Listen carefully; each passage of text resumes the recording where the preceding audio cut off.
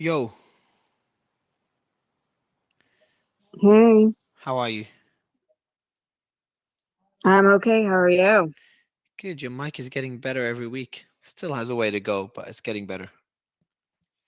I keep telling Hey, it, Mario. listen, microphone, get Hey, better. Ian's up. And it just, Hey, hey, I mean, you Ian. can make me a co-host if you want. I'm just not gonna talk a lot. I know. When you change your mind No, quickly. if he's on stage, he No, was. it's not that. I don't want to burn bridges with people. You You want? know, and I got your viewers. back. I'll make sure that no bridges are burnt. Okay, okay, cool. Yeah, I'll just keep my mouth shut. I'll do moderating duties. Okay. And ask the right questions. Lead on to Yep. certain points. I'll ask questions. I'll do less answers, just more questions, less answers. I can handle that one. Let's see how that goes. Well, I'm doing questions, Ian, so You we'll do both both. do questions, You do, okay? yeah, questions and answers. This is one of and my. I'll play the dumb foil. I'm going to invite Ghost of Pashka on. He's a pretty pro-Russian guy that follows me, and he's got some good takes. So Perfect. Pleasure to have him. yeah, I think it's a good thing to remember, everyone. Like pro Russia or pro Ukraine, I think everyone is anti-war. I think that's what matters. Something to keep in mind. I think so too. It's kind of hard to bifurcate the issue between Russia and Ukraine. I mean, you do have substantively because they're at each other in war, but I think there's so much more to this than just the two countries, and that makes this a very multifaceted discussion. Well, and I think the way that this is framed is facts versus BS, and I think there is a lot of BS floating around. So I think I'd love to use this panel as a way to also correct some of that and just get some factual information on the record, on the Twitter Spaces record, so to speak. So I think that's a good way Absolutely. to approach it as well. All right, let me start inviting our panelists. So we got Malcolm Nance. Malcolm Nance. We have Philip Itner.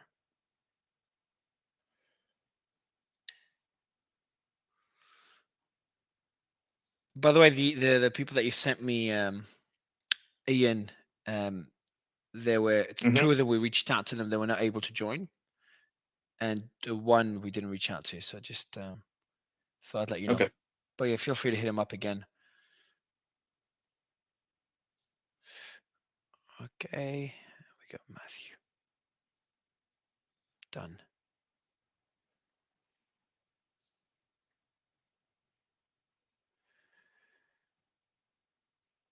Can we get Syrian girl in here? Syrian girl. Yeah, partisan girl, the one who talked in Yeah, I know, Andrew I Tate know, I know, spaces. partisan She's girl. pretty knowledgeable about it. Yeah, get her in here. Oh shit. Okay, I didn't know. Just sent her an invite. It's gonna be pretty intense. I see Austin there. Austin might bring you up in a bit. So for anyone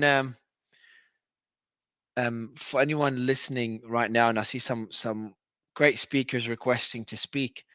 We'll bring you up gradually, so please stay patient with us. Do DM me, and we'll bring you up slowly throughout the space because our space is going for a while as we cover these topics. I'll bring up breaking news, breaking for news. Let's just get a bit of an update on the news while setting up the room. Just sent you an invite, breaking for news. He did send me a uh, breaking news piece about more more classified documents. Is he up? Hey man, what's up, Mateus? Can you hear me? Hey, yeah, the news just broke on CNN about 15, 20 minutes ago, and other outlets are following suit that there's some conflicting reports. Either former Vice President Mike Pence himself or a lawyer working for former Vice President Mike Pence has discovered roughly a dozen classified documents in at least two boxes in his home in Indiana. Uh, we don't know the content of these documents. It seems that given the situation with with President Biden and former President Trump, maybe Pence was going through documents as a precaution and came about these things. Obviously, just like we saw immediately after, people going back to the clip of President Biden saying that it's completely irresponsible for someone to have classified documents. Pence said something similar, and that there was no reason for anyone to be taking home these things. That's circulating immediately. But clearly, we're dealing with a larger scale issue of the chain of command with these documents not being respected properly, whether it be Democrats or Republicans. And what happened with the updates on the shootings yesterday? The other one in California. Was there any developments since we've covered it last? No significant developments. The death toll, unfortunately, remains at 7. We have 1 person listed in critical condition. Additionally, at a gas station in Oakland, California, there was another mass shooting that killed 1 person and injured 7 over the weekend. So in total, 19 people were killed and 17 were wounded in a 48-hour period in California alone. The state has some of the strictest gun laws in the country. So obviously facing significant criticism of their laws converting into actual evidence of whether or not they're efficient. Additionally, we have a shooting this morning that occurred in Washington State at a gas station. Police right now are describing the situation as random, which is why it's gaining national attention. At least 3 people have been killed, and the suspect remains outstanding at this time. Have you looked at the numbers? The number of mass shootings so far this year. I think we're still in January. We are relative to other Januaries, other months. Is it above average, or is just getting more media attention, but it's about the same? I have not. I think someone mentioned on your space last night, unfortunately, that these shootings, they ebb and flow. You know, you can't compare month over month, day over day. Sometimes people are inspired by current events. Sometimes True. people have planned this for a long time. Was also smartly acknowledged yesterday, these shootings per capita, though they are heart-wrenching and horrific, don't necessarily indicate that there's anything like crazy going on, even though they are horrific. And obviously what gets attention is the lives lost at one period of time. You have in Chicago, over a span of 2 weeks, just as many people being killed in California. But because of the fact that it's 7 people or 10 people at one time, as opposed to a cumulative over a few days, and the fact also who's involved, right? If there are certain peoples that we pay more attention to that are involved in these shootings, whereas other races or other ethnicities we don't pay attention to for whatever reason, and it's unfortunate. But all these situations need to be highlighted, and we need to come up with solutions that actually will work and that will ensure that our Second Amendment is preserved. Cool, mate. Any other news worth noting in the last 24 hours or last 12 hours? I think that majority of Americans and people who are focusing on American media are focusing on the recent shootings that have occurred throughout the country. But there are smaller stories that are gaining some attention. Obviously, right now we're breaking into the news coming out of Indiana affecting former Vice President Pence. But breaking news stories occur constantly and throughout the day. So we'll bring you any of the latest that we get, and we'll continue to update you. Cool. Thanks, man. All right. So today's space is going to be a pretty another polarizing one. Surprising. I never thought the Ukraine war could become this polarizing, but here we are. And I found out it's just the more I look into it, the more I understand it's a very, very, very complex war. Lex Friedman did a few good interviews on the matter, covering both sides of the argument on what led to the war and where they see the war in a few years' time or what it could lead to. But let's start introducing the panelists. We've got obviously all the regulars that we all know. Matthew's been on the space before, and we've got Malcolm for the first time. Malcolm, how are you? Good afternoon. How are you all? Good, man. Good. I think it's your first time on stage. Yeah, on yours. I go on Murray Report relatively regularly. Yeah, the Muria, the one's called Muria Report, correct? Yes, that's correct. Yeah. Can you tell? I'm curious. Can you tell me more about that space? Is it like a 24/7 space on the Ukraine war? Yeah, it's a 24/7 space. I think they've been going since the beginning. Wow.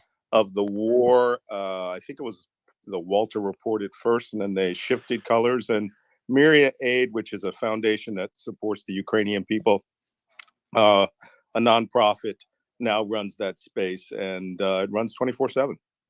Wow. And they what's the content of the discussions? Is it just updates on the war, or debating different sides of the war, or how does it go? I've never been in the space. Yeah, it's just a discussion for the most part, a freewheeling discussion that's going on most of the time. They invite people come and have discussions about certain things. In the next couple of days, I'm going to be going over article I just wrote in Substack on how Putin could be killed. Oh wow! There's an entire series of things in terms of how Vladimir Putin could wake up one day demised, and what would that mean for Russia, or how would it happen? So that's going to be a very, very large discussion. Not for ideas on how to do it, because everyone knows how this stuff can be done. I mean, it could be as simple as walking past the wrong janitor who has a screwdriver, or being burrowed out of a nuclear bunker with a tactical nuclear weapon. There's a million different ways, but they all end up in likely scenario for Russian civil war. I don't know. Well, that would be an interesting discussion, I think, what happens post-Putin, because there's definitely a lot of speculation there. So that's probably something we'd want to touch on at some point in the space. But one thing is, I listened into the Twitter spaces in the most recent one. I mean, there was a discussion going on about just even nuclear energy, and just how that's affecting Europe and the geopolitical implication. And so it goes way beyond just the war in Ukraine, but obviously it's all tied into that. Sure. And certainly because, when way back in the oldie days, in the 1980s, when I was serving in Europe, there was a very healthy anti-nuclear sentiment, especially in Germany, with its what was at that time West Germany, with its Atomkraft 9 Danke, against opposing all nuclear power, but also opposing nuclear weapons. And rightfully so, any atomic exchanges in Europe would take place on German soil, on the German border between NATO and what was then the Warsaw Pact. That is being revived now because the Russians are seeing it as, the way to stoke old ghosts with older people who might fear nuclear saber rattling. And that explains why Russia is in a near constant state TV declaring that they will use atomic bombs on the West, not on Ukraine. And they say they're going to do it on Ukraine too. So a very interesting point, another major discussion that certainly needs to happen. I do want to go to Daniel. Daniel, first time on stage as well. How are you? I'm doing really well. Thanks for having me. Thanks for giving us the time. So you're an expert on foreign policy and a military expert as well. You've appeared on Fox, you've appeared on CNN, and you're the author of The 11th Hour in 2020. So would love you to introduce yourself briefly to the audience, and welcome to the roundtable. Well, thanks for having me. I really appreciate it. Certainly glad to be weighing in on this very hot topic. I'm a 21-year Army veteran, retired in 2015 as Lieutenant Colonel. Had 4 total combat deployments throughout my career, including tank-on-tank battle at the Battle of 7th Easting and Desert Storm, and then another time in Iraq, and then twice in Afghanistan, the last one being in 2011. I was also the second in command of the Armored Cavalry Squadron for the 1st Armored Division in Germany in the mid-2000s, and then part of the Future Combat Systems, what was at the time the modernization program for armored vehicles in the U.S. So I have quite a bit of experience, specifically in armored combat, in armored training, and in Europe. Also, as part of the 2nd Armored Cavalry Regiment, I was also still during the Cold War part of that group that would patrol the east-west border in Germany against potential Warsaw Pact invasion, etc. So I've got really a lot of direct experience on what's going on in Ukraine right now, even in similar terrain. What's your and that's quick question for you, Daniel? We'll kick off the discussion in a bit, but on your, you mentioned you've got a lot of expertise on tanks. What are your thoughts on the tanks that Ukraine is receiving now from NATO?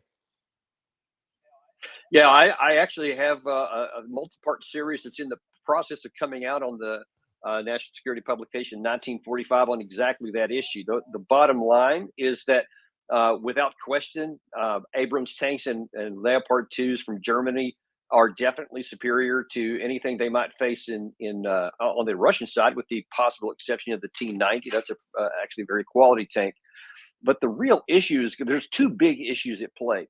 The first one is it is way more difficult to effectively use even modern armor than just having the tank. There's this belief that if you have a NATO tank, then you're going to have the NATO capacity right away.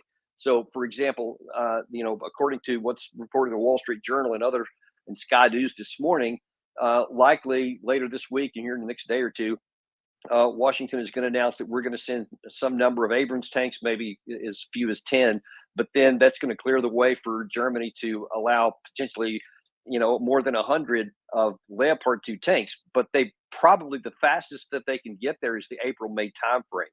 Well, that's when reportedly the United States and NATO is saying, hey, we want Ukraine to launch an offensive in the spring in the April-May timeframe, meaning as soon as they get those tanks, they need to be ready to attack. And I'm just telling you, as someone who's both fought in armored warfare and trained years for it, there is virtually no chance that you can do that and do it effectively, because you have to train at the individual level, at the crew level within a tank, and then at the platoon, company, and battalion levels if you want to have any chance of succeeding in maneuver warfare, which is exactly what the U.S. is saying. That's what they're giving them these vehicles for.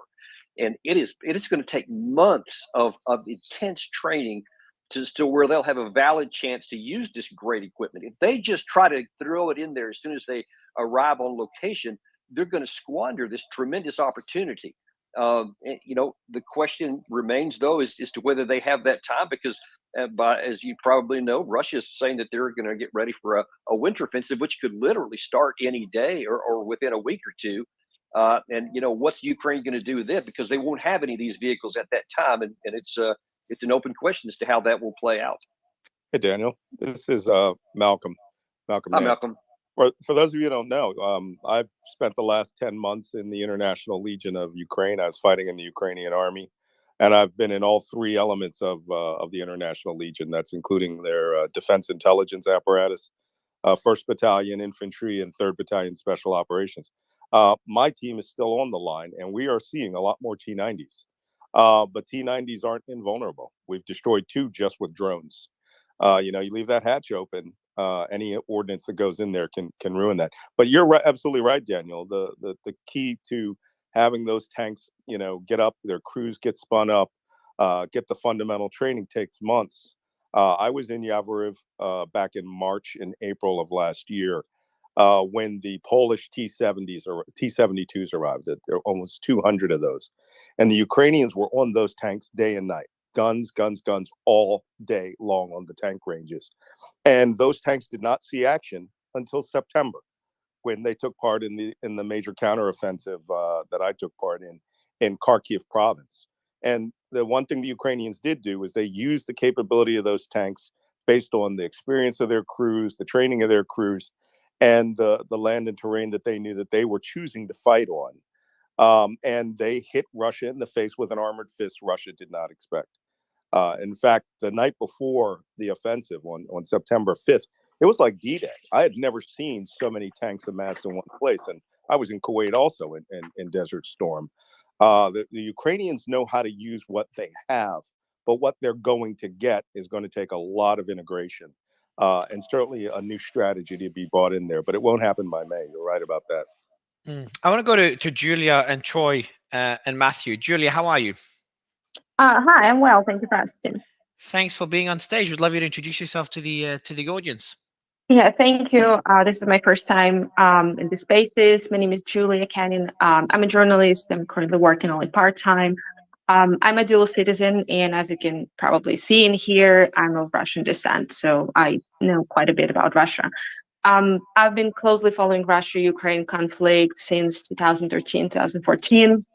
So it's even before February 24th.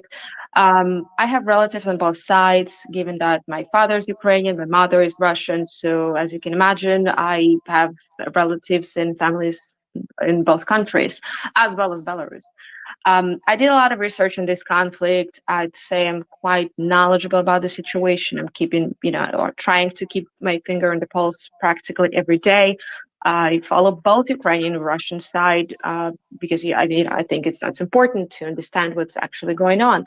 And I combine that information with my previous knowledge on the topic, which includes countless interviews on the ground that I watched, political developments, and so on. Welcome to the roundtable. And Troy, how are you? Good, Great. Mario. Thank you for having me. Good, mate. I saw you requesting to speak. I saw you work at the you're part of the Miria report as well. Would love a quick introduction, and then we'll kick off the discussion.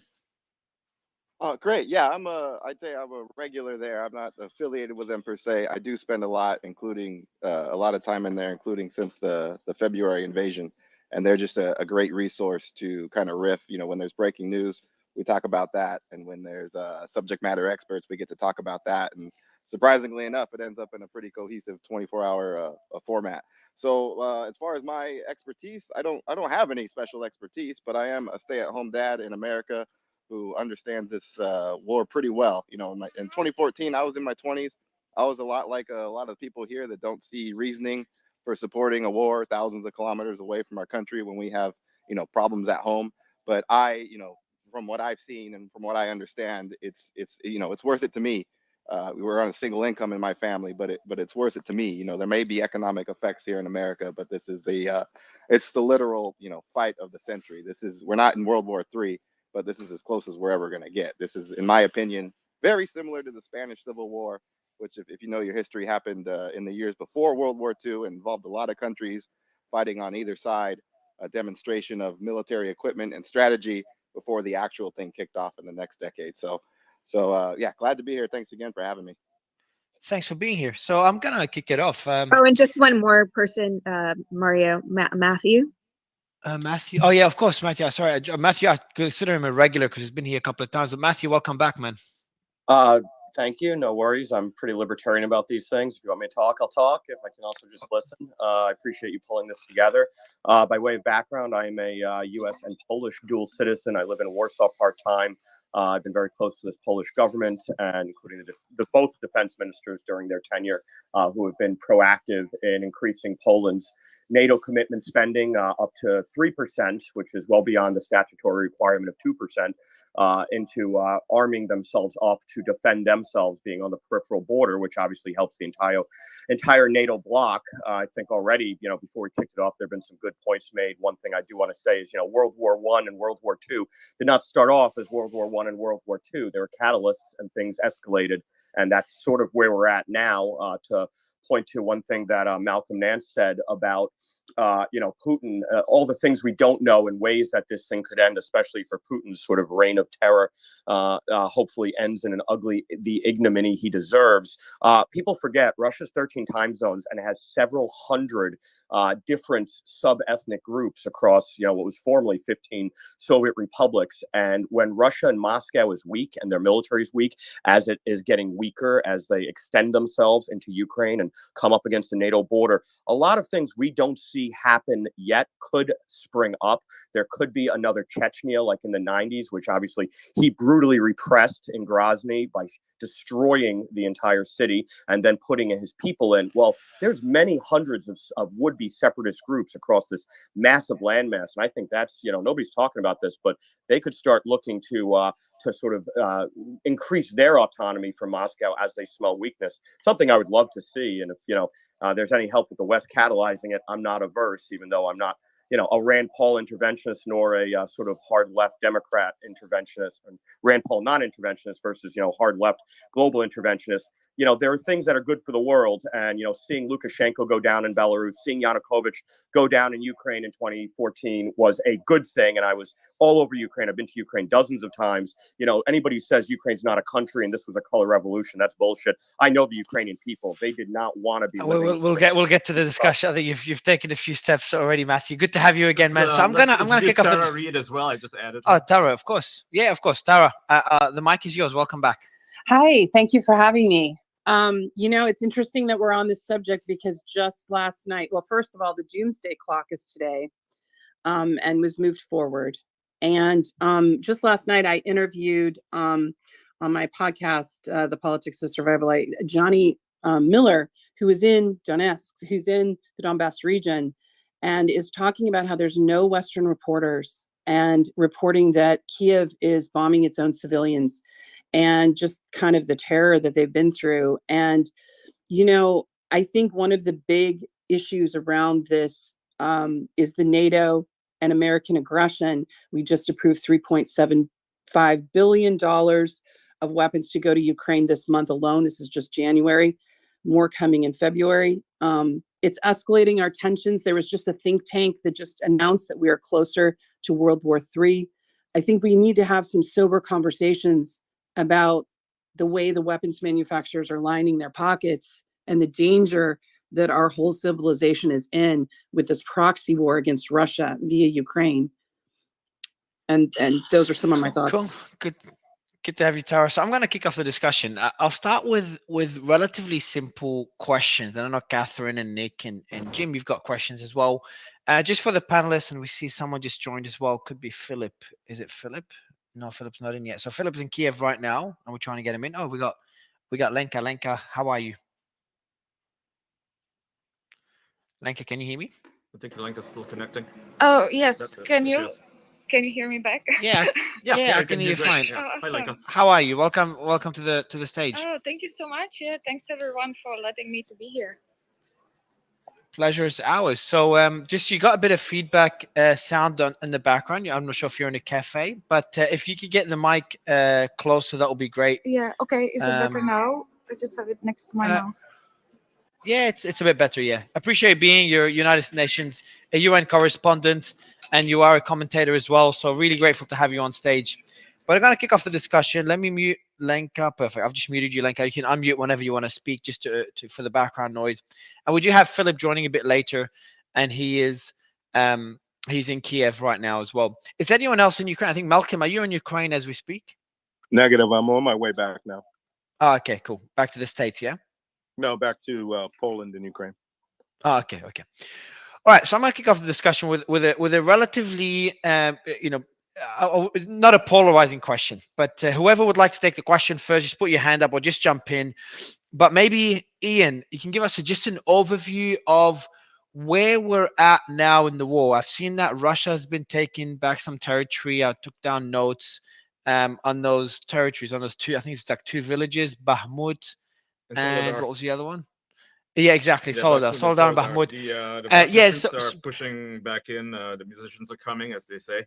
So that's where we're at in the war. And looks like the Ukrainians are having a shakeup internally. I mean, you can feel free to correct me. Anybody can feel free to correct me here. But it looks like Zelensky has, he's shaking things up in his cabinet. He is, changing out a number of governors because of the state of the war. So that's where we're at so far. Oh, and yeah, also he apparently, this is unconfirmed, but apparently he reached out to Lukashenko in Belarus and to offer a non-aggression pact, and it was denied. So yeah.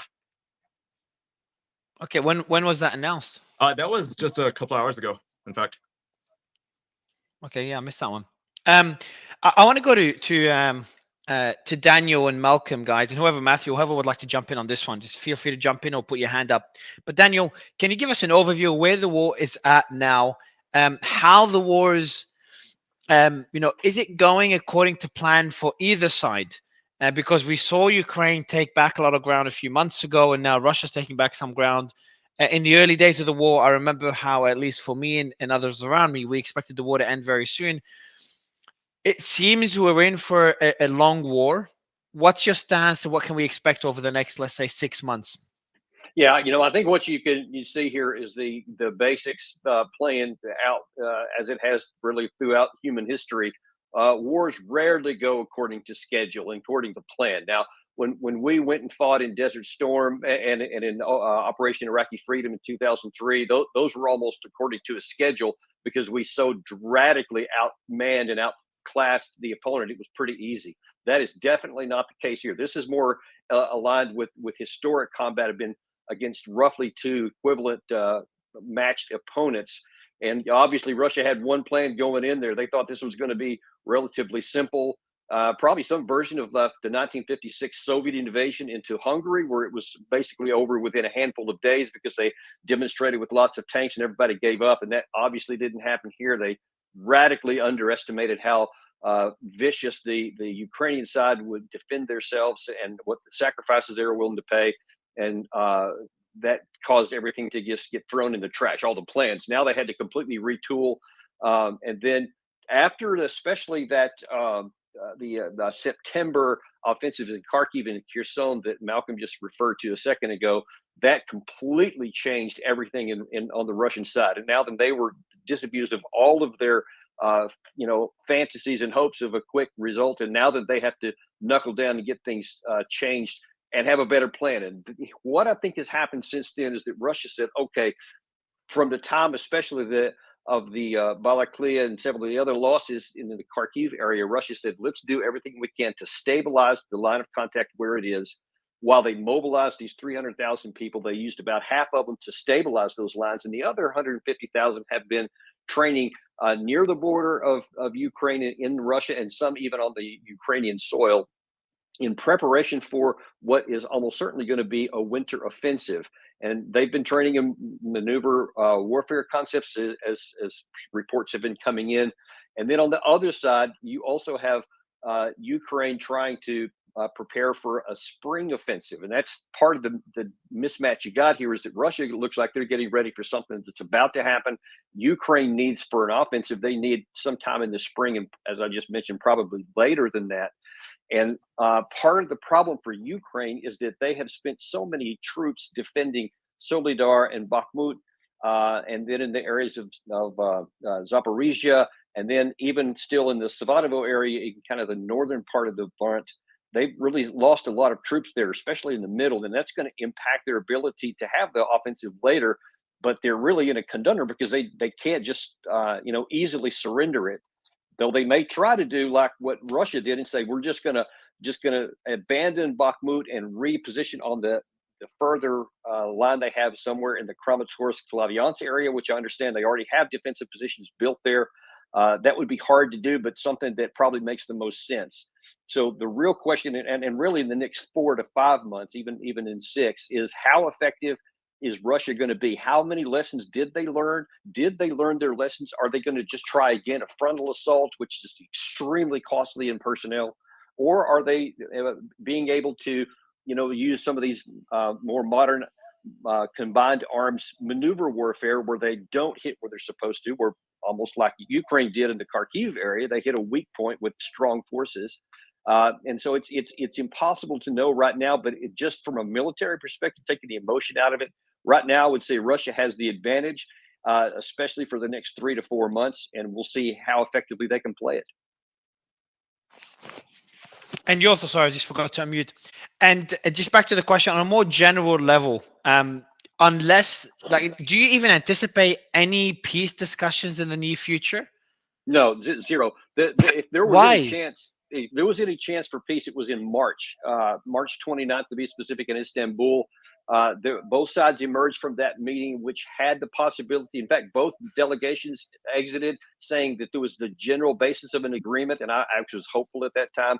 But those almost went away immediately. That Bucha was uncovered right after that, and Zelensky said, "Forget it, we're not doing anything." And then Putin said, "All right, we're not even going to talk." Well, and you can now probably both blame sides Boris Johnson believe for they that can one. win. Russia because of the mobilization they had, and the Ukraine side because of all these tanks and armored personnel carriers that the West just gave at Ramstein a couple of days ago, and now apparently within the next day or two, tanks, Abrams, and Leopards. So they think they can win, and nobody wants to talk negotiations because Putin's not just going to hand over all the territory that they have taken, and Zelensky's not just going to say we're going to consign it over to Russia. So both of them think they can win on the battlefield, but they can't win in negotiations until one side or both realizes that they can no longer attain on military means what they want. Then negotiations become possible. But it just kills me to know that so many more thousands probably of Ukrainians are going to die until both sides get to that point. Daniel, can I just follow up, and just for the audience, what were the negotiation points that at the time were actually being considered and were being close to being accepted? Yeah, what was discussed was neutrality for Ukraine. They would not join NATO. Russia would keep Crimea and the Luhansk and Donetsk that they had at the time, and that Ukraine would just be a neutral country. Basically, they wouldn't join anybody's alliance, but they could still join the EU and several other things, and still maintain their independence and control over everything else. Those were the basics. There was other issues, but those were the two key points that they had some agreement on. But then since that time, Zelensky just said, we're not going to give anything up. We're going back to the 1991 borders. That's what he wants. Hey, this is Malcolm. Let me give you another dimension to this, because what he said was relatively good. I came to Ukraine in January of last year, just about this time last year, and I was doing an intelligence assessment of the Russian order of battle and assessing the lines of invasion, where the Russians would have to go, what highways they would have to take, what crossroads they would have to take. And for those of you who don't know, I was with MSNBC News at the time. I was a terrorism and intelligence analyst. And what I saw was a completely different factor, a different series of factors that news media saw. And first off, for those of you who know my background, I was in the Navy and naval intelligence, but I was a land warfare specialist. And all I did was help with invasions of Arab nations, including all of them: Iraq, Afghanistan, Libya, Syria. If it happened, it happened. But one thing that I did know is that for the Russians to invade, they were going to have very, very long lines of logistics. And in the pre-war, I was invited to go down to the Donetsk battlefront, down to the Joint Task Area with General Pavliuk, who is the commander of the Joint Task Force, who is now the current commander of the Ukrainian Land Warfare Forces. And we were given the pre-invasion briefing by General Syrskyi, who was commander of the land warfare at that time. And they had very, very accurate intelligence about where the Russian forces were, how they were forming into battalion task groups, where their logistics chains would come from, and their avenues of approach if they invaded Ukraine. What they didn't have was a definitive intelligence that Ukraine was going to be invaded. When I went on air, one of the problems that I had with the way that people were analyzing and predicting what was going to happen was that they were taking the Russian, propaganda point of view of, great videos, how mighty the Russian army was. And I famously went on air with Chris Jansen one day and said, I think you're completely discounting the Ukrainian army. The Ukrainian army was in the field with all of its war stocks at what we call Z-Day, right? 14 days before the invasion. They were out in position and waiting. They were even doing some exercises for the news media in the Chernobyl area. And it was very, very clear that the Ukrainians were not only going to fight, they were going to fight until the death. They were looking forward to it. The battle commanders who had a lot of experience since 2014. In one instance, General Pavliuk was asked by a reporter from CNN, what if they invade from the south? He said, I'll fight them when they come from the south. What if they invade from the east? He goes, there's 70 meters right over there. I want to fight them there. I've been fighting them for the last 3 years. He says, what if they come from the north through Kharkiv? He goes, I don't care what direction they come from. We're going to fight them. And as soon as I heard that, the commitment of this is the number 2 man in the Ukrainian armed forces, I said, there's no beating these people.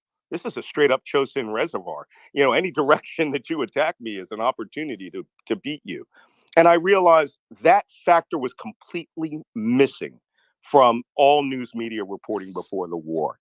Also, everyone assumed that Kyiv was going to fall in 3 days. Anyone that's ever been to Kyiv in the pre-war realized you can't take that city. It's the size of Chicago. Little old ladies were filling up hundreds of bottles of Molotov cocktails, and later in the war were woefully disappointed that they didn't get to throw them out of windows.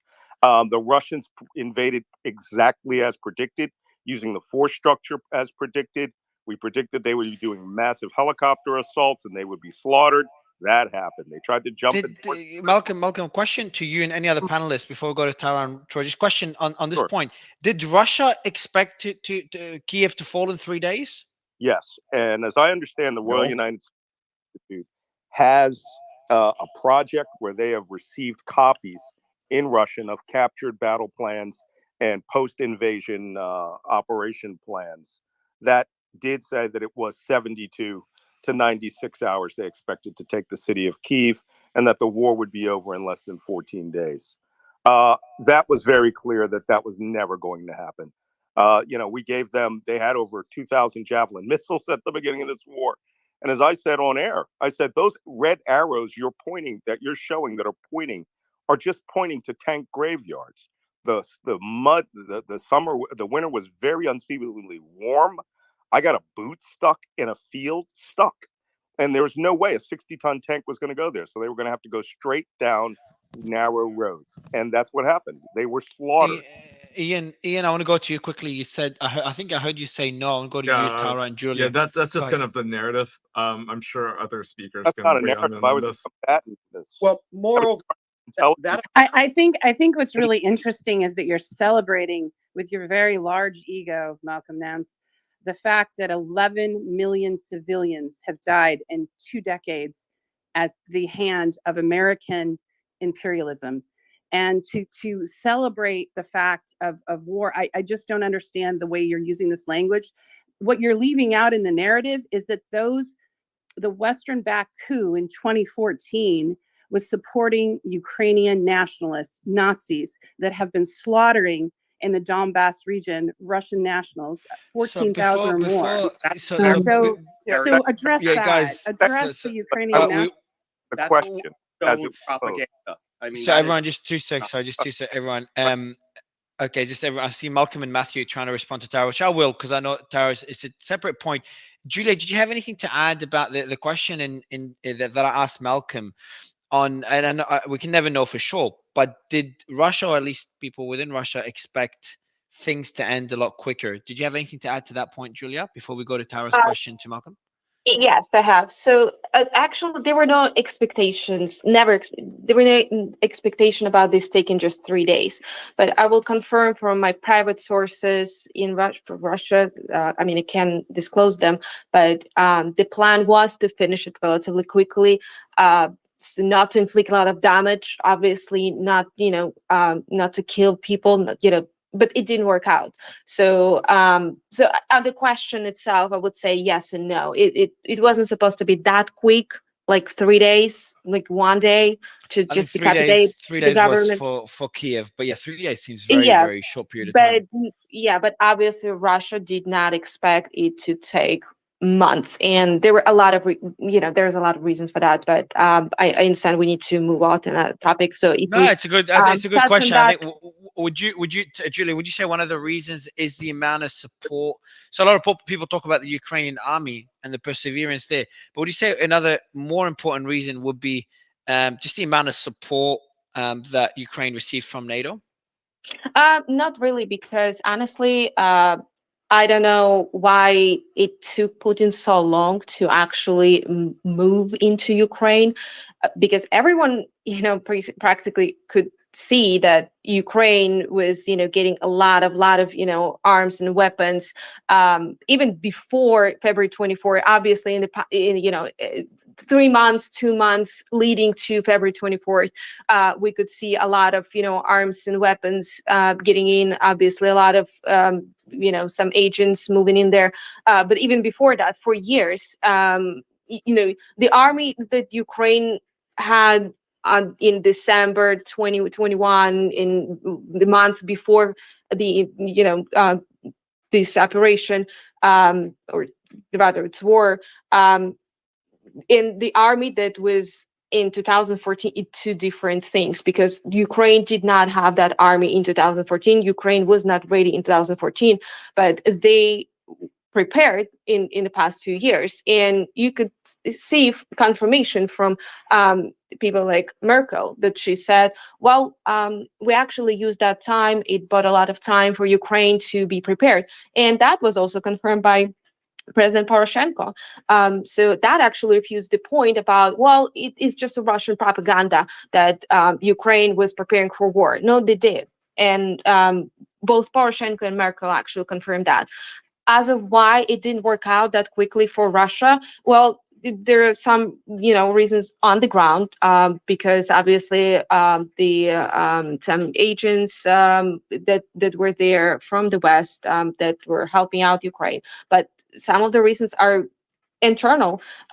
First of all, some people think that Russia is this, it's just Putin and his own party. No, there's actually a couple of 3 rather Kremlin towers. So there is division between, factions inside the Kremlin. So, and some group agree with what's going on. Some more liberal groups. They don't agree, so there's internal fighting.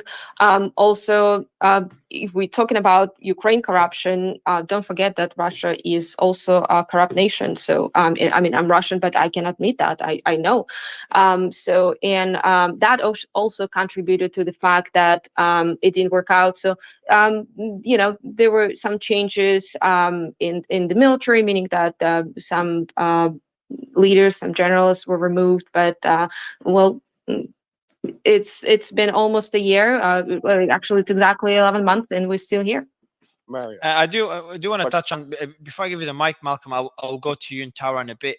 I do want to touch on a bit further, Julia, on the point that potential division within the Kremlin. I want to get more panelists to talk about this. By the way, welcome to Michael on stage as well. And also Philip. Philip, you're joining from Kiev. How are you? I'm fine. Good evening from a much colder Kiev. We've had a cold snap, as some of the other folks on this call who are here in Kiev will know. And just to let you know quickly my bona fides, I'm a 25-year veteran of broadcast news. I was a CBS radio correspondent in Moscow at the tail end of the Yeltsin era and the beginning of the Putin era. I was there to witness Vladimir Putin blow up a bunch of his own buildings. So we kind of should have seen this coming. I was on Maidan, for example, and then subsequently I got a little distracted by some of U.S. War activity around the world post 9/11. So I have my combat bona fides there as well. I was on Maidan in 2014, made many promises to the folks on the square on that fateful event. And so while I am semi-retired and trying to get my way out of broadcasting, I felt obligated to come back. And now I'm pretty much just blogging from here. But I'm here, and I just came back from the Donbass about a week ago, and would love at some point to tick Lieutenant Colonel Davis's brains, because what I saw out in the Donbass in the lay of the land, I think was very close to what happened in 73 Easting, and would love the opportunity to talk to you about it. I appreciate it, Philip. Thanks a lot for being on stage. I do want to go to Lenka. And I know, Tara, you've asked a question for Malcolm and Matthew, and it's on my list as well. Lenka, just going back to the same question on a lot, at least in my circles, expected the war to end a lot quicker. And, we've heard two panelists say, especially Malcolm, stress that the same sentiment existed in Russia. Now, Julia did touch on potential division within the Kremlin. Would you agree on this point, having played a role in why the war is still ongoing today? Lenka, you're muted. You got to unmute bottom left corner. All right, Lenka, while we're trying to figure out your mic, I do go to Tara. Hey, Tara, Mario, Michael, you want to take this one, man? Thank you. Yeah, of course, bro. Mario, I commend your apparent determination to have a wide array of contributors to this space. But in listening to Mr. Malcolm Nance give his summation of the short-term history of the Ukraine conflict and what he's been up to, I couldn't help but recall that when I was in Poland myself, shortly after the war started last February, and went to go attempt to report on some of the U.S. military activity right over the border with Ukraine, because as Biden later confirmed just a couple months later, the U.S.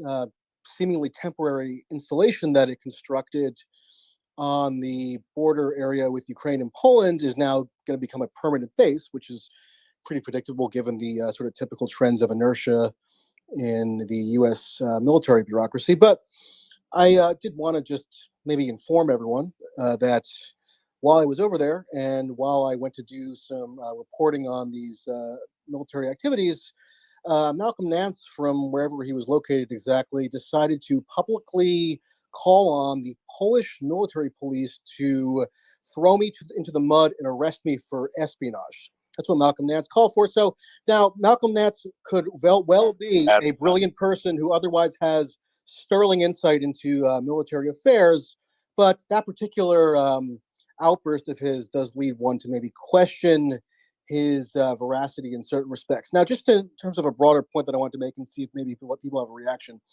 rather than get bogged down in the logistical or tactical minutia of whatever happens to be going on in Ukraine right now, which most of us probably don't have a particularly detailed insight into. And either way, there's a fog of war, and there's always kind of competing and countervailing claims being made, and it's hard to really, as an outsider, nail down with much specificity what the current state of play is. But on a more kind of broad thematic level, I think it's worth noting the following. Today, we have a report just an hour or two ago from the Wall Street Journal that the Biden administration is on the verge of authorizing the deployment of Abrams battle tanks to Ukraine, U.S. battle tanks, the main battle tank in use by the Army to Ukraine. This after sort of a week of drama where Germany has been badgered to authorize the deployment of its own sort of proprietary Leopard tanks to Ukraine, and seemed to be at least partially resisting, or it didn't go full-fledged in its commitment as the U.S. and other countries like the U.K. and Poland would have liked yet. And so apparently in service of the diplomatic negotiations going on right now with Germany, the U.S. is agreeing, or at least is tentatively slated to agree, to deploy Abrams battle tanks to Ukraine. Now, why is that significant? Not just because of the tactical significance of the tanks as such, but bring your mind back to about a year ago or 9 months ago in an earlier phase of the war. The Biden administration, the Congress, the media pretty universally depicted the U.S. intervention in Ukraine, or U.S. war policy in Ukraine, as constituting something like a limited, almost humanitarian, quote, aid mission. Aid is the term that's used over and over again to describe the armaments and material that the U.S. is provisioning at massive rates into Ukraine. I think that the term aid itself is kind of a propaganda term, because you almost think like a first aid kit when it's really like, heavy artillery and now battle tanks and, long range and missile systems and so forth. But leaving that aside, it wasn't contemplated in the way that this intervention was sold to the public 9 months to a year ago, that by January of 2023, the U.S. would now be on the hook for deploying a massive tank squadron into Ukraine, and to also be organizing the maintenance and utilization of Patriot missiles in Ukraine, Patriot batteries now stationed in Ukraine. I saw them myself in Poland, stationed in Poland, ran by the U.S. military, but it was seen as almost inconceivable that all that infrastructure required to maintain the Patriot batteries in Yezhov at the airport facility that had been converted to a base, that could also just be transferred into Ukraine. That seemed almost beyond the pale, or at least not something that was really being considered as feasible at the time. But it's all come to pass now, because guess what? Incremental escalation has a tendency to kind of build on itself. The logic of the U.S. intervention now is almost self-reinforcing, such that people sit back and see it reported that Biden is about to send Abrams tanks and think, oh, gee whiz, just another, sort of minor news development in the whole saga of Ukraine. No, if I had told you that, or anyone in this room, that in February or March of last year, you would have thought I had grown a second head, or you'd have thought that was a truly extreme escalation that only the most kind of crazed, conspiracy types would maybe think is in the offing. Well, now it's happened, and it's happened because there has been a total dereliction of journalistic responsibility on this issue for nearly a year. Critical faculties turned off. There's a taboo against simply noticing when the U.S./Ukraine, which, the U.S. is funding and arming and operationally coordinating the entire Ukraine war effort almost singularly. Whenever there's an escalation in the nature of the U.S. war involvement vis-a-vis Ukraine, there's a giant taboo against even noticing it or pointing it out, because that seemed to be a grave affront to the agency and dignity and valor of Ukraine. So you haven't really even been able to debate it. The only dissension that anyone ever talks about, or that even really exists, is within a certain sort of marginal cadre within the Republican Party that doesn't do anything of significance actually to tangibly oppose U.S. war policy. Every now and then you'll get like a individual congressman or woman saying something, but a tweet does not actually alter the course of the Biden administration's war policy, or change any of the funding mechanisms, or deprive the administration of utilizing certain war authorities to carry out their now sprawling war effort, which keeps going on one course forward, which is that of escalation and expansion. The U.S. has never undertook any action or tactic or diplomatic sort of endeavor in Ukraine designed to curtail the war. No, it's always been about expanding the war. And now we have the latest expansion announced today, which is the U.S. is going to be once again the primary provider of armament to facilitate this coming apparent. So Michael, that's what I wanted to yeah, sort of summarize. I want to. Yeah, I've got a lot of questions for you, but we do have a pretty big panel, so I do want to give. Jump in, Philip.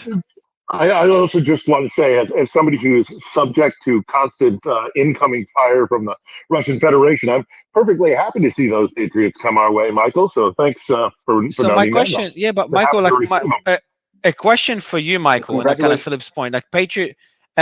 So what would you expect the NATO to do? How should they respond?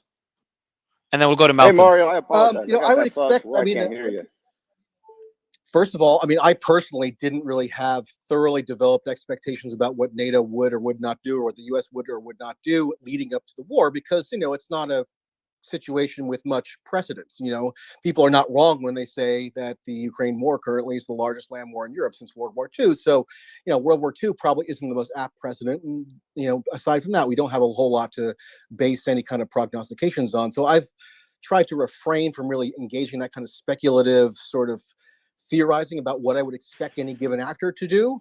But given that NATO in conjunction with the US, and let's face it, if you're not aware, the U.S. is the prime mover of NATO. I mean, this was best exemplified. Just a quick little anecdote: when I was at the NATO annual conference last June in Madrid, for all the world leaders' press conferences, and many of them attended the NATO summit in Madrid, there was like a particular protocol to get into the conference where you had to go, where you just basically showed up with your standard press credential and you were admitted, and you could potentially get an opportunity to ask the world leader a question. With Joe Biden, the red carpet was rolled out. You had to go through a secondary press approval process.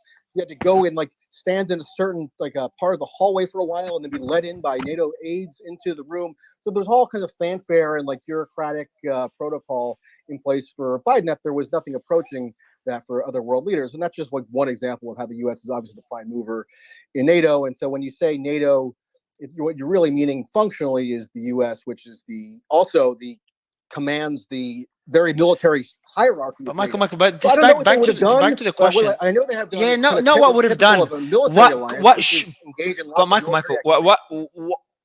should they do? I'll go to Troy and Malcolm to respond to the points that you've made. But what should NATO have done? Because we're criticizing the amount of support they're giving Ukraine, and it's a fair argument.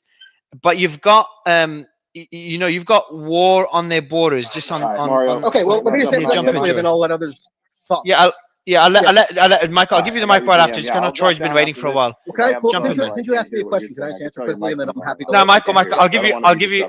No, Michael. So just say my piece. Yeah, Michael, I'll give you later. Okay. Yeah, go ahead, Troy. Go ahead. Yeah, I would like to talk about the war in Ukraine, the Russian invasion of Ukraine. We've been talking a lot about NATO and US's outsized role, and I guess you could easily make that argument with the amount of money and influence. But people getting out of the hallway for the president of the United States to show up to NATO is kind of kind of a ticky-tacky, I don't know what. Kind of more like a filibuster to me. But yeah, 2014, Ukraine is invaded by Russia. They seize without almost a shot fired the entire peninsula of Crimea and eastern Ukraine, and they've held that since. So this was going to end up where we are right now, one way or another, eventually.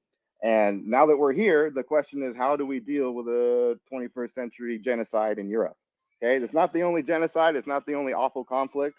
And I've heard every argument about how if we care so much about this one, we should be involved in everyone. But the fact is, we don't have a way to prevent every genocide ever. We can't go into sovereign countries. We've learned that over the last few decades. But what we can do, and what we've been doing since 2014, is training the Ukrainian people to be able to raise an army sufficient enough to repel the invaders out of their country. And what is absolutely maddening to me is the conservatives in this. I mean, I understand every agreement to not want to be involved, to want to pull your country out, and this is how democracy works, and everyone should have a voice. But to not recognize that this is Ukraine 1776, that they are fighting an invasion of tyranny, and in this case, genocide. They have openly stated, the Russian government, this is not a narrative or a conspiracy theory. They want to wipe Ukrainians off the planet. They want Lebensraum. They want living space. They want what Hitler wanted. And you could say that but Nazi would you say? But Germany, this Troy, is I'll just jump everyone in. compares every bad Troy, thing to Hitler Troy, and can you hear Nazis, me? and this isn't it. But that's exactly what the Russians are Troy, doing. We haven't Hey, seen Troy, this can kind you of hear Mario? yeah, I don't think you can. dehumanization, and murder Yeah. in this So world Troy, just since quick, Troy, I the think Third you've, Reich. I think you're making a lot of points, but do you think it's a bit extreme calling this, Russia wanting to exterminate Ukrainians or calling it Define genocide? genocide. Would you say it's for you by Michael? I don't know if he's going to respond, Troy? but I Mario, feel like muted. since you posed the question to me, can I just respond quickly, and then I'm happy to pass the baton to others.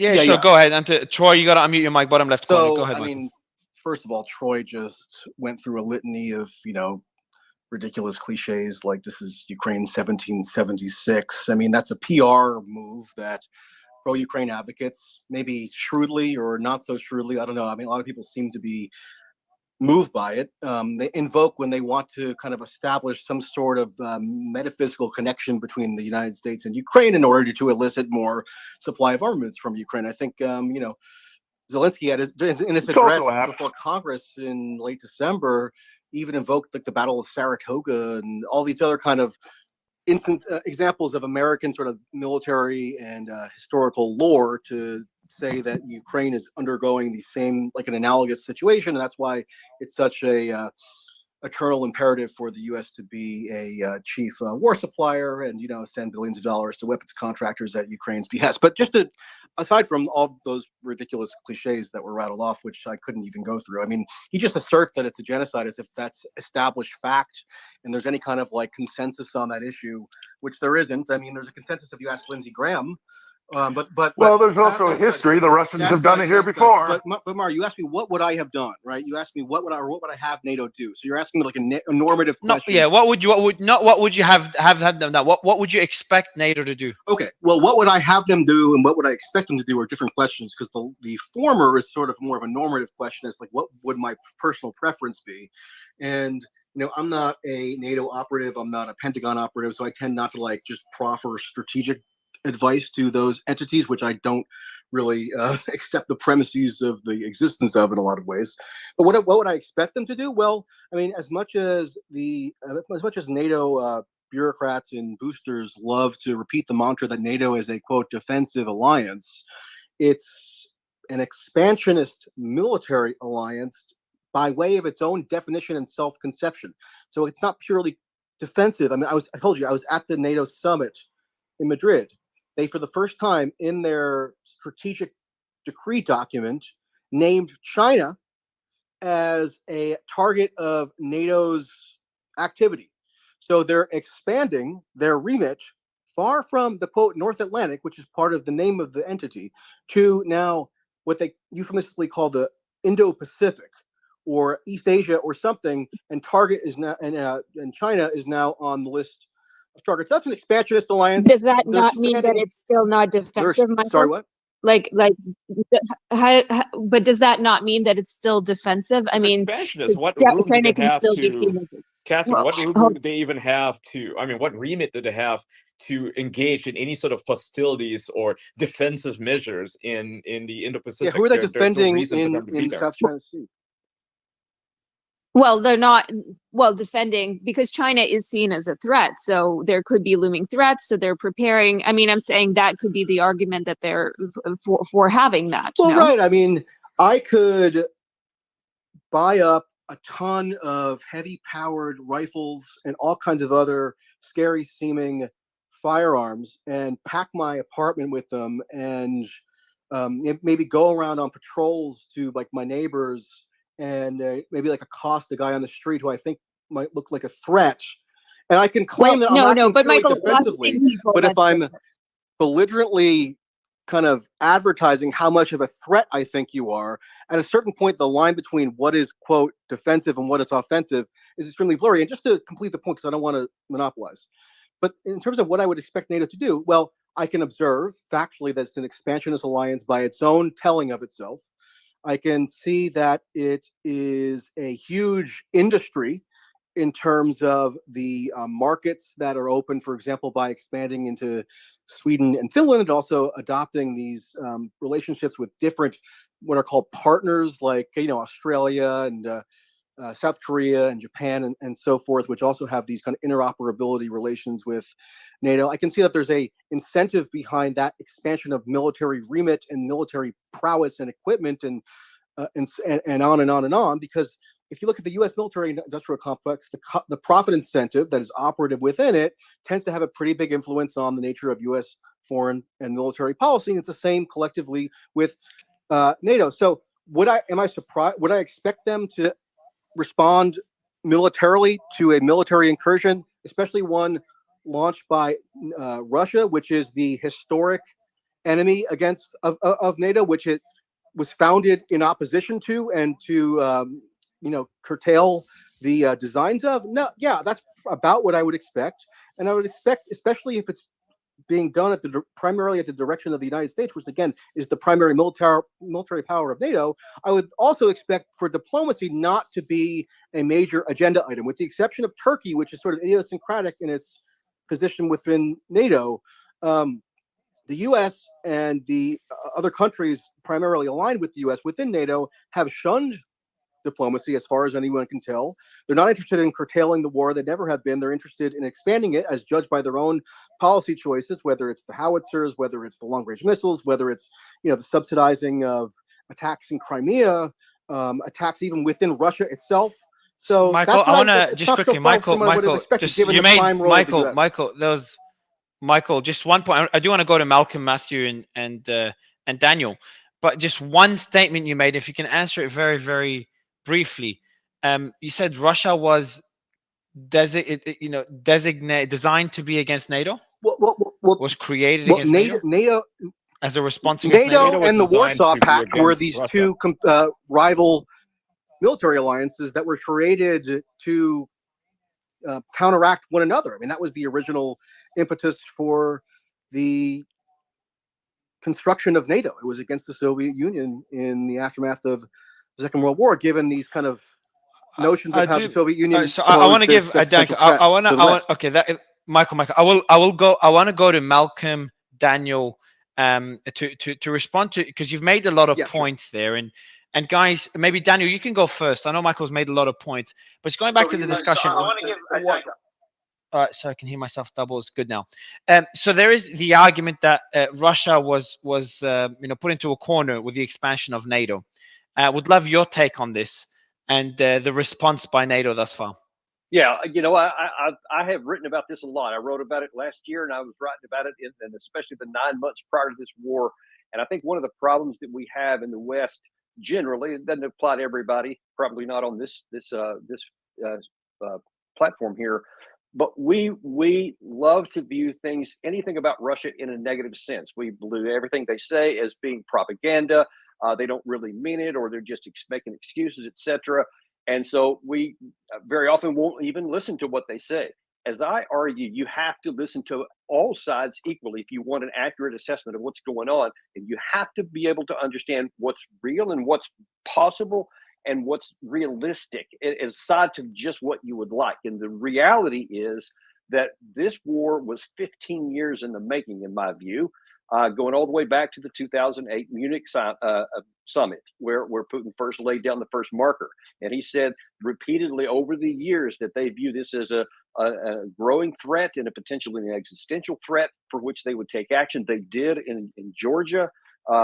They made those claims that they view this as a really serious threat. Now, we can say, well, it wasn't. It was, it's a defensive alliance. That's what we repeat, ad infinitum. But the fact is, if this situation was reversed, I can tell you for a certainty that if it was the United States that this was happening to, if Canada or Mexico were going to host a military alliance with either Russia or China, I can assure you we would not view that as a non-threatening situation, and we probably would be willing to use force to prevent that from happening if it happened to us. And so to ignore that and to say that played no role then is just disingenuous, or just not paying attention to what's really going on. It did have a role. Now, there's certainly many arguments to claim that that there were other factors involved, and for sure there were. But to say that that wasn't a driver for this, I think is just not accepting anything, not accepting the Russian perspective. Even if you hate it, even if you hate Putin, you can't take away that they have a perspective and that they are taking care of what they view as a direct military threat to their country. And that's continued to be what they've said all throughout this, that they want to repair that. Now we're in this huge war with no easy off ramps. And I think that that's kind of the genesis of it, but that just underscores how hard this is going to be to solve. Well, Daniel, here's the thing. So people constantly repeat this NATO, that for Russia, NATO was the line, and that's what NATO, Russia went to war. And even if you say we take that at face value, even though that's maybe debatable, let's say we take that at face value. Do you think that, Ukraine didn't attack Russia? There was Ukraine isn't part of NATO, but did express desire to join NATO. Do you think that justifies invading another country? Or was there another another action they could have taken? Yeah, it's not a matter of whether I think that it was justified or not. I don't. I'm a strong proponent that using armed force doesn't ever solve any problems, and as we're seeing graphically displayed, it makes it worse for everybody. But the fact is that people are afraid, and look, they hadn't joined NATO yet, but it was unambiguous that we were, directly, we stated, Stoltenberg directly stated in January, yes, that door is opening. We will have them join at some point. So from the Russian perspective, you're going to do it. And of course, we're adding our, military helpers. We're putting trainers in the country. Everything was moving that direction. So from their perspective, it certainly appears that they said, well, there's no point in waiting until NATO actually happens. We need to strike now while they're still weak and before that happens. So, yeah, that certainly was a factor. I would also add that I've been from the claiming, Russian perspective, all the way back since 1995, that the advancement I'd also doesn't like help to our interject. security. It doesn't make us any stronger. And having Ukraine in NATO was nothing but a potential negative. It absolutely would not, under any circumstances, have made NATO safer or deterred Russia anymore. It was just a negative from us, and I think we went down a bad path. I want to, Matthew, I'd like you to respond. Ian wants to jump in as well, but I'll let you respond first, Matthew, if you don't mind. In 2000, these things are fluid, as is all political scenarios in every society. But in 2000, Putin was asked, would Ukraine potentially move toward EU integration and ascension or NATO? And he said, you know what? I suppose that's up to Ukraine to decide. So 20 years later plus, here we are. Russia politics has changed. He's getting older. He needs to maintain power. Russia usually looks toward its external enemies to cement internal power, whether it's oligarchs who move to the West or whether it's their neighbors.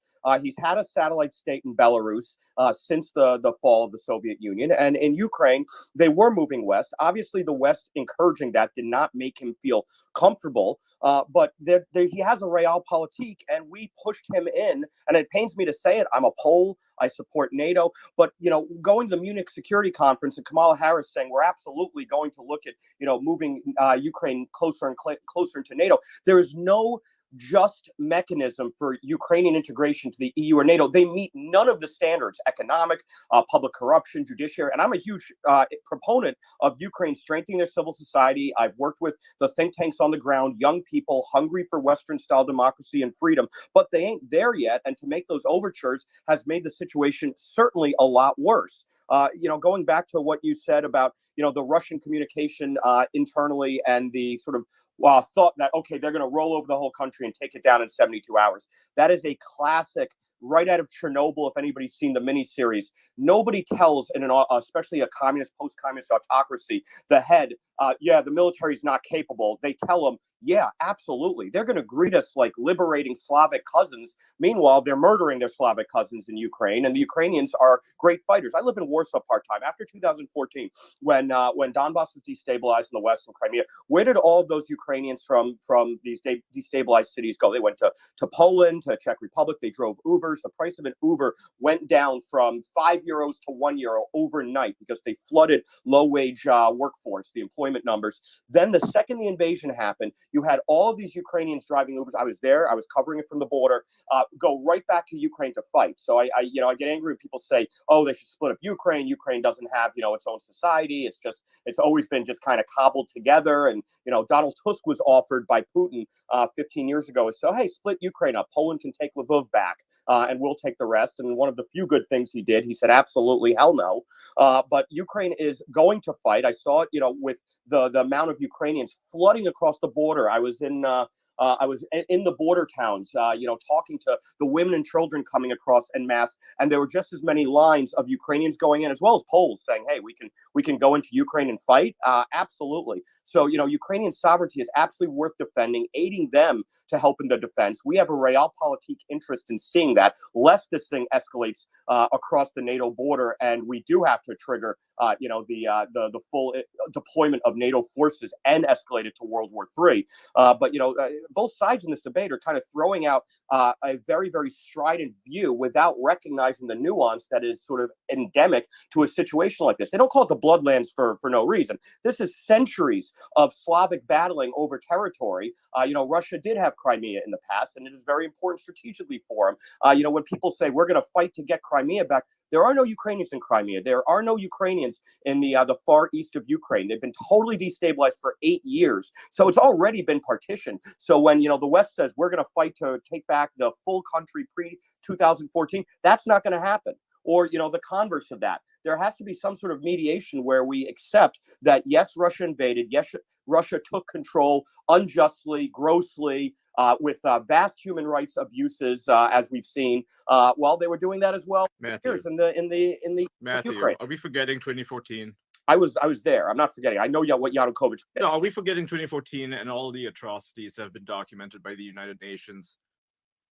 I saw people getting shot in Maidan. I mean, I saw Yanukovych refuse to leave. So when I hear it's a color revolution started by the CIA, I know what the Ukrainian people wanted. They saw Yanukovych looting the country with all the old weapon stores from Kharkiv, which was the manufacturer of every AK-47, selling it to the Central African Republic for money that got put into Swiss bank accounts, built a Dhaka 20 kilometers outside the center with Siberian tigers, and the people revolted. Whether, the West had a catalytic role to play by exposing that, the people wanted him out, just like the Belarusians do. That's why the Belarusians were ruining the supply lines, the rail supply lines into from the north of Ukraine that Russia was trying to get through to buffer their position. Lukashenko can align with Putin as much as he wants. I know a lot of Belarusians. They're not going to help them take over Ukraine because they know that they will never have freedom again either. Can I just give a quick point of information based on something that Daniel said earlier?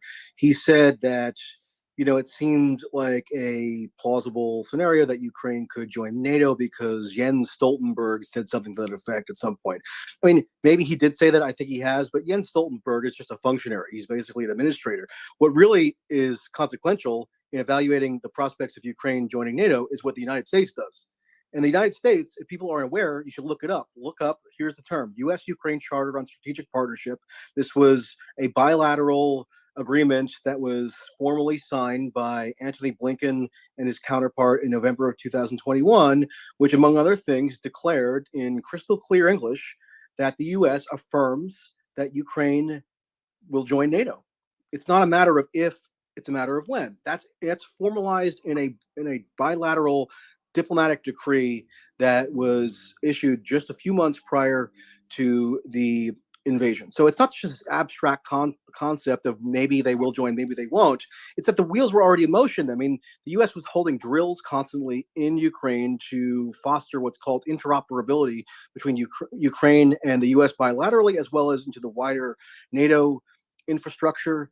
It was basically integrating more and more Ukraine into the overall sort of firmament of NATO, even short of it formally joining. Under So here's Trump, the who's seen as a question. Russian agent, Ukraine was elevated to what's called enhanced partner status.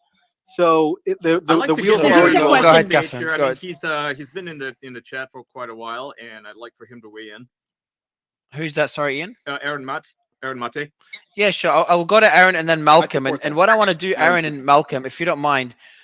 Yeah, so hey, Aaron. So with you and Malcolm taking over the mic next, and I see some hands up as well, I want to shift the conversation of what's next for the war. What can we see over the next few months? Because we could go on a debate for a couple of hours on what led. Sorry, Malcolm, I have to mute you, man, because he's got a lot of background noise. I'm not sure if you're moving stuff around, so just unmute, but to make sure there's not too much noise around you. But we could debate this for hours on what led to the war and the amount of pressure NATO or the US put onto Russia, and whether Russia's was in a corner, etc., was put into a corner. But I'm just going through the questions in the audience, and for the audience, bottom right corner is where you can ask your questions. And the main questions are about either recent events, and I've written them down, we'll go through them a bit later, recent events and trying to make sense out of those events, and where, what are Putin's options this year and over the next few months, and the same question for Ukraine and Zelensky. Yeah, let's go to Aaron first. Yeah. Hi. Thanks for having me. To answer that, I need to respond to a few points that have been made previously, because I think they speak to the path going forward. First of all, Matthew just talked about the Maidan protests in 2014 being a popular revolution. If you look at polls at the time, and this is from the Washington Post, there was no majority support among the Ukrainian population for the Maidan. It's true that initially there were tens of thousands of people who came out to protest Yanukovych, who was undoubtedly corrupt, but those crowds dissipated, especially as the far right took increasing control of the protests. And that's why, and that you can read this in the Washington Post, right around the time that Yanukovych was overthrown. Aaron, are you able to share that poll? Maybe pin it above. If you can find it afterwards, would be great. Yeah, sure. I can link to the. What were the results of the poll? The result was, this is from the Washington Post, February 2014. Yanukovych is still apparently the most popular political figure in the country. And the most accurate poll, quote, shows the population almost perfectly divided in its support for the protest, 48% in favor, 46% opposed. So the point here is that Ukraine, contrary to what we hear in the West, is a very divided country. And the US policy for a long time has been basically to ignore the part of the country that feels tied to Russia. And the answer in a situation where you have a divided country is to accept its plurality and accept neutrality. And by the way, this was the advice offered by top US officials going back many years. George Kennan, eminent US statesman, warned in the 1990s that NATO expansion would be a disaster. William Burns, the current director of the CIA, go and read his cables back when he was the US ambassador to Russia. And he warned back in 2008 that pulling Ukraine into NATO would force Russia to intervene. This is what he was hearing from Russians across the political spectrum, because Russia felt that if you forced Ukraine to join NATO, that would erupt in a civil war and Russia would take a side. And that's exactly what has happened. So in answering the question about what NATO should have done, the answer, I think, is very clear. NATO and Ukraine, too, should have listened, I think, to, first of all, the wishes of the Ukrainian population, which is split, and also upheld its own agreements. So, for example, something I haven't heard mentioned yet is the Minsk Accords. That was the agreement reached in 2015 to end the fighting that began after the Maidan coup of 2014. And Minsk basically called for a basic bargain where the Donbass region, where the Russian-backed rebels were, they would demilitarize. In exchange, they'd be granted some limited autonomy. And basically, the attacks on Russian culture would stop. They would stop by the people who came to power in 2014 with the backing of the US. That was the basic bargain of Minsk. And what happened? Well, we know this because every time the Ukrainian government tried to implement Minsk, they were sabotaged by their own far right. Zelensky was elected on a platform of peace.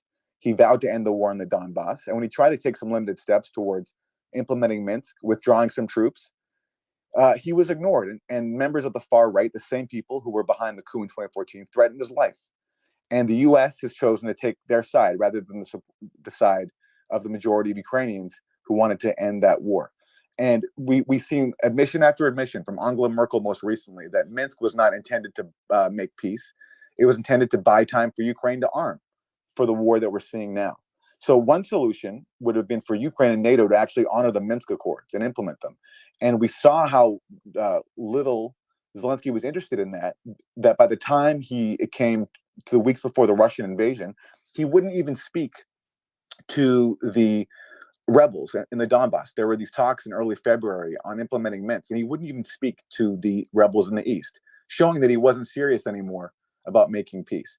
The other major solution would be to accept neutrality for NATO, for Ukraine, which, by the way, also has seen a large percentage of Ukrainians support in polls over the years.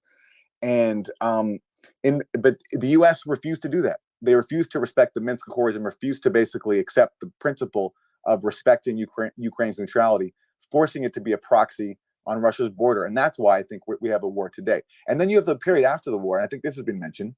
I think Daniel Davis talked about this before. There were talks in Turkey, and apparently there was an agreement reached to basically, along the lines that I was talking about, neutrality for Ukraine, and some sort of arrangement that recognizes the rights of Russia-aligned Ukrainians in the Donbass. And they were close to an agreement. And what happened? Well, Boris Johnson came over and told Zelensky, and this is reported in Ukrainian media, that if Ukraine makes peace with Russia, that the West would not back them up. The West would not provide security guarantees. And Zelensky knew that he could not make any deal without having to back the so West. that point you just made right now, if a peace agreement is reached, the US would not back them up? That's what was relayed to Zelensky by Boris Johnson in early April. And that's why we've seen an escalation of fighting since. So the answer, in short, is engage in actual diplomacy and stop trying to treat Ukraine as a proxy to. So just Aaron, that's it. But I just want to understand that statement a bit further, because I know there's the theory that Russia, wants peace, just wants to the territorial changes to be taken into account, but Zelensky just wants all the territory back. Now, the question to you is the point you just made now in terms of the U.S. not backing Ukraine, and I want to go to Malcolm right after, but the U.S. not backing Ukraine if a peace agreement is reached. Can you elaborate on this point that was relayed by Boris Johnson? This was reported in Ukrainian media in May that Boris Johnson, right as Zelensky and Russia were engaged in talks in Turkey, brokered by Turkey, that Boris Johnson came over and told Zelensky that if now is not the time to make peace with Russia, now's the time to fight Russia because they're in retreat. And if you make peace with Russia, we will not back you up with guarantees. That was the message relayed by Boris Johnson to Zelensky. And there's no way Boris Johnson would have said this without the backing of the U.S. because Boris Johnson is basically a lackey for the U.S. Britain does not operate independently. So it's fair to presume that Boris Johnson was relaying U.S. policy as well, especially since earlier or later last year in the fall, Fiona Hill, a former senior White House expert on Russia, she reported in Foreign Affairs magazine that U.S. officials knew that there was an agreement for peace reached between Ukraine and Russia after the war began. Now, she didn't say what happened to that agreement, but we know from the Ukrainian media, and this is from sources close to Zelensky, that Boris Johnson undermined it. So you put those two together, and it's very obvious to see that it was the U.S. and its NATO allies that were not ready to allow for peace in Ukraine. I would like the hands just quickly. Yeah. So Jim, I'll give you the mic, and right after Malcolm. I just want you, because I know everyone has a lot of points to say. Austin, Julia, Lenka, and I see Piotr. I'll bring him up in a bit. And I see Tara as well. But on this particular point that Aaron just said, let me mute you, Aaron, because I hear myself double. Regarding that was in Turkey, correct? That were the peace negotiations in Turkey, correct, Aaron? Correct. Okay. In which the US did not want to back a peace agreement. Malcolm or Ed or Matthew, have you guys, or Jim as well, does anyone have more, can anyone elaborate on this point? Well, let me make this pretty clear, and I know you guys all have a lot of disparate points. You want to go out and chew this to death, but when Ukraine was invaded, and this was my initial point here, once again, you all forget that they had an army. They had a leadership, they had a country, and they had a unified people that did not want to be invaded and were invaded, and people were killed. And the Ukrainians, very simply, are the kind of people who will resist whatever comes at them. I've been there for a year. These people are now unified. Whatever the polls were in 2014 about the Maidan uprisings, I lived in Kharkiv. I spoke Russian over there most of this year. Those people detest Russia. You're bombarding their families, they're killing their children. That is all of this discussion that you're having right now is moot. It reminds me of the discussions people had about the invasion of Kuwait and how the Kuwaitis were perhaps side drilling into Iraq and stealing their oil. Once Iraq invaded Kuwait, and I know that Daniel can back me up on this, he took part in that war. And once they violated international law and decided to go out and invade the country and take it and call it their 19th province, all discussion ended. What we are seeing now is that discussion is over. All of your presuppositions are over. They're great debating and talking points, but the people of Ukraine are unified right now. They are fighting for their existence, and they are not going to negotiate at this If I can point. ask Malcolm, How much you if I can want. ask Malcolm one question. The Ukrainian people of the Donbass who've been bombarded for the last 8 years, 14,000 people have died in that conflict, which began So, after the 2014 coup. Aaron, can we just get a little bit of a fact check on this particular issue? Because the Donbass This region. is quite easy to But check. I just want to ask all you have Malcolm. to do is look at the polls and see who No, supports Russia and Ian, who can I doesn't. please finish my point? Thank you. So, in the Donbas region, so the number is 14,000 total killed. So, one thing we want to clarify, first of all, just as a fact check, 8 years this has been going on. It's not accurate. So, it's been going on. Most of the shelling has been going on the first 2 years, I believe. You can correct me if I'm wrong on the exact amount of time. And the deaths are actually on the side of Russian troops. The deaths are on the sides of some of the Russian rebels, and the deaths are on the sides of Ukrainians as well. So when that number is being brought up, I think we need to be really clear and accurate when we're talking about that. And the phrase, there's been shelling going on for the past 8 years, is not accurate, because over the last 6 or so years, there hasn't really been much fighting going on. So I think we need to be really clear when we talk about this. There's been fighting going on for 8 years. And I didn't say all the 14,000 who have died on the Donbass side. What I'm saying is there's been a war, and there are people who live, like Malcolm was saying, that all Ukrainians are unified. And what I was saying, I think the statement ignores the fact that you have Ukrainians in the Donbass who have been at war for 8 years because, rightly or wrongly, they feel as if their voice was extinguished in 2014 when there was a coup. The president they support, Yanukovych, was overthrown. There were incidents like the massacre in Odessa, where dozens of people protesting the Maidan coup were burned alive. And I think Malcolm, in claiming that Ukrainians all speak with one voice, is completely silencing those Ukrainians. So I'm asking him to speak to them. What about their so I'll let you, go ahead. So self-defense? Aaron, please ask your question to Malcolm so he gets a chance to respond. Malcolm? One quick point. I was saying polls after this invasion. I didn't say, I said 2014, different opinions, 2016, different opinions. But as of now, we're all forgetting that there was a red line that was crossed. Ukraine has been invaded. All aspects of the country are at war. Every city, for the most part, has been struck. People have been killed. Ukraine is pretty unified now. If I could just ask Malcolm a quick question, because I asked him before in my remarks and he didn't answer, so I want to give him another opportunity to address this question. Since support for Ukraine is often framed as such an imperative on the ground that Ukraine is this bulwark against authoritarianism and it's standing up for liberal democratic values that we as Americans also, unwaveringly support. I'm just wondering, just as a point of personal privilege, Malcolm, how do you square that rationale for supporting Ukraine with your public demand back in March or April, I think it was, of last year, that the Polish military police execute an extra legal arrest on me personally, a journalist? You issued this demand while you were working in some media capacity with MSNBC. You demanded that another media member, myself, be extra legally arrested by a foreign military police unit, thrown into the mud and arrested for espionage. Michael, do you think that reflects liberal democratic values? Yeah. How do you square that? I'll kind of move away. Malcolm, you're free to answer it, but this is more personal rather than relating to a larger sort of issue at hand. I don't think so. I think it's related it gets to how the justification is fashioned for the support of Ukraine. Michael, you've asked you've asked your question. Michael Belka, did you want to answer the question? Yeah, let me just touch on this really quick. Very First, quickly, please. because I comment on news, or I did a year ago, I no longer do. I was a member of the Ukrainian Armed Forces for the last year. Doesn't mean that I don't have my own personal opinion. I don't even recall it, what you're talking about. Just because you were prancing around in Zhuzhov, going around the military bases there and taking photos like the U.S. had never been in Poland. They've been in Poland forever. You could actually get the newsletters and go visit the base.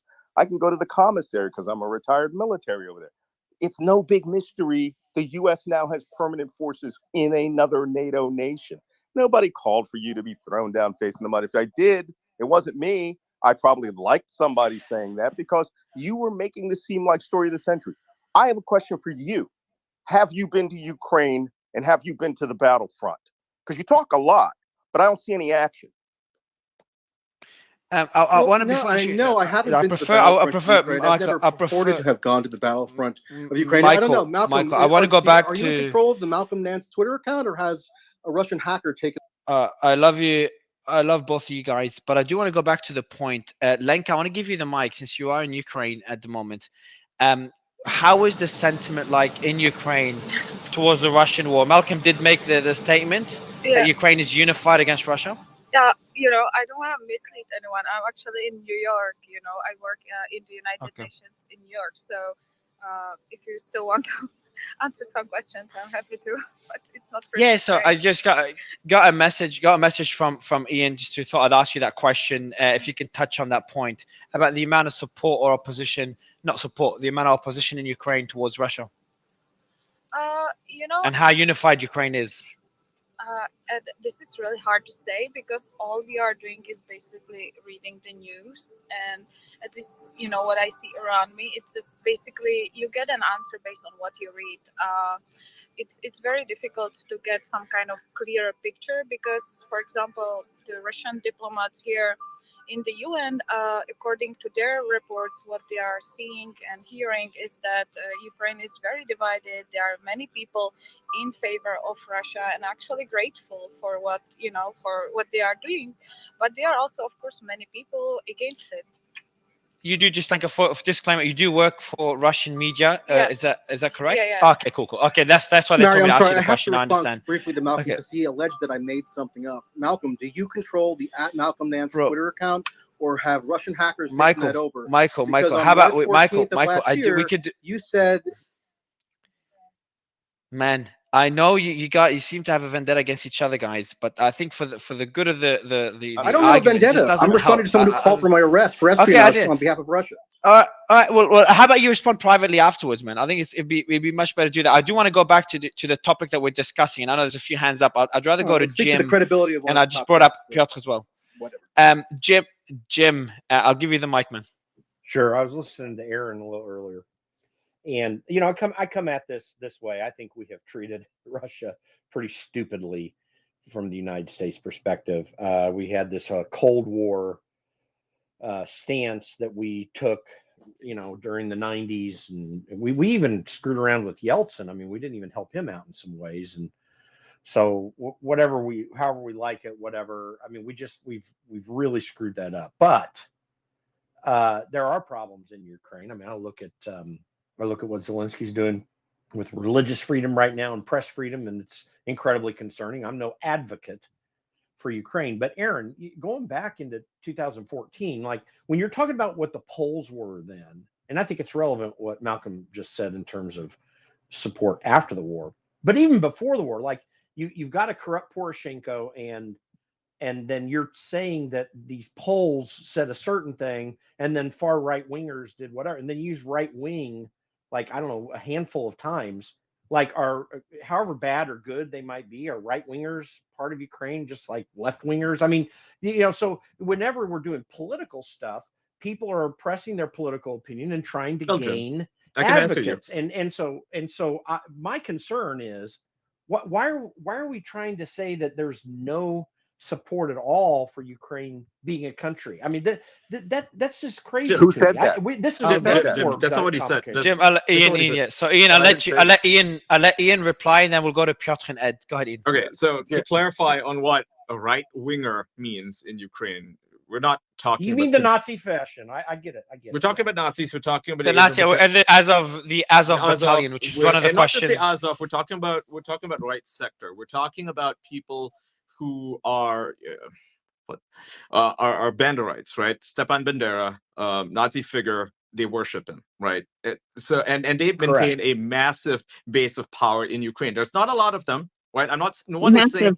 No one is saying that. What's the massive number? Ian, yo. can you give Let me number? speak first. Like it's not cool to interrupt me and say what's a massive number. Okay, like that's not what I'm talking about. And this, Mario, is why I told you I wanted to set this one out. Okay, but the point is, right, when we talk about, like I said, it's not a massive number of them. It's a small number of them, but they maintain a lot of power within the Ukrainian government, right? And this is quite evident when you look at who's in charge of the military, when you look at who's in charge of the police forces, or who's in charge of the militias, or the commanding units. They're all Azov or they're Banderites at the very minimum.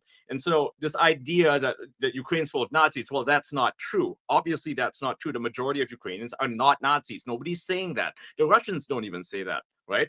So we have to clarify what these people are, and they're, right now their views, their goals, their ideals, whatever, align with NATO's, right? Because they're using NATO and NATO is using them. They're very proficient in warfare. They're the guys who are veterans of, the war since 2014. These are the guys who know what's up, and they've been trained by NATO forces in Canada, in the United Kingdom, in Poland, and now in the United States. These are the guys who are being trained with all these, weapons and stuff. So the idea that they don't have this large amount of power and the majority of Ukrainians agree with them, but that's also not true, right? Like these guys are, like, for better or worse, like they are defending Ukraine, but at the same time they're the reason why there's even a war to begin with. And by the way, I totally oppose what we are doing in Ukraine right now. I get that. But see, we get into these discussions and it is very difficult for people to understand what's real and what's not. And I don't agree that when people say right wing, they're only talking about that faction. I get that they are a problem, and frankly, I reject who they are wholeheartedly. But I think it's really important here to recognize Ukraine does have an identity. Like it's not like we're going to sit back and say, oh, okay, well, it used to be part of Russia and it's been part of Russia for a long time, for a few centuries. So therefore, well, that's bull crap too. They currently have an identity, and it was wrong for Russia to go in there. We got here though. We're at this place right now. We got here because we weren't even willing to work with Russia in any way, shape, or form since the 1990s.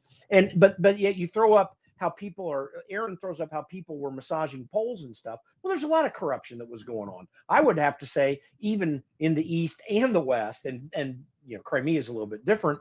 You had a strong degree of unanimity, certainly detractors, but a strong degree of unanimity, notwithstanding what the Nazi faction did in Ukraine being a country. And I just think that twists it quite a bit, and it doesn't give the proper flavor as to why Malcolm is right to say that there's huge support for the war effort right now. I'll let Aaron. I'll let you reply, and I do want to go to Ed and Piotr afterwards. Go ahead, Aaron. First of all, I didn't say that Poles were massaged. I said the Poles should be listened to, and what they show is a divided country. And the U.S., because its goal. But but Aaron, just to be clear, this is prior to the war. So, and you're making the argument. And then since the war, if you want to cite Poles, you have to also acknowledge that these Poles also exclude areas of the Donbass that have been fighting the Ukrainian government since 2014. So my point there is simply that Ukraine is not united. It's a pluralistic country. But look, of course, Aaron, when you're invading, they are not united in the Donbass, maybe, but they are a larger population. So let me address that. No, hold on. I want you to talk, and I'm not going to shut you down entirely. But come on, let's be really clear here. The Donbass is a small. There's certainly a decent amount of population there, but it's a small part of the overall country. Jim, it's not very small. It's the entirety of the east of Ukraine. Jim, it's about the size of Poland, mate. It's about Portugal. The Donbass is a large region. So I'll let Jim, if you don't mind, I'll let Aaron finish the response before going to Ed and Piotr. And then I know that Julia is waiting for a while as well, so we'll go to Julia and Austin afterwards. But Aaron, I'll let you finish your response to Jim and before we go to Ed. Just on the role, first of all, of the far right inside Ukraine. Let me quote you foreign policy. Yeah, and Aaron, I want actually, if you can touch on that further, because I see audience Sure. members are asking a lot about the Azov battalion, Yes, and using the argument of Ukraine being full of Nazis, or the Ukrainian military being full of Nazis, which I know Catherine was pushing back on. So if you can offer some more clarity on this and why it's so important to the argument. The point made by Ian, I think, is very correct. Numerically, Nazis, I think, are a very small number, but in terms of their political power, it's huge. Let me quote you from two specialists with Western think tanks in the US and UK, writing in Foreign Policy magazine in March 2014. This is not RT, okay? This is Foreign Policy magazine. And they say this, quote, "The uncomfortable truth is that a sizable portion of Kiev's current government and the protesters who brought it to power are indeed fascists." Okay? That was openly recognized. And that's why back in 2015, you can read in the New York Times that on the front lines of Ukraine's war against the rebels in the East were what the Times called the neo-Nazi Azov battalion. That was back when we were allowed to acknowledge that Azov was neo-Nazi. And that's why. So question. That's why. Sorry, go ahead. Hold on a second. And that's why in 2018, Congress even banned U.S. assistance to the Azov battalion because they were so concerned about their role inside the Ukrainian military. I'll actually jump in. And there's a reason I'm jumping in. The reason paramilitary voluntary group that was established in 2014 to start fighting back against the invasions of the Russian unidentified soldiers. And why? But Aaron, this is a domestic issue. But why is it so important to the? Why is it an argument that's always brought up? Aaron is conflating and exaggerating the existence of the Nazi presence within the country.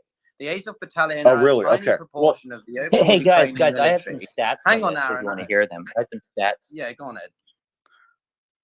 Yeah, I have some stats. So that when you refer to Ukrainians as Nazis, it's basically you're talking about the ultra nationalist party, and the ultra nationalist party, the same year that Zelensky, a Jewish man, won the election in Ukraine, the ultranational party received 2% of the vote.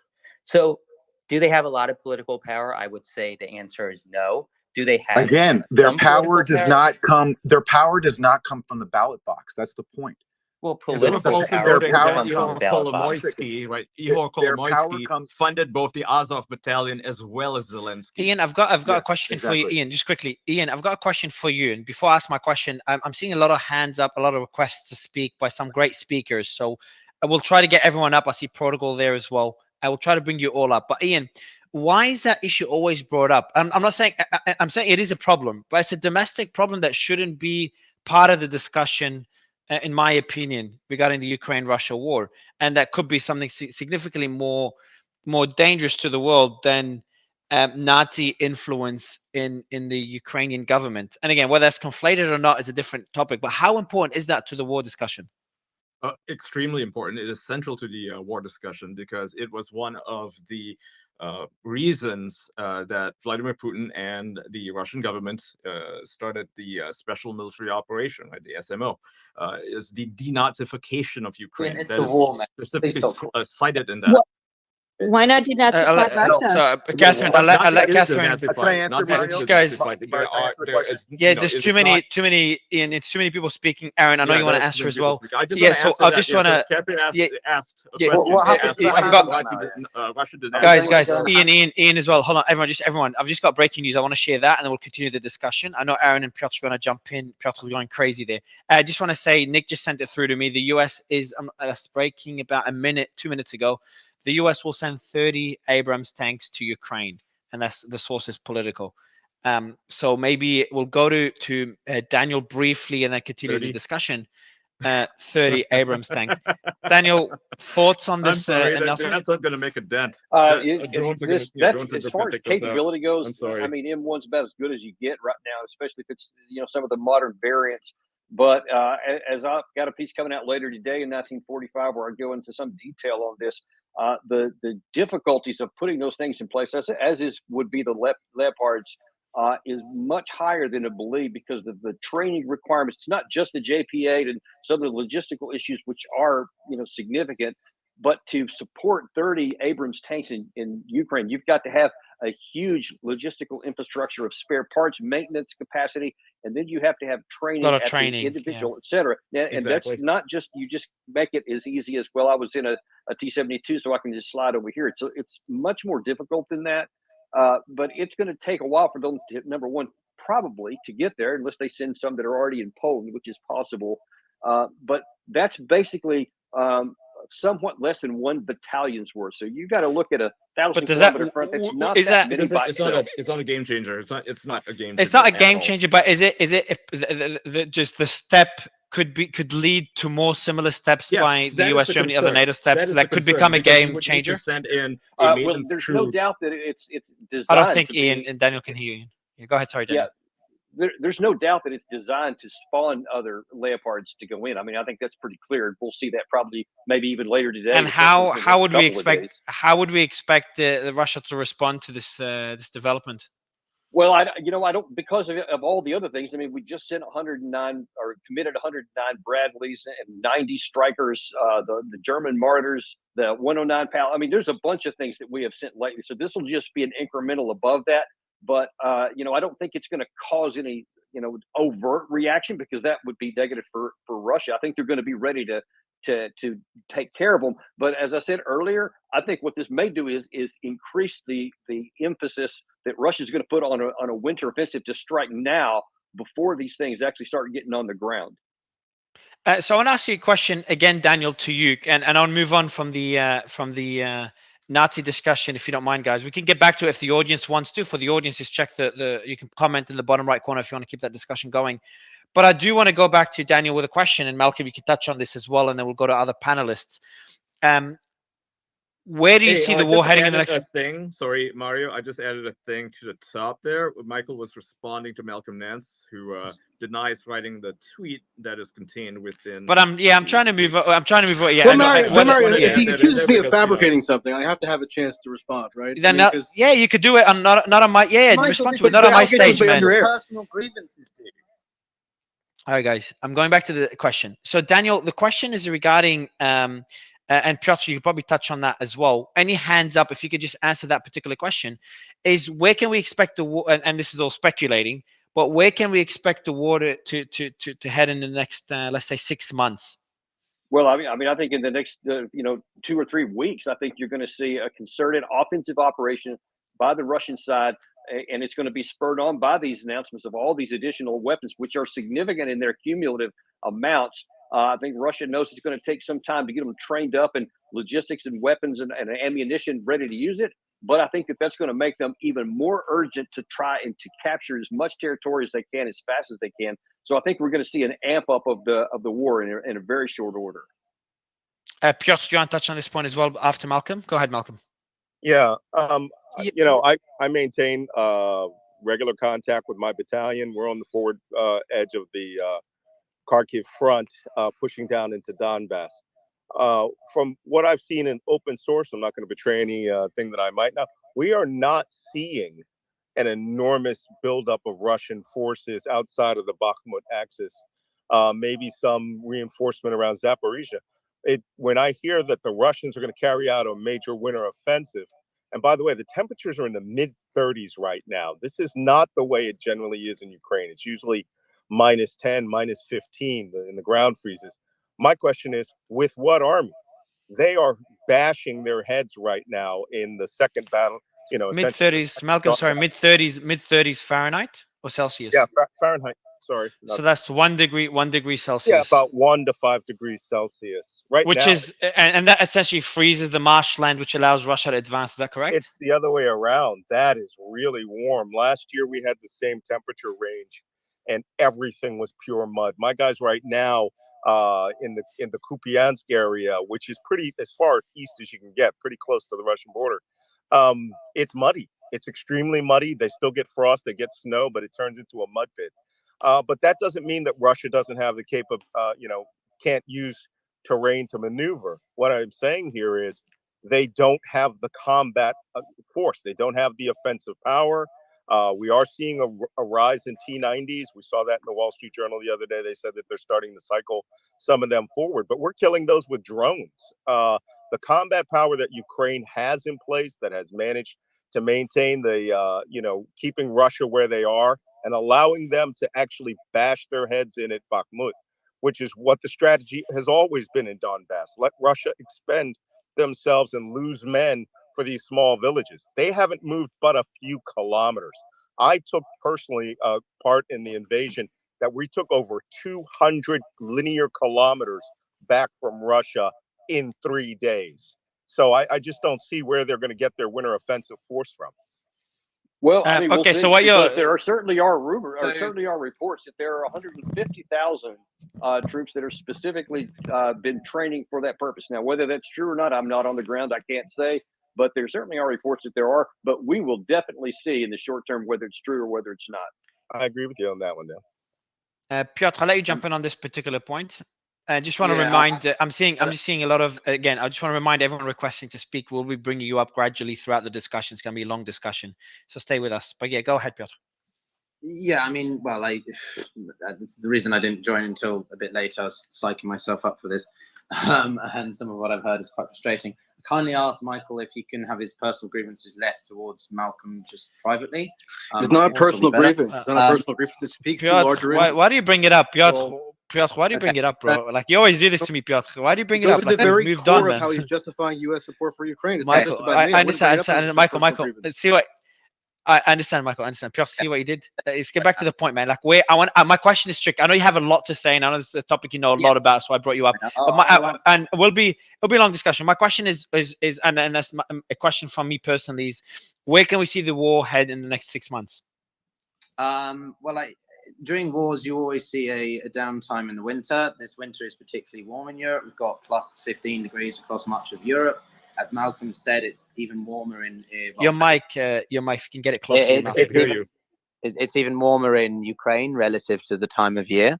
I personally, look, there's a couple of options. You can have an outright decisive victory on either the Russian side or the Ukrainians.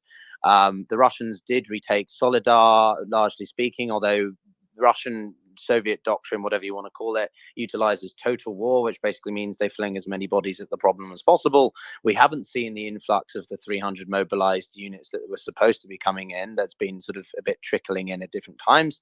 And these, whether or not they are entire regiment worth of tanks, the fact that you do have Challenger 2s, Leopards, and now the American ones coming in, that is going to be quite a significant shift on the battlefield. I mean, we've also got Patriots. We saw the implications of the HIMARS. We saw the implications of the HIMARS in the fall, and how quickly that changed the overall direction of the battle. And what did the Doritos do in return? I don't really know what you're saying, Ian. The Doritos, anyway. The Shahed missiles. I mean, the loitering munitions, if you call them that.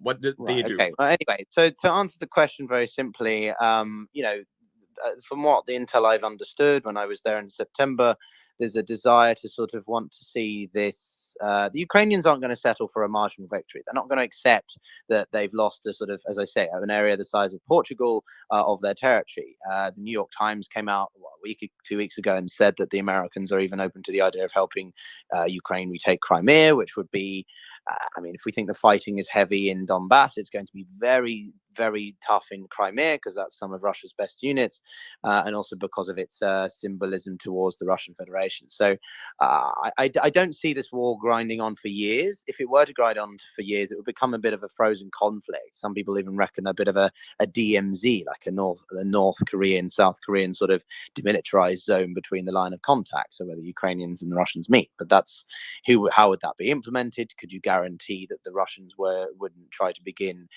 pressuring the Kiev again? And generally, it's Russia still has the sizable firepower. It's just much bigger. So this war, I don't know if you're actually going to see peace talks entertained properly. Neither side really seems to want to do that because, the Ukrainians don't want to give up their land, and the Russians they're not going to do that because they're not content with how the war's going. At the end of the day, Putin's got to think about his own tenability. And to quote Clausewitz, famous military historian, war is ultimately decided by politics. So until Putin and Zelensky can come to some kind of agreement, which is not ever going to be close, you're not going to see this. And Piotr, I want to go back to the point that was made by Aaron. It's one that caught me by surprise. regarding the message that was relayed by Boris from after the Turkey meetings, that the US would not support Ukraine if they reach a peace agreement. Aaron, do you mind? I want to go to you quickly on this particular point, please. What's the source of this piece of information? Then we'll go to Piotr to respond to it. The initial source was an article in Ukrainian media, Ukraine Pravda. I'll pull it up now. And how reliable, objectively as you can, how reliable is that media outlet from what you know?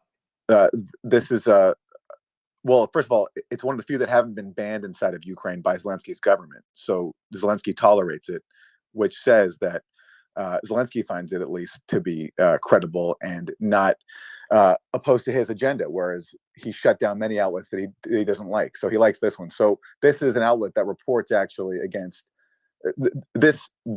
This story goes against the narrative we've been told in the West, which is that the U.S. Supports peace and it's just Putin that rejects negotiations, and that's why in the U.S. and that's why in the U.S. media we haven't even heard, except for Fiona Hill, who I mentioned earlier, even any acknowledgement of this deal that was reached. And I'll post a link to it in the chat. Thanks. Yeah, that would be great, please. You can pin it above. So the way you do it is you just click on the share button and then click on share in the space. That's how you could pin tweets above. So Piotr, on this, Catherine, I see your hand up. So I'll go to Catherine right after Piotr.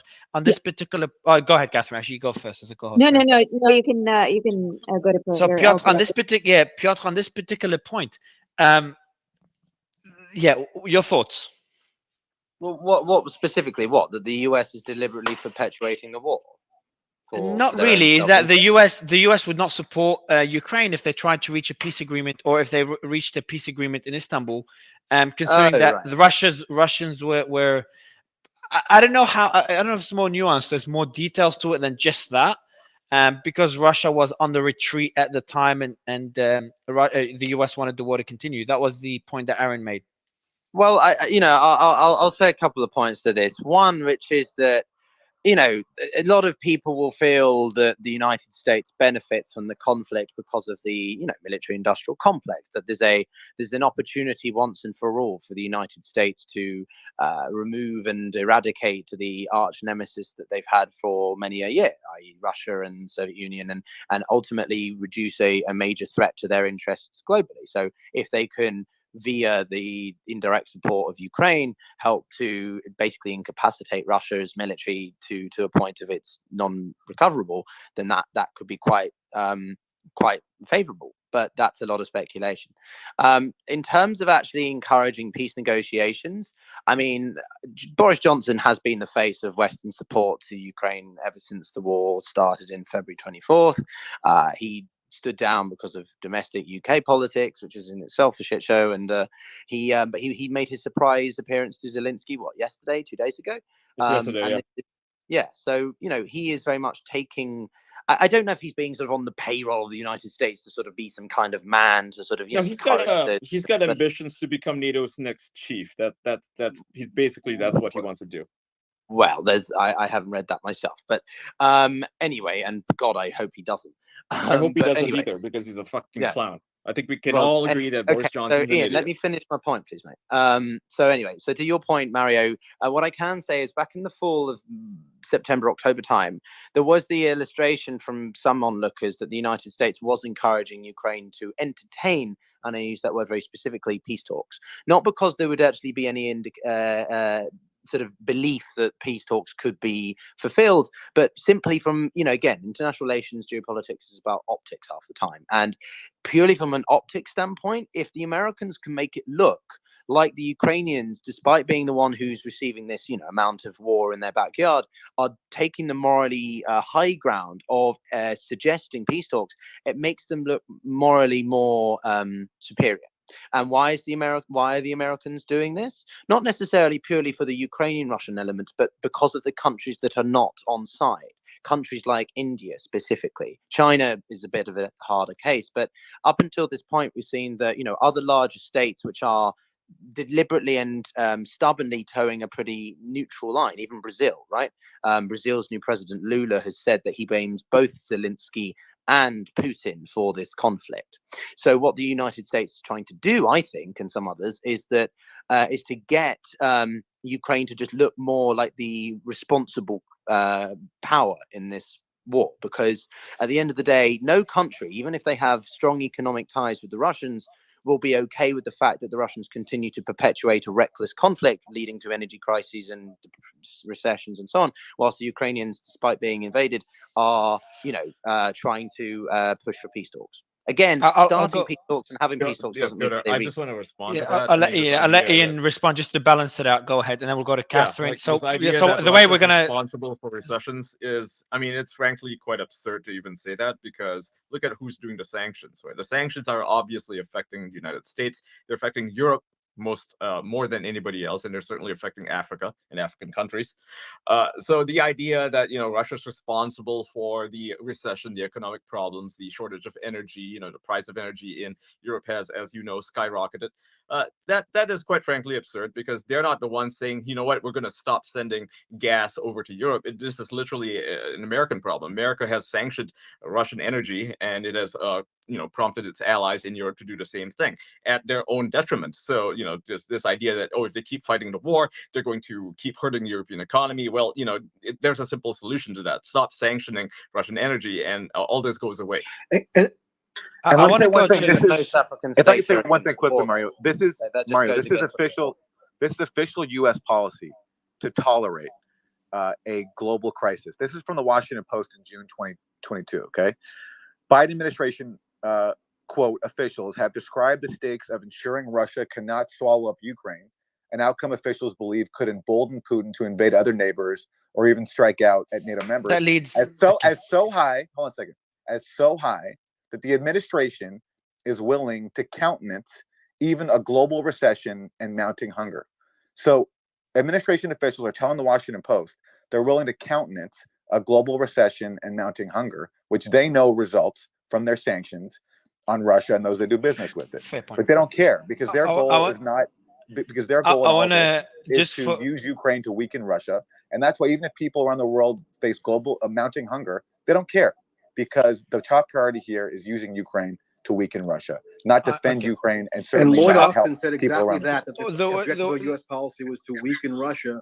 Only a few weeks after that, still somewhat fuzzily detailed, tentative peace plan outline that was brokered by Turkey at the beginning of April between Ukraine and Russia. By the end of April, Lloyd Austin, the defense secretary, and Antony Blinken, the secretary of state, made their first triumphant physical trip to Ukraine. And Austin seemed to slip up and was a little bit too honest. And he said that the purpose of U.S. policy was to, quote, weaken Russia, not to purely defend Ukraine and in some sort of like pure. Can you send Michael, if you could send if you can share that full quote, that would be great. Quote, the one you're referring April to just 22nd. now. This is Lloyd Austin. April 25th. This is Lloyd Austin, the defense secretary. Quote: "We want to see Russia weakened to the degree that it can't do the kinds of things it has done in invading Ukraine."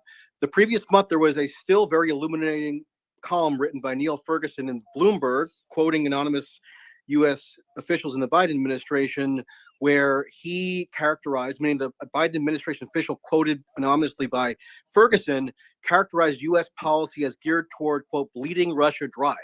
And although Biden himself later would write a New York Times guest op-ed, or he quote unquote wrote it, that guest op-ed said that there was nothing to do with U.S. policy about targeting Russia or trying to, destroy Russia. But if you look at the trajectory of U.S. policy ever since, it's completely consistent with what Austin said himself and with what was reported by Ferguson in Bloomberg, which is that there's this long-term protracted effort to eventually weaken Russia and eventually impose or foster some sort of regime change. Fair point. So I want to go to so that's the next point I want to ask. I sent you a DM. It's the article that Michael is citing. Perfect. So the quotes are all in there. This is exactly what they said. Okay, perfect. So Wall Street Journal article. The next question, just to prepare the audience and the panelists, is a question from the audience and one we had on the agenda as well. Are Putin's plans extending beyond Ukraine and into the rest of Eastern Europe? So that's a question for after we give the mic to Catherine, Ed, Julia, and Austin to respond to all the points made so far. and then we'll go to that question from the audience. But Catherine, the mic is yours. Yeah, mine is more of a question as well that maybe connects a little bit with that one. But basically, we talk a lot about NATO and NATO being the red line, and I wanted to ask specifically, I think Piotr, sorry, I'm mispronouncing your name, and Daniel, basically, if it's such a red line for Putin, then looking at countries like Poland, Hungary, I mean, they all joined NATO. So why is it that he did not choose to attack these countries, but chose to attack Ukraine? So I'd like to get a stronger understanding of that, and why specifically Ukraine was such an issue for him, if that was in fact, his justification for, attacking Ukraine. Can I answer that? Yeah, I'll Yeah, jump in there. please. That's really a great question, and along with the other question you're asking, I think those are very illuminating of what the situation is and should be. The issue with, if you look at the map, especially with Ukraine, it literally juts into Russia. So it's more than just what the small amount was of Poland, et cetera, and some of these other places that are already NATO areas, but this basically just keeps a huge arc. And they were worried about potentially putting missiles on there, which would have basically no flight time left or whatever. And they didn't like the first ones, but they decided really years ago that their no kidding red line was going to be Ukraine and Georgia. And they made very clear that was going to be the case. This is why they used limited force against Georgia in what it was, 2008, I guess it was. And when they made that decision there, they started making all their preparations. I think their mental decisions, and that if that's where Russia was going to go, it was going to be, I mean, if that's where NATO was going to go, that's where Russia was going to be ready to take action while it still could. But the other very important issue with this is what could potentially come next. I mean, I've heard so many times from the outset that, man, this is like 1938 Munich again. And if you let them have Ukraine, it's going to keep rolling to the west. And that is nonsense. And it's nonsense because of the physical capacity. Russia has been absolutely exposed as being a very weak conventional military power. They may not even be able to take the Donbass. Maybe they will, maybe they won't. But there is almost zero chance that they could even go through certainly west of the Dnieper River. But the idea that they could go 1 on 30 and take 1 inch of NATO territory is just not realistic, because Putin, whatever he may want to do, is not stupid. And he sees that he can't even chew up to one country on his flank. And he certainly does not even have the capacity, short of nuclear weapons, and that's an important caveat, to go 1 inch into NATO, where it's almost by Article 5, almost an automatic 1 on 30 kind of a situation. So I think that the risk to the West is far less from a conventional anything future of Russia wanting to do for decades, because it's going to take that long to repair the damage if they stop today, from any kind of a future advancement.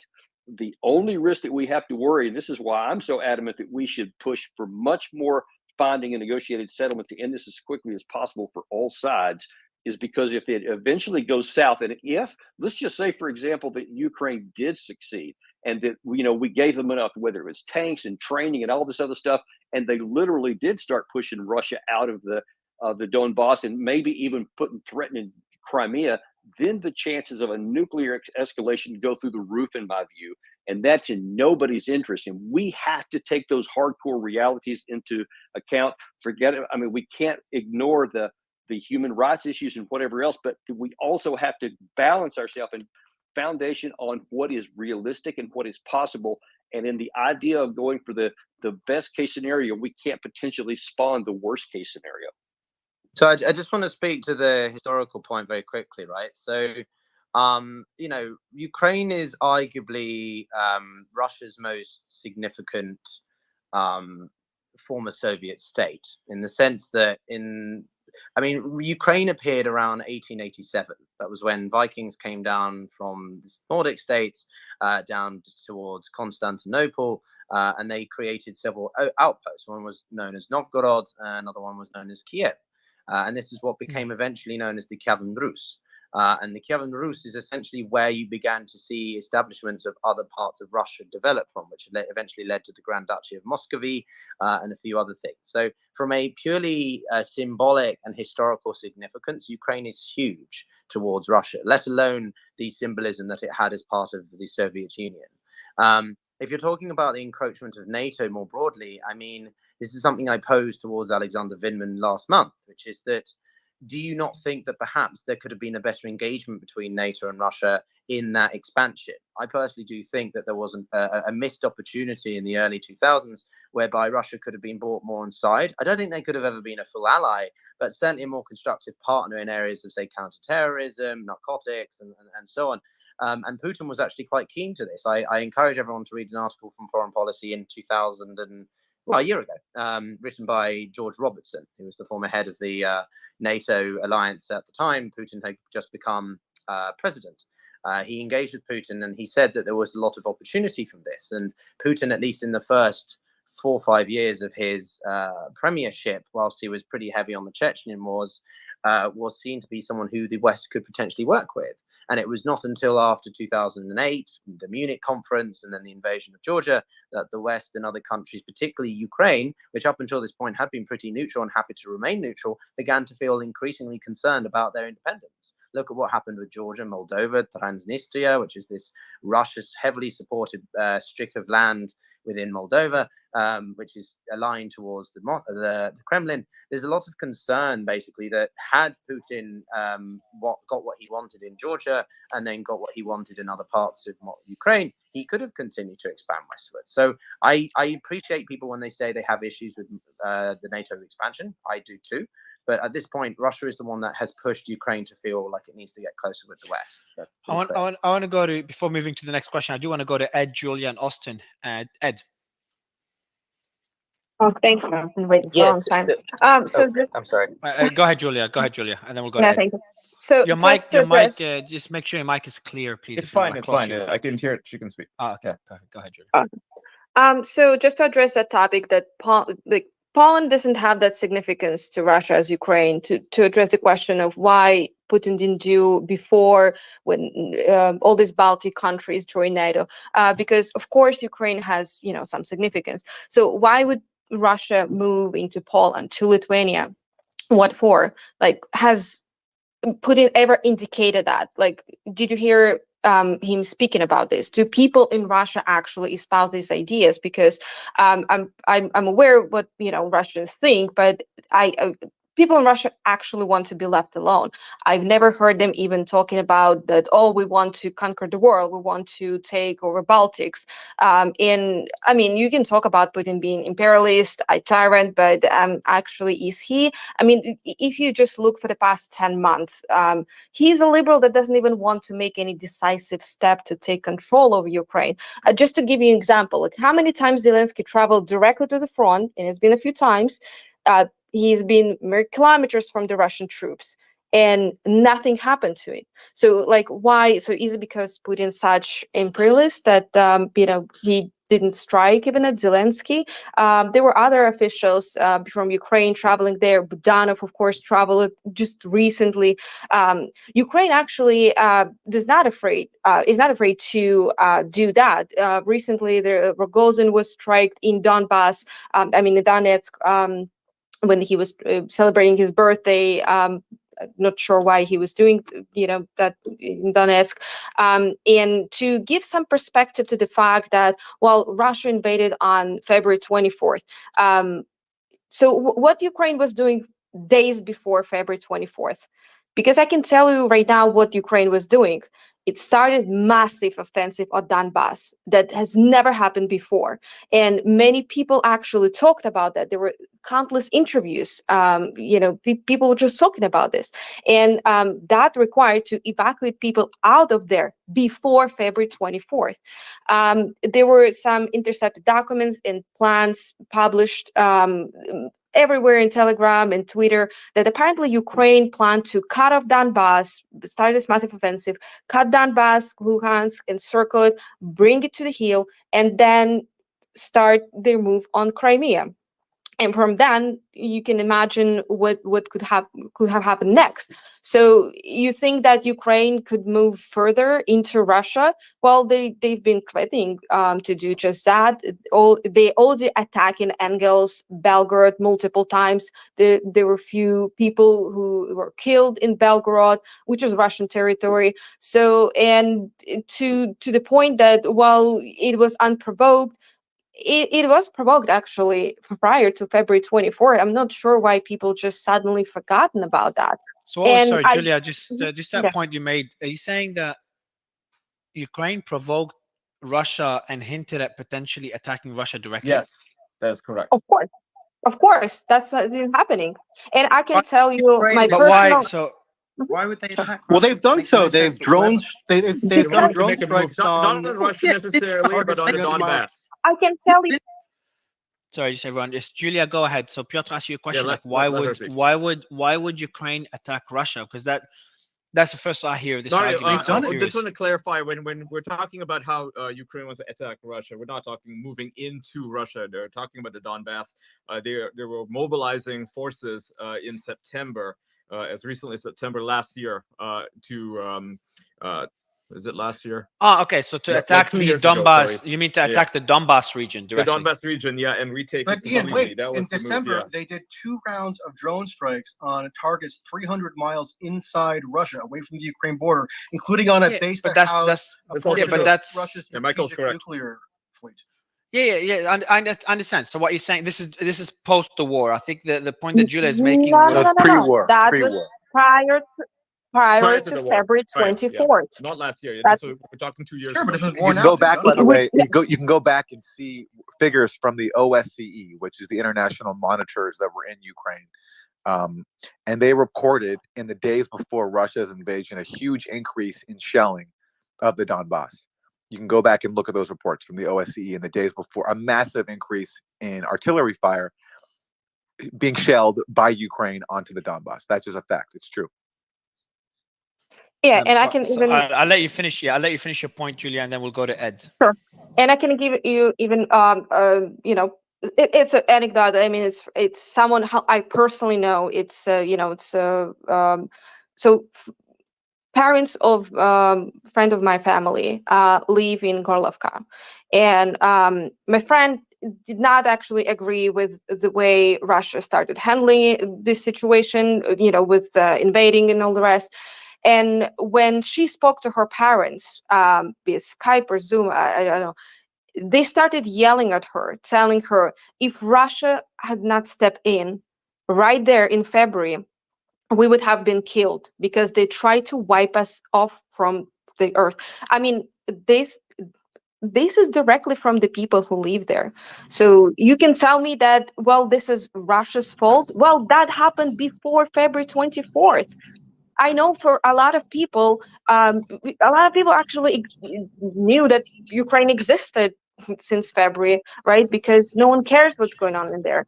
But to tell that Russia just out of nowhere, out of the blue attacked, well, because people were, basically were wiped off of the earth, Can I comment on that?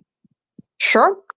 This is Go Malcolm. ahead, Malcolm. Yes. Hey, listen, I know these things, some of these things anecdotal, they come up, you feel that, and I feel that you believe that. I was in Avdiivka at Z-8. That's 8 days before invasion. As I said earlier, I got a full invasion assessment from General Pavliuk, who had been the battle commander in Donetsk for 3 years, and a pre-invasion briefing by General Sersky, commander of the entire Ukrainian armed forces.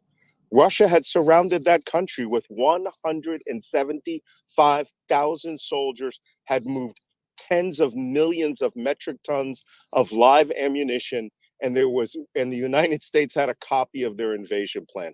This is not something that just materialized because somebody popped a few rounds one way or the other. When I was in Avdiivka, we came under fire on our observation post, and it's just random fire between PKMs and mortars. That was a day-to-day activity on the line of confrontation. Ukraine did not invade anybody. They did not mass forces. Russia brought a massive army that they had started bringing there 1 year before and committed themselves to wiping Ukraine off the map. Another point I wanted to make that Daniel touched on earlier, he's absolutely right. There is no threat from Russia to NATO in the conventional realm. There is none. As I like to say, you and what army? They have no army. 80% of the Russian armed forces were used to invade Ukraine. Most of its most modern battle tanks are destroyed. Most of that, a very large number of that invasion force are dead. They have gutted their officer corps. The leadership is stagnant. They have virtually no logistics, and we are just, wherever they appear, we hit them. That army is spent. They may have the ability to do limited offensives in small places here and there, but bring up 300,000 men. You're just bringing up 300,000 targets for us. They can't invade Poland. They can't invade Estonia. And if they were to try, then, then now you're talking about 32 nations would oppose them, and it would be an utter failure. One last point. Somebody mentioned that no one in Russia says that Ukraine should have been attacked or should be eliminated. Well, just yesterday. No, that's not what I said. Oh, okay, you're right. Nuclear weapons. Just yesterday, Vladimir Solovyev made statements that the West should be wiped out. One of his generals said that Paris should be invaded, that Germany Berlin, they should march through it. Every day, all you have to do is watch the live Russian feed. I mean, I've been on Russian state television several times where they called me a NATO officer as their only excuse for why they were getting their butts kicked. Russia is a spent force, and you can believe what you want to believe from the anecdotes, but what is on the ground and what is on real results is what it is, and you all have to deal with it. I just want to echo what Malcolm said very quickly, which is, cast your minds back to the first month, 6 weeks. Just very briefly, Piotr, because we do have some other people on. Yeah. It was literally just remember that the Russians were literally sharing their tactical information and protocol on unencrypted radio waves. We had statements from not just conscripts, but actual battle-hardened Russian staff or personnel to their girlfriends and other regiment, whatever, saying, "Hey guys, we're not in a good position. We're gonna, we're going to be attacked from behind," or whatever it was, right? So they basically were not covering any of the encryption. And this has happened in the Second World War. This has happened in Afghanistan. The Russians haven't improved their both vertical and horizontal engagement of military communication. It shows you that they just thought that they could go in there with sheer numbers and overwhelm the Ukrainian forces, whilst the Ukrainians have been trained quite significantly. The Ukrainian cellular system was supposed to be their principal method of communication after invasion. They thought they'd take that country in hours, and they have never gotten anywhere near the Dnipro River. They're done. Where they are now is where the war could end, or they're going to be pushed out of Donbass. Crimea, different story. Now, with So that, we're gonna go. I think I think Ed, I don't know if Ed is able to speak. He was next, and then we were going to go to Austin. Go ahead, Ed. I think Ed just dropped off, so we're Yeah, gonna I go was just to checking that. Austin. So, And yeah. if Ed comes back, we'll go to him. But Austin, go ahead. Ed is back. Hey, yeah, I'm here, guys. Oh, never mind. Okay, Ed is back, so we'll go to Ed and then. So I know some of you have talked about the Ukrainians not even wanting the war. There was actually a poll done in September of last year, so about 4 or 5 months ago, and it showed that 70% of Ukrainians are actually in favor of continuing to fight until they win the war. And by win the war, 91% of those polled said that the definition of winning the war is to retake the seized territory. And 26% said that they would be more in favor of negotiating peace with Russia. So 70% to 26%. Just a quick question. Who was It polled was in a this it exactly? was a Gallup poll of Ukrainians. I know. Like which regions responded? It was all of Ukraine. It was representing all of Ukraine.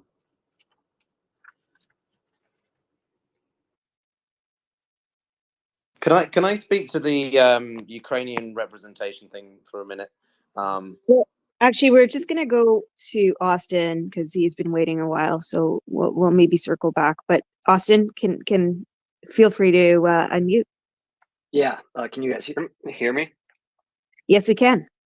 All right. Well, first off, thanks for having me up here. I really appreciate you hosting the space, Mario. Been waiting for a while, so I've been taking notes on a couple of things I want to address here because I think often when we talk about the lead up to this conflict, there are narrative points that are mentioned but aren't really dug into specifically on either historical or data-based context. So one thing in particular that was brought up was, the 14,000 casualties in Donbass between the period of 2014 to 2021.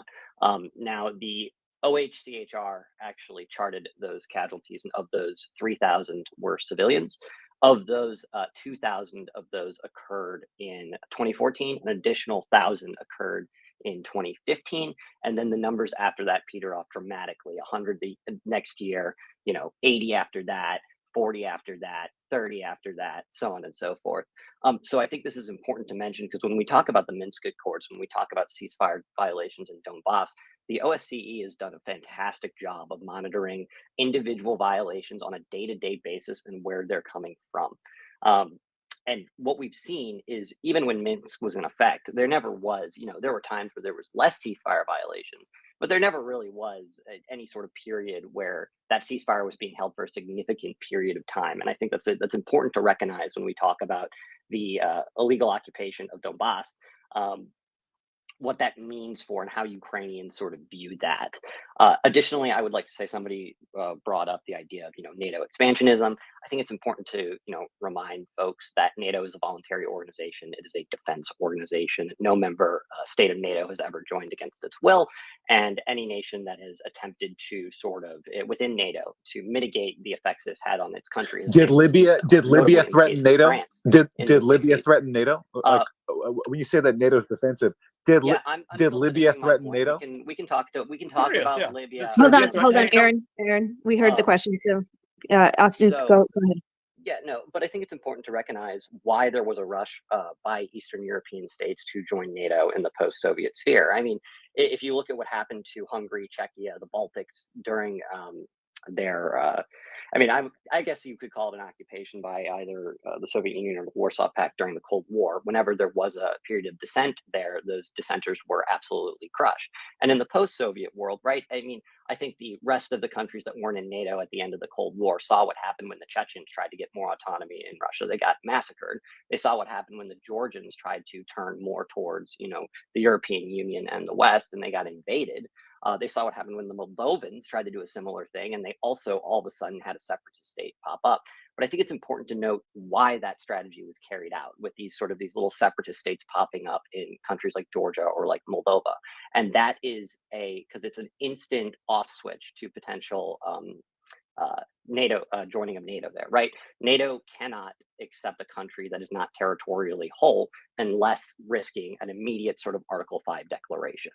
And that's the major reason I would say that when people are talking about in the lead up to this conflict, Western leaders being like, well, yes, we would like to bring NATO in. There was no sort of serious effort to do so because unless Ukraine was territorially whole, there's no way the alliance would have ever approved that. You would never receive a yes vote from a country like Portugal, letting in a country that had the risk of an immediate sort of declaration of Article 5. It would throw the entire structure of the alliance into complete disarray. Another narrative is this sort of the talk of, the U.S. is profiting from this, so therefore they're going to continue to push the conflict forward. And I think it's important to note that, the United States defense budget has been consistently increasing since 2017. And even beyond that, it has remained in the high 600s of billions to high 700s of billions annually. So the idea that, the United States defense sector needs something more than what they're already getting consistently, no matter what conflicts the U.S. is involved in, no matter what the defense posture of the United States military looks like, I think that really just falls There's flat a lot on of its face. there's a lot of sorry, I'll give the mic to Catherine. But you've made a lot of points, and I know Aaron was trying to reply to one of them. The last one's interesting. I kind of came in and out for a second, but the last one's interesting about the defense budget in the US is already extremely high. Why? Yeah, there isn't much incentive for keep looking for No, they have wars. to because it Well, justifies the high budgets. It justifies continued Oh, spending. fair It point. justifies But they replacing would have all been of able the to tanks justify and that armaments and regardless. munitions that are being sent into Ukraine. right now, But what they is would have been happening able right to now by justify sending in that all these old vehicles and regardless. old tanks and old munitions is that it enables the United States to have an argument to say, hey, let's build new stuff, let's buy new stuff, let's buy more stuff, let's expand. But the United Look, States the is idea here already is to buying the new bankrupt stuff the way German before this military this war industry ever and began. replace it with American munitions. Like this is so basic stuff, Can guys. I ask Austin a quick question? That's what I'm. But Hold on a So real, second. real quickly, I have one final point I'd like to make here, and that's Wait, can you, before particularly making a about. final point, Austin, so before making a final point, if you don't mind, can you respond to Ian's point that he just made, because he contradicts what you've just said, and I'm genuinely curious on this point. It's a very interesting point. Yeah, so specifically in regards to the U.S. defense sector, what I would say, what I would posit is, the idea of the equipment that has been sent so far to Ukraine, as opposed to, the equipment that's already being, signed off by the DoD and in development or in the procurement phase, and how we're not seeing, and we haven't seen so far, the latest up-to-date equipment going towards Ukraine beyond sort of like anti-tank guided missiles, small arms, things like that, right? A lot of these are post-Cold War stocks that are either sitting in warehouses or the U.S. just really hasn't needed. So this idea that this is the defense sector being like, oh, we need more money. If there was no war in Ukraine whatsoever, let's just take it out of it. That money would probably be going to modernization of the U.S. Navy. It would probably be going to the new Abrams program. Regardless, it would probably be going to the Future Vertical Lift program in regards to developing a new transport helicopter for the Army. We've seen this happen over the course of decades, right? There's the defense contractors always get, their fair share of the bargain here, more than their fair share, I would say. But it has very little to do with actual conflicts going on in the world. I have a little bit of a follow-up question on that, if I may, Austin. So some people kind of posit that perhaps the reason that the U.S. is interested in keeping the Ukraine-Russia war going is because that allows the U.S. to weaken Russia without having to necessarily fight their own war and send troops. What do you think of that? I mean, I think it presents a very unique opportunity for U.S. defense policy, and I think from what we've seen from the response of our European allies is that's generally across the board. I think across Europe and across the U.S., there has been apprehension towards Russian foreign policy, specifically when it comes to occupying territory that's not its own. So, to look at an opportunity to both maintain Ukraine's territorial integrity, as we promised to do with the Budapest Memorandum, while also potentially neutering Russian capabilities to wage wars of aggression on U.S. allies and U.S. friendly states. Yeah, Austin, I have a quick question for you. And by the way, I'm glad you actually clarified that latest point, because it's not a matter of speculation that this objective of weakening Russia is part of the U.S. sort of policy intent. That was expressly articulated, as I mentioned before, by the Secretary of Defense. So it's not like anybody in this Twitter Spaces has to do conjecture on that score. And you basically affirmed the thrust of what Austin said. So that's clearly decipherable policy on the U.S. part at this point.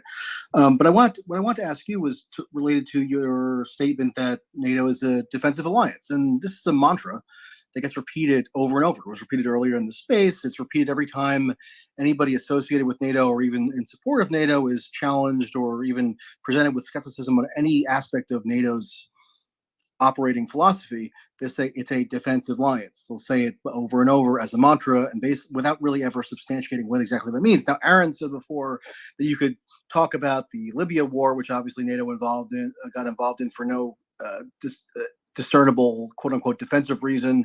The Yugoslavia war or Kosovo war in 1999. NATO did play a supplementary role in the U.S. invasion of Iraq in 2003. What defensive mission was it undertaking in like 2010 when the Afghanistan intervention was a decade plus old, when NATO was involved? But even setting all that aside, what I want to ask you is something a bit more tangible, a bit more relevant to today, which is that at the NATO summit, which, as I mentioned before, I was personally at this past year in Madrid, there was something called a strategic concept issue, which is basically a doctrine that's agreed on by all the constituent NATO member states as to the alliance's objectives and philosophy and posture. And for the first time in 2022, NATO collectively identified China as a target of its deterrence efforts. It specifically mentions that the PRC is engaging in, quote, malicious activity, and that NATO needs to confront China's, quote, confrontational rhetoric. So You know, if you're saying it's purely Michael, defensive, can I? what defensive aim is being accomplished when the NATO is expressly expanding its remit to East Asia far beyond geographically where its original remit was, which was the, quote, North Atlantic? Can I, Michael? so Michael, I mean, I too was I at the can answer NATO that. summit, and that's not a defense. That's not an offensive. The strategical concept paper, as you're referring to, that doesn't mean that it's an offensive mandate that the NATO alliance has suddenly implemented. They're simply drawing to the fact that the Chinese Communist Party, and specifically the PLA, are representing a systemic risk to European interests, and including a lot of NATO allies. Look at how much China has a presence in Italy, a presence in different parts of Northern Africa, and if China continues its actions over Taiwan in the cross straits and the South China Sea, then this is a problem. So it's not surprising. If the one thing you also forget to mention is that they included climate change in that, much like the U.S. national security strategy included China as the biggest talking point. So they identified climate as a security risk. So it's not so much that NATO is an offense as it is simply modernizing its security mandate to better reflect the changing economic order. Something Yeah, also that's relevant that if you hold on, Michael, one thing that a few people have brought up also in the just in the comments in the DMs is when you first spoke about it was that NATO is also, you know, even though it's not an official alliance, but Taiwan and South Korea are countries that, you know, NATO does cooperate with, and they do have worries in terms of China, and so that could also be tied into that as well.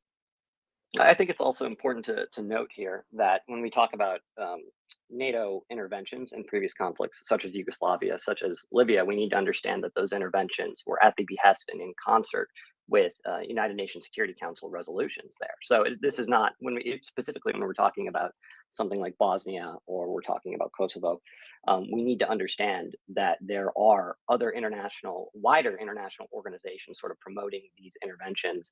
And in the case specifically of when we talk about the Yugoslav wars in the 90s, we need to understand that there were specific requests for NATO air power and further NATO assets, as they were logically the forces that could help procure those interventions.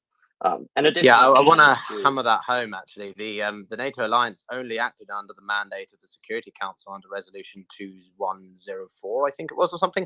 But basically, which wouldn't have been able to go ahead had the Security Council members of Russia and China not voted in favor of intervening when Slobodan Milosevic, you know, undertook his campaign against the Kosovo in the first place. Well, hold on. The Bosnia United and Nations Libya, Security we need Council to did talk not about authorize the Kosovo War. That's factually wrong. 816 and 836.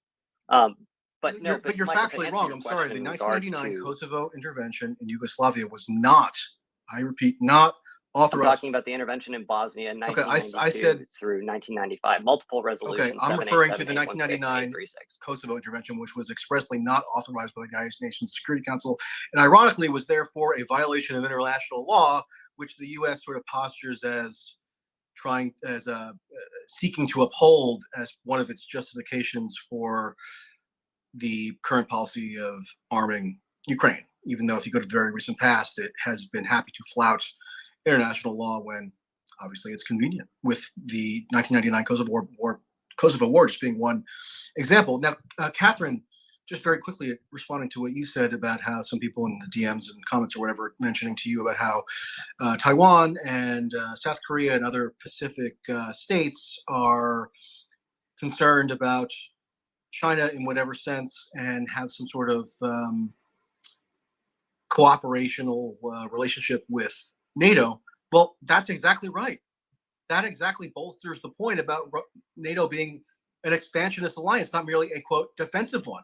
If it were strictly defensive, going by any sort of intelligible definition of what that term means, then it wouldn't be positing the existence of threats that are far beyond. No, but Michael, you're almost conflating comically two beyond different its things. original Then, geographic mandate, which is the North Atlantic. Why is it still called the North Atlantic Treaty Organization if it's dealing with now East But they're Asia? expanding for defensive purposes. They're expanding to encompass countries that feel at threat. Every military alliance justifies itself on the ground. 9-dash line But rule. every military alliance that's pretty much ever. Hang on, let me finish.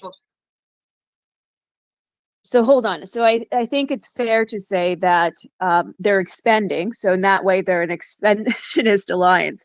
On the other Michael's right. hand, yeah, and on the other hand, so he's right in the fact that it's expanding, but I think you can't say that they are, but you can still But say it's that not for they're a offensive defensive purposes. alliance. Yeah, It's correct. for So I think, defensive purposes. That's a nuance yeah, that needs to be illustrated because in Yeah, they expand their zone of 1974, control and then they defend the zone that they control. I mean, it's an not expansionist alliance. Come on, necessarily, let's Ian. just be It's honest simply here. a deterrence Let's just be honest factor. here. If I So, conquer a territory because and the I'm like, expanding zones well, it wish to seems like you're join. being belligerent, yeah, so I'm going to because you've defend my got territory. Those zones wish China. to join it.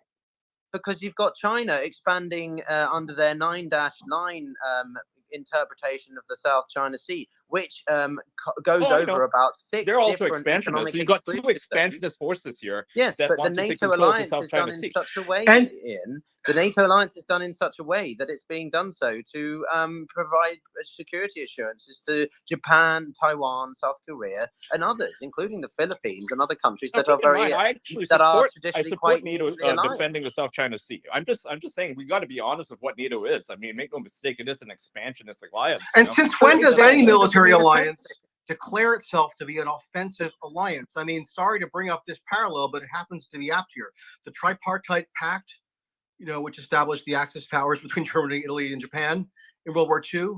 And I'm not likening NATO to the tripartite pact. I'm simply noting that the notion of a military alliance being somehow, quote, inherently defensive is just a matter of assertion. And you could argue that the very nature of a military alliance, especially an expanding one, and one that is seeking to attain jurisdiction over vast new swaths of territory, not including formally now Sweden and Finland, including with Finland having a huge land border with Russia. It's not just it's only defensive insofar as people are claiming. Michael, you're conflating expansion with defense. Was the tripartite pact different? That's a daft comparison. Well, how? I mean, because we're we don't going live based in on the what they same claim world at the themselves to moment. be. No, that's an absurd comparison. That's an absurd comparison. You're No. conflating. Here's a difference between the tripartite. I'm not saying there's no pact differences, and by the way. NATO. I'm honing Yeah. in on a narrow. No. The difference between what you're describing as sort of an offensive alliance versus a defensive alliance is from the examples that you're providing here, is that an offensive alliance takes territory and then absorbs it into its organization. And in the case of what we're talking in a defensive alliance, there are territories that wish to join of their own volition and be protected by that alliance. NATO has not invaded a single country and then absorbed it into the alliance. That's not how NATO has worked in the past. I don't see that happening in the future. Every single member state of NATO has wished to join of their own. Well, it's attacked several countries. You cannot say you're the right. same It hasn't conquered. tripartite. It hasn't conquered countries and absorbed them formally into the alliance. It has attacked a few countries, including in defiance of international law, like we just established for Kosovo, etc. But you're right. It's not just like the tripartite pact in the sense that it wasn't going around conquering Europe and forcibly and integrating it into its control. I'm not asserting that. I'm simply asserting that if your criteria for determining whether an alliance is, quote, defensive in its inherent nature is to simply go by what the members of that alliance claim their intent is, then that was the claimed intent of the tripartite alliance as well. So all I'm saying is that can't be the be all end all of evaluating this whole concept. So you have to look at other criteria for judging whether an alliance is defensive or offensive or expansionist or what have you. And we can go by the criteria, for example, the NATO war in Yugoslavia in 1999, which was in defiance of the UN Security Council. You can go by its supplementary role in the invasion of Iraq, which was, of course, not at all authorized by the UN Security Council. That the Bush administration gleefully defied that, as people might remember. And even up to now, where there are laws of war governing what it means to have a neutral status in an ongoing armed conflict, such as going on right now with Ukraine and Russia, which make NATO and its affiliated states, especially the United States, a co-belligerent in the war. Now, is that justified under international law? Well, certainly Russia is not passing any Security Council authorizations to provide legal justification for those endeavors. So whether you call it offensive or defensive or not, it's kind of like a artificial distinction anyway. just go based on the record of what it's actually done. Michael, Well, yes, I look, thought I Patrick had his hand up, so I just wanted to see if you want to chime on that. Patrick? Okay, maybe not. Okay, Piotr, go ahead. Right, Patrick, are you there? Patrick's awesome. I'd love to hear what he has to say if he's there. I think he's having connection issues. It shows him as connecting, unfortunately. Okay. Okay. I just want to speak to what Michael said. Look, in principle, Michael, I don't actually fully disagree with you, man. I do think it's a bit absurd that NATO continues to potentially cover areas that are not even the North Atlantic region. But to say that they are exactly the same as a conventional offensive force is a little bit of a I don't say they're nuance. exactly I the don't same. know, not saying that you said that, but like, I think it's look in 1974 or in the 1950s 60s there was another organization known as SEATO, which was basically just a Southeast Asian equivalent of NATO, which was basically with the intention of ensuring the containment or at least effective response mechanism to China. This was disbanded by member states. Afterwards, it was considered no longer necessary. So the point is, NATO can easily be disbanded if all 30 members of that group consider it no longer useful. But because you have not necessarily the whole country, but individuals like Vladimir Putin and people with these not even revisionist, but revanchist interpretations of history and geography, it is a concern. So I again, I have my reservations with the expansion. I think there could have been a better engagement of Russia, but equally, I think that NATO does have a position in the world which a lot of countries seem to align with. Equally, look at the amount of partners. Last point. Yep. Look at the amount of partners that NATO has developed in recent years. Morocco, Qatar, countries that don't necessarily have much interest in NATO or European affairs, but actively have sought to join as a non-major NATO ally because of the opportunity, because of the security assurances that NATO provides. Well, let me just ask you this, Peter. And additionally, sorry, Peter, just really quickly, because I appreciate you finding some common ground, at least conceptually, in what I'm saying, although we don't have ultimately the same conclusion. But I'm just curious for your thought on this. So, in justifying NATO/US intervention in Ukraine, and by intervention I mean, the arms supply operation that's now expanding dramatically as we speak, with the announcement of the deployment of the tanks by the US. You hear a lot of highfalutin rhetoric about how the ultimate reason for it is upholding democratic ideals, liberal values, and so forth. One of the cliches that gets bandied about is territorial integrity and sovereignty. Now, I wonder if you know, I'm sure you do, but many people don't, in my experience, that the second largest military force in the NATO alliance, Turkey, has, as of 1974 up to today, an occupation of Cyprus, which violates the territorial integrity of that entity, I would think, and it never gets raised because it's kind of an uncomfortable paradox when you have all these sort of proclamations and highfalutin rhetoric about how territorial integrity is really what's driving the intervention in Ukraine. So it seems like there's not even any attempt to resolve that contradiction, is there? No, I think that's a fantastic point. So for everyone's knowledge, Turkey's the second largest standing army in NATO after the United States. Turkey's been, pulling a very moderate, balanced, whatever you want to call it, line, trying to sort of counterbalance against the West. You can still fly to Russia from Turkey and vice versa for about $9,000, mind you. But no, Turkey is a genuine concern, and we're seeing this with tensions in the Eastern Mediterranean at the moment over both islands, but also access to energy. There's a lot of energy gas fields in the eastern region of the Med, which is quite appealing for the Turks.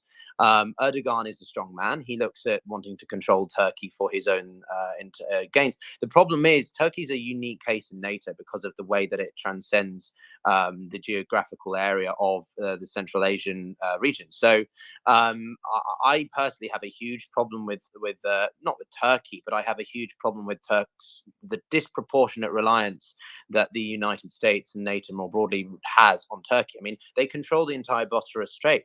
They control the entirety of the ability for Russia to send military vessels and whatever through to the Black Sea, and that includes grain from Ukraine and vice versa. So if you get a grumpy Erdogan on a certain day, well, that's not great. So no, I completely agree with you on that, and I'm not saying I have an answer for it.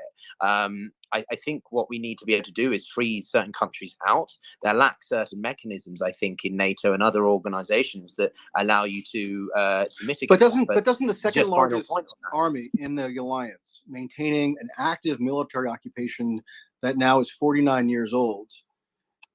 How does that square with on a principled level these adamant insistences that the whole purpose of NATO's involvement in Ukraine is to uphold territorial integrity? I mean, isn't there just an inherent contradiction there that undermines and belies that rhetoric that we're inundated with? Okay, so there's two things I would say.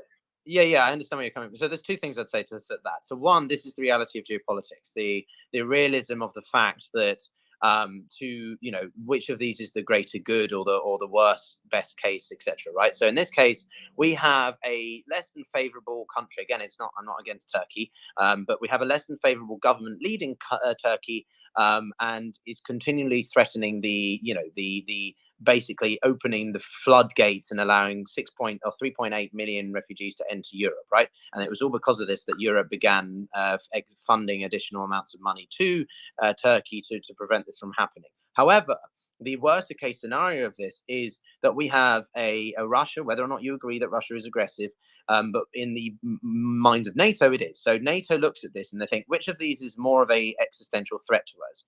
A country that is not exactly favorable, i.e. Turkey, with a humanitarian crisis, or a country that seeks with the largest active nuclear stockpile to potentially continue to expand or reclaim former Soviet lands. It's all down to realpolitik then. It has nothing to do with the claimed highfalutin principles that we're always suffused with. Well, I think you're also conflating a little bit Turkey and NATO. I mean, NATO in principle is trying to be about liberalist ideals, but yes, realpolitik unfortunately always comes back to the. It is always the core of this matter. Yes, it is about realpolitik. If we have a more favourable Turkey government in Turkey, then this whole matter. Well, the basis for supporting the war effort in Ukraine is not down to realpolitik according to the official justifications. It's all about these high-level principles around territorial integrity and sovereignty and liberal democratic values. And that's all belied, at least in significant part, by this one unexamined contradiction. So realpolitik is not the justification cited for why the U.S. is engaged in a sprawling and ever-escalating war effort campaign in Ukraine, along with other NATO countries. It's about supposed ideals of liberal democracy. So should we disregard those statements of ideals? So Michael, if I understand you correctly, then you're saying that you'd have less of a problem with NATO if it stopped just preaching that it stood on liberal democratic principles. Is that what you're saying? You would understand what its real intentions were if it was more based on just realpolitik policy. Well, I think if it were more honest about its motives and guiding principles, that might just lend itself to a more honest overall public debate, because I'm sure I don't have to tell you that if you examine their public statements, when I'm talking about, the heads of state and the NATO bureaucracy itself, led by Stoltenberg and so forth, they always frame their endeavors in Ukraine by reference to these high-minded ideals of liberal democracy. And if that's actually not what's guiding them, and they're guided by pure realpolitik, as exemplified by the Turkish occupation of Cyprus issue, then that would be useful information to know. And so I have to wonder why it is that they're chronically dishonest about their actual motivations, if it is the case that they're guided by realpolitik and not those incessantly stated high ideals. So I agree with you on that point. I think that there's and as I say, I pose this question to anyone I interview on my podcast, right? Which basically, do you not think it's a little bit of a hubris or hypocrisy of the West to preach one thing, but then still conduct themselves by the policies of the very thing that they say other countries are doing, i.e. realpolitik or whatever it is? I still believe in liberal democracy, and I still believe that ultimately Ukraine should come out of this, with their freedom intact, and independence and sovereignty. But I do also understand where you're coming from when we're talking about NATO. I try to be as fair as I can. Well, hooray for us for coming to some mutual understanding. So thanks, Peter. I think they need to lie in order to get the public support for this war, right? If they are talking about realpolitik, I don't think you'd have, the majority of Americans, and I do say majority because I don't believe that conservatives make up the vast bulk of people who oppose this war in Ukraine, right? So I think that you'd have far fewer people with Ukraine flags in their profiles if they were actually honest about this thing. And it's fine. It's fine to be honest about it. Like, you can support it. That's fine. But the issue is that they're lying to the public, and we're led to believe that Russia's this big boogeyman that wants to genocide Ukraine, which is obviously not true. So yeah, I'd like to go to Prodigal because did he get on? Yes, yeah. Prodigal, go. Yeah, I came in later, so I'm not sure if some of the stuff has been discussed. But when you look at this from a geopolitical, realpolitik level, it doesn't make any sense. The only time it did make sense, and this is why what scares me about Ukraine and the off ramp, is if is an outright victory in Ukraine, and Europe, with through losing its industrial base from increased energy costs, is more reliant on the U.S. But the issue with that is the more money we send and the more indebted they are to us, the least likely we are to have an off ramp. I mean, nobody will say it, but the Scandinavian countries, I believe it was Sweden, when they did their investigation, was clear that it was sabotage that was done to Nord Stream 2. If they had any evidence to show it was Russia, it would have been screamed from the top of our lungs. And while our focus is Europe, geopolitically across the world, our influence is ebbing. Right? You look at Russia making moves in Africa. You look at the Middle East, where China has expanded. You see countries moving away from dollar-denominated trade. The blowback is immense. You have world central banks that no longer want to hold dollars because of the unprecedented actions we took against Russia. Gold reserves are increasing. Dollar-denominated trade is decreasing. And now we're seeing the emergence of a multipolar world. You have the Sino-Russian alliance with Iran and other countries. You have a non-aligned alliance arising with Turkey and India and other countries. And then you have the West. And even when I've got a question, I think I'm back to the stage. I just want to keep the discussion focused on a point that I have. I'm not sure it was discussed. And Protocol, maybe you could take this one first. There's a few people in the audience asking about the influence that Putin has. And there was someone that mentioned earlier that the Russian government is not as solid as we think. There are differences. There are people disagreeing with Putin at the Kremlin, and they talked about the 3 towers in the Kremlin. So I'm not sure if there's something you can touch on, Prodigal. Is Putin's position right now, his influence over the war, and the sentiment in his inner circle? I would disagree. I would can actually weigh in on that one. I would. That was me who talked about the Kremlin towers. Yeah, exactly, Julia. You mentioned the Kremlin towers. Maybe you could touch on it further. And I do want to go to Protocol, by the way. I want to give you the mic, Protocol, because I know you'll go through. Thing is with you, Protocol, that you'll go through. You got so much knowledge. You'll go through with so many points that we'll have to address. But I wanted to get to that Putin question, if you don't mind, Protocol, beforehand. Julia, can you tell us more about that point you were making regarding Putin's influence and the sentiment in his inner circle? Yeah, sure. You mentioned before that it was like potential division. It's not potential. Those Kremlin towers, they actually existed for quite some time. I wrote about this on Twitter. It's like a mad entire thread I could share if anyone wants. Back in October, when there was some change, so the new general came in, right, Surovikin, and you immediately saw the shift on the ground, right? So, and everyone was kind of wondering, like, what happened? Why Russia suddenly changed the position? Well, because there was probably a shift inside the Kremlin. So, what are these Kremlin towers? So basically, it's factions inside Kremlin, inside of Russian political elites.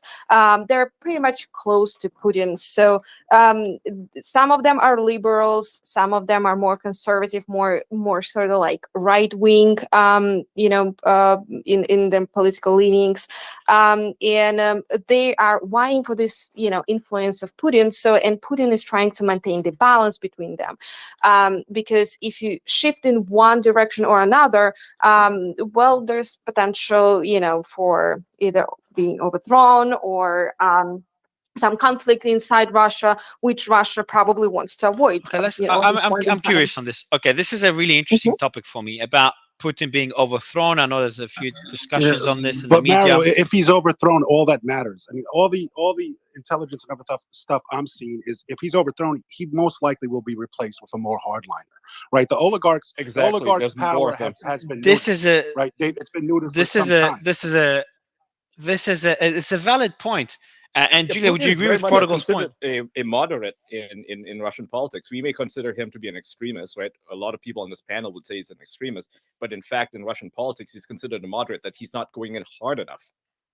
Oh yeah, Yeah, you've that's got absolutely hardcore correct. neoliberalites on the right who are very much pushing Putin to do more. So Ian's right. So the sentiment, Julia, around Putin is not to do less, but actually to do more and to be more aggressive. No, that's actually not the point.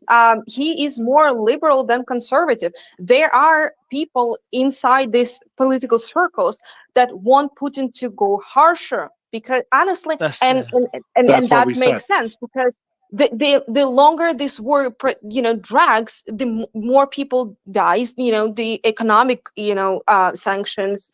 They don't have much influence on Russian economy, I would say, but they still inflict some pain. So, and Okay. the Kremlin towers, they have some business ties with the West. For example, if you talk about liberal tower, they want to maintain status quo because their wives, their kids, their properties, they're all Okay, in so the West. Julia, so that what you're saying is that there's division on both sides. There's one sentiment is, hey, we should go harder, and then there's the other sentiment, which is let's keep the status quo. Let's try to find peace, end the war, and try to Which make is the peace with the West. which is the weaker sentiment? This Exactly, is it's a viewed good as an question. existential threat to Russia, right? The reality of the matter is the oligarchs were neutered once Putin consolidated power. He basically said you can stay in the country, keep your money, and stay out of politics, or you can leave. A lot of them chose to leave and go west. Right, Putin's main threat in this war, which, like I said, who may replace him, be careful what you wish for, would be much worse, is Russian casualty losses, which he knows he can't afford because there will be major uprisings in Russia. There's a reason why you're seeing tactical retreats, etc. He cannot see mass Russian troops and civilians killed in this war. There's a reason why he went to prisons. There's a reason why he's using the Wagner Group. Right? These are issues he's entertaining. Right? People look at him as if he's a crazed madman. No, he didn't start this campaign with shock and awe. We have been escalating it more and more without any Back authorized. back to the question. I see a lot of hands up. So Austin, Patrick, and War Doggo. I know Piotr put his hand up regarding this particular point that me and Julia are discussing. But Austin, Patrick, and War Doggo, do you guys have any comments on this particular point, the division within the Kremlin or potential division within the Kremlin and Putin's influence in Russia, and the impact the Ukraine war had on this, and what that means for the world? If anyone has the hand up for any other reason, we'll give you the mic later. But can you comment on this particular point before I go to Piotr? Mine's related to this as well. Just I know it is. Yeah, I know. So I'll go to you next. Austin, Patrick, is different points, I guess, correct?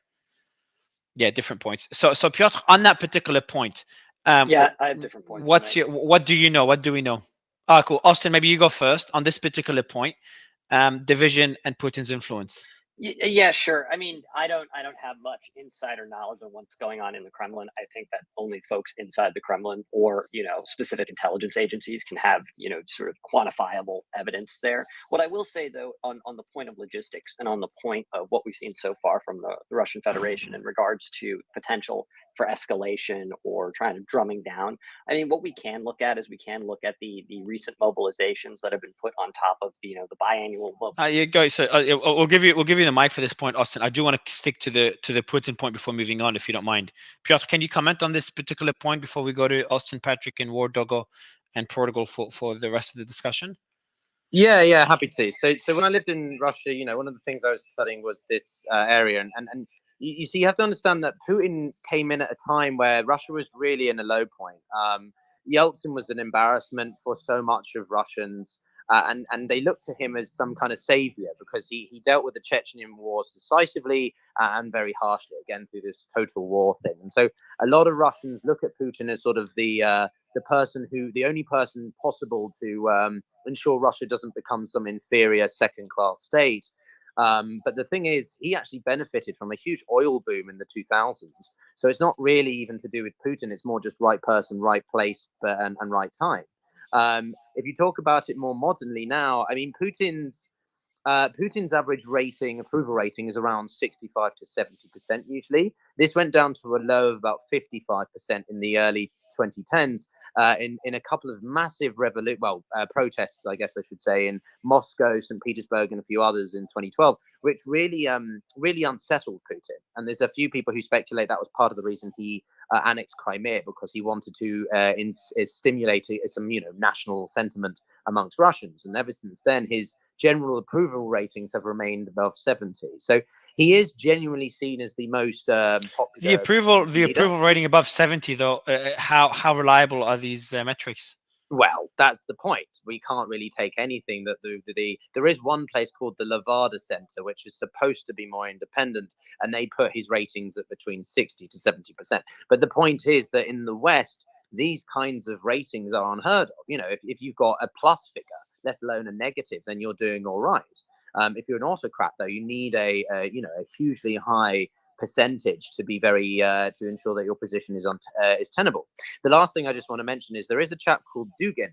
Dugin is basically the sort of ideological sort of creator of Putin's. That's incorrect. No. Well, no. he is to an extent. Dugin is not influential in Russia at all. I'm sorry, Ian. That's just complete rubbish, mate. No, he is he's influential. not. He is the same as. Well, his daughter was assassinated in a car bomb. Not by Ukraine. Come on. Dugin is a significant character. Dugin is whether not or not you Putin's agree. brain. Okay, like that is ridiculous. No, I didn't say his brain, but I said his ideological speaker. No, it's not. He isn't. is.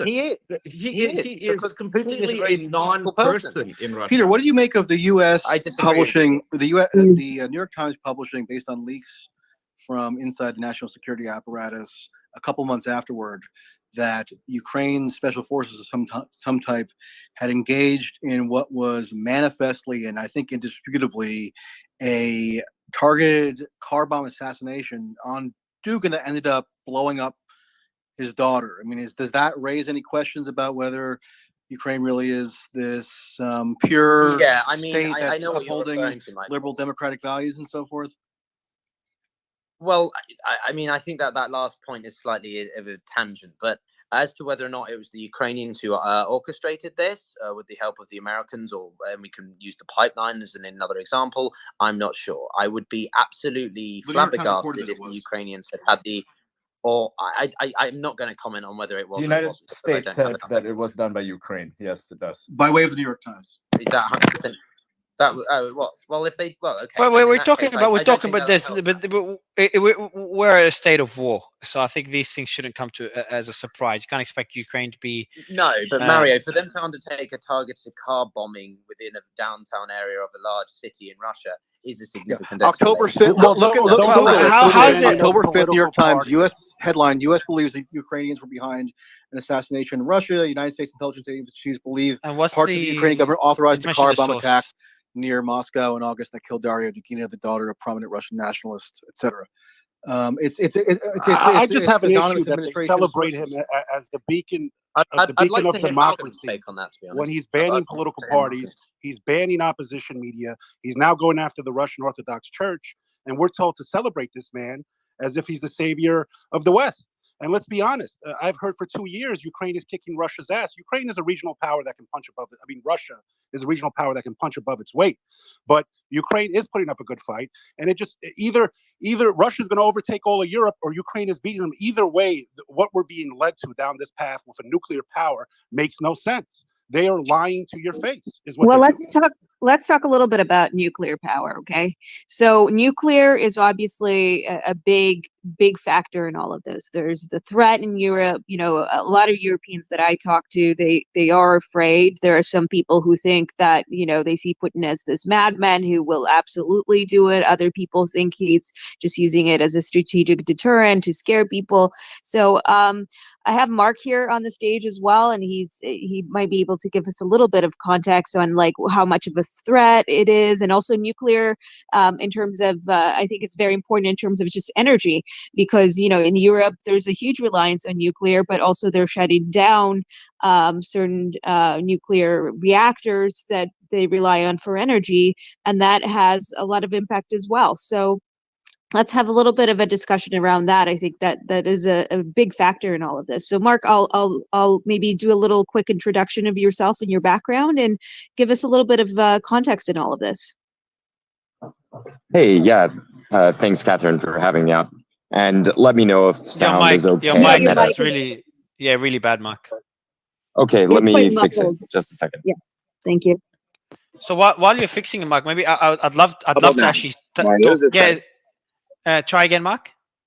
Mario, can you hear me? Yeah, exactly. Yeah, we can hear you now. Yeah, so Catherine's point, like the risk of nuclear war, and that goes to you, Mark, and any other panelists. How big of a risk is it? It's probably the elephant in the room right now. Everyone's worried about. Is that a risk that should be taken seriously if Putin's put into a corner, if Russia's put into a corner? First of all, considering the magnitude of nuclear weapons, it should always be taken seriously. Unfortunately, in my experience, it's the thing that has been least useful to speculate about, talk about, think about. Not saying we can't or shouldn't, just that it's on the edge of faith-based discussion. And let me just, as a little anecdote, I was talking to somebody the other day who said that she's meeting younger people who literally do not believe in nuclear weapons, not whether they should or shouldn't be used. There is a growing number of people who think that they don't exist and that are a scam. Now that's like fringe, right? But we're in a time Hold on, Mark. What doesn't exist? Like literally nuclear weapons. These are not experts. These are not scientists. I'm saying that there are people out there who don't think nuclear weapons exist, and that's a reflection of how hard it is to think about them. So they obviously do exist. They almost certainly still work. One of the most interesting things that our national labs work on is guaranteeing to the president that our nuclear weapons will still work as designed, launch if ordered, blow up as required. And the US has an approach where we model every aspect of the nuclear weapons and try to integrate the studies and prove that the device should still work. In Russia, they sort of rebuild, take apart the old ones, rebuild new ones. The threat is real. Nuclear weapons are real. The question is what we can learn by talking about it or thinking about it. And so far, I haven't really gotten anywhere myself or with other experts where it's basically like, theoretically, Putin could use nuclear weapons at any time. Theoretically, the US can use at any time. What would it mean for one to go off? Would that mean the end of the world, a mass nuclear exchange?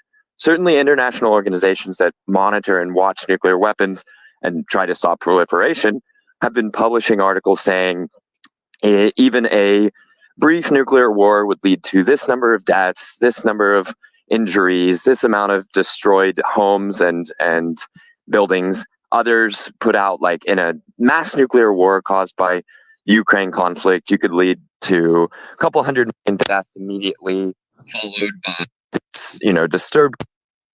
And it's clear what we can do Mark, with your that mic again. information. Mark, why don't the reason you why I touch framed it why don't you touch upon what you think will lead to it? To me, I think NATO's entrance in the early would days of lead the to war, this. or Like, they the came with nuclear overwhelming power, energy right? under People emergency forget.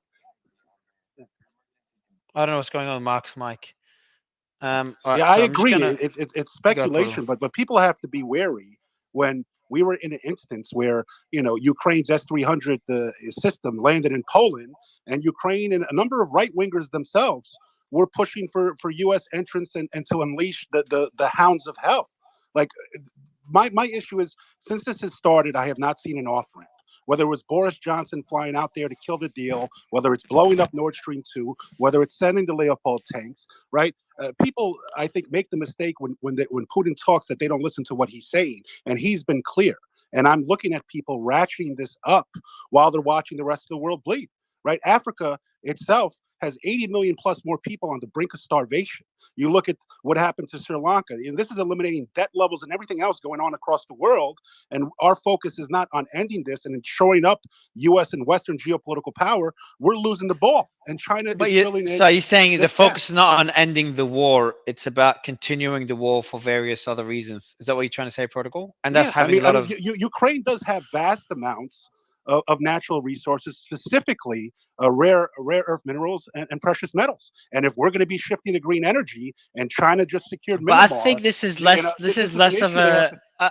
I think geopolitically, this is this. I'm not saying it's not important, but I'm saying the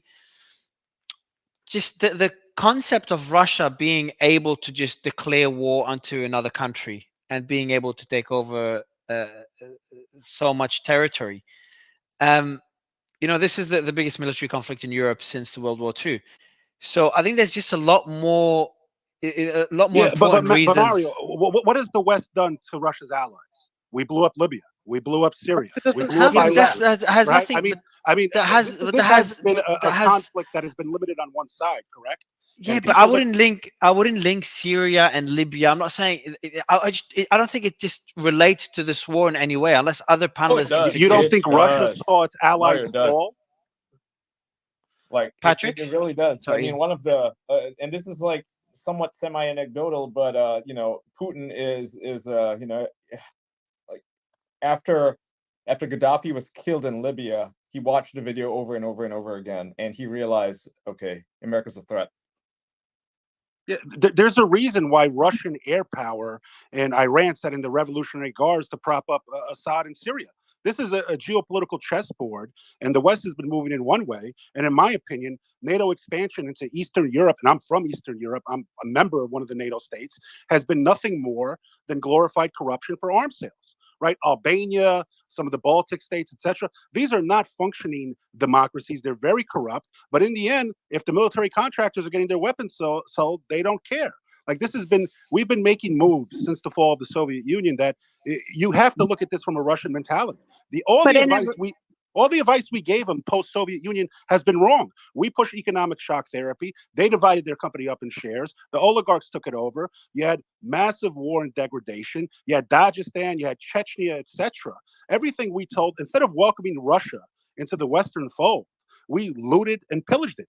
And Putin, whether you like him or not, I'm not arguing he's a great guy. He took Russia from the brink of what they had left, splitting apart in Dagestan and Chechnya, etc., and held it together. And Boris Yeltsin was our guy, and he was nothing but a corrupt, glorified drunk. I'm not arguing Putin's not corrupt, but people in America do not realize this. People outside of the U.S., especially in Eastern Europe, especially in Asia, especially in the Middle East, we have a much longer memory that goes back decades, hundreds of years, if not millennia. And until I don't think the average American can comprehend this, especially since our country's less than 300 plus years old, right? And on that point about prodigal, when Russia again, looked mate. at You're bringing in all sorts of very varied things, which was valid in other contexts. I think is not as relevant to Mario's point and to this specific point topic. I agree. Look at the bulk. Look at the Caucasus. What happened when Azerbaijan finally broke away from the Soviet Union? You had a huge influx of ExxonMobil, BP, and others to make use of those very enriched gas and oil fields in the Caspian Sea. But that being said, a large proportion of Eastern European countries, including Georgia and Armenia, have wanted to align themselves closer to European values because they clearly see something in that. So and Russia has its own interests, right? Yes, that doesn't yes, negate my point. but I think you're being a little bit too sort of presumptuous that the United States and Russia were going to be hunky-dory best friends. In 1991, 92, when the Soviet Union was collapsing, there was this idea, there's always been this claim that NATO would not expand, not 1 inch further, to paraphrase, right? That was never written down in official US foreign policy. The administration at the time, H.W. Bush's administration, simply sort of even said verbatim. So if you ever get any Russians talking about the fact that NATO said it wouldn't do anything else, they were talking specifically about Eastern Germany and Germany more broadly. But then there was no reference to the growth. But that's irrelevant, right? You also have to keep in mind.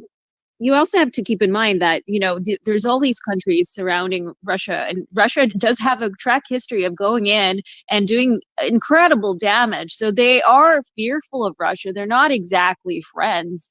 And so it's not like, so yes, US has a history. I'm not disagreeing with that. I'm talking about a Russian perspective regarding this, right? I understand that. People always say that Putin gave the speech that the greatest tragedy was the fall of the Soviet Union. That's not what he said.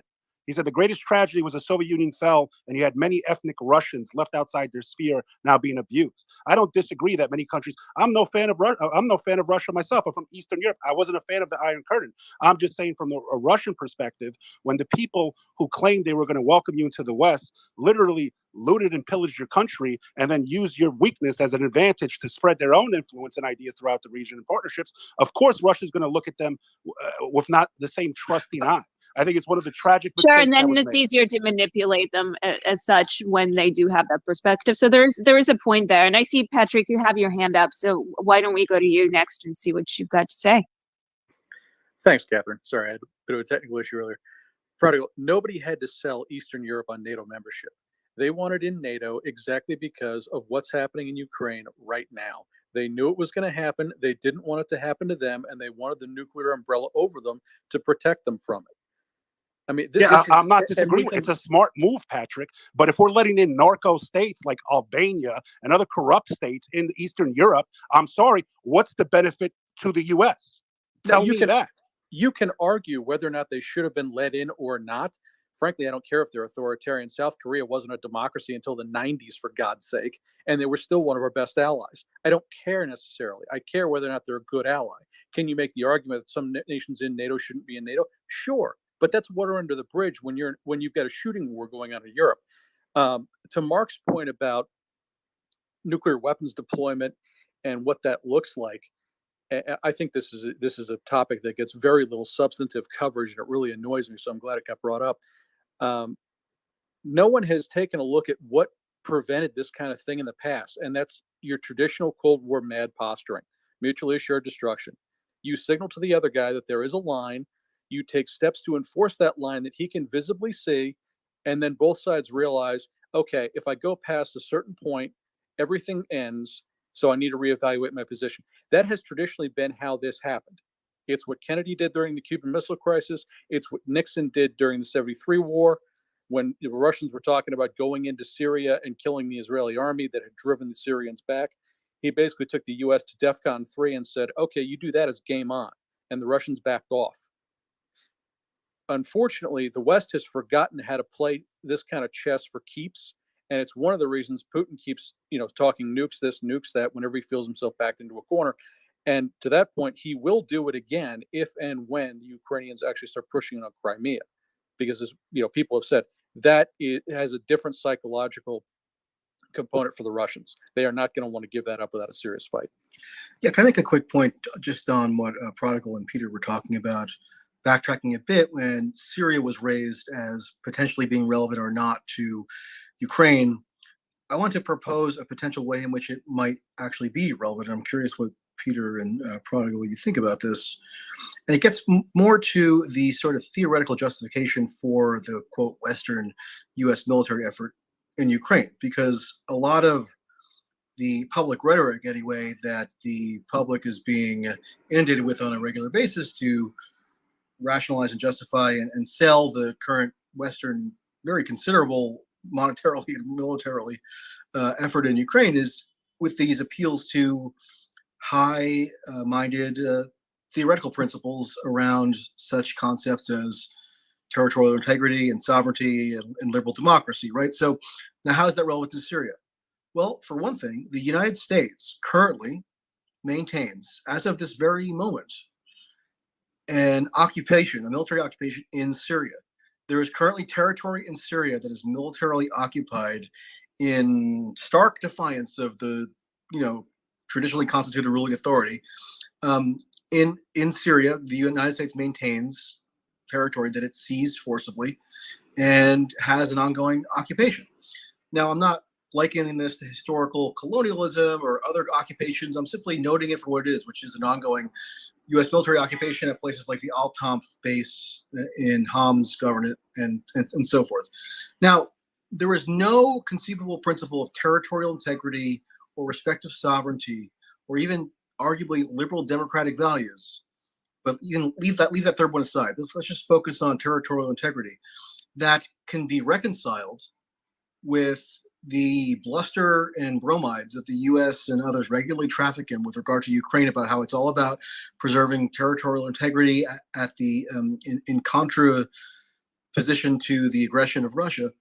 If at the very same time, literally simultaneously, the primary NATO military power and prime mover in general in the whole conflict, the United States, is occupying parts of Syria, which, in direct defiance of the expressly stated wishes of the ruling governing authority that is also in alliance with Russia, that being Assad. Now, I'm not defending Assad. I'm not trying to relitigate the Syrian civil war circa 2011 onward. I'm simply noting what is the reality now, factually, which is that the U.S. is occupying that territory. So if on all these fronts, the purported rationale for the Western and primarily U.S.-led military intervention in Ukraine has all these gaping holes within it conceptually, and you can find so many different examples that show that it's not the stated logic is never consistently applied, and the stated criteria for why the intervention is so necessary is never self-applied to, namely the United States. Then isn't it justified to consequently wonder why it is that everybody is seemingly so just mandatorily required to parrot these cliches around territorial integrity and sovereignty and so forth, if the state actors parroting those claims don't apply the same criteria themselves? Patrick, I'll let you respond. Yeah, I'd love to get into this one, Mario. Michael, okay, let me give you the realist answer, and I've been saying this since the war started. International law is a myth. The United States does what it wants because we have the power to do so. Russia is trying to play the same game, and we don't like it. So we're going to try to stop them. But the prevalence of what in the U.S. would be called the liberal school of international relations, the Wilsonian school, is such that explaining that to your average American voter and saying we're going to go kill Russians because their country is a threat to us and they hack us and they do a lot of things we don't like, and now they've overextended themselves and we have the opportunity to hurt them badly, that doesn't play as well as, oh, the Ukrainians are suffering and they're for peace and democracy and everything else. Even though they're far more democratic than the Russians are, that's not the point. So from the realist perspective, yes, you're right, but it also doesn't matter because we're the United States and we can do whatever the hell we want. So the real justification has to be concealed from the American public, and they have to be fed false platitudes to justify the war effort. Don't you see a problem there, just ethically? I do. Michael, internal propaganda has been a feature of war since war became a thing. This is not new. And journalistically, I tend to want to pierce through that propaganda if at all possible because it's false. Well, that's not my bailiwick. I'm right. You know, I'm I may in just another, add to another that. sphere. I really appreciate you, Michael, you know, as I say, bringing up these points because Patrick's one of my favorite people to listen to on this matter because he, well, doesn't he says it as it is and is far more concise with his points. Just to the Syrian point, I mean, look, the Russians were very active in Syria. Arguably, the Syrian civil war is the most modern and complicated conflict we've seen because you had a literally spider's web of actors where the Russians would actually be working with the Americans to get rid of ISIS, but then Iran was in there as a proxy. You had the Syrian rebels, but then you also had the Kurdish rebels fighting on them side. The Americans were supporting them, but then they weren't supporting the Turks who were in Idlib and trying to support them on another thing. So there was a smorgasbord of different sides. Sometimes we were working together, sometimes we weren't. And then you've got alliances thrown in there, non-state actors, and it's a complete shit show. But from specifically the Russian perspective, arguably you could say that the Russians did win, in quotation marks, not really winning, but they definitely came out on top in the war because ultimately what did the Americans want to achieve?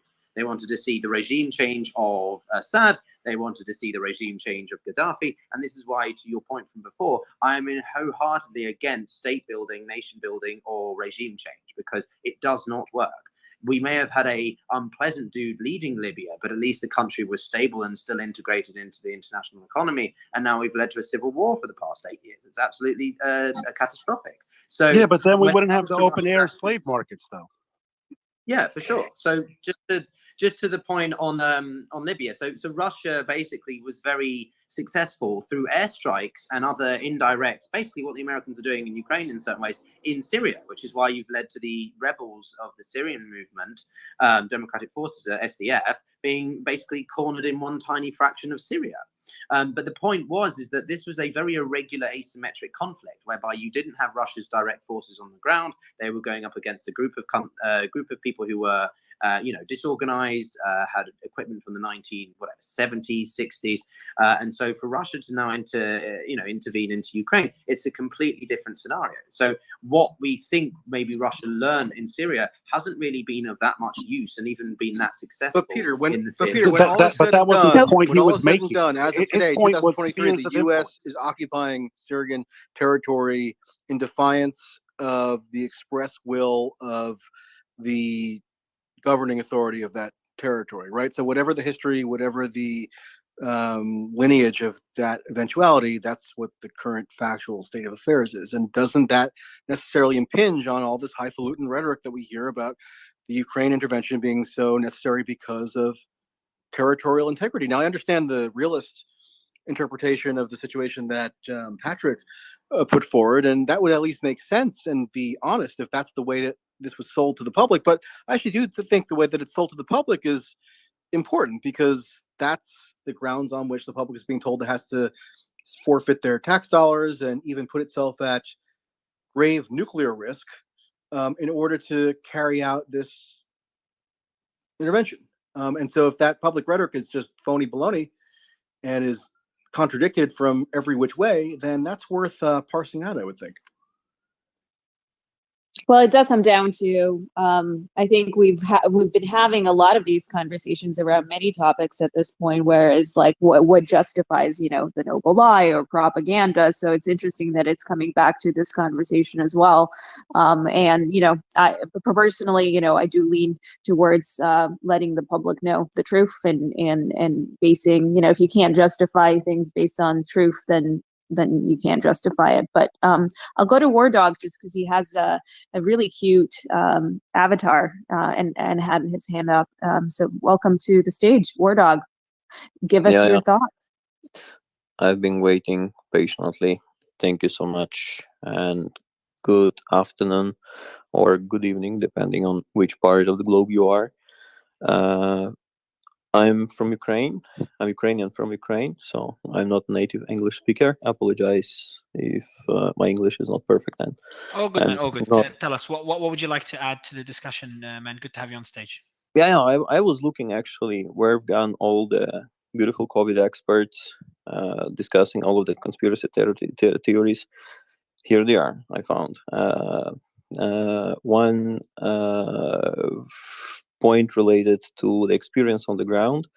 I'm afraid that many of people who are discussing the complex structures here, a part of Sir Malcolm Nance, have never been in Ukraine and most probably will never be in Ukraine because the war is there and it's easier. I mean, to be fair, he was there. He actually was there. Yeah, covered it extensively. He pointed at missiles. But that's okay, guys. War Dog, I think that doesn't add much to the discussion. So, would love your insight. You're on the ground in Ukraine. What insight can you share with us? How's the sentiment like in Ukraine, and what can you add to the discussion? No, overall, my point is listening because I'm first time in that space. I appreciate for the discussion having over here.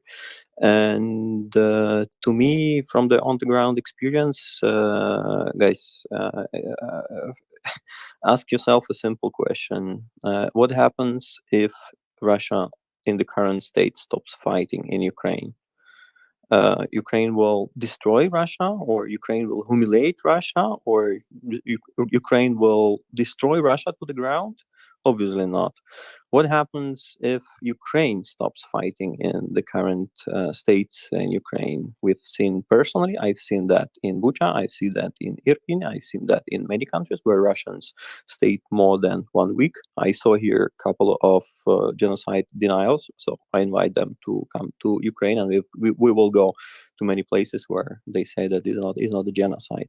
So to me, the answer is obvious: if Ukraine stops fighting, Ukraine will stop existing, and is something that we've seen already in the history. I'm Ukrainian. I've not been learning Ukrainian history by the Soviet books, but I've been learning Ukrainian history by the libraries in the United States.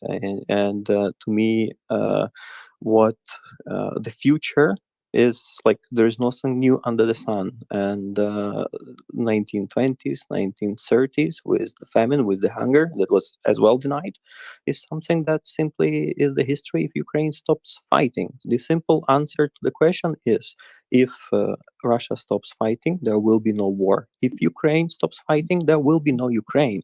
So my And question to you is, because there have been a few people here who said that there's been a little bit of a debate whether all Ukrainians feel the same way about wanting to continue fighting or whether peace talks should be happening. Just from your point of view, just talking to fellow Ukrainians, what would you say is the sentiment? Do Ukrainians want to keep fighting, or is there more of a tendency to want to do some sort of a peace talk? Obviously, yes, if Ukrainians stop fighting, Russia will, invade, and you can't stop Russia defending invaded in yourselves. 2014. I apologize, Catherine. Yeah. I don't know personally, and I've had no possibility to follow your profile. Where are you from? I was born in Ukraine. You've been born in Ukraine. So if you are living now, I apologize, out. I assume you are living now outside Ukraine, right? I am. I'm living in Ukraine. You're living in a new country that became your home, right? Let's imagine somebody invades your new home and you are fighting for your country against the enemy. I completely understand, and I No, personally. what I'm trying to say, apologize if I interrupt. What I'm trying to say that if you are fighting against an enemy who attacked your country, and are you going to fight till you understand that you are in there is no danger for you? You are fighting till the moment you liberate your country, or you somewhere stop in the middle, starting the peace discussions? The point is that when somebody is coming to murder you, what you can negotiate with him? Well, I mean, do you remember John McCain and Lindsey Graham talking about the offensive? I mean, we heard Victoria Nuland's leaked messages. I mean, there were actions that got to this point. People who actually cared, at least geopolitically outside of Ukraine, what was best for it, always thought a non-aligned Yugoslavia type state was best for it. They were ignored. The West thought that they could build up their own puppet state there. Russia wanted to keep its sphere of influence, and that's how we got here. And to think that, if you want to, if nobody wants an off ramp and you want to fight to the last Ukrainian child, God bless, and I wish you well. But as the world enters a global recession and countries around the world are seeing vast increases in heating costs, etc., which is temporary, it's going to start again. Europe made it through this winter, but they won't be able to build the infrastructure they need for about another 2 years, right? So if this doesn't end, it will collapse the West. It will collapse cost of living. You will see massive deaths. There's 80 million starving in Africa. There's wars across the world. But the question, And I'm okay, sorry, so the a question, Ukrainian Portugal, life is not the more question, valuable okay, to me than okay. an African life, a Middle Eastern life, or anybody else. So Fair point. I that's think where I stand. fair point. Okay. If the war ends, if the war doesn't end, so how can the war end? That's the question for the panelists. I see a few hands up. We can keep it focused on this particular question. How can the war end? And for anyone requesting to speak, by the way, please make sure you DM me so the team can bring you up, because we get hundreds of requests to speak. We cannot see them all. It starts glitching out. And for the audience, we are looking for more questions. We've got a lot of questions from you. We're going through them now. But you have to put them in the comments on the bottom right corner. And if you missed the beginning of the space, you can subscribe to the newsletters pinned above. You scroll up, you can see it. And you can subscribe to the newsletter there to get a recap of what you've missed, because we've had a lot of panelists come and go in the last few hours. But back to the question. Yeah, whoever's jumping in. Yeah. Go Mario, ahead. you're bringing up a really good point, and thank you for hosting the spaces again. And also, Piotr, if anyone's interested, is going to be on the Kim Iverson show later today. He's supposed to be checking in at 1:30 Pacific. The studio producer will be waiting. So congrats on that, Piotr, and I'm sure everyone will want to hear what you have to say. To your question, this war didn't have to exist, this proxy war that NATO's fighting with Russia. There were earlier comments that I took notes about, saying NATO is a defensive force. It's shown itself historically very clearly as an aggressive force and has moved its lines towards the Russian border. And that issue has been talked about. So one of the things that would help get to peace would be diplomatic talks, going back to the Minsk agreements and going back to what the original request from Russia was. And the Russian ambassador was just on the show yesterday talking about wanting Ukraine to be neutral and not a Kiev regime that was Western backed, which is what happened in 2014. And that's an historic fact. So I think one of the main things about getting to peace is diplomacy. And that's not been happening because it's not in the benefit of NATO and US. They've made almost $1 trillion, the weapons manufacturers have since last February, almost $1 trillion in profits. That's Raytheon, Lockheed Martin, some of the others, and some of the European nations. So they have an incentive for this war to go on. And unfortunately, Ukrainian people will suffer, Russians will suffer, and Europeans and Americans. So can I think, ask you, Tara, like Sure, what in Tara, yeah. just sorry, what was, can you That's say it okay. again? Tara, Okay. yeah. It's Tara, okay. sorry, Tara. So in your view, you know, what does, because people bring up diplomacy, and diplomacy I think sounds wonderful, of course, but what does it look like? Because I think a lot of times there's this focus on the US sort of solving, you know, saying, well, no more NATO neutrality, but then you hear people in Ukraine and they're saying, you know, there is, you know, a huge distress. They feel unprotected. They feel like Russia has gone back, I mean, on their word, when we had the nuclear disarmament and things like that. So how can they feel, because it has to be two-sided, right? They have to feel like they can be absolutely safe from Russia. They have to feel like they will, you know, other countries will have their back, which they currently don't really feel that way, right, from a safety perspective. So what does it really look like? And then, you know, territorial, because I think from one perspective is that when people come into your country, threaten to take pieces of land, and then you say, okay, well, they will negotiate, you can have part of this land, you know, now you've set a precedent, and then that country can come back in again and say, here, we'll take here's another piece of land. So how do you ensure that that doesn't happen? So how do you negotiate? Like, I'd love to hear your perspective on that. Well, my perspective is based on just the analysis and then speaking directly to people in Ukraine who are involved in it, and also most recently Eastern Ukraine. So your perspective will change depending on who you're talking to, and who's been kind of silenced are the people of Donbass. Like you'll notice, I mentioned earlier, so I don't want to over repeat, but like there are no Western journalists right now in Eastern Donbass, and there's a reason for that. But back to the, so sorry, just back to the question that Catherine, just the question that Catherine asked is a really good question, is that how can Ukraine have peace of mind that Russia will just not go back on its word? Like, because the whole reason they went in was, and this was mentioned earlier, was there was intel or aggression coming from the Kiev regime, coming from, you know, the NATO-backed, to aggress Russia, and they were protecting Eastern Donbass. So I think to directly answer this question would be to let those territories stay Russian, you know, with the voting that happened, allow that. There are people that welcome the Russians there. And there are, by the way, a lot of Ukrainian refugees in Russia that fled to Russia.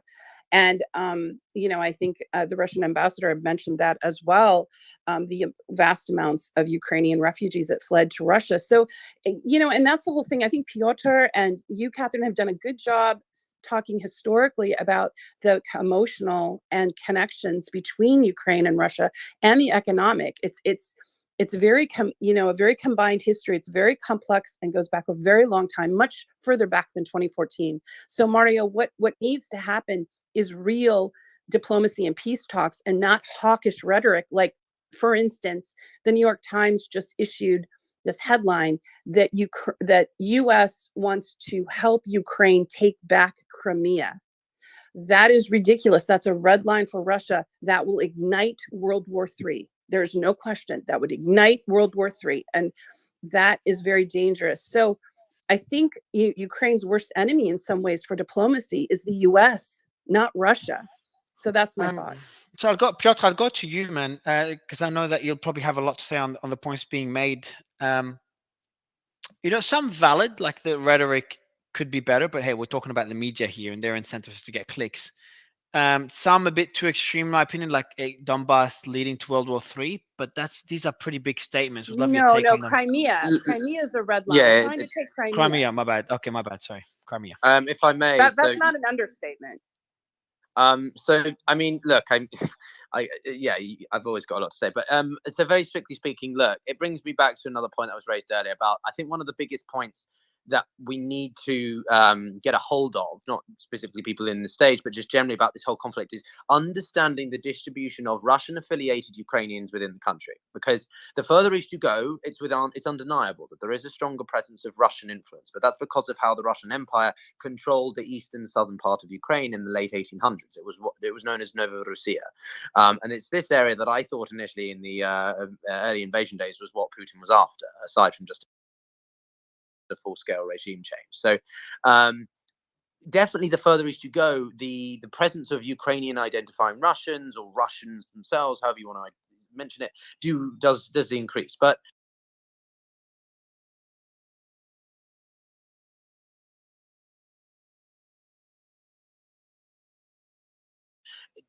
I draw attention again to the 1991 referendum, whereby Ukraine was given the opportunity, and 89% of Ukrainians in the West voted to leave, to be independent or to have a looser relationship with Russia. The lowest proportion in mainland Ukraine, exclude Crimea for a second, was 85%. That's still a pretty sizable majority of Ukrainians who, whether or not they have stronger Russian affiliations, were still in favor of having greater autonomy, i.e. sovereignty, at that time. Now, what's important also to keep in mind is that Russians and Ukrainians have been able to travel between the two countries for years. I've got a lot of Ukrainian and Russian friends. When I was studying in Moscow, right, you would have Ukrainians who are there for a study abroad, or you've got people who live in Belgorod, which is one of the towns on the border with Ukraine, which has been bombed a few times in the conflict. People would just come over. They'd go down to Crimea. They'd go down to Mariupol for summer days, right? The same with the Ukrainians going to Sochi when it was the maybe before Sochi in 2014. But you get the point. So there was a lot of already. We get the point. Yeah, so there was a lot of overspill between the two countries. But Crimea is a different one. And here Tara does have a point, which is I don't think it would go to nuclear weaponry. I still just don't think that the Russian Federation are on the side. When would you change? When would you change your mind on this? When would you say, like, okay, this is a line that so Tara's line was like it was Crimea. What's your red line? A direct intervention into Moscow. And a direct attack into Russia, because But hold on, we've seen a direct attack, small direct attack. Well, a car bomb doesn't. Yes, but Mario, still a car bomb. Or the drones drone as well. strikes on the strategic nuclear. Yes, fleet. but yeah. Yes, but again, those are still kinetical warfare types. To shift from, if Mark was here, I'd love him to talk on that. If you shift from kinetic warfare to nuclear, that is a completely different operatus mundi, whatever the expression is, right? It's very, very different. And once you start the nuclear ball, you can't really pull it back. And let's think about it from purely a ideological standpoint, which is that what does Putin want to do? He wants to rekindle the glory days of, be it the Soviet Union, Imperial Russia, whatever it is. Why would he then it's just on that point? So sorry, I'm interrupting because there's so many points being made. Yeah, so that point there. So would anyone disagree with that particular point? Of what Putin's intentions are with the war? Is it a defensive measure, or is it just expanding the Russian empire? Actually, I do. I think we need to. I don't think we have a clear understanding of it, because I think there is obviously NATO and all of that. That is one of the theories, but there could be much more motives than that. There could be resources. There could be. I mean, there's clearly some shifting alliances geopolitically in terms of him moving closer to, say, China and India.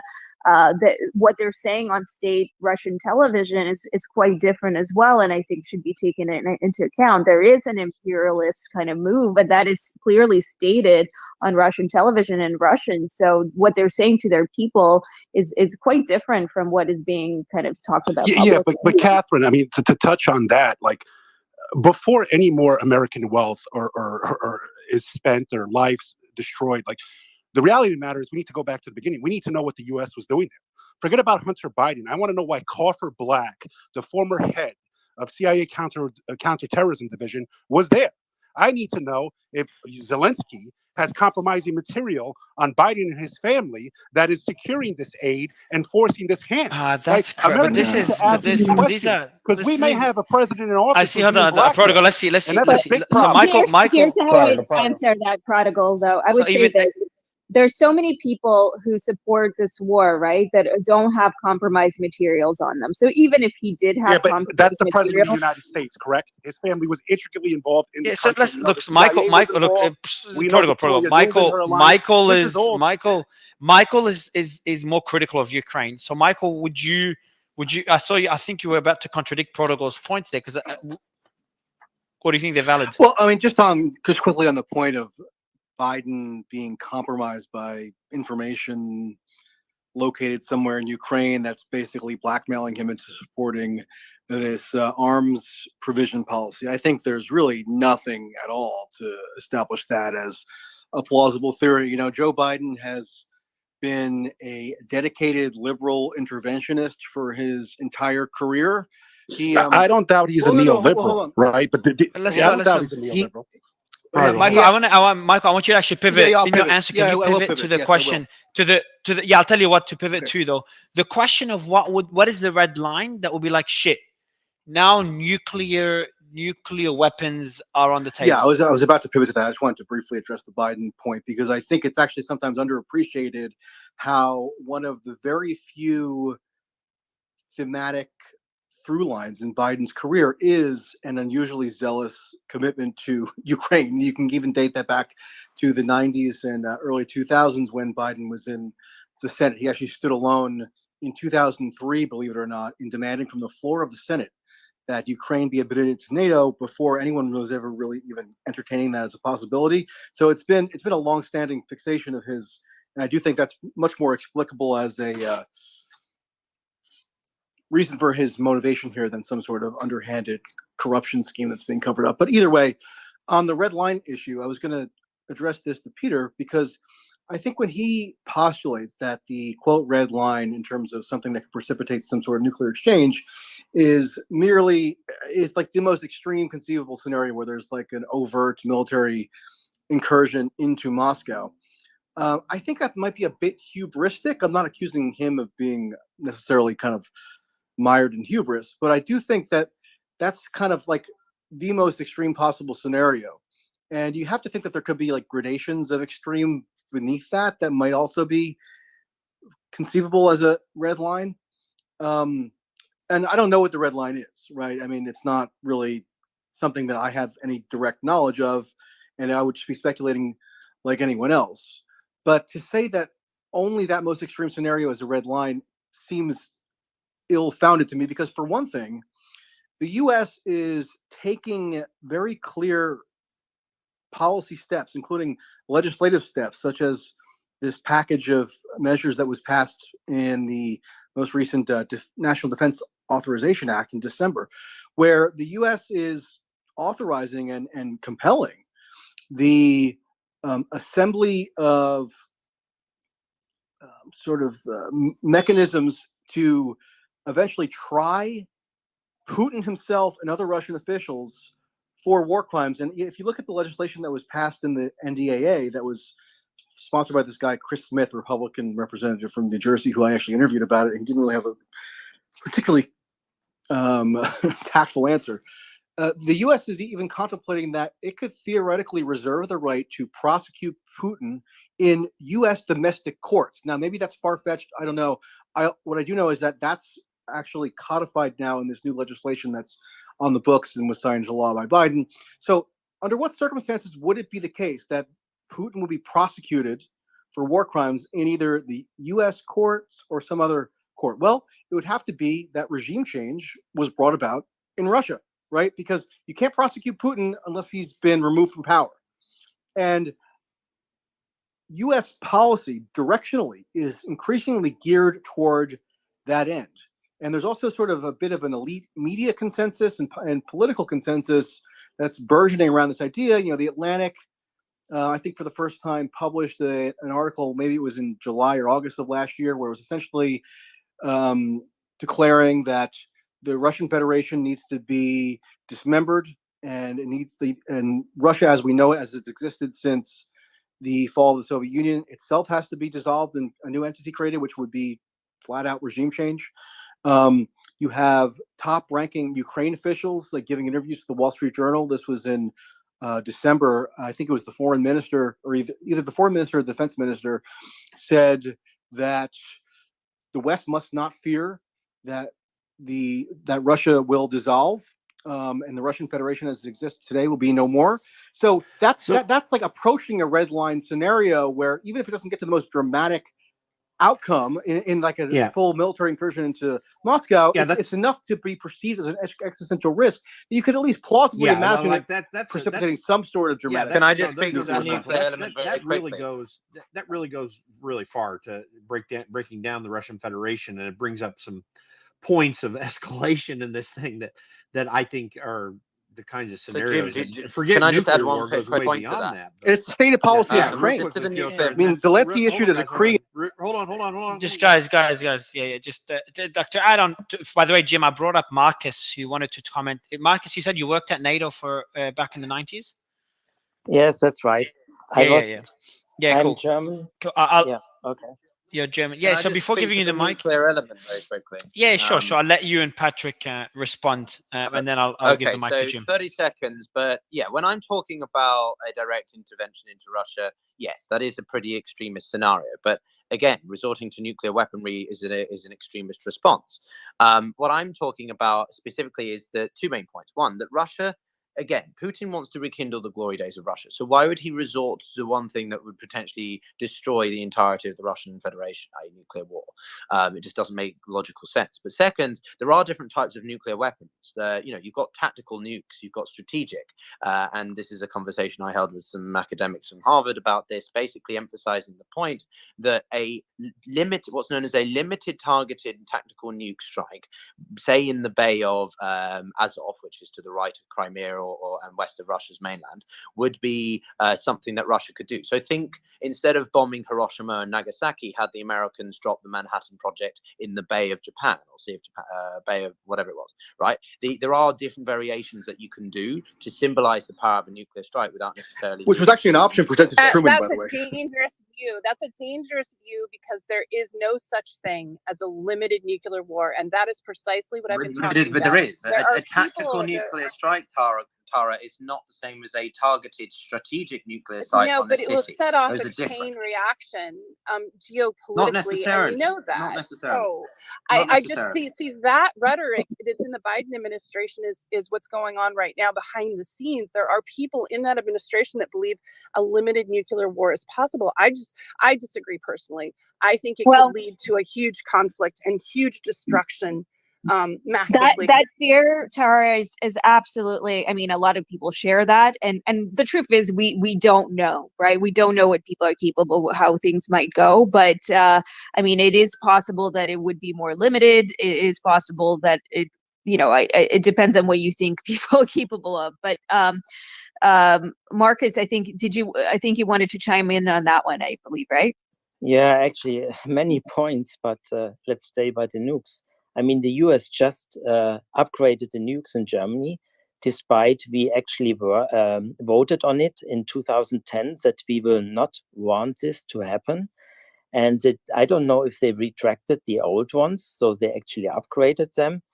And I'm really concerned. I mean, Putin made it clear when a nuke would be used, and the only one, the only country which used nukes and upon civilians was actually the US. And Putin made it clear at the beginning, he had 3 points. He wanted to liberate the Donbass area, let them autonomous areas, but that the war there ends, the shelling ends, then the denazification, and that Ukraine stays out of NATO. Well, 1991 or 1990, there was made this agreement, and Piotr, you disagree. I have it black and white in front of me on the screen. There is a document, but the US does deny this document about the expansion That's to do with the reunification of Germany, Marcus, not the entire expansion of NATO. No. That's a conflation. It is done from the Secretary Baker, from Gorbachev and Shevardnadze. We understand the need of assurances to the countries in the East. If we maintain the pressure in a Germany that is a part of NATO, there would be no That's not a extension formal policy of NATO. document. That's a letter of understanding. That's not a formal mandate of policy. Therefore, that has no But enforcement rules whatsoever. de-escalation, It just doesn't let count me for talk. anything. De-escalation happened afterwards. 1994, Ukraine gave back the nukes and the US also reduced the nukes. And then there was this NATO expansion in 1999. And actually, Russia was not asked, and they brought their concerns. Not asked. Oh, come on, Mark. Their They founded the security. Founding Act of NATO in 1997, I and then am the NATO-Russian talking Council now. in 2002. Come on, man. I want to go to Patrick for balance, to be honest with you. He knows more about this than I do. Hey, I have to go. I just wanted to say thank you, everyone. And Piotr, don't forget you have an appearance in 15 minutes. And thank you so much for everything. Okay. You guys are awesome, Catherine Thanks, and Sarah. Mario. And Yeah. it's been really informative. I just have to go. Take care. Sounds Thanks, great. Sarah. Thanks for coming Well, in. And We'll by be the here way, for another we've been 6 hours, fortunate to probably. have some folks on the ground near the area to join us today. And I see Mikhailio there, and I'm just curious, Mikhailio. You know, you've had your hand up for a little bit. We've been trying to work through some of this, and everyone's talking from the outside about the effects that are going to be taking place in Ukraine, but you're kind of living right at it there. I'm curious your perspective, and certainly bring in whatever it is that you wanted to talk about as well, if you answer that. Yeah, thank you so much for giving me the word. Yeah, I was raising my hand to actually reply to Tara's stuff that she said, which is like, from my perspective, been lies. But yeah, my name is Mikhail. I'm from Ukraine. Used to be a CEO of a think tank. Right now, I joined the volunteer medical battalion, where I'm usually do the driving, but some also the paramedic work. So yeah, on general points on NATO and everything. So I really want to go back to 2014 when the actual invasion started. So the interesting data is that before Russian invasion to Ukraine, the level of support of NATO was super minimal. Majority of Ukrainians who supported like being independent nation, not joining any alliances, not with Russia, not with the West. But what happened in 2014 actually changed everything. And one of my main points is that Putin himself and with Russian invasion and with everything done so much more than any of the CIA agents or whatever could have done to Ukraine, because nowadays 86% of Ukrainians support Ukraine joining NATO. The amount of like the political, psychological, historical shift that's been happening in Ukraine since 2014 is tremendous. The amount of people who are switching from Russian to Ukrainian is also enormous.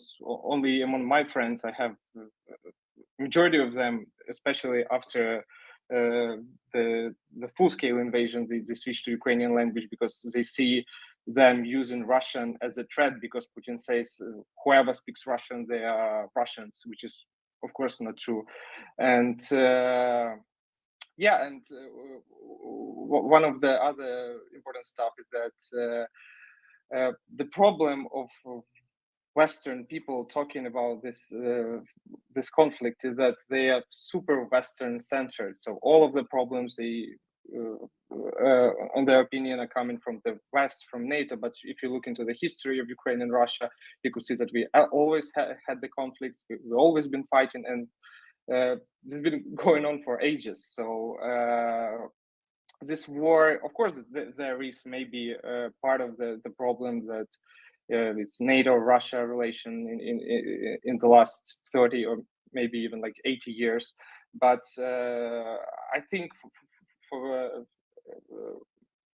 my thoughts are that Putin attack on Ukraine is only him trying, first of all, to save his power in Russia, because he thought that Ukraine is actually a democracy. We could talk that Ukraine may be corrupt, the level of economical freedom may be super low. But Mikhailo, let me jump in here. But what I'm curious about is, I hear what you're saying there, but so much of the discussion that comes in about what's happening in Ukraine is a dichotomy of opinion. You know, on one side, people are thinking that Ukrainians, especially in the Donbass, really want to go with Russia, and actually there might be sentiment throughout Ukraine to do. On the other is that Ukraine is unifying around its desire to be independent. I mean, just briefly, because we're going to definitely bring a lot of people in here. But what is the real situation on the ground there? So from my experience, because I worked in Donbass, actually, it was first time in my life being in Donbass in April when when I joined the forces. I worked like exactly near the Donetsk. I saw like Donetsk skyline working in the area. So majority of people supports Ukraine. I don't know how is that inside of the occupied territories, because the time flew, and 8 years is more than enough to have all of those ideas that teach children in school. But I could definitely tell you that the numbers that Russians showed in 2014, both in Crimea and Donbass, are fake. I could tell you the same with the numbers that they showed just recently in Kherson, because I returned from Kherson just 3 days ago. I spoke with the people, with the locals, and that they are, all of them, I haven't met the person, that they've been so happy to see us. We went like to some random villages which are like not connected to the power grid for 8 months right now, but they're happy to see us. And the numbers that show that they're just crazy, and you probably see that also from the videos from Kherson, how they've been greeting people. So the issue is hard. Of course, Crimea is more the pro-Russian region. It's always been. I've been to Crimea in 2013. A lot of Russians, especially because of the naval base in Sevastopol. But still, the numbers that they showed, like 96 or whatever percent, is not true. I have a lot of friends from Crimea who actually are still there, and they are pro-Ukrainian. Majority of them, of course, left in 2014 to Kiev, to other Ukrainian cities, because they haven't felt safe in there. That's my answer to your question. Well, keep with us, Mikhailo, and it's really helpful to hear what you're seeing on the ground, because we're all talking around here right now, and everyone's got their opinion. But I'm curious, Patrick, is that consistent with some of the stuff that you've been seeing as you've been studying this closely? And I know you had your hand up, probably had a point too. Go ahead.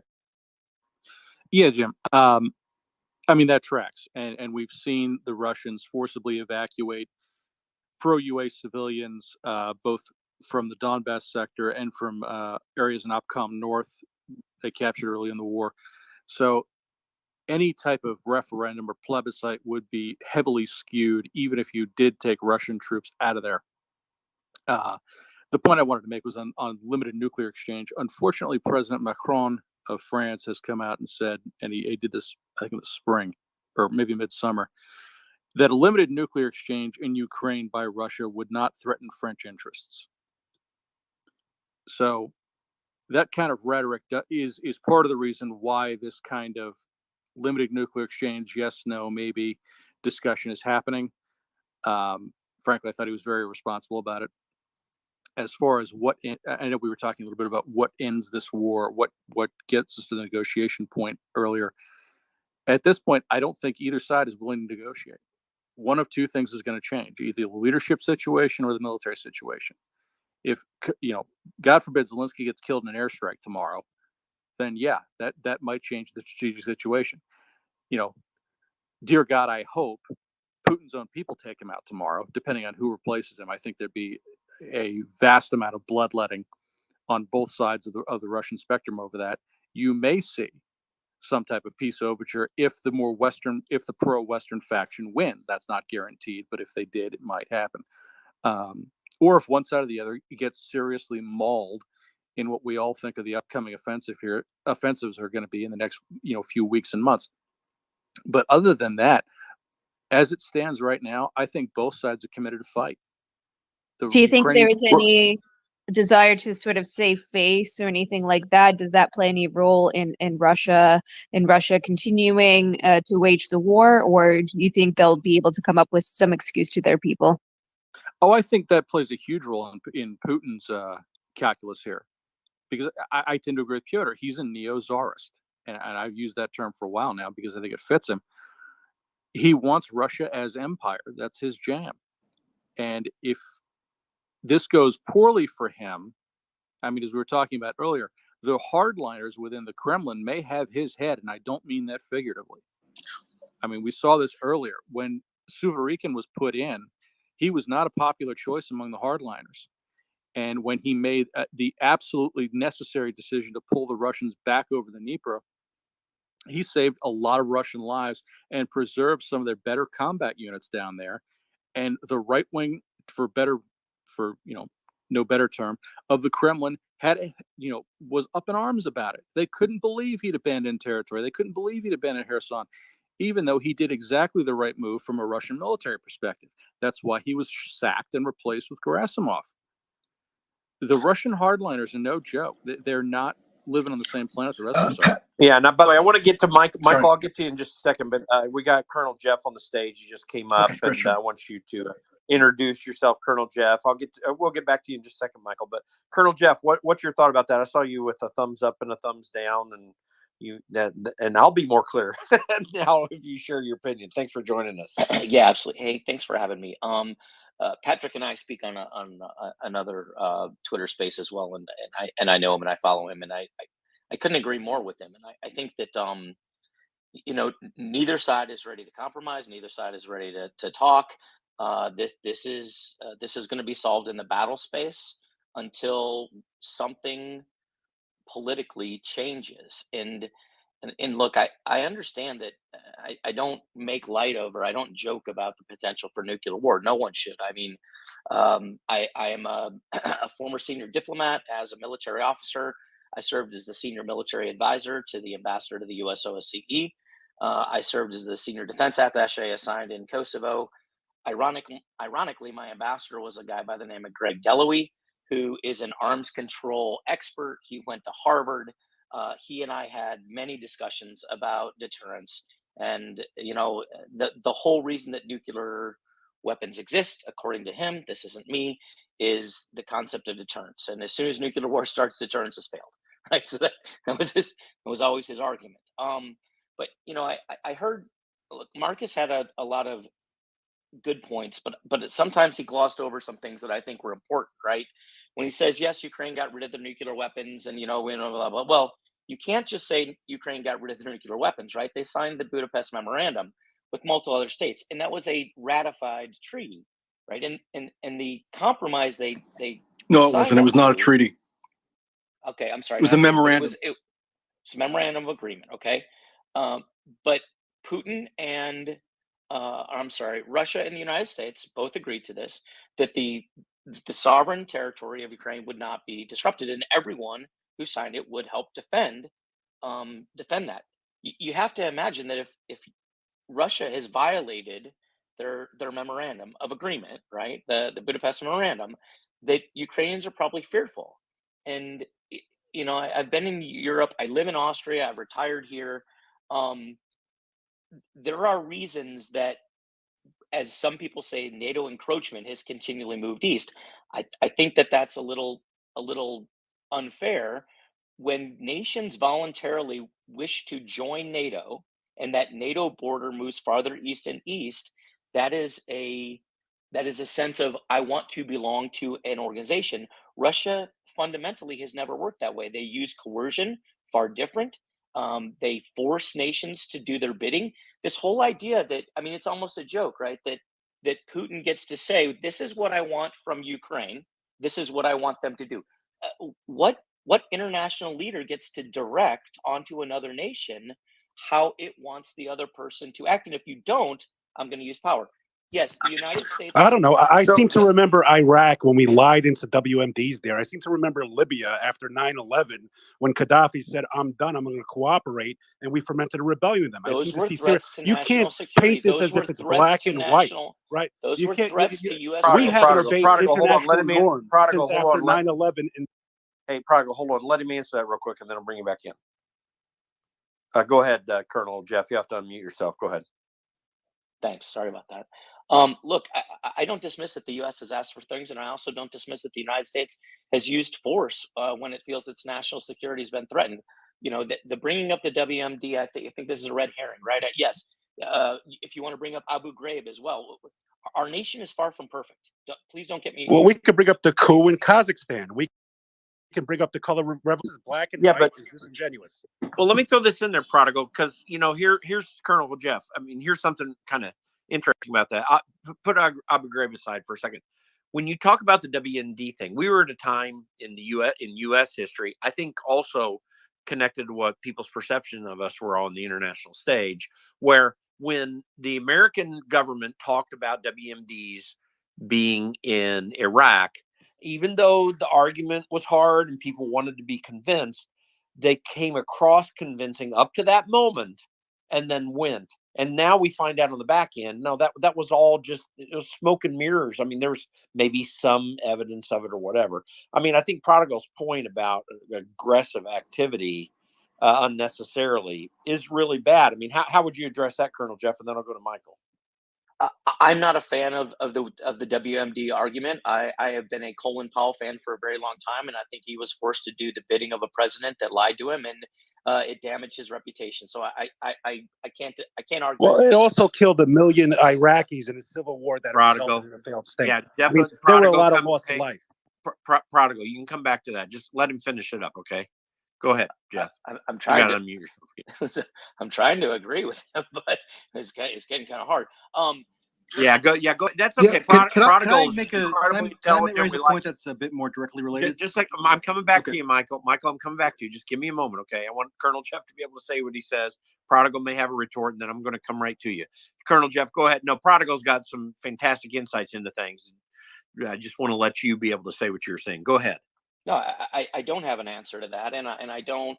I also, to be fair, I think that when Michael was speaking earlier about the idealisms of NATO, and he brought up the issue of Turkey and Cyprus, that's a valid argument, all right. But when we compare that issue to what Russia's done in Transnistria, South Ossetia, Abkhazia, and Crimea, the line of demarcation, if you will, in Crimea, or the ABL, has not moved in a very, very long time. The encroachment of Russia into northern Georgia, the encroachment into Crimea, has continued and continued. So when you compare them, I don't think that's being all that realistic. Yes, idealism in NATO is a fallacy. I get that. But it is the largest alliance in the world, and it's the longest lasting alliance, and there's a reason for that. Thanks. I Okay. appreciate it. To the Well, so Michael, I thank want you. Michael, before I go to you, I just want to say, I think you've got a good bead typically here in this conversation on some of the overreach that takes place and miscalculations even that go into how we're deciding this. I mean, I think there's a lot of question in people's minds about why all this continues this way, why we keep, not focusing on what really matters. And I do like some of the focus that you're bringing to this. Go ahead and share your thoughts. Well, thanks. I wanted to address the Colonel and Patrick and respectfully challenge their framing of the contours of what a potential resolution to the war would look like, because I think they both use a phrase along the lines of, both sides are dug in, or they've used the terminology of both sides being militarily committed to achieving victory and being at loggerheads, and there doesn't seem to be a reconcilable path forward to avert any sort of outcome beyond military triumph for one or the other party. And I think to frame the two, quote, sides of the war in terms of determining ultimate strategic outcomes as Russia versus Ukraine is a fallacy. I think it would more have to be characterized as as Russia and the United States. Now, I'm not, in saying that, denying the agency of Ukraine. I know that's a common refrain to object sternly when anyone points out the decisive, crucial role of the United States in the war, to accuse that person of suggesting that Ukrainians don't have agency or that you're denying their autonomously held desire to fight. I'm not denying that at all.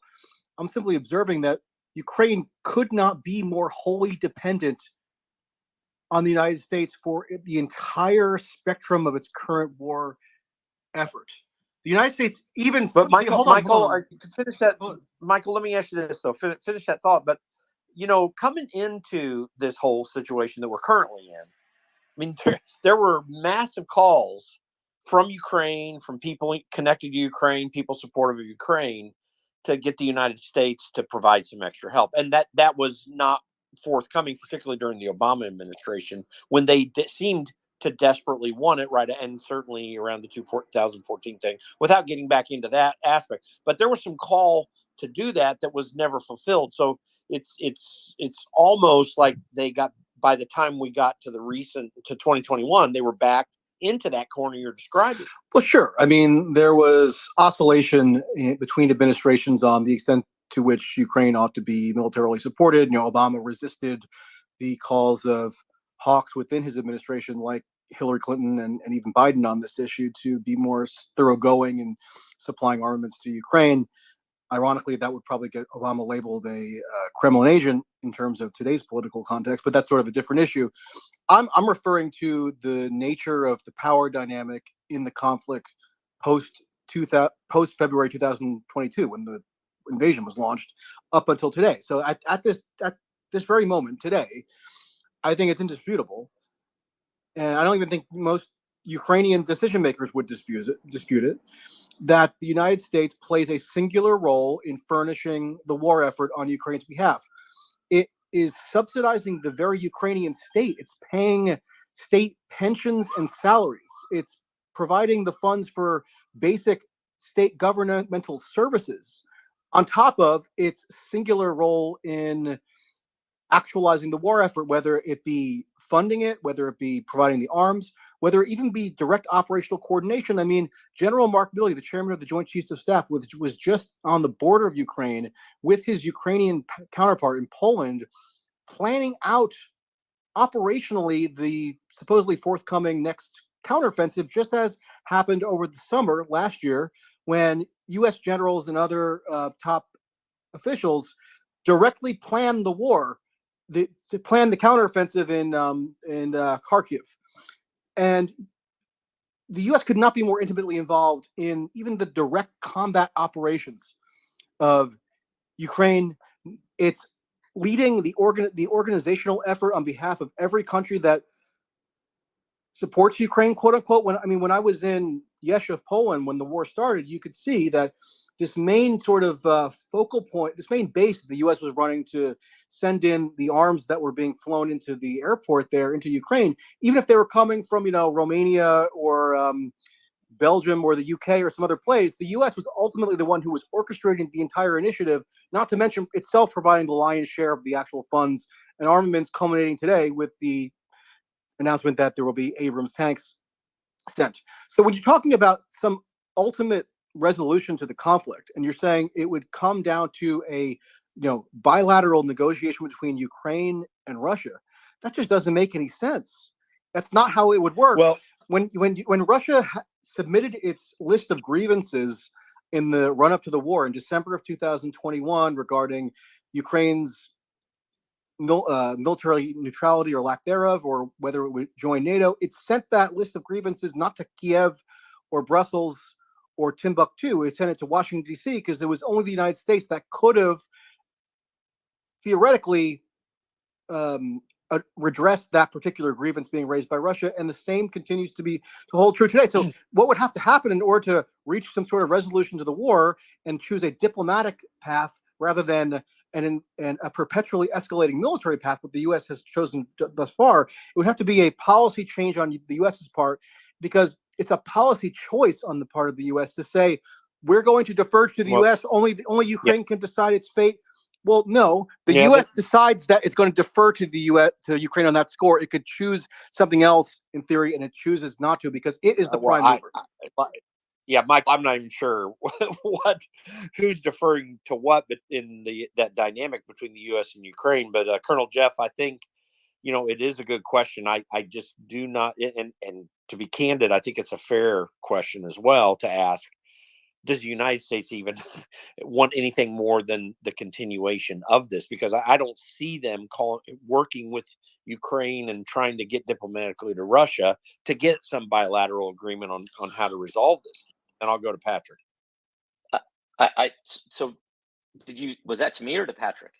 Yeah, to you, and then I'll go to Patrick after you. Okay. Yes, go ahead. So So aside from Michael talking about all the support that the United States gives, that I don't disagree with. Yes, we're giving a massive amount of aid.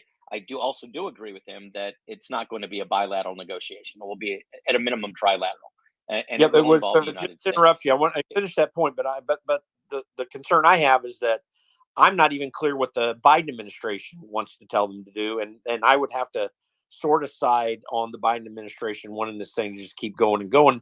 And in fact, I thought it was it was frustrating for me the way they allowed it to get to this point prior to the war happening. So it seems the Biden administration is intent upon perpetuating this thing rather than trying to get to such an agreement. I respect both of your opinions. I disagree. I'm a huge fan, as I said already, of Colin Powell in the Powell Doctrine, who's the guy who orchestrated the first Desert Storm. You come in with overwhelming power. You force and coerce your opponent into a corner, and then he has to capitulate and surrender. And what you're seeing with the Abrams coming in, with the Leopards. I was in Newsweek last week talking about a mercenary Air Force that potentially could go, and where F-16s could be leased to Ukraine. And I honestly believe that with overwhelming firepower, you will bring a faster end and a faster resolution to this war, and you will actually ultimately have less dying in death. And yes, dying in death is part of war. I know it's ugly. I know it's gruesome. I know there's people on here that don't like that. I get that, right? I don't like it either. I've deployed 7 times to combat. I'm not a fan of war. Please do not misunderstand what I'm saying. But overwhelming firepower brings a faster resolution to war. And I think that's what the United States wants. I think the United States wants to negotiate that peace. And to be fair, if you listen to what Lavrov said over the last 24 hours, there's been a very interesting yet subtle shift in their communications, right? In the beginning, it was, the special operation that they had started because of denazification, blah, blah, blah. Now the conversation out of Lavrov is, this war was started by the West and poor old Russia. It's this fatalist kind of attitude. And I could be wrong, but I feel like this is setting the grounds and the foundation and the groundwork for Russia to say, okay, we're going to lose a little bit, but we're going to get away from this. We can still be mad at the West, but we'll have our cake and we'll walk away, and we'll realize that we were just we were just bullied into this situation. 100% could be wrong. Don't get me wrong. Don't misquote me. But that's where I potentially see things going. Thanks, guys. So, Colonel, Patrick, to get to you, Colonel, what is the evidence? I mean, what evidence can you say that the U.S. is interested in pursuing the brokering of some sort of negotiated settlement? Because I've seen zero evidence of that since the war has started. And if anything, I've seen the opposite evidence, in that what the U.S. is doing on a policy level, as evidenced today by this Abrams tank decision, is escalate militarily. It's the direct polar opposite of what you'd expect if what you just said there was the ultimate ambition. I just would want to know what the evidence is, or is it just conjecture? And guys, quick response, Colonel, and then I'm going to shift to Patrick, and then I want to get to Marcus, who's also has his hand up. So go ahead, Colonel. Short. So 2 quick things. Yes, what they're doing is escalatory, but it's escalatory in a way to bring massive firepower to make your enemy capitulate, hopefully bringing a quicker end to the war. And I saw Patrick's thumbs go up, and he gets that, right? It's how wars are brought to an end quicker. The second point is, I would tell you that the vast majority of people in State Department are not hawks; they are doves. And God bless them. I love them. Different culture than I'm used to, but these people are doves. Not that much on I Ukraine. am in the city of.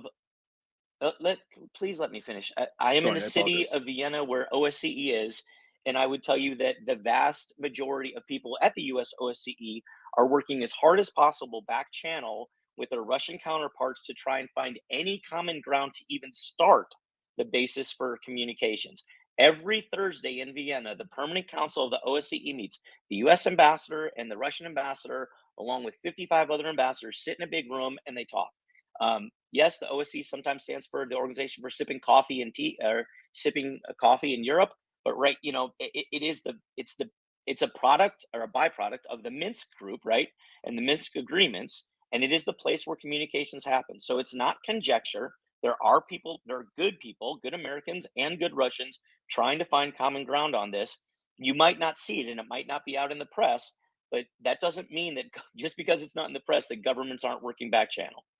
So Patrick, I want to give you a brief moment to answer, because I think you and Colonel Jeff are on the same page, but I want to let you, since you had your hand up, and I want to get to Marcus. But here's my question to you. Listen, I get the doctrine of war that Colonel Jeff's talking about. I think is a valid one. The question is, are we really in that war in the United States? Like, I've got serious questions about whether we should be at all. And I get a sense that the escalation that we're seeing happen with the delivery of these M1s that apparently is imminent is less an escalation. I'm sorry.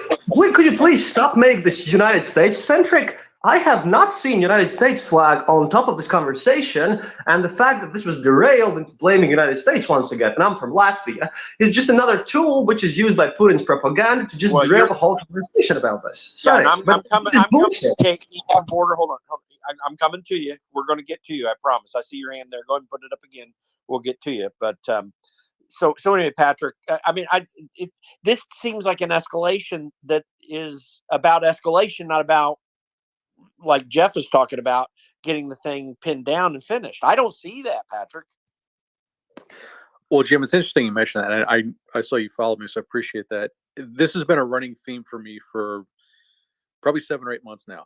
I don't think there's a comprehensive plan out of the Biden administration for assessing this and saying, okay, this is the situation we have. This is the end result we want. To Michael's point about trilateral negotiations at a minimum, I think that's right. The Ukrainians are going to decide when they stop fighting, regardless of what U.S. aid gets provided. We can exert influence there, absolutely. But the U.S., I don't think, has looked at this and said, okay, what are we getting out of this? How are we getting to it? And what are the steps we need to take in order to get from point A to point B? And then how do we do that in an expeditious manner?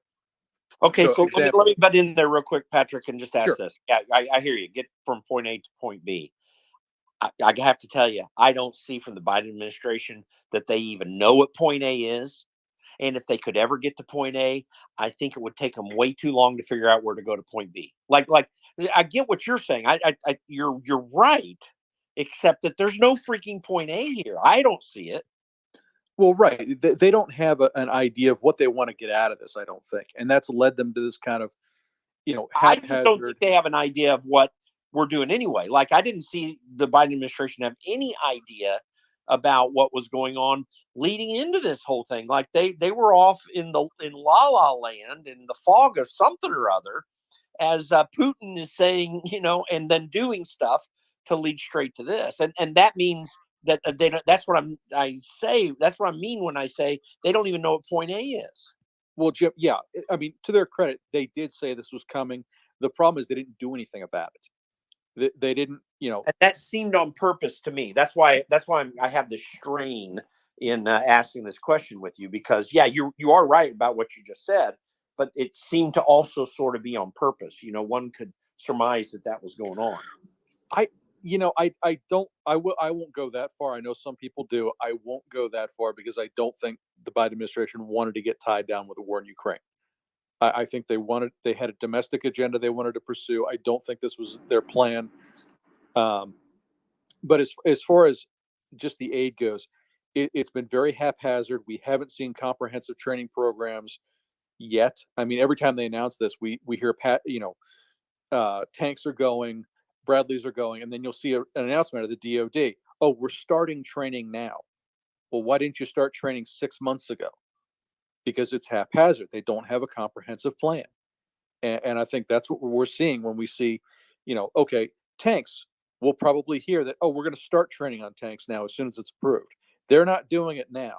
The only exception to that I've seen is out of the UAF Air Force spokesman today, where he said they're actually training on Western aircraft now, and that would break pattern. The rest of this has been very, very sloppy. But I have to tell you, the frustrating thing for me is, I shift to Marcus here in just a minute, but the frustrating thing to me about all that is that that's the stuff you do from the very beginning. That's the stuff you do months in advance while you're not doing anything, like they didn't do. And that, to me, that's very frustrating, because it's like haphazardly, he's about to invade, he's about to do this. but then no plan for anything, and they had no plan. I mean, let's just be honest about it, Marcus. I mean, would you agree with that? I don't see any plan in the West to try to figure out how to deal with this. Also, because there were many factors leading up to it that were quite confusing that they took as well. Go ahead, Marcus. 100%, Jeff or Jim. Sorry. Yeah, I'm behind you on that one. And actually, there's a lot of evidence which leads from press conferences in the White House that they are orchestrating this and planning this since a long time. The Lend-Lease contracts for Ukraine were made even in January for this conflict already. Everything, and I agree with Michael about Iraq, Libya, Yugoslavia, and the Kuwait conflicts. I mean, you have to see it. When did the Americans win a war? It's not about winning a war. It's about the money. You have to understand this. Fact, please. Propaganda bullshit. Hey, just Easter, let me finish. By the way, Easter, you're going to get the floor here in just a minute. I promise you. I'm definitely very interested in what you have to say. So patience. I'm definitely going to give you a way to say something. Marcus, I do get that. Listen, I grew up a hawk. Like, I grew up in the Cold War, and as a young man, as young men do, the military thing meant something. Of course, it was a much different world at that time, and I still had the World War II movies that I grew up on as a little kid, and so you think through that in a positive way. I'm actually the kind of hawk that says, have a badass military but never use it. I'm not a pacifist, but I don't know, and I know the military-industrial complex thing is a real problem in this country, and Eisenhower was prescient. That having been said, it's not always about the money entirely, is it? Well, it's about the money which you get and the money which you spend. The Iraq war, for example, you got Hussein into power, and then you gave him weapons to fight against Iran, and then the Iraq found out that you are funding Iran. So you gave them weapons to fight against Iraq, and then Hussein was pissed, and so it's just about. But just sorry to interrupt, but that goes right to the point I'm making, though.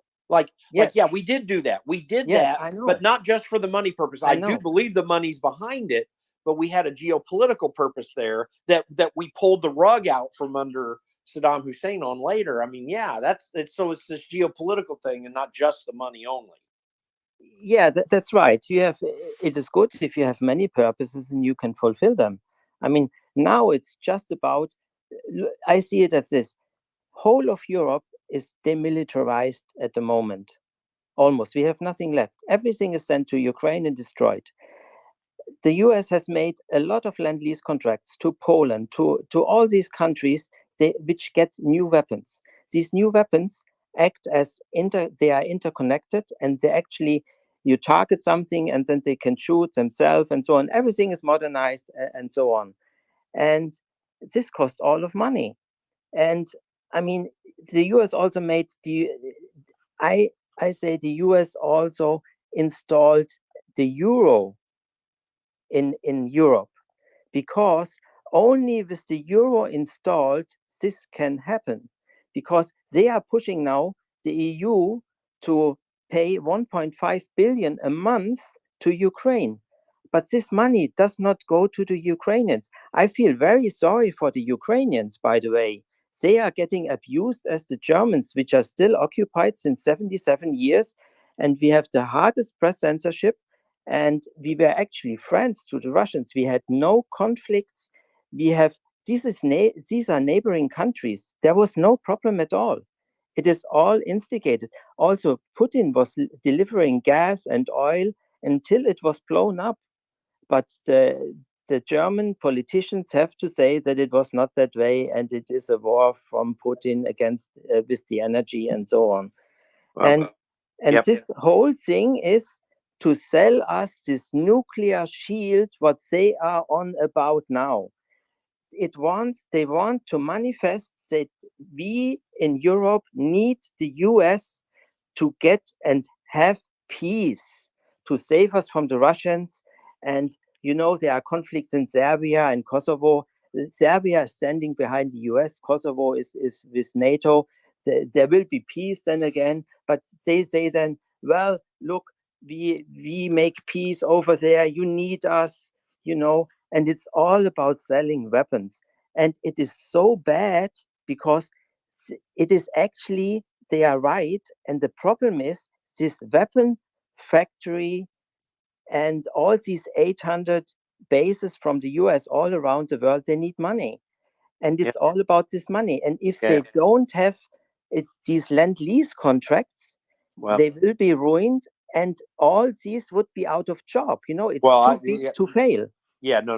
Listen, I agree with you. And the Lend-Lease thing is just another money flow into the military-industrial complex. There's no doubt about that. But now Eastern Border, came in, and I know you got a lot to say.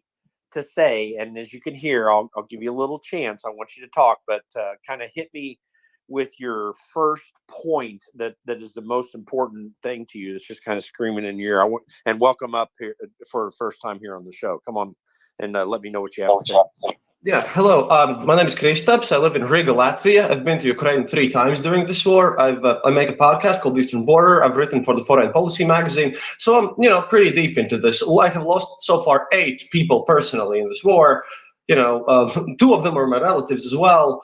So I'm just gonna, I usually respond to people because I live here. I was born in the Soviet Union and I speak fluent Russian. So this is my kind of first thing that I want to ask. To anyone who why is this an American situation all of a sudden? Why did we just spend 20 minutes discussing America when this is about war in Ukraine, which Russia started by invading another country? This is question number one. Let me hold on, guys. Easterner, and you can unmute yourself now. Listen, I get what you're saying, but here's the challenge. Your point is well taken. I'm with you.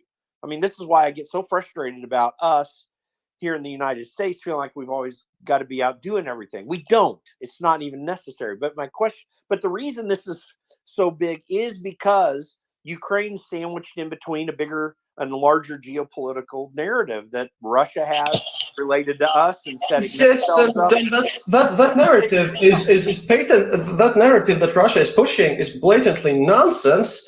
Because again, as I wanted to continue, I want to ask to anyone who even claims here to be a Russian expert, there's a very simple litmus test question that you should be able to answer to me instantly if you even have some sort of basic notion of what's going on in Russia. What's the difference between a red prison and a black prison? Please, anyone, unmute yourselves and give me an answer of what's the difference between a red prison and a black prison.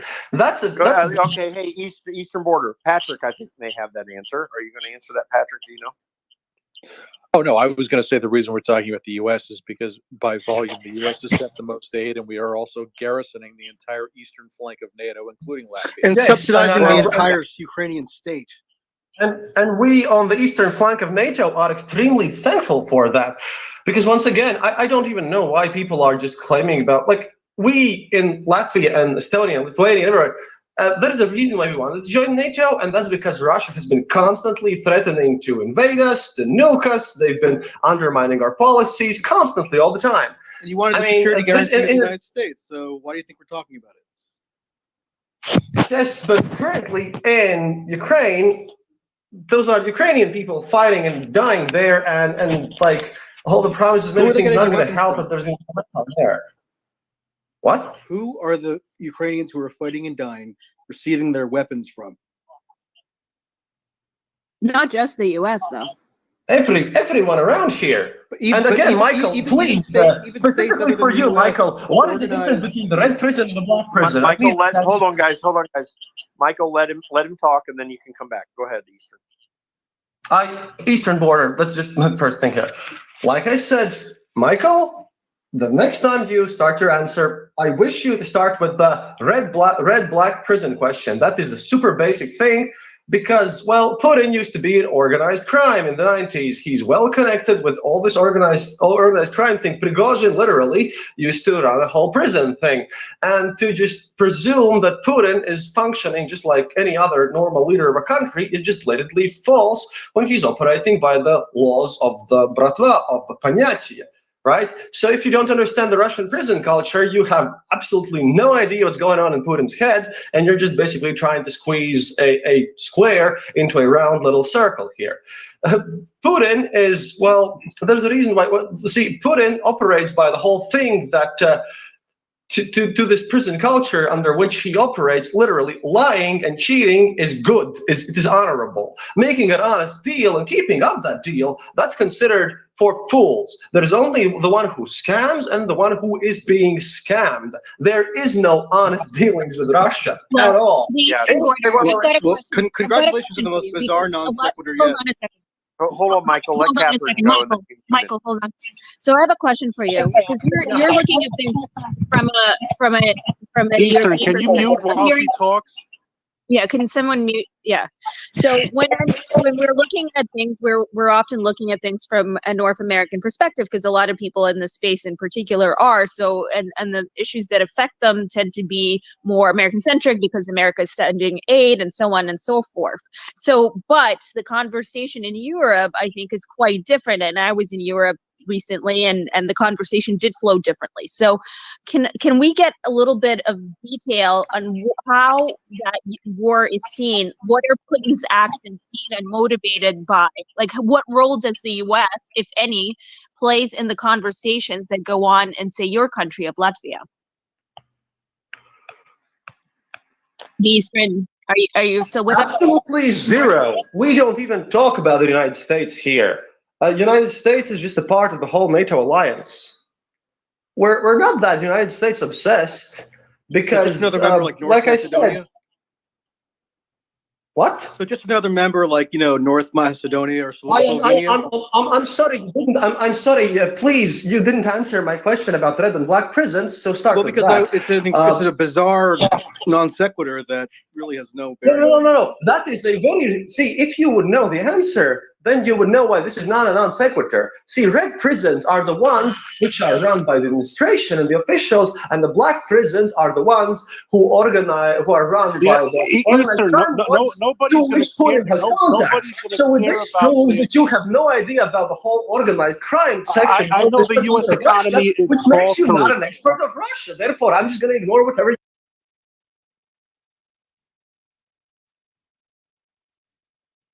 It's a stupid question. When he asks, why does America care? This isn't a guerrilla war we're holding together.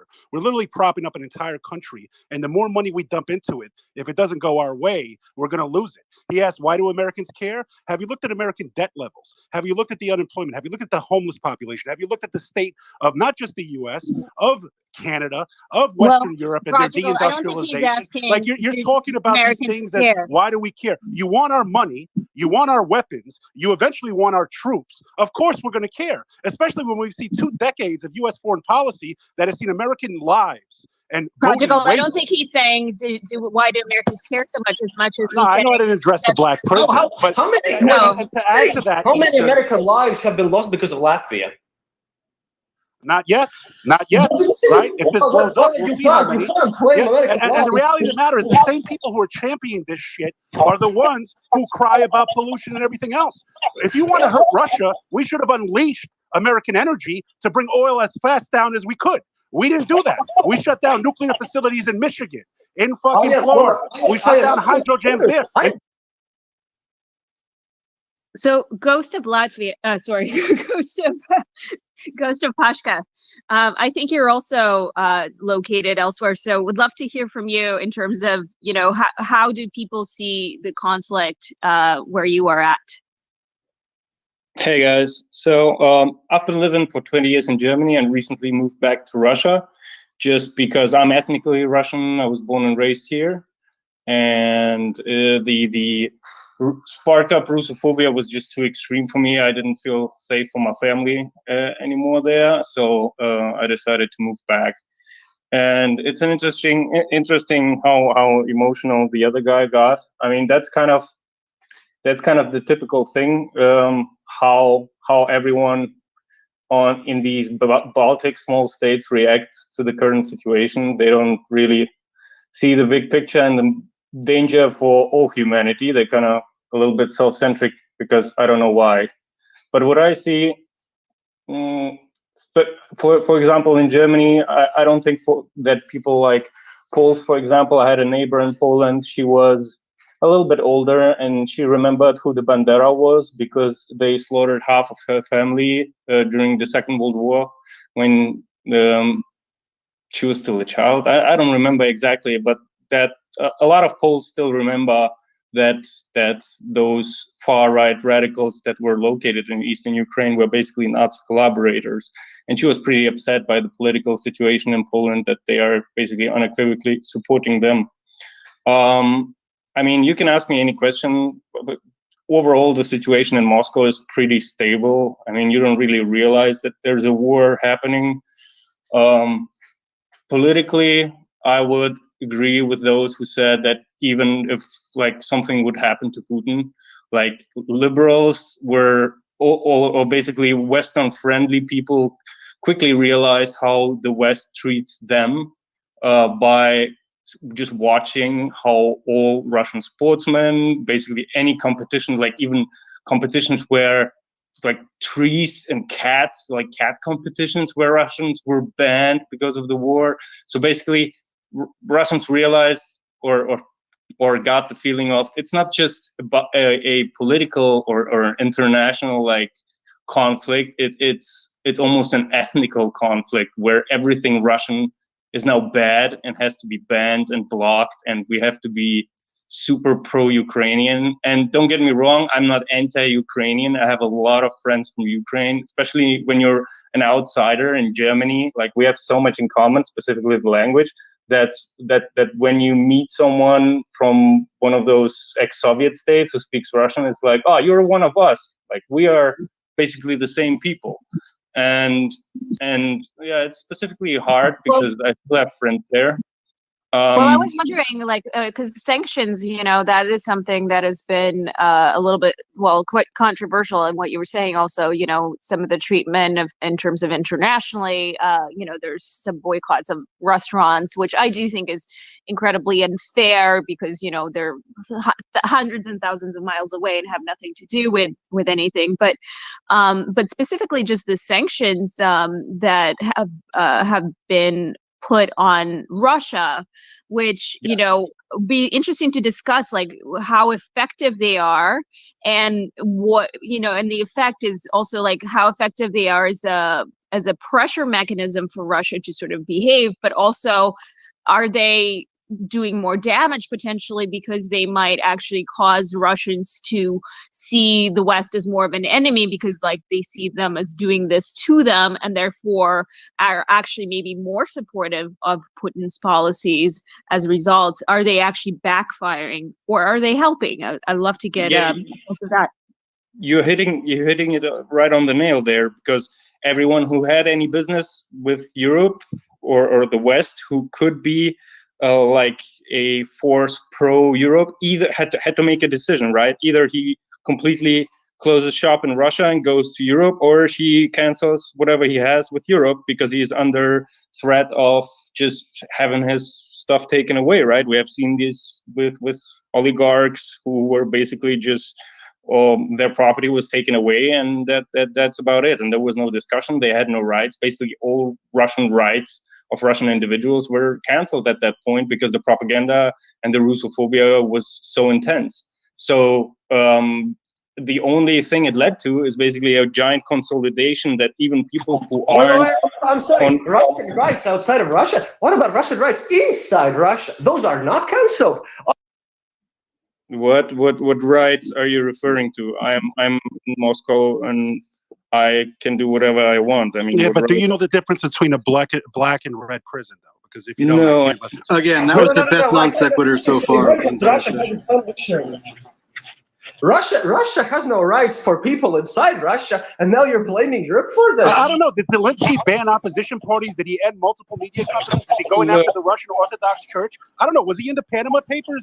Can I quickly address what the person left? Hold on just a moment. We'll get back to y'all. Eastern Border. We'll get back to you. Just patience for a moment. Just want to thank Sebastian Gorka for coming up into the room. Sebastian, we've been hitting this for some time now, and obviously going back and forth between U.S. involvement and what all that means, and Russia's rights that some people will press and think through. And I just want to get your overall take on the Russia-Ukraine thing, kind of reset where we're at right now, because I think you have a beat on this and certainly an opinion. Go ahead and share with us. Yeah, thanks. I've just come off my radio show, so I think I heard somebody say I'm in Moscow and I'm absolutely free. I invite that person right now to write an article about how corrupt Vladimir Putin is, and he's a murderer who blew up his own apartment buildings to justify the Chechen war, and let's see how long that person stays alive, breathing as a free Russian. So my baggage, as anybody who's heard me discuss these spaces previously, is very clear. Personally, my family escaped communist Hungary that was under the grip of Moscow. My father, at the age of 20, was an anti-communist. He was arrested, tortured, and imprisoned with a life sentence. 2 years in a prison coal mine, 2 years in solitary, and then was eventually liberated by the freedom fighters of 1956.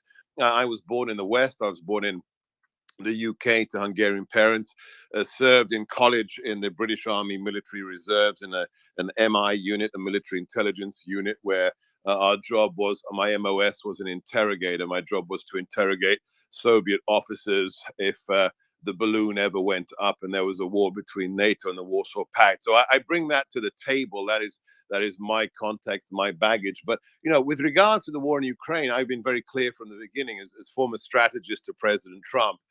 The idea of any murderous KGB colonel using the forces of the Russian Federation to invade a neighboring state for territorial aggrandizement is wrong. We've had a taboo since 1945 on the Eurasian landmass. You do not use military might to make your country bigger, whether it's Crimea, whether it's South Ossetia, whether it's Moldova, or whether it's Eastern Ukraine. That is what Putin is doing. It has nothing to do with NATO aggression or because the West caused it.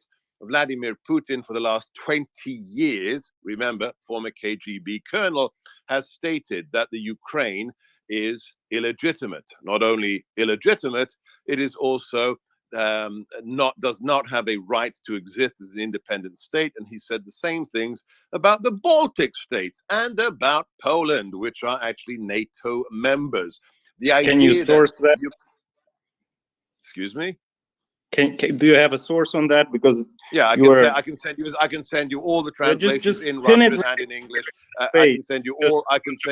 Can I finish? I can send you all the sources going back 21 years and beyond. So that's not a problem. I'm a former MI guy. It's what I do. Beyond that, he has said on the record on multiple occasions, and you can use that very highly classified TSSCI system called Google to look it up.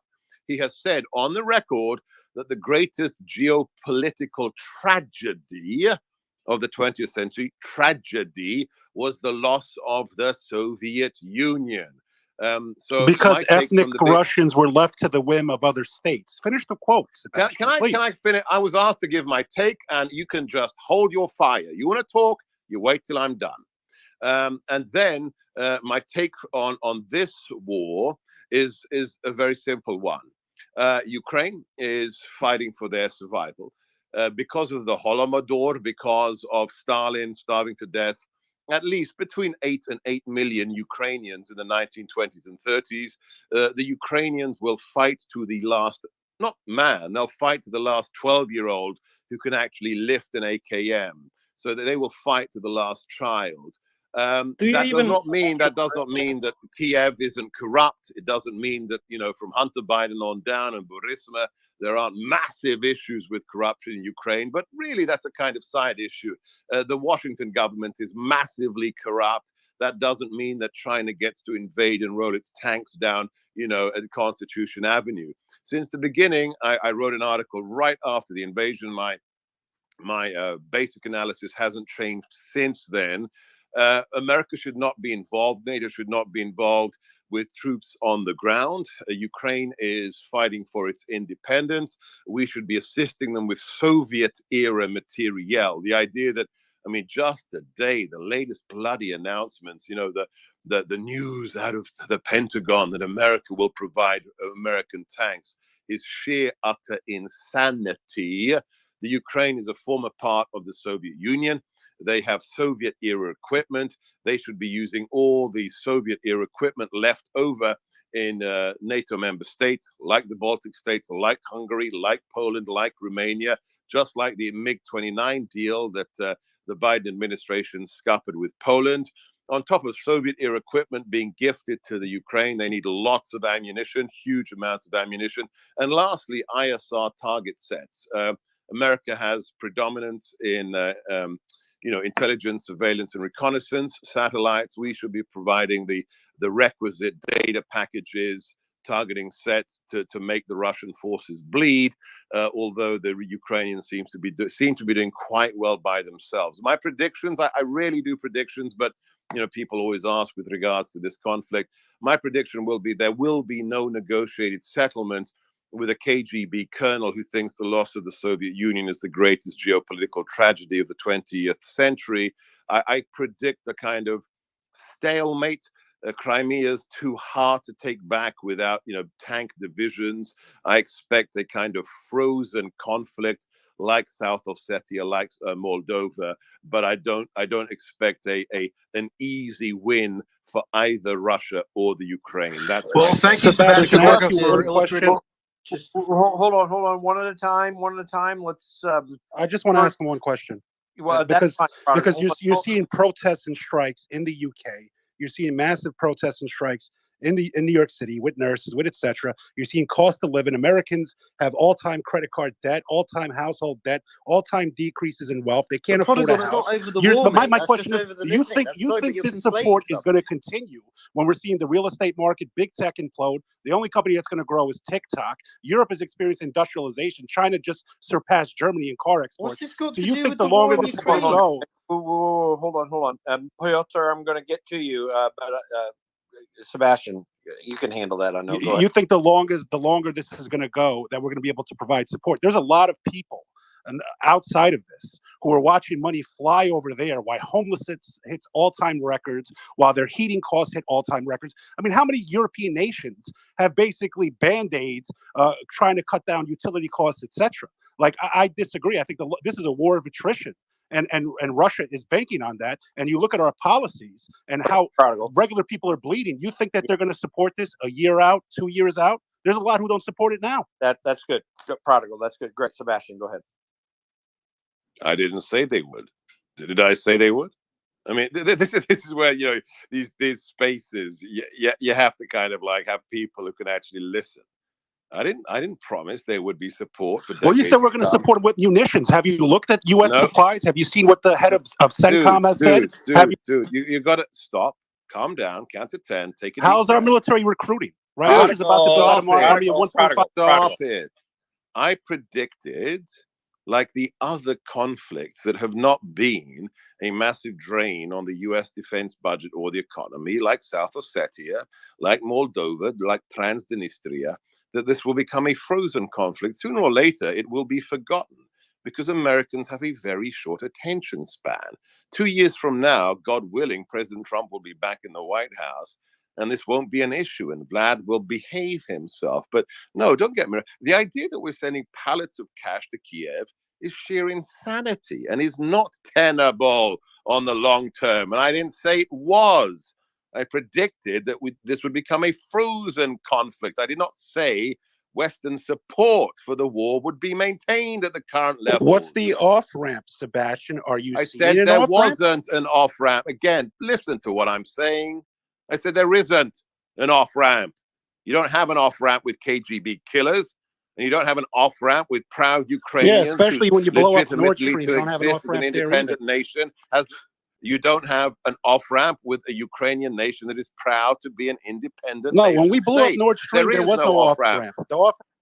Well, I wanted to just thank Sebastian for his perfect illustration of the soaring intellectual heights that the Trump administration reached in the area of foreign policy with his rant about KGB killers and so forth.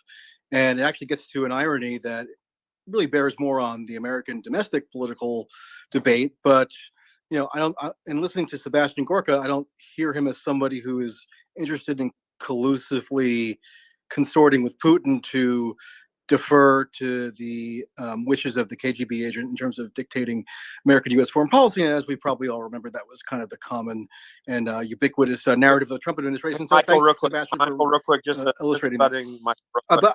Michael, you don't need to speak in the third person. Sebastian's right here. No, I'm addressing Yeah, Sebastian. and you don't need to use words that don't exist like collusively. But carry on. No, I was being sardonic. I know you're not colluding, nor was that ever established. I wanted to just quickly address something that the person from Hold on just a second. So, Michael, go ahead and ask your question because I got to get to Piotr here in just a minute. Quick, your question, please. Okay, yeah.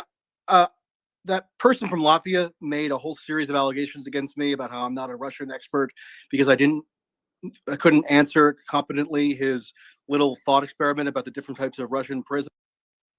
Hey, Michael, I'm going to mute you again. Please just ask your question. That guy's gone, so let's keep moving forward. Oh, is he gone? Okay, I apologize. I thought he was still here and wanted me to address him.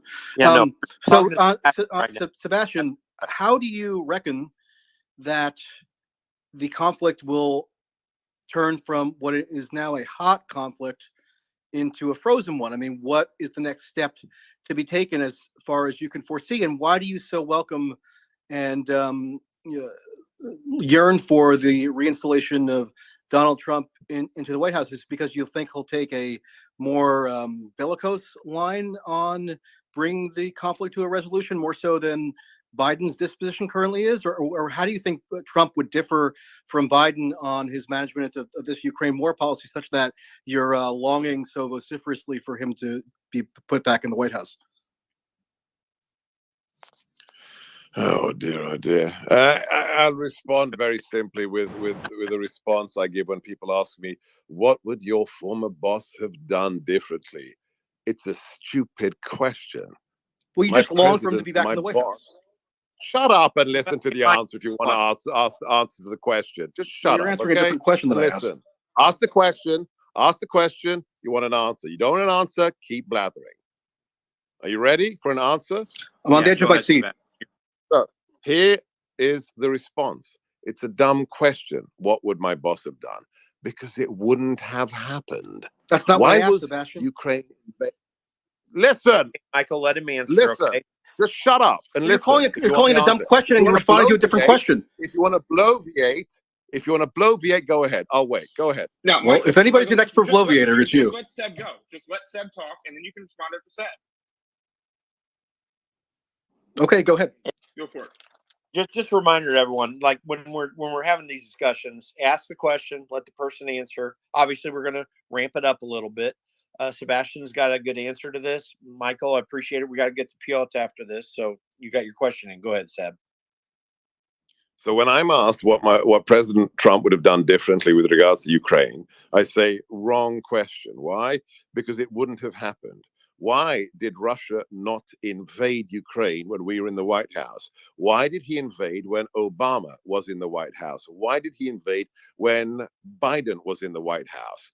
Because of feckless, weak, cowardly leadership. Because we left Afghanistan with 13 Marines and a corpsman and a Green Beret killed because of the fecklessness of this administration. He saw an opportunity, he saw weakness, and he moved in. President Trump is a little bit different. Why? Because bad guys are afraid of President Trump, whether it's Little Kim in North Korea, whether it's the mullahs in Tehran, or whether it's the former KGB killer in Moscow. So the idea that we would see further problems in Europe is antithetical to what we witnessed during the 4 years of the Trump administration. America led from the front. Look at the one thing. I'll just give you one data point. So when we, and this is now declassified so I can discuss it, when we were in the White House and we saw Bashar al-Assad decide to use chemical weapons again in Syria, we actually saw the movement of the munitions from a certain air base in Syria. President Trump said, he said, hit it with 52 cruise missiles. That wasn't for Bashar al-Assad alone. That was for Little Kim. That was for Putin. That was for the mullahs. He sent a message saying, you screw around with weapons of mass destruction against civilian targets, we're going to send you a message. But more importantly, when it comes to Vlad specifically, when we had the intel, likewise, declassified, that there are 300 Wagner Group Russians, and you know what Wagner Group is. They're not an independent PCC. They're actually working for the Kremlin. When we saw Russian little green men running around Syria, President Trump said to Mattis, kill them. Just kill them. Turn them into red mist, because we're not having Russia destabilize the Middle East. We killed every stinking last one of them. Now, just stop for a second. The guy who's supposed to be colluding with the Kremlin killed 300 Russian mercenaries in one operation. No president, not even Reagan, has done that since 1917. That sent a very simple message. Oh, by the way, little Vladdy Poo in Moscow didn't even hold a press conference about it because he shat his pants. That's why I like President Trump back in the White House, because America is strong and bad guys, they get a little bit worried, and that's good with Well, me. thank you for responding to the question I didn't ask, but can I just reiterate the question I did ask? Hey guys, What do you suppose? Hey, everybody, Piotr is next, and we'll get to the rest of you. I see you guys. I see you, Aaron. Thank you, and then we'll go to Aaron, then Patrick. Piotr, go ahead. Thanks for acknowledging the hand order. Yeah, I mean, this is hilarious. I just got back. I have to be honest. I've listened to Sebastian talk a few times. We've, debated a couple of things. I'm absolutely 100% in agreement with much of his standing, and I think it's extremely refreshing that someone that he served in the specific administration and has strong feelings about other domestic issues or foreign issues has such a clearly well-positioned position on Ukraine. I think it shows you. Alignment can be possible in even the most unusual places. I don't know how much I would put down specifically only to Trump being in office, Sebastian. I'd be curious for your take on that.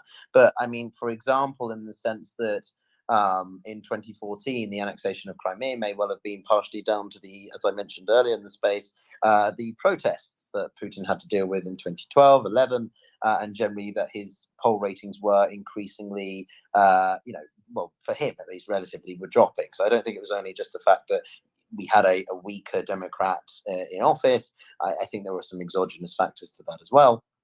I just wanted to also speak to the frozen conflict versus war of attrition. These are two different things. A war of attrition is one that rumbles on for years indefinitely, and you may see some kind of supply being provided, if at all, but minimal. Whilst the frozen conflict is essentially just you've got a borderline divided between the two opposing sides, and nothing really shifts. That's why I mentioned earlier in the conflict conversation, there are different scenarios here, and I've been laughed at for suggesting a DMZ style thing in the East versus even, say, a UN buffer zone. So, for example, the UN comes in and implements some kind of, you implement like a UN buffer zone in, say, Cyprus. But this wouldn't result in any improvement in the relations between the West and Russia, and it certainly wouldn't improve any of the energy insecurities that we currently have. So you could talk about this war going on for years. I don't see that necessarily happening. I think you're going to see quite a strong offensive from the Ukrainians in the early spring. As to whether or not that would be successful is another matter.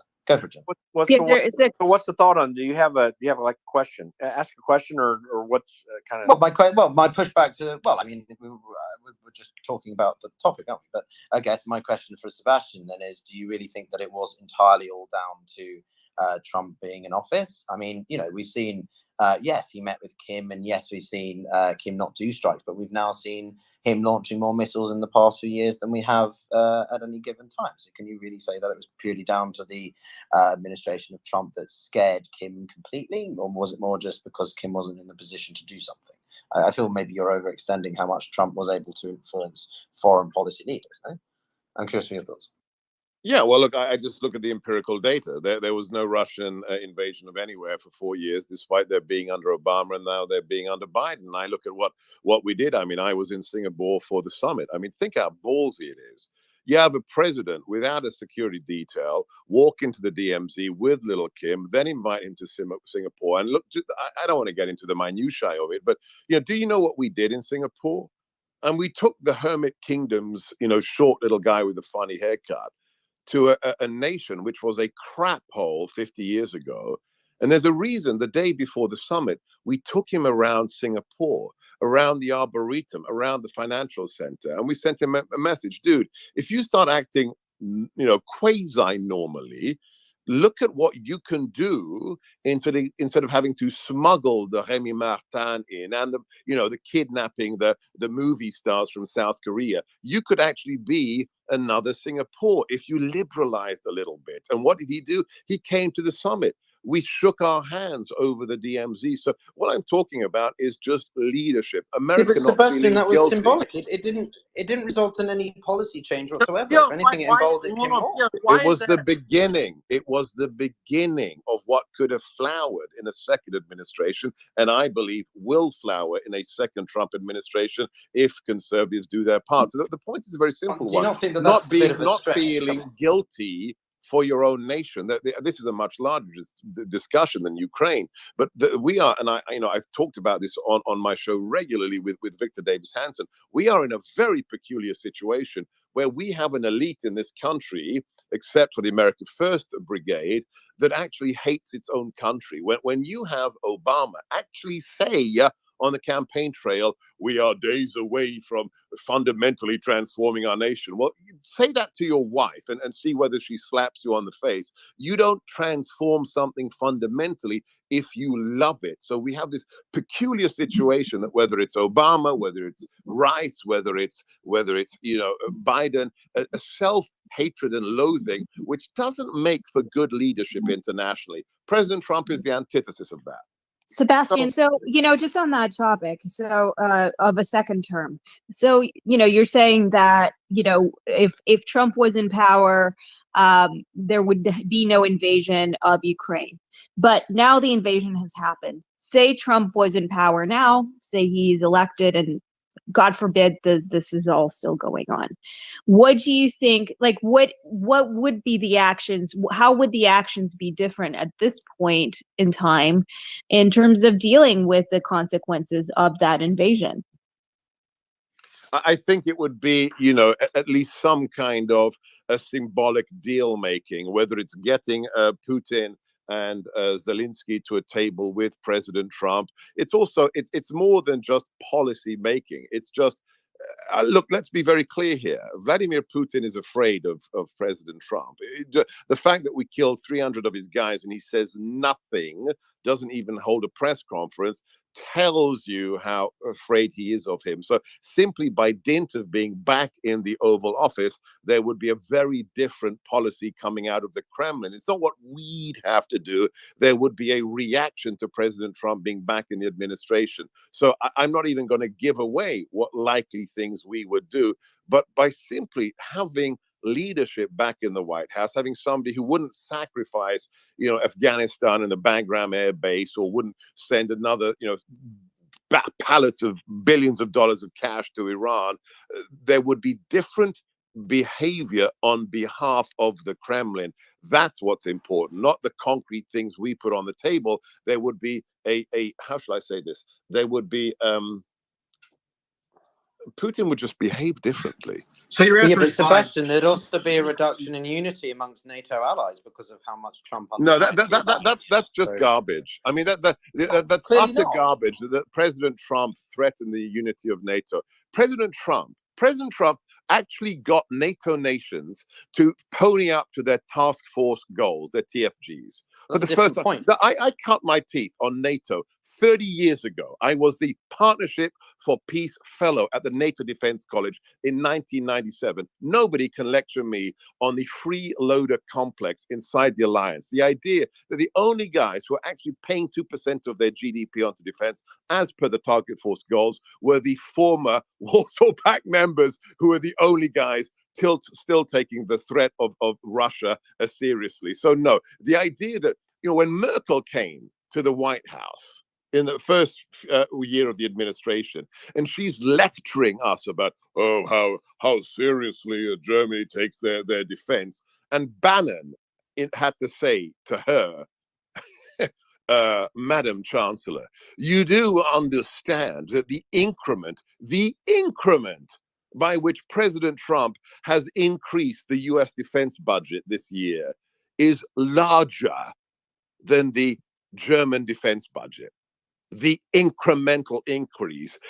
This is when you send a message that you're not serious. NATO is a collective defense organization, and you only get to be a member of it. You only get to access the Washington Treaty if you can demonstrate your contribution to the collective defense of the North Atlantic Treaty Organization by saying, oh, well, America will just, Article 5 and the nuclear umbrella. No, you have to pony up. The idea that the UK, whose empire once spanned the globe on which the sun never set, has to share its one aircraft carrier with France is risible, is a Monty Python skit. President Trump said, sorry, guys, get serious or we're out of here. He shook the tree, Yeah, but he spared Sebastian, them, that's a and they different got point serious. to the one I was raising. That's a different point. I'm not talking about the funding. I agree with you that the European. But that's the measure of unity. That's the Well, only no, not measure. really. No, I did. Well, No, hold on. I'm sorry. Why, I don't agree with the hold on. monetary value of the measure. Piotr, I want to know why that isn't a measure of unity. Like, I think, one of the, whatever you like, whatever anyone likes or hates about Donald Trump, the one thing that I observed that he did is the way to be a relatively anti-war president while being very strong. Like we've always been in an imbalance in the United States because and the whole military industrial complex idea was what was driving people instead of having a mission and a specific thing to get done. And I think that's what Eisenhower was upset about, frankly, way back in the 50s, that we just keep going forward building the thing rather than figuring out a goal to get to and then accomplishing it. And I think Donald Trump did that, whatever else anyone thinks Jim, about. Sebastian was just salivating over how Trump bombed 300 Russians and there was no retaliation for it. You could almost feel Michael, the tingle going up his leg when he was describing it. So how does that have anything to do Michael, with I hear you. anti-war? That makes no sense. Well, yeah, I get it, Michael. I get that. I get your point, and I understand that. But in reality, what was the end result of all that effort? The end result of all that effort was, Michael, hold on, let me finish my point. Michael, the end result of all that effort is we stopped going to wars. We were on our way out of a war when it came to Afghanistan. And had he been reelected, we'd have gotten out in a much better fashion. And he was already intent upon doing it and had a plan. And you don't have to throw that out to everybody to figure that out. Am I missing anything here, Sebastian? I mean, but Jim, I think the better question is, I mean, for me, I think the Prodigal, I asked Sebastian. You're only missing one thing. You're only missing one thing. Whoever this shit is, he loves Russian mercenaries who are war criminals. But carry on. Oh yeah, that's my whole deal. I love Russian missionaries. I mean mercenaries. I mean, Sebastian, you really exemplify the high caliber of intellectual acuity that we can expect. Carry on the ad hominem, dude. You have no qualifications to be in this conversation. Carry on the ad hominem. Well, by the way, I kept low with as much competence as you, that's for sure. Okay, Michael. All right. All right. By the way, let me throw this in here, Sebastian. I say all this, and I was Thomas Massey's chief of staff, and I know your problems with him. But I think that, and he liked Trump because of this. Listen, we had to stop getting out of wars. Someone had to take steps, and Donald Trump did. I mean, whatever you think of it, he did better than anyone else, it seems. Aaron, I know you've got some negatives on this, but you got your hand up. We were going to get to you. I mean, I would make the case that for all the faults that you might want to pull at him, Donald Trump did a pretty darn good job of getting us off the bad path. But if I can say something here, I think we're downplaying the role that Trump's policies played in fueling the path to war in Ukraine. And it highlights the absurdity of Russiagate that Sebastian Gorka is accurately pointing out, that while everyone in Trump's opposition and media was accusing him of being a Russian agent, Trump was indeed being very hawkish toward Russia. What I think Sebastian misses is how that played a role in this current crisis. And look at Russia's proposals from December 2021, when it submitted these draft treaties to the US and NATO. A major issue was addressing the problem created by Trump killing the INF Treaty. The INF Treaty, negotiated by Reagan and Gorbachev, had eliminated an entire class of nuclear weapons pointed at both countries. Trump killed the INF treaty while his opponents were claiming he was a Russian agent, and that created a very big threat of a new arms race.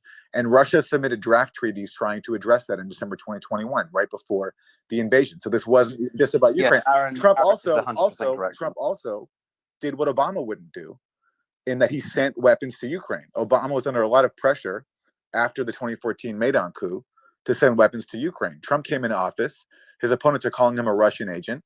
He relented immediately, and he gave the weapons that Obama wouldn't send. And that also played a role in keeping the war going in the Donbass, rather than having everyone respect the Minsk Accords, which was the agreement to end that war. So I think Trump played an overlooked role in actually fueling this war in Ukraine, no matter what he tries to claim now. So I want to ask Sebastian two questions. Can you recognize how policies like that contributed to the war in Ukraine? And on the question of Syria, I know this isn't the topic, but since you mentioned it, you claim that the Trump administration received intelligence that Syria committed a chemical attack, and that's why Trump bombed Syria. Well, we also have reports that there was intelligence doubting the case that Syria committed a chemical attack, and that the incident was in fact staged by sectarian death squads on the ground. There was a report by Seymour Hersh about that for Kanche Kuhn in 2017. And we know from whistleblowers in the OPCW that investigated the 2018 incident in Duma that they undermined the case that a chemical attack was carried out by Syria. So I want to ask Sebastian, are you saying that there was no intelligence inside the U.S. government saying that, in fact, the claim that Assad was guilty of that basically questioning the case that Assad was guilty of a chemical attack? Are you saying that there was no intelligence that undermined the official pretext for war, which is that Assad was guilty? Yeah, I'm not going to fall into a trap talking about classified information, because I still have my clearances and I'm not going to risk them. So you won't deny it? Good. But I will. That's good. So you won't deny it. No, listen. Are you another person who can't Hey. listen? Are you another person who can't listen? I couldn't give a rat's ass what Seymour Hersh says, because I was in the skiff. I was in the building, and I saw, and I can talk about it because it has been declassified. I saw the incontrovertible evidence based upon the prior chemical weapons attack from the same Syrian Air Force base, that they were moving munitions from that base to use them against civilian targets again. Yes, I'm on the record, because that is declassified, and that is the certitude that we had that the attack had to happen, had to take place. And I can't comment to your prior utter counterfactual. Oh, sorry, we insulted the Russians on INF, therefore, but the fact that they did nothing for 4 years is irrelevant. I can't talk about pie in the sky and unicorns. I can talk about what happened and what didn't happen. Under Obama, they invaded. Under Biden, they invaded. Under us, they didn't. If you want to embroider that into an alternate universe, dude, I can't help you. INF wasn't about insulting the Russians. It was about killing a treaty that had barred an entire class of weapons. It was a huge achievement of the Cold War when Gorbachev and Reagan negotiated INF, and your administration killed that. You're not addressing the facts of Russian aggression. And when Trump when Russia put out proposals in December 2021 to address the standoff over Ukraine, its main demands were neutrality for Ukraine, so not joining NATO, and also addressing the placement of offensive missiles aimed at Russia. And that problem was made exponentially worse by the U.S. killing a treaty that had limited those missiles. So I don't see how you can dismiss that connection. In a weird way, it made it exponentially worse because they didn't invade anybody. Yeah, I got you, buddy. You're a geopolitician. And Aaron, remember the forerunner to that agreement between the U.S. and Ukraine, the bilateral strategic partnership agreement that was declared in November of 2021. The forerunner to the signing of that agreement by the Biden administration was the work of Mike Pompeo, who throughout 2020 created the foundation for what would later then get codified as the strategic partnership that included, among other things, a codified assurance that Ukraine would join NATO, which was then cited obviously by Putin as one of the primary grievances that led to the initiation of the war. And it's very refreshing. I appreciate Sebastian's honesty, that he's willing to celebrate a policy that made the world a much more dangerous place by taking away a treaty that had kept thousands of missiles. Yeah, when Russia isn't invading countries, the world is dangerous. How dumb are you? I mean, really, when Russia isn't invading its neighbors, the world I'm not is defending. dangerous. You can't gaslight us. You can't gaslight us, whoever you are. I'm not saying that the Biden administration was any better. I'm asking you, because you served in a certain government, about your own role in the current crisis. I have plenty of criticisms of the Biden administration. I think both of you, the Bidens and the Trump administrations, had the same policy of undermining diplomacy and not taking it seriously, and not taking Russia's security seriously. So I blame you both for your policy. Diplomacy is irrelevant without force behind. Yes. If you don't understand that, you don't get diplomacy. Yes. But next question. It's really important to prioritize force when you're talking about the world's top 2 nuclear powers. I didn't. Heaven forbid. When I Heaven said forbid behind it, how do you turn is behind it into prioritize it? Again, you're gaslighting. Stop gaslighting. Okay. Keep saying gaslighting more. Is that how you do diplomacy, Sebastian? You just yell at people to stop gaslighting? How does that work? Michael, hold on. Okay, guys, you guys have had your chance. By the way, Sebastian, I think it says a lot about your success that people speak to you in the third person. But we'll he's the bloviator in chief. Oh, Michael, I'm going to put that on my resume. Thank you There's kindly. no reason for that. And you can eliciting the third person because of success. I look forward to playing back the part where he salivates over how many Russians Trump dropped bombs on. That was really something. Guys, can we bring it back to Ukraine? Hold on a second, guys. Yeah, go ahead, Sebastian. I want to get to Patrick, but listen, I want to know anyway. I find it silly, but this might also be a good time to remind everyone that if you have comments, or you have questions that you want us to ask Sebastian or just to bring up in this panel, so feel free. There's an icon at the bottom on the right hand corner, so drop your question or message below. If you have a request and you feel like you could add to the panel and you have some special expertise, let us know who you are. Tell us a little bit about you. Send a DM to Mario and we'll have a look. And also, if you want to subscribe to our newsletter, it's a free newsletter just to know more about different news that are breaking, the topics that we cover, and as well as summaries of discussions such as this one. There's a lot of ground that we cover, and these go on for quite a while. And this one has been going on, for 6 hours, Jim? Almost. Yeah. You should probably subscribe to the newsletter, and I'll hand over. I have one question for Sebastian, if possible. I'm curious because I agree with you on some things. All I want to do is I've been trying to pass to Patrick here, and I'll come back to you. Just put your hand up. You're in line. Go ahead, Patrick. You were going to ask a question. Thanks, Jim. Dr. G, good to see you. Good to hear you. For the record, I also celebrate a battalion worth of Russian mercs getting chopped to dog meat in the Syrian desert. I've got a lot of flack for this one. I'm curious to hear your take. My impression of the Biden administration's handling of this, it's just been schizophrenic. I don't think they know what they're doing. I don't think they have a comprehensive plan. And that's why we're seeing this, just haphazard affair that they've been arranging. I'm curious as to hear your take on that. Yeah, you're a mind reader, Patrick. So I just spent Christmas in early December in Israel. I took like 300 listeners from the show with my wife and Dinesh D'Souza and his wife to Israel. And one of the best tours we had was from this amazing guy, Zev Orenstein, who took us underneath Jerusalem to the old city of David. Just a mind-blowing excavation. This guy is so switched on. He does a lot of lobbying on Capitol Hill for the Archaeology Institute there. And halfway through this tour of King David City, he says to us, he says, dealing with America for Israel is like dealing with a schizophrenic. For 4 years, you were back. You were on our side. You took Iran seriously. You took threats to Western civilization and Judeo-Christian civilization seriously. And now you're on the other side of the equation. We can't deal with it. You guys are schizophrenic. So look, for me, what's happening right now, because, I've served in the White House. I was in the DOD for 5.5 years. I taught the Marines for another 2.5 years. I was in the British, MI reserves. For me, what I see here is a lethal concatenation of three things.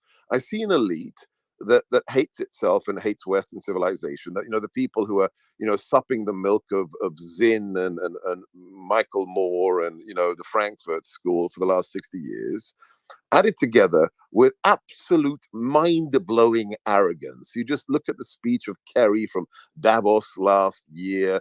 You look at the preachiness, and how from Tulsa, where Tallahassee, for the 50th anniversary of Roe v. Wade, the vice president removes the word life from the Declaration of Independence. Says you have the right to liberty and the pursuit of happiness, but not life, because oh my gosh, oh no, we get to kill 800,000 babes in the womb every year. I mean, just that level of arrogance that you get to gaslight on the founding document of the republic. And then the last thing is, which is perhaps the most dangerous of all, is just the sheer stupidity.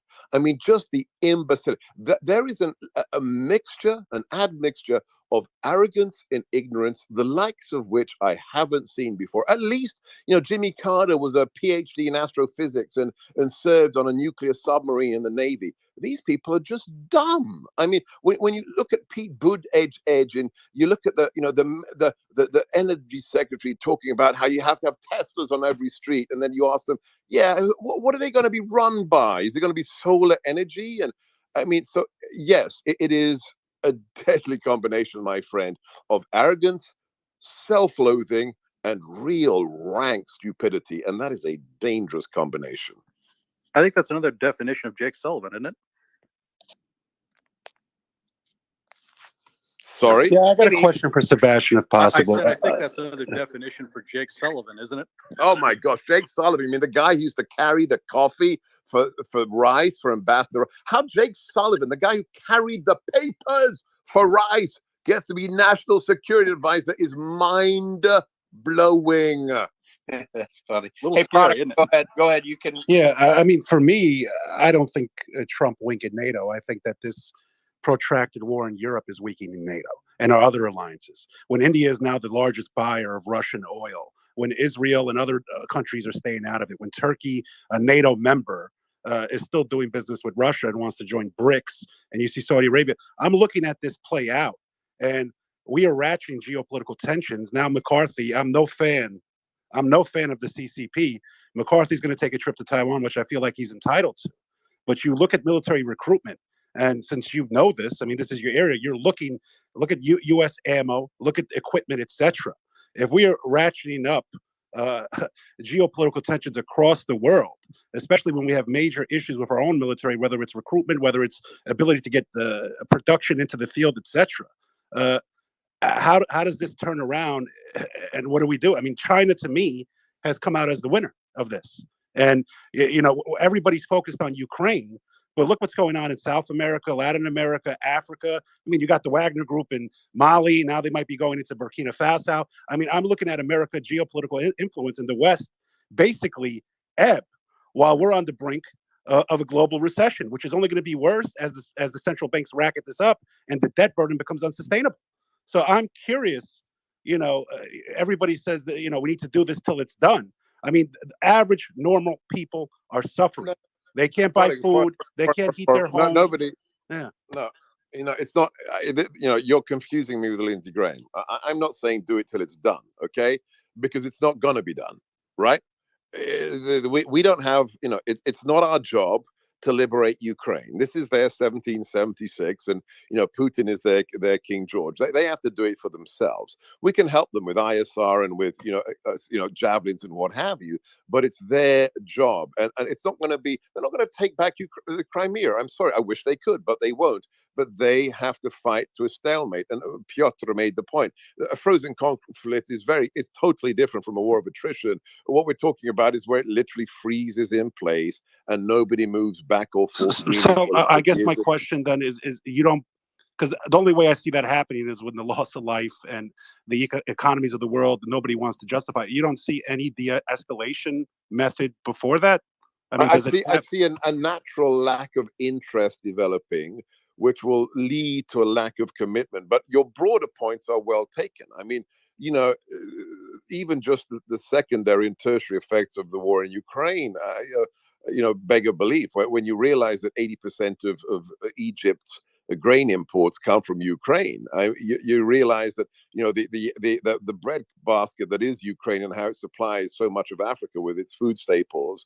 If they get landlocked again, if they can stretch that Russian control from Mariupol further west, it is a disaster for other regions of the world. With regards to China and Taiwan, I utterly subscribe to what you say, but that sort of function really of just the war in Ukraine or the mendacity. But you could argue it is, right. When you look at wheat, you look at commodities, and a lot of the governments when they have to choose, I want to make the broader especially if point they're autocratic, between feeding the people who may overthrow. But hang on, it. let me finish. I want to make the broader point that it's more a function of utter paucity when it comes to geopolitical understanding. I mean, look at Western nations. Look at any leader, and you don't have to look at the clowns at the front like Trudeau and whatever.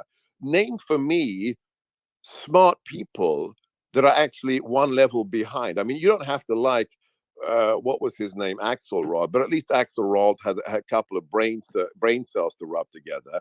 But if you look at the elites, whether it's the UK, whether it's France, or it's Germany, these nations don't think geopolitically anymore. After the 1990s, after the peace dividends, we kind of, crapped out our geopolitical thinking. The likes of, Victor Davis Hanson, Colin Gray in the UK, the likes of Lord Black elsewhere. These people are in their 70s and 80s. They're not advising. And, I don't like Kissinger, but, there are no Kissingerian category individuals that are advising the West and saying, you know what?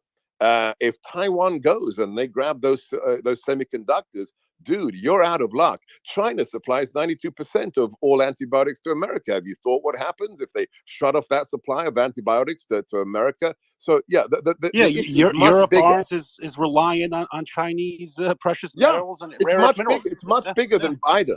It's much bigger than Biden. But what do you make? I mean, listen, you have basically Colombia and Brazil coming out and saying they're going to start a currency unit that all the South America is welcome to join. You have Saudi Arabia now has the balls where their finance minister goes on a world stage during Davos when everybody's meeting and says, yeah, we'll entertain de-dollarization. You look at, how China weaponized both the COVID pandemic for PPE and other vaccines to get, expand the BRI and try to expand BRICS. I mean, there are other stuff going on right now outside of Ukraine where beachheads are being established that will drastically affect U.S. ability to engage in dollar-denominated trade and whether central banks want to hold our currency, and that's a death knell for us. Everybody's talking about Ukraine. You don't have to subscribe to the fourth turning and Bannon's version of reality. But the fact is, just step back, take all politics out of it, and look at the calendar. Look at the cycles of civilizational growth and collapse. We are due, whatever it is, whether it's an EMP event, whether it's a natural event, whether it's another real pandemic, or whether it's a real shooting war between great powers, we're about 10 years behind the due date for what's going to happen. So there will be, sadly, some cleansing event that will have to be the wake-up call for Western nations to get serious about geostrategy. So, the exogenous factor may simply be the one we have to wait for.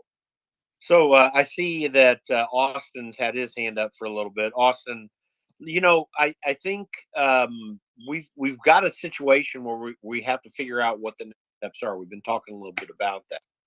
I mean, what are the next steps? How the heck do we get out of this situation that we're in, where we got $300 million a day going over to Ukraine, and whatever someone thinks about whether we do that, so it's got to be a stopping point. How do we get there? Yeah, Jim, there was a lot that's been covered in the last 30 minutes. Would you care I start with Saudi Arabian local economic dominance, Brazilian internal politics, Chinese dominance over antibiotic exports, or any of the other mentioned issues? Or do we want to keep it on Ukraine here? Well, yeah, we're kind of in Ukraine. Well, Ukraine affects all that, right? If we're shifting into a multipolar order, it's the same people who said shut down the whole country. Let's not worry about everything else. And then we see teen suicides, crime, and everything go through the roof. So this isn't just an exclusive issue. Everything's disconnected. When Biden shuts down oil and gas, that affects. No, I hate muting at all, but hold on, we can't talk over one another, guys. And Prodigal, you've been running Yeah, for a the little bit. climate policy Can affects you. Prodigal, you've been running here for a little bit. Let's give everyone a break. Okay, go ahead, Austin, and then Thank Piotr. you. I appreciate it. And, you know, I do think it is actually a salient point to look at supply chains and look at how, you know, either sanctions or the oversupply of natural gas in certain sectors of the world and the undersupply in others has affected other supply chains and affected economies around the world. I think that's something that definitely needs to be addressed here. And I think we can look at all of this and we can see some of the pains that have come from Russia having, as you know, sort of a commanding stance in the natural gas market and in, you know, petroleum exports in general, and see how much, you know, issue that's caused. You know, if Russia were to also have control over, you know, all of the grain fields of Ukraine, those issues would be even, you know, even worse. Yeah, exacerbated by Germany shutting down their nuclear power, by U.S. crippling its own industry. But continue, please. It's funny. I'm just getting like that didn't even make sense. So this It didn't. idea. You don't think more Exactly. cheap and abundant energy It hurts let me finish Russia? my thought. You don't think it hurts Russia Let me if finish we're my if thought. we're building Come on, refineries you can do and it. unleashing You can American do it. energy? Now I got to mute you, Prodigal. Dude, you've been talking for a while. Let's let some other people get in on this. Okay, go ahead, Austin. So I think my point's actually being a bit misconstrued here, because what I'm saying is that no, obviously there's an issue with the U.S. exports of natural gas and expansion of drilling and all of that, and that's a conjoined but different issue, as opposed to what I'm talking about, how there was a great fear at the beginning of this war that there would be mass famines mostly in the global south due to the interruption of grain exports from Ukraine, because most of those grain fields are in the eastern part of the country. My point is that, you know, we're already seeing these disruptions and everything like this. If you know, we give Russia the lay of the land and they get to dictate where those exports go down the line, then I think we'd see more pain from that than what we are seeing currently. But where do I see this going? And this was your primary question here, Jim. Where do I see this going over the next 6 months? So there were talks about, you know, we need to use diplomacy, stuff like that. I really don't see a diplomatic agreement that both the Ukrainians and the Russians would agree on at this juncture. Someone brought up the Minsk agreements. The Minsk agreements themselves were already fairly fraught. And that's the reason why we saw so many ceasefire violations throughout the course of them. And that's the reason why we ultimately saw them fail. And when you look at when the Minsk agreements were initially signed, they were done so by a fairly reluctant Ukrainian side. So to think that a Ukrainian government that previously was reluctant but willing to do it, and now has seen cities like Kharkiv and Mariupol get demolished, is somehow going to be more willing to accept those terms. If I could don't see answer that. happening. So give me a moment. Let me wrap it up here. That also being said, I think it's very clear the position of NATO and the position of the United States to continue supporting the Ukrainians with weapons, with data that can be provided. I think it's been equally sort of communicated that the U.S. and NATO does not want to have boots on the ground in a traditional conventional sense. And I don't foresee that changing until we've seen some serious changes on the battlefield, or we've seen serious changes in signaling from either the Russians or the Ukrainians. But my last point that I'll make here is that we talk about, you know, a lot about the United States' stance on this. At the end of the day, whether or not there is Western support for Ukraine or not, the Ukrainian will to fight is dependent upon the Ukrainians themselves. You know, Piotr, I don't see the off ramp yet, and someone has got to let us know what that looks like. And but I think it is a factor right now that there's just a desire to keep ramping this up with no clear path to shutting it down. They can have all the will to fight. Yeah, I in the mean, world, look, but what does it matter if I've they got don't a have the couple of weapons? things I want to add to that. Got it here. Hold on. Do you want me to go? Okay, so yeah, look, I'm on Sebastian's side of this one, in the sense of that this is not a war that we get directly involved with. It's for the Ukrainians to fight, but there is a larger either you can call it ideological or strategical reason by which to continue to support Ukraine, because if you don't, then you do get Vladimir Putin wondering, well, then hang on, I can continue to do that. I can continue to expand. The ramifications of this on the global economy are significant, and I've never denied, or anyone would be stupid in denying the massive consequences they're having. But to state that the protests and things that you see people coming out on the streets of in certain countries is because purely against the war, that's not the case. It's more nuanced than that. It may be to do with large prices, but it's also, people are, if you ask most Britons, they are in favor of supporting aid and whatever it is to Ukraine. In terms of this ending, I mean, look, you can have a frozen conflict, i.e. that no side really moves, you enter a stalemate and they just dig in and then that's it. You get a DMZ kind of thing. You get a war of attrition where you see some incremental gains on one side and then they're replaced by others on the other side. Or you get what's known as a marginal or decisive victory. So a marginal could be that the Ukrainians retake the rest of the Donbass, but they forego Crimea in a peace negotiating scenario. An outright victory would be that the Ukrainians take back everything that the Russians have, annexed or been occupying, and that's that. Alternatively, you could see the Russians, if we were to see the Ukrainians, forced into a peace deal with the Russians, they remilitarize or they orchestrate their artillery, and then they come back and try to do it again, and then you get an outright victory whereby the Russians take over and force a regime change in Kiev. These are all feasible scenarios. But then you're also talking about, and I do want to address it because it was never fully addressed, which was that there is a difference between a limited tactical nuclear strike and a strategical strike, right? A tactical nuclear strike is one where the payload of the missile is very limited, so the exposure area is very, very small. It's unlikely that you would see the West respond to that, as I think it was someone else on the panel even said that the French have made it kind of clear that that wouldn't compromise French interests. And then very last point, when we start talking about the entirety of the global system and China and Saudi Arabia and everything, I mean, in that case, we might as well just start going off on every single topic under the sun, because you've got to draw the line somewhere. The Taiwanese case study is completely different to Ukraine. It is an island nation where an amphibious landing would require upwards of 400,000. If our military recruitment and our ability to put arms on the field is shit, how are we going to defend Taiwan? It's also Japan with the third largest navy. It's also the Britons. It's also Germany. It's also France. It's also South Korea. It's also the Australians. Even the Indians would get involved because of their concern over Chinese belligerency in the South China Sea. So when we're talking about China as some sort of overarching power that's going to threaten, I'll put it this way. The Chinese century is definitely not what it was considered to be 5 years ago. Demographers, including myself, are shocked by the fact that we saw China's population actually decrease last year. Most projections expected China's population to not max out until 2028, maybe 2032. And the fact that they've done it so quickly illustrates that the Chinese economy is not as resolute and impervious as we once thought. So all this stuff about China is going to come through and completely, we're going to see, are we already in multipolarity? Yes, we are. But are we going to see suddenly the complete and utter collapse of the United States, and suddenly there's some alternative non-Western entity leading the way? No, not as it stands. And if it were to happen, it's not going to happen for a couple of weeks. So Aaron, I think you wanted to respond next to Piotr's points, and then we'll go to Colonel. You had your hands up. So Aaron, did you want to respond to what Piotr just said? I'll be brief.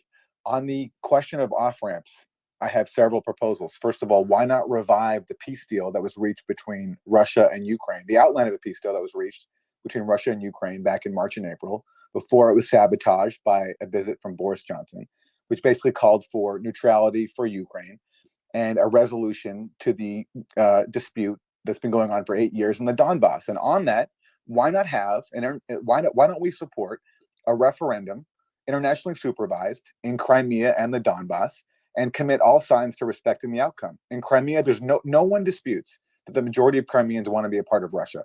Even U.S. government-funded polls say that. In Donbass, it's probably more mixed. But why not? But why not try? Why not try that instead of flooding in more weapons? The idea that the only answer here is to fuel this war. Because how are you supposed to explain to Ukrainians that they're okay with losing 20% of their mainland? Because they had the opportunity. Tell them the mainland.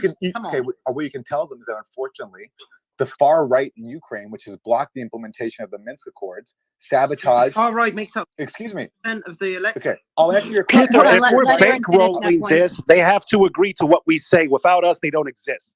To say that Ukraine can dictate what America has to do or not, and we can't push towards a settlement, Ukraine does not run the U.S. I'm sorry. You might think so. I don't. Ukraine, and if I can answer the question, Ukraine had the opportunity with the Minsk Accords, which it signed in 2015.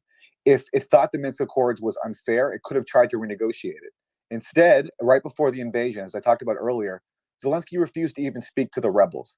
So if you won't even speak to the rebels, how are you going to have a resolution? So unfortunately, Zelensky cost, and the far right of Ukraine, which he bowed to after they threatened him with a coup, they squandered that chance. So now we have to have the only other solution, which is let the people decide and commit all sides to respecting the outcome. Again, in Donbass, I have no idea what people will decide. I suspect it's pretty split. In Crimea, there's no doubt the majority of the people there want to join Russia, as they've said in polls many times. Because it's been artificially enhanced with Russians No, for the past 10 years. that's just. No, I'm sorry. Soviet Union's actively murdered a bunch of Tatars who live there indigenously. Do you think that Russia's killed and replaced them? Has with Russia Russian killed off the people? majority of the population in Crimea? So only ones left are those that support Russia. That's ridiculous. Crimea has been trying to break off. There have been mass Okay, so deportations you from know fuck all occupied about the Ukrainian history. The zones vast and majority. verified satellite imagery of Well- executed Ukrainian This is a civilians. first. I've never heard anyone try to seriously argue that the majority of Crimeans don't support Dude, joining the Russia. Tatars made up the ethnic majority of Crimea. Did they make They up were the- artificially removed, and Russian migrants were moved there to dilute the representation of the You're saying population this has on happened in Crimea. the last 8 They were years? given Really? 700,000 Really? In the last passports, 8 and this happened over 200 years Over 200 since years, the right? Russian Yes. Empire. Okay. So in the last 8 years. Yes, Aaron. In the last, considering that I come from the region, I happen to know Okay. a little bit about in the last. Okay. Can Yes. we say? So how about in you the- stay in your little lane and in stop the- talking on things you don't? Let's not get into insult lane, but one point that was brought up by audience is that, for example, many people who were pro-Ukrainians were forced out of the Donbas and Crimea at the time for their own safety, and so it was impossible to sort of have a vote with all the pro-Ukrainian people Let them having come to back. leave. Bring So them that back. was Stop the war. Have them all come back and vote. well, or vote. so that's a difficult thing, right? Like We they do were. that with the Kurds as well and the Uyghurs in China. Where should we draw the line with that then, Aaron?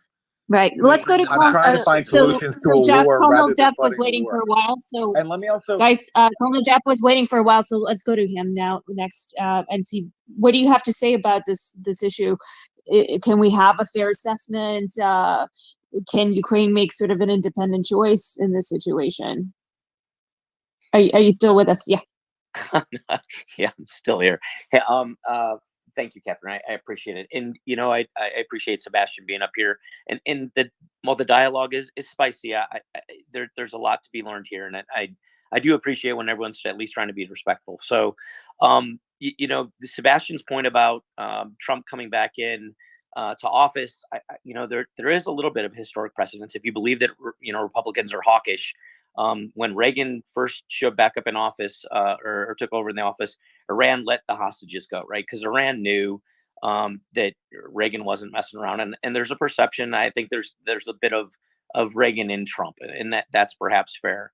That there was a question about did Trump break apart NATO, and he put pressure on NATO. Sebastian, I don't know if I totally agree with you in the sense that he didn't put pressure on NATO, but to be fair, when Macron said, "Hey, we're going to," he absolutely did. Sorry, I absolutely agree with you. He did. Yeah, we're gonna put pressure on. When Macron said, "Hey, we're going to create a European exclusive security construct," he and Germany quickly found out they don't have enough money. Right? They just can't do it. They need the United States, and that was a very sobering thing for them. But Sebastian, I do have a couple questions for you, if you'd entertain them, please. And the first one is. Putin has literally broke, I think, every agreement that Russia has made, whether it's Open Skies, CFE, Vienna document. To be fair, Russia broke the INF before the United States walked away, but that we can talk about that later. The Budapest Memorandum. If Putin truly did have a sobering thought for a second and said, I want to actually negotiate a peace process, who on God's green earth is going to believe him when he comes to the table? And then the second question I have for you is, I don't disagree that a frozen conflict is quite possible, right? But it's almost ironic that the one thing that Putin really never wanted to see was NATO in Ukraine. But if it's a frozen conflict, there'll have to be peacekeepers on either side of the line. And those peacekeepers on the Ukrainian side are most likely going to come from NATO, just like KFOR is in Kosovo. So if you could address those, I'd appreciate it.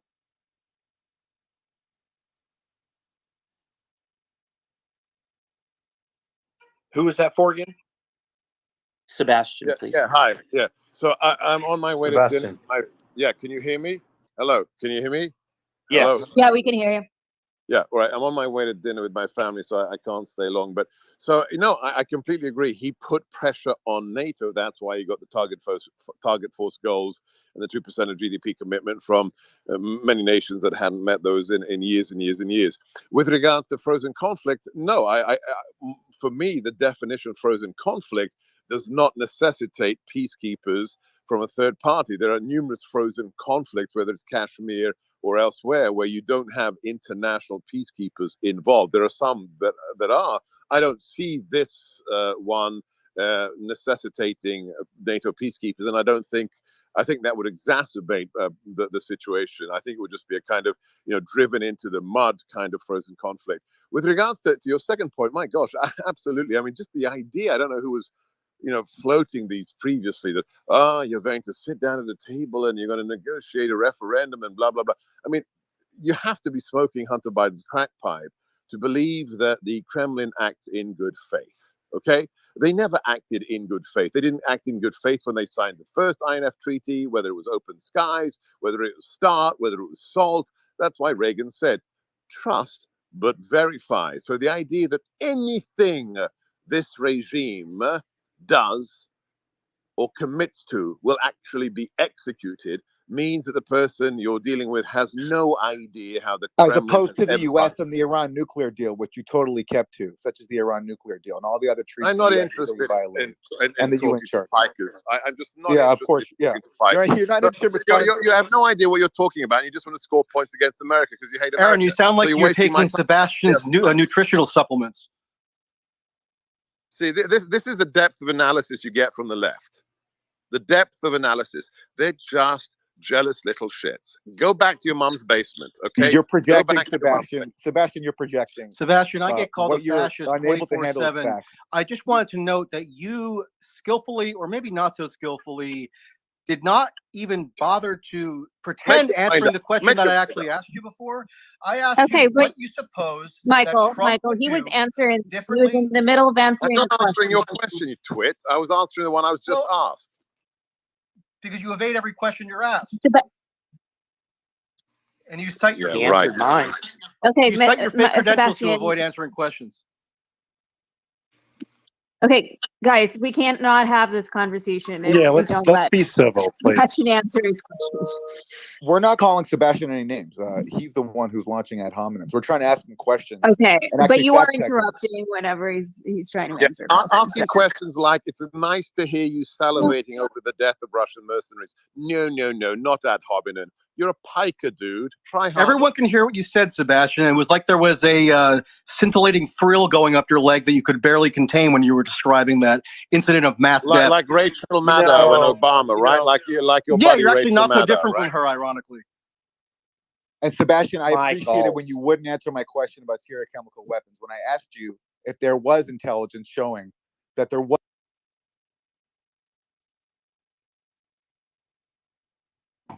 How do we mute? Do you have a TSSCI clearance, and is this a skiff?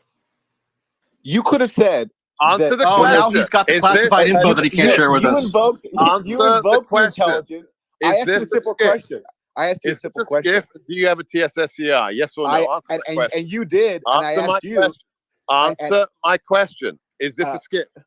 No, it's not a skiff. But Yeah, my question did not require you to violate. I cannot answer that. No, that's not true. I asked you. You could have said no. You could have said no. There was no intelligence. Can we get on to undermining the serious case for a chemical attack by Syria, and you wouldn't answer that question. That doesn't violate your classification. You're an you could have idiot. said no. You're an There was idiot. no If I intelligence say showing. yes, it violates it. If I say no, it violates it. No, You're I'm just sorry. a moron. You said yes. You said yes initially guys, by saying we there was got intelligence. Aaron, we got it. Like you're not going to get the answer. He's Yeah. whatever. So let it go. But he can't. Yeah. I want to know. I want to. By the way, we appreciate you coming in, Sebastian. I know you might have to go soon, but I wanted to go to Igor Lopatonic, who came in, and you produced a Ukraine on Fire documentary, I guess, or I'm not sure what it is. You can tell us a little bit about it, but I want to get your thought on where we stand right now in this situation, because I got to tell you, people are pretty frustrated. I mean, I know I'm kind of frustrated with how this feels like it's going into a quagmire. And but you may have some information on the ground to give us some insight as to where we actually are at. And I'm curious your thoughts on that. Go ahead. Thank you. Thank you very much all for inviting me and letting me speak. Little background. I'm Ukrainian American who immigrated United States 2008. I was born in Soviet Union. I study rocket science, and after that moved to the movie business, to entertainment business. And yes, I produced and directed 4 films on Ukrainian crisis subject, starting from Ukraine on Fire and Maidan Massacre and Revealing Ukraine. And the last one was Ukraine, the Everlasting Present. So I kind of very familiar with the alternative to mainstream media narration. And the first of all, what I want to tell to everyone, that to understand all complexity of Ukrainian crisis and a way out of this war, you need to study, and you need to study history very well, because without understanding the centuries of common history of Ukraine inside of Russia, and a breakaway attempt in 1918 with the first independence and the second independence in 1991, so it's impossible to understand all complexity and impossible to understand what is actually now is going on Ukraine. I just come back in the mid-December from Russia when I spent 3 months working on my current film.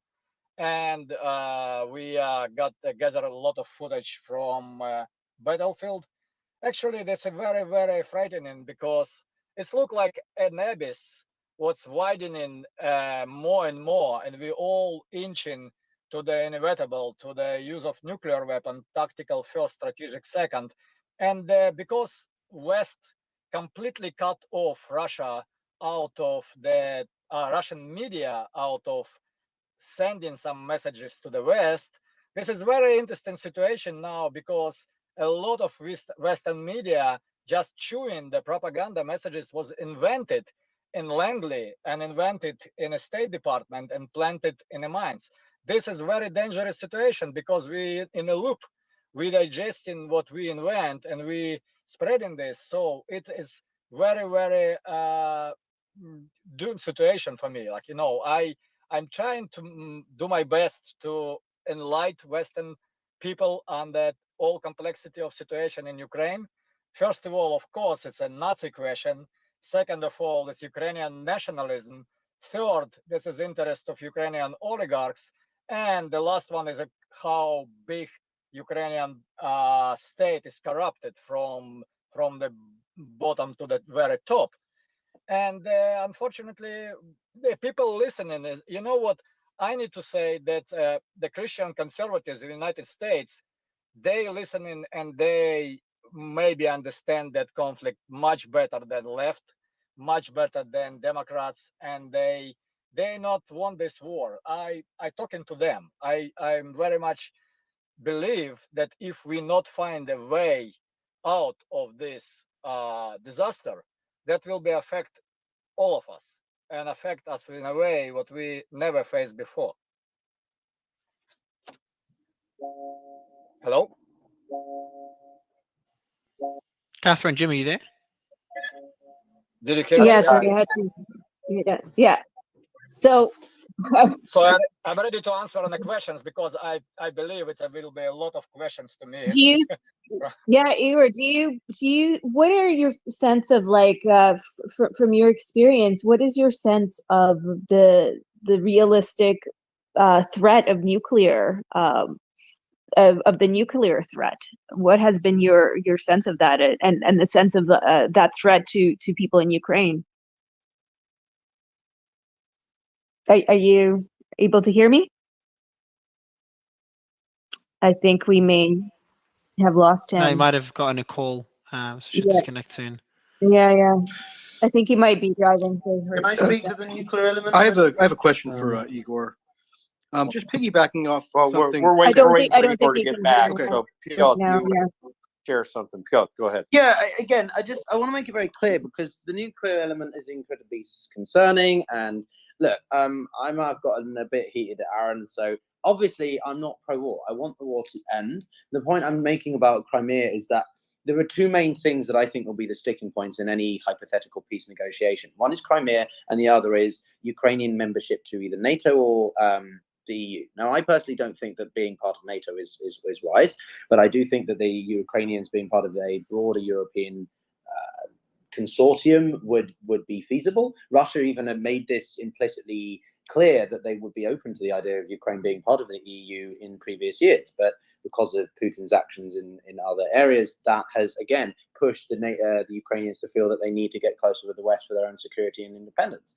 When it comes to nuclear warfare, a tactical nuclear strike, as I said before, is a contained explosion which would only have a payload which is beyond a certain amount. I forget the exact amount. I think Patrick has more on this if he's there. But like, this is very different to a strategical nuke strike, which would be either against a major city, settlement area, or a strategical site of interest in the conflict. Using a limited tactical nuke in the form of a response to, say, the annexation or re-annexation of Crimea by the Ukrainians is something that potentially Putin could do. I'm not discounting it, but it's important to know that the Russian process by which to actually go through launching a nuclear missile is actually more complicated than the Americans. And I highly doubt that the Russian generals and everybody else within, including the oligarchs, would simply be on board with Putin utilizing that. So it's not just a case of he presses the red button and it happens. There's a lot of protocols that would go through that, and I just don't think that we would ever see that reality. Peter, I want to ask you something that just draws on what Aaron said before. Aaron made a proposal for a potential diplomatic avenue to resolving the conflict. He said it would be sort of grounded on principles related to Minsk. And I just want to step back and note the furious response that his diplomatic proposal engendered, because it's so unusual for anyone to even raise the prospect of a diplomatic settlement to the conflict. All we hear about are what's the latest weapon systems to be sent, how can we berate Germany to comply with US and UK demands to send so-and-so tanks, and now here we have the Abrams tanks. Last month it was the Patriot missiles. Before that, it's the long-range artillery and the the HIMARS and so on and so forth. It's seen as an extreme fringe position to even put like 2 minutes worth of emphasis on a diplomatic solution. And I want to just remark on how unusual that actually is. Look around the world. China, hold on, let me finish. 30 seconds. Look around the world. Countries like China, India, Brazil, South Africa, Pakistan, Indonesia, Nigeria, Kenya, all these countries have since the outset of the war called consistently for diplomatic negotiations as the resolution rather than military escalation.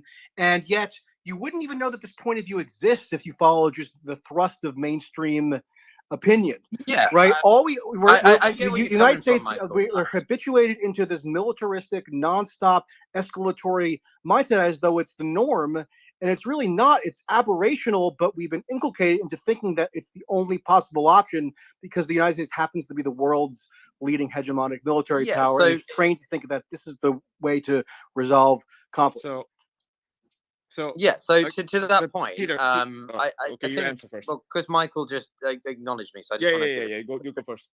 Because after you answer, I would like for the Cossack to respond. He's actually Russian, and one thing that's been missing from the space is the Russian perspective. I've heard a lot of voices from non-Russians and a lot of non-Ukrainians talk about this space, and I think this is an issue that requires every perspective, Well, especially. I mean, we need a Russian you voice may here. forget that I am half Russian. Keep that in mind. I know, but you're not whether in or not Russia, I are agree you? with what Russia's doing. But yeah, so anyway, But you are with the World Michael's, Bank and UN, though, right?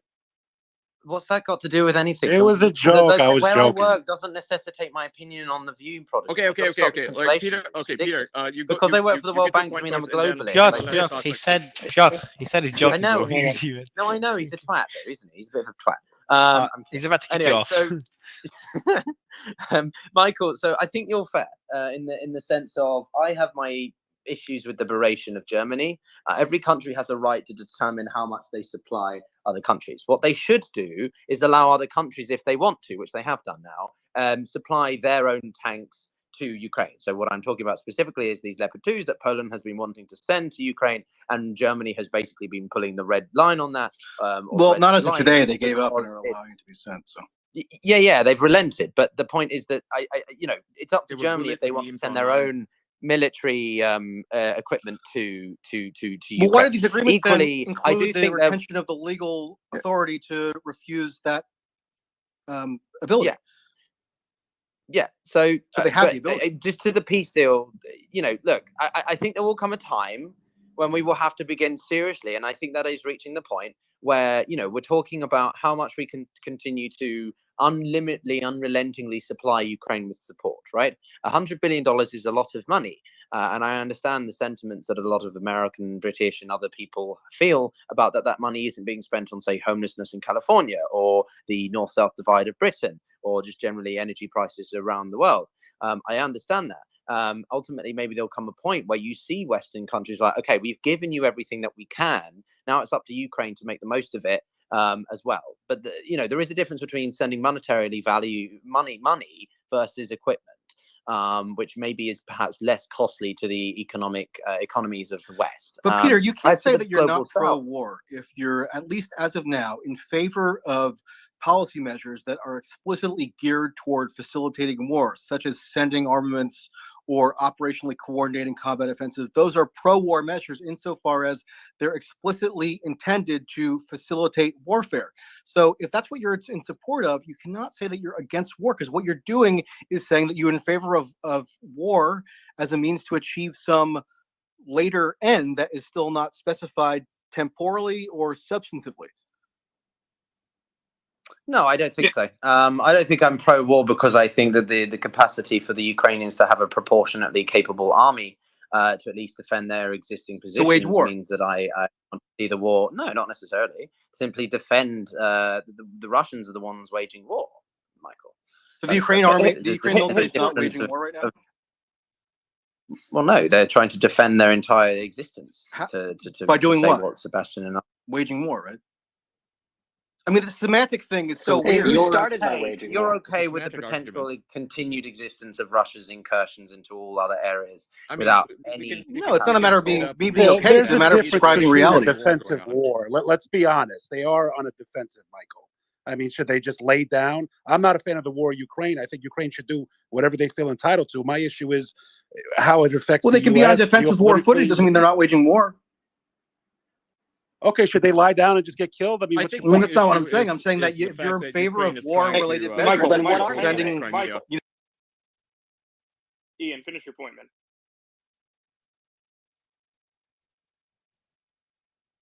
Yeah. Okay. So I think the point here, or what Michael's trying to say, is that when he says they're waging war, he's talking about how they are gearing up for a offensive into Crimea. That would be waging war. Right now, arguably, you could say they're just fighting a defensive war. So that's a bit of a difference there. But you cannot argue against the fact that they are trying to retake Crimea. That would be, in fact, waging war because they lost. Fighting a defensive war is waging war, Ian. No, I mean, whatever. That's just a silly simplification of what's going on. We're playing semantics here, and it's kind of irrelevant. It's not irrelevant because if that's the only thing that you're fixated on, meaning facilitating of Ukraine's ability to engage in warfare at the expense of paying any mind whatsoever to a diplomatic solution of the kind that I think the perspective of the term is loaded, right? When you say we're waging war, you sound like you're doing it offensively, right? That is, I think. No, I mean what offensive warfare and defensive warfare, but species of warfare. I mean, if that's how you perceive it, that's fine. I mean, I think for the audience, I think a large portion of the audience would think, okay, waging war is something that you start, it's something the aggressor does versus something a defender does. But that's fine. It's just a difference of opinion.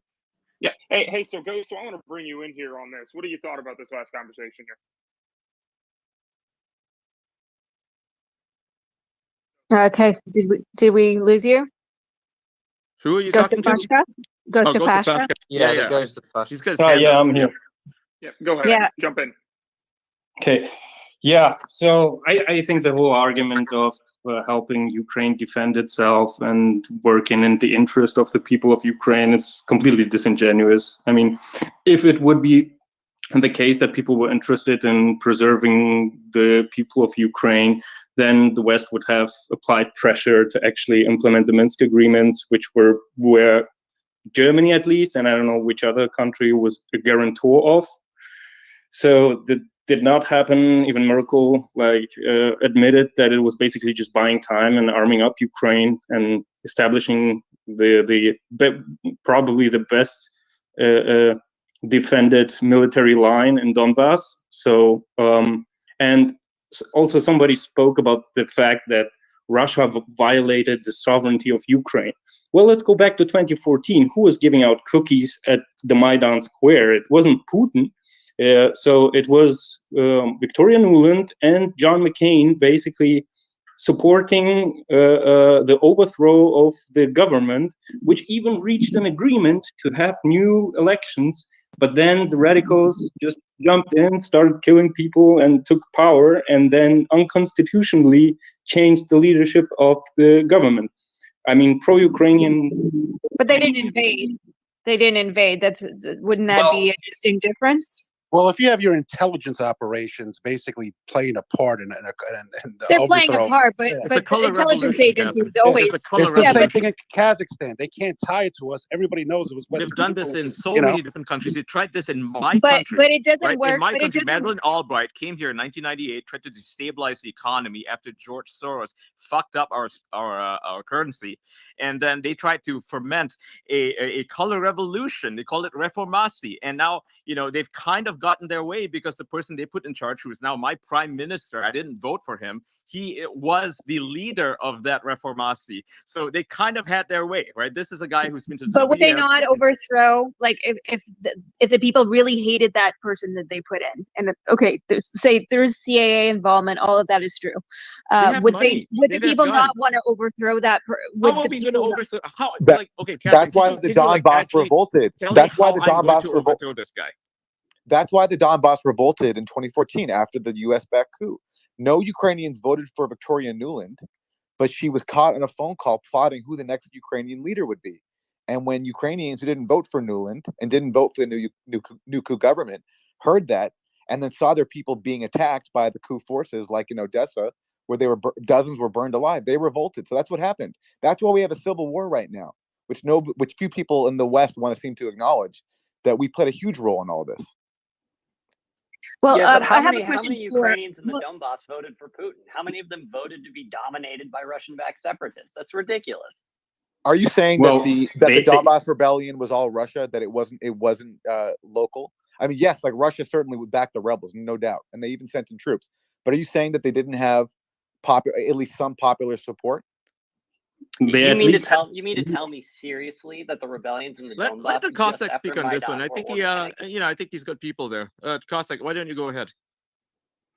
Yeah, I mean, my main point was that it was not Russia who first started interfering in the domestic affairs of Ukraine, and be it political, be it influential with money or training or support of radical elements within Ukraine. It was interference, and the Russians watched it, and at some point they had to act, right? We had the burn down of over 100 people in Odessa, which were pro-Russian protesters that basically demanded a referendum because the constitution was violated, and it is a fact that the constitution of Ukraine was violated. The country basically ceased to exist with the overturn of Yanukovych. So the whole constitution had to be renegotiated. And in the afterward election, which happened, where Poroshenko was elected, the rebelling, I wouldn't even call those rebels, right? They didn't rise up and take power. They were basically the legitimate parts of the government, which were not involved in an overthrow, which wanted to live in peace, and where basically the interim government started an anti-terrorist operation where they mobilized all those Azov type guys. And let me point out, it was not only Azov battalion, there were multiple battalions, Donbas battalion, Tornado battalion. It was multiple battalions of volunteers coming from the east of Ukraine, which have Banderite ideology, supranationalist ideology, which hate the eastern regions because they are mainly Russian speakers and ethnic Russians. And they want a cleansed ethnically cleansed Ukraine, and they were volunteering in those battalions, fighting wars against the quote-unquote separatists, and were then integrated into the regular army, in which they took rank, took control of all the army, and now you have a main general, this Zaluzhny guy. He has photographed with Stepan Bandera behind him, smiling happily. But they didn't take over the entire army. They were incorporated into the Interior Ministry, and they were largely they spread them out so the I propaganda can't find could spread any in all the organization units. called the Tornado Battalions. I don't know what you're talking about. The only thing They that I didn't can reform find them. They just spread them apart special into police each unit so they task could spread the ideology. That's a good system. No, Prodigal's right. Sorry. Well, what would you say to the fact that all basically pro-Russian opposition, or even moderate opposition, was banned in Ukraine, that the Russian Orthodox Church is banned in Ukraine, that you can't even speak Russian in Ukraine anywhere? That is not correct. That is just not correct, because, like, for example, I am a Russian speaker, right? And I'm Ukrainian. A lot of my family is Russian speakers who are Ukrainian. Russian is allowed. It might not be an official language anymore. Beaten up on a bus if you speak it. That is incorrect. That is completely No, there incorrect. are multiple videos from Ukraine by Ukrainian There is accounts maybe, bragging look, about since the beating up war Russian has speakers. started, since the war has started, there is certainly an increase in hate because of, people have been killed by Russians. It's high. It's not that was limited not to the case Ukraine, before right? the They war. spread that They anti-Russian dehumanize hate them. across the They world. dehumanize Russian speakers. They beat the shit out of them. Like, can we stop pretending that Ukrainians are all these peace-loving saints? They're not. They're just not. There's so many videos They're of war human crimes. beings, just as any human being. And when you start a war, look, people are not going to be at their Evil best people are during going a to do time bad of things, war. so we're just going to ignore it? Is that No, what we you do don't because we don't ignore like it, the invaders? Ian, but you are starting, when you start a war, you create conditions of war, things get Can we bad. get Sean Penn in here? Because I need to hear what Sean Penn thinks. Hey, Yeah, Prodigal, well, get us Sean Penn. We'll bring Sean we're You know who I working think on can actually speak up getting on Sean this Penn. issue? Sorry, I think we can get Igor in, to speak. Igor, if your microphone's fixed, I think it'd be good for you to weigh in. Yes, I'm here. Yeah, and first of all, it's a very interesting statement. What I want to address. That's how Ukraine waging the war. Just yesterday, Ukraine shelled the Donbas area. Again, the residential area, 66 shells and one civilian was killed. For what reason? For how that benefit to protecting them from Russians, I don't know. But this is exactly what was provoking the Russia to intervene. And that's happened for all these years from 2014, when an anti-terror operation was started by Mr. Turchinov, who was interim president at that time.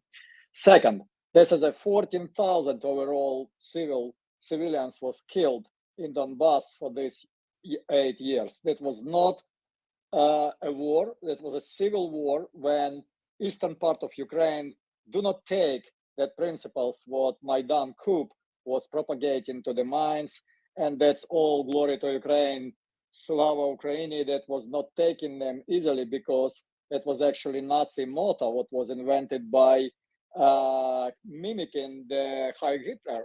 And we talk about this, about danger of spreading Nazi ideology. And you know what, honestly, I'm Ukrainian. It's very sad to me to see how my country proceed to be Fourth Reich with the help of the collective West. Because Ukrainians was naturally peaceful nation who don't want any national differences, who don't spread this, national ideologies, was one race is better than another.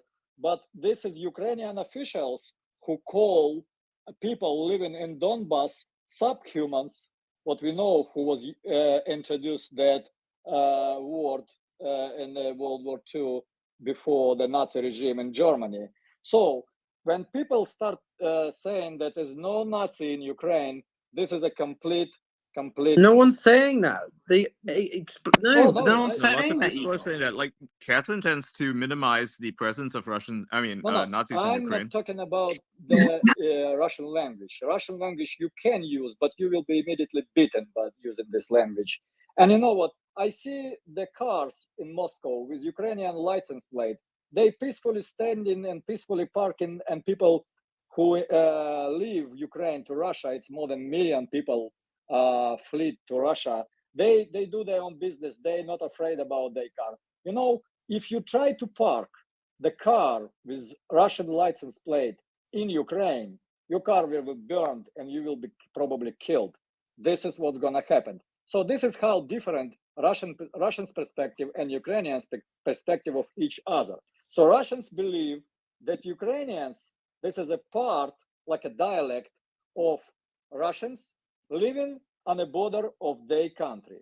Ukrainians also think so, because Ukrainians do not use mostly Ukrainian language on a common basis every day. They use mostly Russian language. So they not separate them from Russian culture, from the Russian religion, what is Orthodox religion. And it's right, that's church now banned in Ukraine, and the priest is prosecuted. Just yesterday, Zelensky sanctioned 21 priests just to be Russians and just to and maybe because the Orthodoxy Patriarch of Moscow has endorsed the war, Igor. Maybe because the Russian Orthodoxy Church has not exactly done much to try and stop the conflict from exacerbating. It's a direct lie. Maybe Yeah, why should people be allowed to practice their religion here? They're fuck that, Well, right? I am Russian religious Orthodox leaders who have a differing Protestant, so I opinion know as about guy it. Thank you. that. Whoop. Yep. Let Piotr to respond, then we'll go back to Prodigal after that. Yeah, first of all, this is a straightforward lie that Russian Orthodox Church helping the Russians. They helping to people.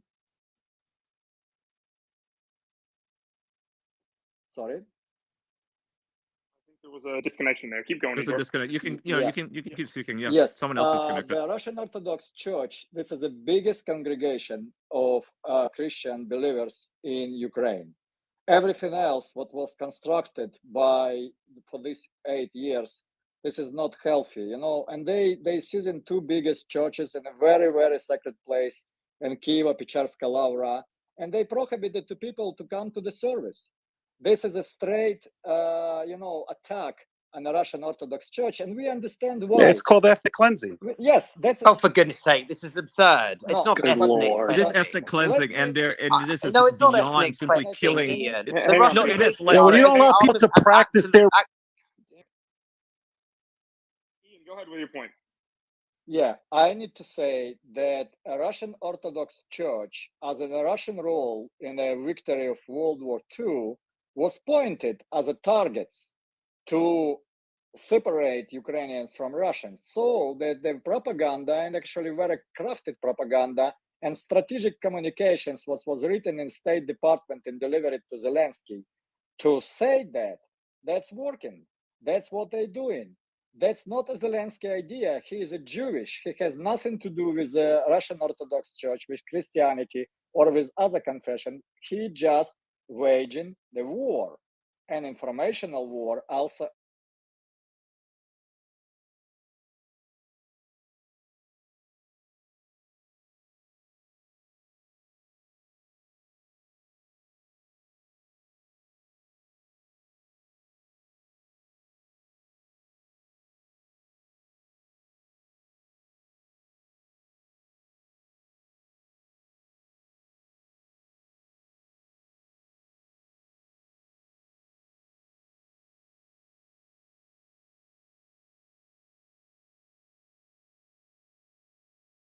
Liberal principle of West, because it is no freedom of press in Ukraine.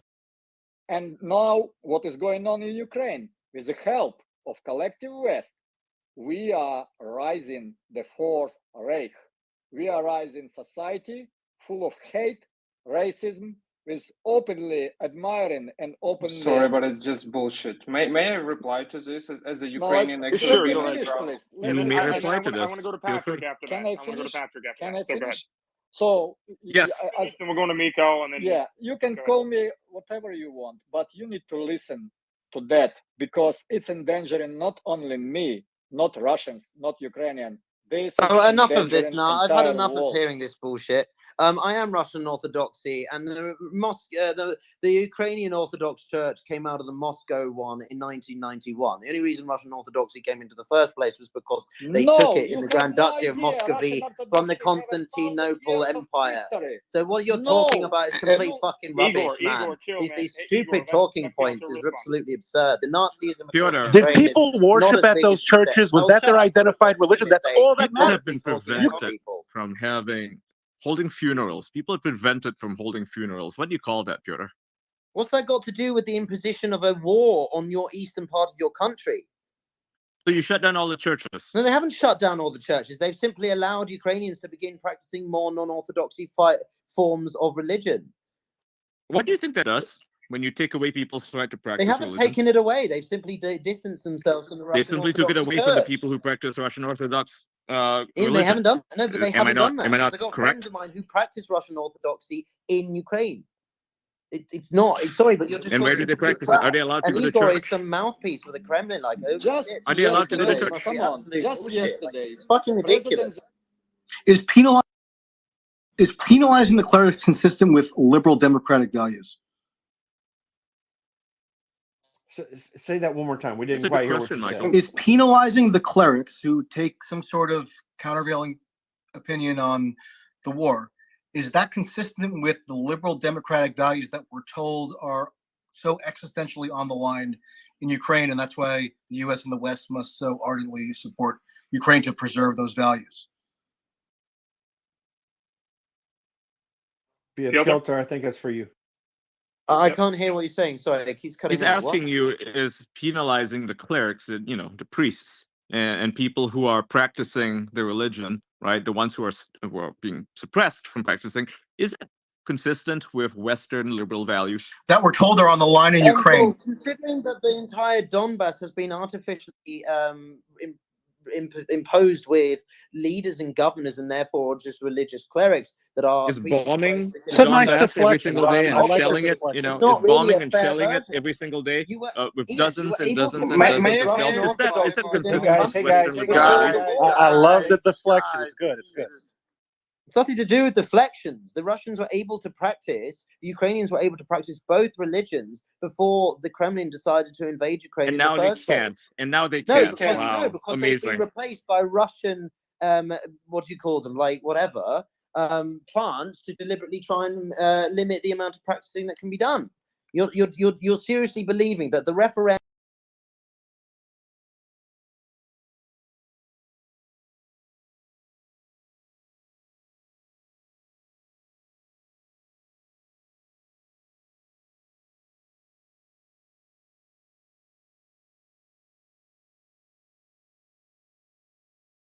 De facto control, and they don't. So I don't know. What do you mean they have de facto Ukraine control? to prepare law banning churches, Prodigal, have you quote ever unquote, been to this country that affiliated you with seem Russia. to talk so much of bloody vows? Like seriously, you talk the same talking points about China, Yeah, but you want our money. India, and So fuck everything it. else. I mean, I You will. never I actually will. seem to bring Americans up are a new struggling. point of substance. You Hey, got come to on. shit on Elon Musk. He gave you Starlink. I really hate He to gave use the mute guys, but Yeah, but we both just Prodigal, said that at the same hold time, on, Jim. hold on. But Well, these are the same hey, people. He gives them Prodigal, Starlink, hold on. Let me which set some helps rules them here. immensely. They put him on a hit list. Okay, guys, hold on. Prodigal, I don't mind you guys kind of going back at I each get his other. point. I get Prodigal's Yeah, point. no. I mean, I this think is I think it's useful. to the point of like Elon Musk. He gave them a bunch of Starlinks, and because he said something against the war, he called for peace. He said that they should negotiate. They put him on a hit list for about 15 minutes until they realized how stupid that was. Yeah, no, absolutely. We need to empower and embolden people who want war. We need to do this more. We hold the purse strings. We could force them to the table if we want to tomorrow. Period. I'm typically So, against Joe, prodigal. before you go, I want to let Patrick jump in on this because he's been waiting for a while, and I'm sure he's got some good responses. Go ahead, man. Yeah, on the priest thing, that's the Moscow Patriarchate. That has been a front for the SVR and the GRU for decades. The West has been tracking this since at least the Cold War. Ivana Stratton over at AEI has done great work on this. The Norwegians tried to bust a couple of their priests a few years ago for spying on their infrastructure. This is not new.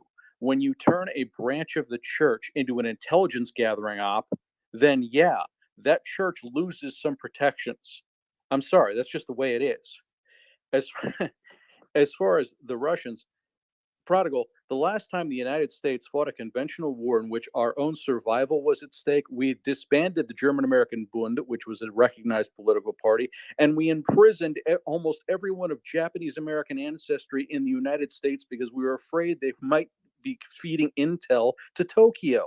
This is what even liberal nations do when they're under threat. This isn't new. I We don't in the doubt West that, are but he sit- doesn't we in need the to be West on the are cover of sitting back. GQ, and I don't have to listen to Hollywood at award ceremony celebrating this man like he's a hero. That's I don't fine. believe it. This But we guy's in in the was West, he in the Pandora Papers? How much offshore money did the guy have? Prodigal. He's trying to deal with the corruption now. He is celebrated like he's Abraham Lincoln. He's not What's Abraham that got Lincoln. to do with Sorry. the religious clerics in Ukraine? Don't interrupt me. There's nothing related to that, Prodigal. You constantly bring in Let's unrelated let Patrick topics speak. with Let no The Patrick whole speak. machine is pushing it. It's not related to that, Piotr. Just let Patrick finish this point first. Thank you. We in the West are still in a state of normalcy. We can sit back and watch this and judge it by peacetime rules, and that's fine. It's ignorant, but it's fine. The last time we were under the I have a similar question level for of you, threat, Patrick. Actually, we just did a quick one on that. far worse. And how do we Patrick, judge the Patrick, interpretive Japanese in hindsight? Yeah, thank you, Michael. That was I was going to ask that. Yeah, the Thank you. Supreme Court upheld that ruling actually until Oh, so it's very, okay. very recently. It's consistent with And liberal is that Western considered values. one of the better moments of the but Supreme equal Court? existed too, Patrick. You guys are Is talking that to each other. considered one of the better examples and the more laudable examples of Supreme Court jurisprudence? I'm not a lawyer from a national security So you standpoint, think and knowing morally, do you think it's and okay to intern Michael, Japanese people for being Japanese, not for the fact that like they may not even work for Japan, but just on account of them being Japanese? You think that's okay? Is that The fine? point you here want is a real not even answer, whether Ian? it's okay. It's whether in hindsight No, we Ian asked view the the question. I want to excesses. answer him, Michael. Ian asked the question. Yeah, Do you want a Michael, real this answer, is the or do you same want a, logic a that's screwy being answer? If you want a real answer, I'll give you a real answer. Yeah, go ahead. Question, Sorry. Ian. Yeah, go ahead. Yeah, go ahead. At the time, let's and I love history, so let's do a little context here. At the time, the Japanese Navy was running rampant over the Pacific. Guam had fallen, Wake Island had been invaded. Everyone was deathly afraid that they were going to invade the Hawaiian Islands. At that time, the United States thought it had good grounds to do it. Is it something I'd like to see? No. At the time, did they think it was necessary? Yes. Should it have been ended as soon as they realized it wasn't really the threat they thought it was? Yes. Extreme measures that are, I'm not advocating rounding up or killing people. Extreme measures when the state is under threat, sometimes it's necessary. And Bill Clinton So are you a apologized fan of for it Biden decades calling later. 74 million Americans terrorists and unleashing the surveillance state against American citizens illegally? Like, come on. If you want to talk, we can talk about the actual issues. This same logic has been used by the Alphabet Boys and the DC Swamp to come after law-abiding Americans. But I guess, yeah, it's legal.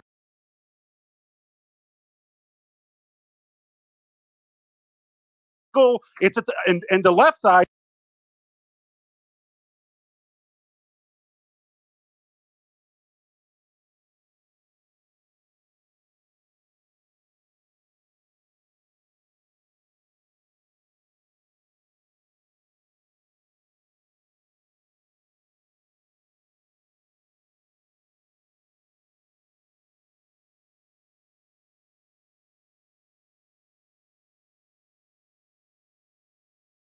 Now, Truman should have apologized to them. I believe FDR was dead, but really FDR should have done it in 43 when they realized, yeah, this isn't the issue we thought it was. Everybody should have been released. They should have issued them a formal apology and monetary compensation for everything that they lost. Well, okay, great. So then we're in agreement that despite extreme circumstances being operative during times of war, it's still rational to employ critical faculties to evaluate the justifiability of policies that are implemented. So I don't see why it should be any different in Ukraine, especially if the U.S. is going to be subsidizing that country and holding it up as this beacon of liberal democratic values, hence the need to support the war effort. At the same time, the American dream is literally dying before our eyes. The middle class is the smallest it's ever been. Social mobility is gone, but we need to subsidize the war. We need to not find a peaceful end. Rising, yeah? Michael, you and I have Dragon had that and the bear and conversation. everybody else is rising. I don't. Prodigal, I'm make surprised you're saying what you're saying based on what you said earlier. I don't It make the kind of Democratic contradicts each Paragon other. argument about Ukraine, Michael. We've had that Right. discussion, but you'll notice I don't disagree with them doing it at the time. If the state believes it has, What do you agree with? Let what you're doing in Patrick Ukraine respond. right now, Let Patrick? Patrick respond. It can do it, but once it's over, and as soon as they realize that the threat is over, Maybe we that shouldn't should do it at end, all. I mean, have you and considered that recompense- maybe it's a bad decision and to recompense suppress should people's be individual made. freedoms? You know, I mean, this idea, oh, we're under threat, let's do the most fucked up thing imaginable and then apologize later. That's the No, reason Ian, we're that's not here. the most fucked up thing. The most fucked up thing would have been exterminating them all, which we didn't do. Thank God. But even take the Oh, yeah, Patriot sure. Act, Patrick. I don't know how you feel Sure. about that. That was passed in the immediate aftermath of the frenzy of 9/11.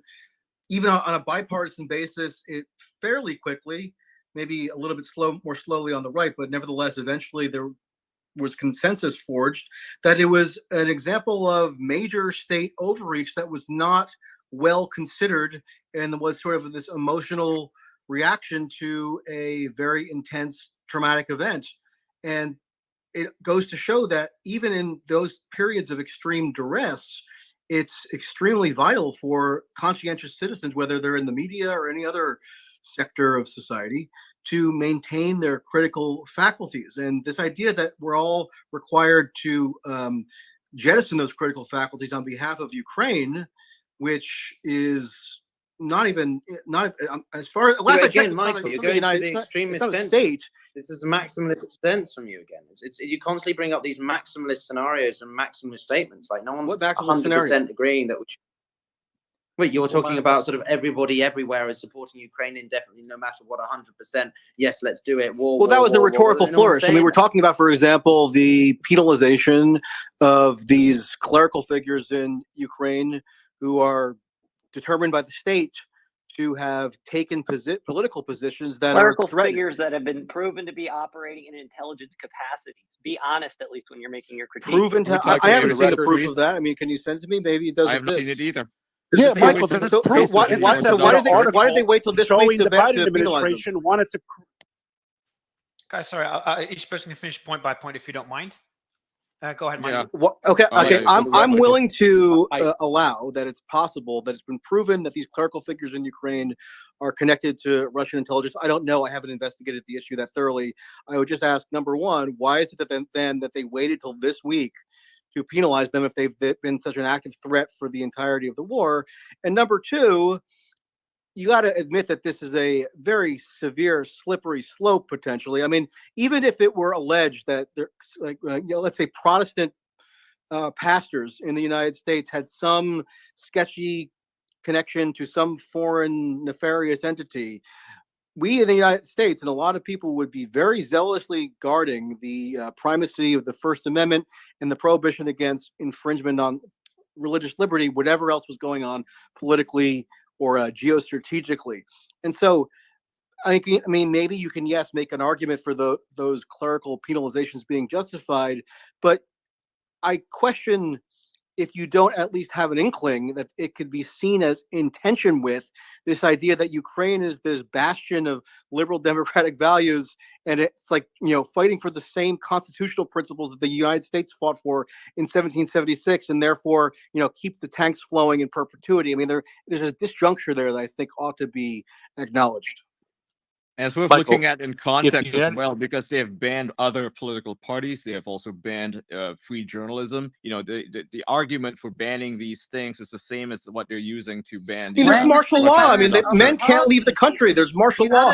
You had an election just 4 years Men are ago. being Where has held at Ukraine gunpoint banned other and parties? conscripted. Guys, one by one, This is- guys, Michael, please, one the by one. This United isn't States limited was to in an Ukraine. existential. Guys, sorry, Ian, I'll let you finish your point. I do want to go to the hands that are up. Yeah, if you don't mind. yeah. So Let's we'll go do Ian, that and then after I speak. and then we'll go. I think, And then we'll go to Joe. Has been waiting for a while. Go ahead, Ian. Yeah. So the point I was raising is that, it's not just banning the Russian Orthodox Church from holding, sessions, from practicing religion. It's also, we have to view it in the context of them banning other political parties. Every single other political party in Ukraine has been banned, to my knowledge, right? Unless they support Zelensky. And, Just not true. Just What? not factually Sorry, true. what the hell are you talking about? So I'll let Ian, I'll let you finish your point. And And then also Shannon, you can respond journalists to are that not allowed point, to and we'll go to report George. on, they're not supposed to have any sort of perspective that does not align with what the Zelensky administration wants. So, I mean, there's no free press there. I mean, if you go there and let's say you are a foreign journalist and you report on things that they don't like, they will literally arrest you and then send you packing. They'll deport you. This has And happened. it's been exported to the U.S. You can look up top when our own Department of Homeland Security is coming after people who disagree with the military-industrial complex's war position. Forget about the freedoms in Ukraine. This is affecting freedoms in the States. And to pretend otherwise is ridiculous. It's ridiculous. I'm sorry.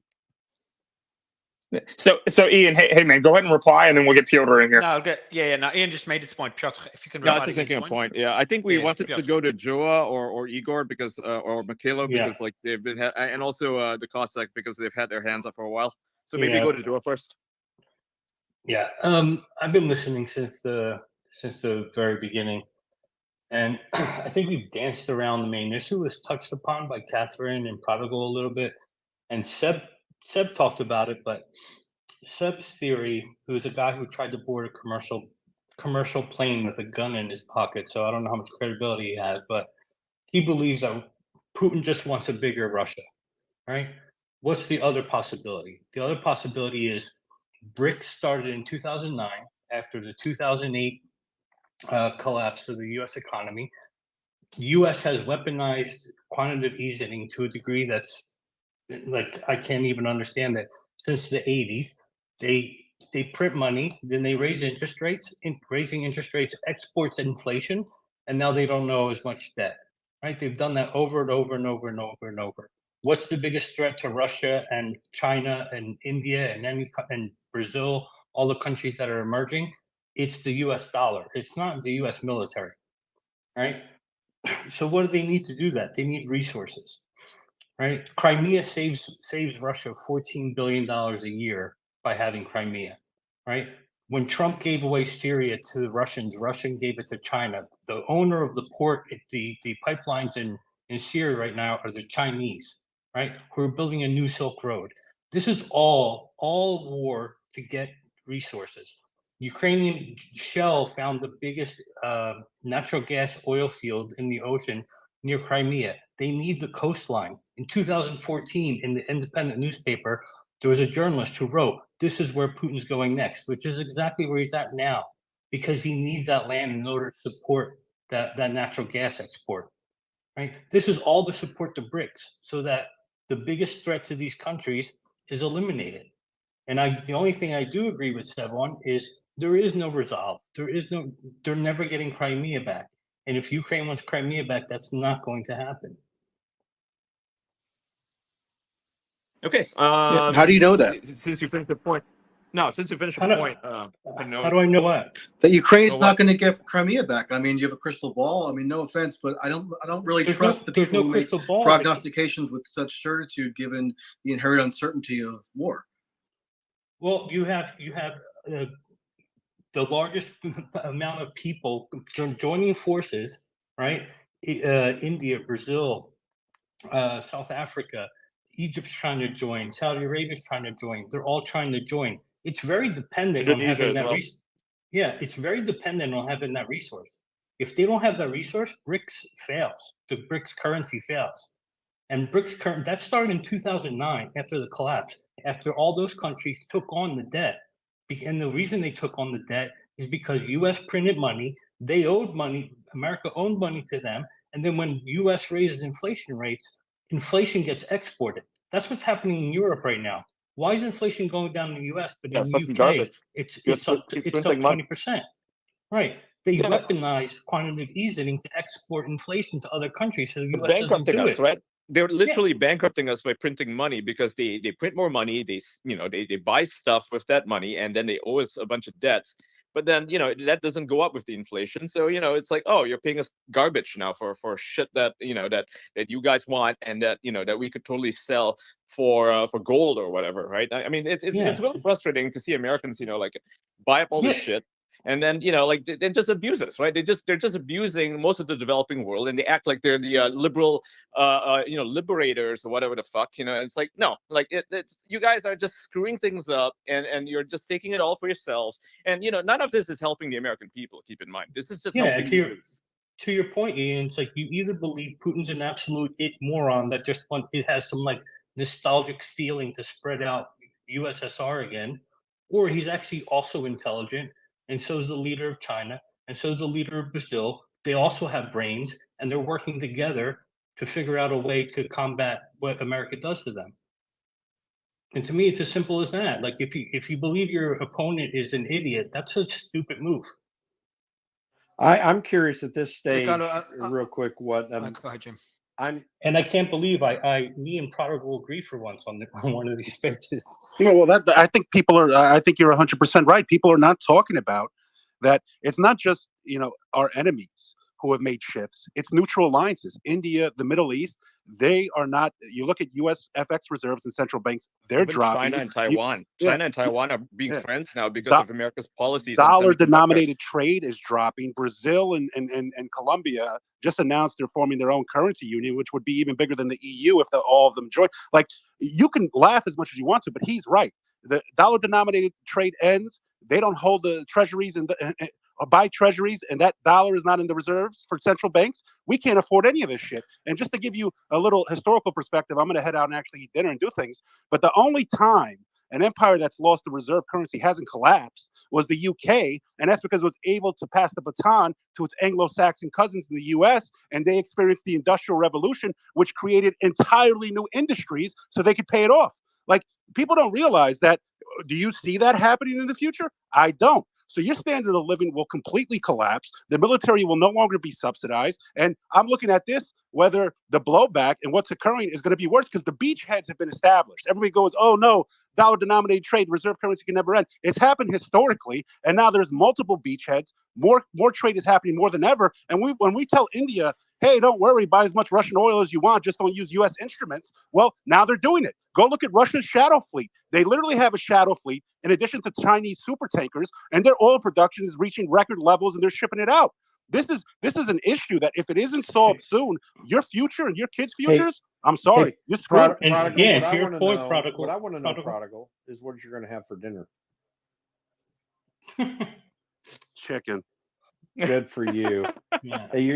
Lots of protein. Take it easy, enjoy. I apologize for yelling. No, you're okay. Hey, Prodigal, we love having you Prodigal, here, man. just one thing. No, I'm glad you're here always. But Joe, say something quick. I want to get to Justin just briefly. I think I dropped. Do you want to go, Justin? Joe, are you there? Okay, Justin, go ahead. Drop down. Oh, so good to be with you guys. Sorry, I was traveling all today. I got to tune in on the drive up the coast of California, and had to appreciate, again, the great land I live in. But did you drive on one all the way up, or did you go in? No, I was on 5. I was on 5. I had to get up pretty quickly. I mean, it was work. It was a work trip, right? But, yeah. Hey, God have you. Well, look. Thanks. Well, look. I actually happen to speak Polish. I speak some pretty good Russian, and I speak some really, really low Ukrainian. I'm working on my Ukrainian, but I spent some time over in Eastern Europe early when I was a lot younger, but I tried to keep it up if I have occasion to talk to people. I know a bit about the culture, but I know a lot about demography. And I wanted to just ask this general question. It applies to both sides of the equation here, and I wanted to get your take on it. Let me phrase it in this way. So 1940, the median age in Russia, and really the median age of a soldier, was even lower than this at the start of World War II there, but 22 years old. The median age right now in Russia is 40 years old. The Russian fertility rate back in 1940 was 4.7 children per woman. And the Russian fertility rate now is somewhere between 1.5 and 1.7. Over in the Ukraine, they've hit and they've gone below what demographers call the lowest low. They're at a fertility rate of 1.2. That is, for every female who's of age, they have 1.2 children on average. The population of the Ukraine is down 7%. What demographers mean by the lowest low is that no country, no civilization has ever come back from a 1.3. So they've fallen below that. And Russia's not far behind. Both of these countries have made efforts in the last few years to try to encourage more births, more families. Obviously, the war isn't helping any. But that sort of thing, first it tells me that Russia probably isn't this global threat because they just don't have that young population to call on. I mean, tiny little Yemen, which is about the size of the U.S. state of Georgia, maybe a little larger, is going to have a population larger than Russia by mid-century. And basically, along the entire Eastern Europe front there, 75% of most Eastern Europeans by 2075 will have no aunts, uncles, brothers, or sisters. They're just not having kids, and the leadership in those countries know that that's a huge issue, especially if you have large social programs and, as Mark Stein puts it, no kids to stick the bill with. Now, I spent some time over in Poland in the late 90s. I visited over in Serbia and Russia and other countries over the last 20, 30 years. And I tend to, see the impact of, the post-Soviet era and what happened to these countries and how they tried to rebuild again and again. But I want to get the take on both sides. What does the fact that there are no kids and that the population of the Ukraine and even the population of Russia is down like 2% year over year, what impact does it have on all of this conversation? Tell us about the context of what people are going to war, and there's not a lot of kids at home. They're probably older themselves. It's such a different world from our parents and grandparents. What do you perceive over there? Mike, open question. Yeah. So Patrick, what's your answer first? I was just going to say, Justin, that's very astute. What we're seeing specifically in Russia is a smaller recruitable population. It's generally older. It's less skilled, which is a function of their declining education system more than anything else. But the number of young men that they can call on to put in uniform I think it's at a historic low at this point, and it's not getting any better. That population, as you allude to, is aging, and it's not replacing itself. And it really is impacting the ability of Russia to field any type of large army. It's one of the reasons they've had recruiting problems. It's one of the reasons they haven't met mobilization goals, in addition to some equipment issues. And it's going to, if they ever do get to the mobilization quotas that they're citing, they're going to start running out of people to man the military industry. They're certainly going to have to call on the female population. But yeah, from a military standpoint, that is a definite problem. Go Sapashka, jump in. Yeah. As far as I heard, the Russian numbers are actually the best in whole Europe in terms of reproduction. So you might want to check the source and compare. So there are definitely... 2.1 is kind of the replacement rate, right? So if you're not having 2 births per woman, your country is declining. They are improving. I think they did hit like 1.4. They were getting really close to that lowest low, and they're starting to try to get some Justin, there. they've But been down yeah, it's for impactful, a long right? time, haven't they? I mean, it's not just a recent phenomenon. No, it's basically been a decline ever since the fall of the wall. That's been I think as far as population goes, Ukraine hasn't seen a year-over-year increase in their population since before 1990, if I remember correctly.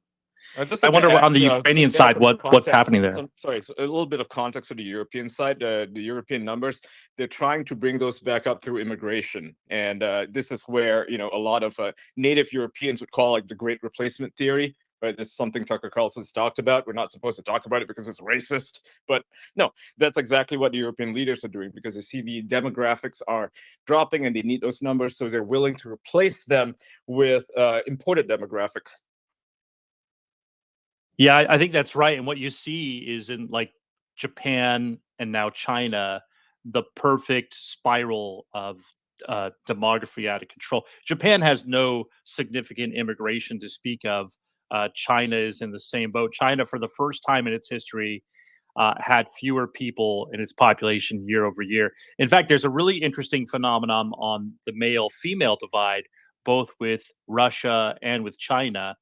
China obviously has huge abortion numbers with the one-child policy.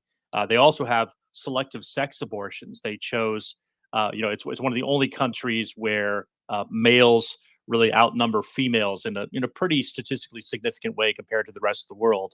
And you literally have probably maybe 8 figures, maybe even 9 figures of that is 100 million males in their 20s and 30s who have no prospect of marriage, because there's just no females to speak of. And on the other side of the equation, if you're a young Chinese female, you can write your ticket.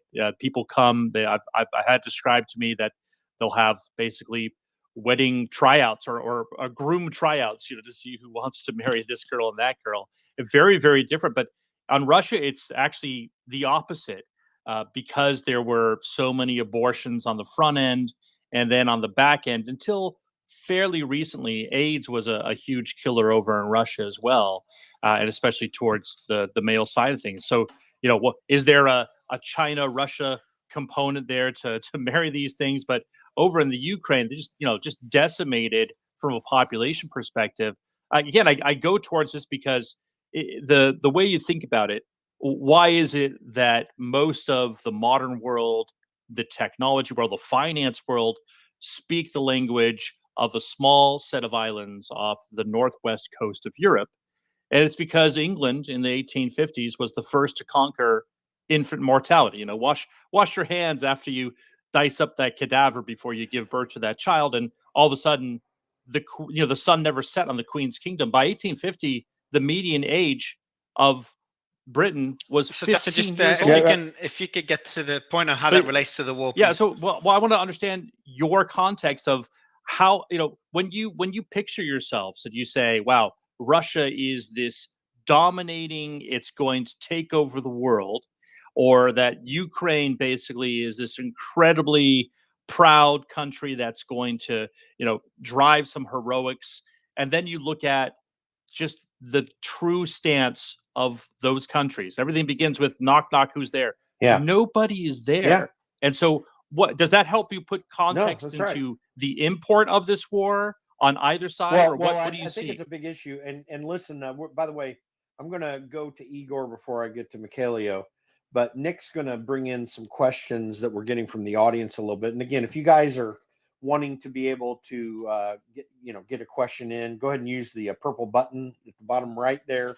And also make sure that you look up top. We do have a link that is available to you to sign up to our email list, where we summarize what's going on, what's happened here in these spaces. They get so long, and sometimes you don't get a chance to stay in it, and we get that information out to you. So, and we appreciate everyone that comes by. But I want to ask Igor about this, because Igor, I think this demographic problem is, it's one of these things that's underlying just the whole mishmash and the mess of what's going on there. And so we're destroying people on the battlefield, but honestly, the societies are getting somewhat destroyed too. I mean, is that not what you see as well? Yeah, first of all, overall, Russia is not very accurate number, because if you calculate 2.5 million people who joined Russia when Crimea was voting to join Russia, that's plus the Russian population. Now, when Putin recognized all that regions as a part of Russia, that's an 8 million of population overall. I probably be mistaken in a small, but Russia also have an influx of people from Central Asia. Yeah, now it is complete bullshit what Russia have a problem with mobilization. Russia don't need more forces now. They happy with that first and only, and Ukraine running 10. If you're looking on Ukrainian side, this is a disaster, this complete disaster. When 1999, Ukraine have 51 million people when they left Soviet Union. On the time when I was living the country, that was already 38. And they are even afraid to run the census because they're afraid to show how depopulated is Ukraine. And after that, from this war and before that, the outflux of Ukrainians abroad was on a tremendous number, 1 million per year. It started right after Maidan coup in 2014. In every year, Ukraine was losing 1 million of population. So actually, this is a very depopulated area now, Yeah. and I'm feeling sad true. about that. I'm not feeling glad. I'm feeling very sad about that because it's my fellow Yeah, Ukrainians. it's They crazy sharing with what's me going my on there, yeah. and this Something is like real. 9 This is million Ukrainians have left since the start of the war last year, right? I mean, and like a quarter of them, like maybe 25% of them, actually went to Russia. The rest went to Europe. They're not going back. Yes. Some are, but most aren't. yeah. This is Yes, they not this is going a back. huge problem that But that is. I mean, I think some of this stuff is what's totally underlying everything that's going on here. But while we got a chance here, Kim's in the room. Glad to have you back, Kim. I'm glad you came up. And man, yeah, I mean, I know you've heard a lot of this. What's your perspective? I think you always have something that helps us center where we're going. Well, thank you for having me. I've been listening for a while, and it's a lot of dancing around the bush. First of all, let me acknowledge Igor Lopotonek, who is here, who has done two brilliant documentaries about the crisis in Ukraine, together with Complete bullshit documentary, more like. Piotr, let Kim Not finish, and then you cool. can jump Not in after. cool. Well, No, I they're have good no time not with a- people who block. I'd say you just. Yeah, I'll let you. Yeah, I'll we'll let you. get Yeah, to it. We're gonna move around. maybe I want could you just move? Yeah, go ahead. yeah. Go ahead, Kim. Yeah, go ahead, Kim. I think you got unmuted bottom left corner, Yeah, Kim. you got to unmute Kim. Yeah, unmute because we muted the room. Yeah. Sorry. Okay, thank you. Yeah, I would appreciate if I can have just 2 or 3 minutes without being interrupted. You've That got would it, be sir. nice. Go ahead. So Igor's documentaries that he's done with Oliver Stone are very educational, and I recommend everyone watching it. You be the judge. You know, it doesn't matter what everyone else says. Just watch it and do your own research, and you will see that he has done a good service to educate people about what's going on in Ukraine. I think the big picture is what most people are missing, especially in Europe. When I talk to Germans, I talk to people that are in this conflict, they don't even understand what this is all about. My quick summary of this is this. In 2008, because of the financial crisis that was caused by US policies with the fall of Lehman, where bankers speculated on mortgages to a degree, where the global economy was affected in such a massive way that countries came together like Russia, China, India, Brazil, and said, we cannot rely on the US anymore as a steward for the global financial system, because its own policies have led to a global financial crisis. So we need to do something about this to be more independent in the future, and not have the US dictate where this trip is going. And they formed BRICS. And the goal of BRICS was stated early on to create a joint currency Maybe that Kim, is just based. your mic is a bit close to your mouth, just a tiny bit. Sorry. Yeah, is this better? Much better. Yeah, it's good. Yeah. Okay, sorry about that. So to have an alternative as a global. Oh, you're going in and out. Is he There, breaking Kim. up? Or? Yeah, you were kind of going I'm in breaking and in out and of out. coverage. Yeah.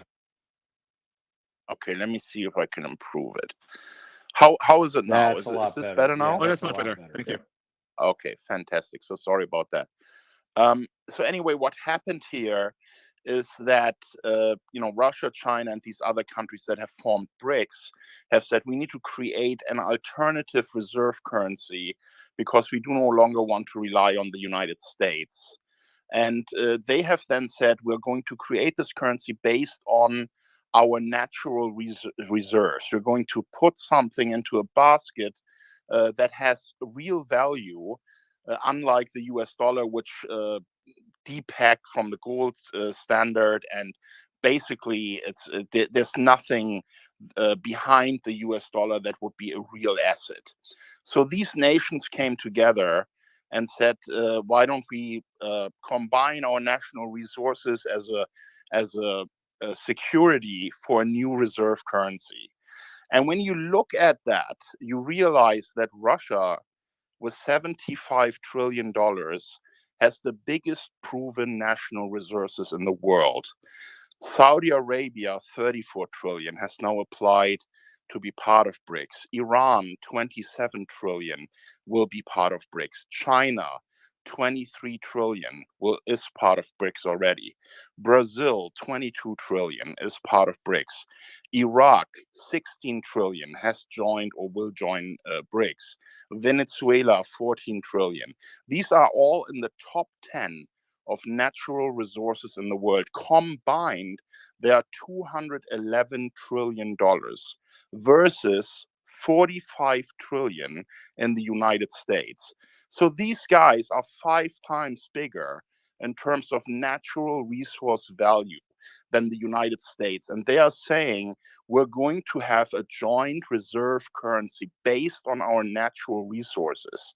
This is the real threat to the United States, because if they lose US dollar reserve currency status, the debt of the United States is going to bring it down, because they have no way of financing future debt or even servicing existing debt if they don't have the reserve currency status. This is what this is all about. This is why we have the war in Ukraine.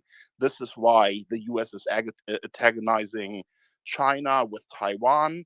This is what's really happening here. The US understands that this group of countries is a real threat to end the domination of the United States. And the Ukraine conflict is purely about reining in Russia and stopping it, in fact, unbalancing it from becoming one of the leaders in this future new currency with all of its natural resources. This is what this is all about. So Piotr, is he on stage? Yeah, he is. Hey, Yeah, he is, Piotr, yeah. I He's know you probably got got a a lot to say. response. Yeah, let's hear it. Oh, I'm so bored of this topic. I just want to make it clear that I don't block people. I think it's pretty petty, and I try to be decent to Kim. Can we get back Well, to the sure, we please? can. You're but- incredible. Please. It's like every Like, time we you start shut the your mic off argument. earlier when Yeah, you- but Yeah. Hold on, Piotr. Bro, I don't know if you Listen, muted everyone. Yeah, Yeah. we don't need to. Let's just go to the topic. Let's stay Well, on it. yeah. We don't have to worry about that. You don't need it, but it aggravates me. So anyway, I try to be decent to people, and they can't do otherwise. The BRICS. This whole topic is over. Ian, you're not co-hosting, dude. The whole better. No, come on, man. Piotr, That's a took cheap another shot. jab. Run the Like space you make, so- Piotr, you make Piotr. great points. Just bro, get to everyone. Just mute. Piotr, mic is yours. Everyone, just mute, please. Go ahead, Piotr. Right. Okay. Yeah. It's Jesus Christ. Okay. So the BRICS. This typical talking point that we've heard a million times. Not since 2015 have the BRICS actually had trade that was as high as 2015 which was about $20 billion. And since then, it's actually been declining. Their trade with the US and the EU is about 6.5 times higher on an individual basis. China's trade with the rest of the world is 12.5 times higher. Bilateral trade between China and South Korea is almost as large as between the BRICS nations. So, and also when we talk about the BRICS, it's disproportionately China's own little group of partners and China. China contributes about more than half of the budget, which is about 100 billion, I think, for the development banks that they're developing at the moment. So it's not really an equal playing field. And I can guarantee you, in the way that the current relations between China and India are going, especially if they were to do something over Taiwan, that's going to really, really limit the capacity for the BRICS to be as an effective group of countries as we suggest they could be.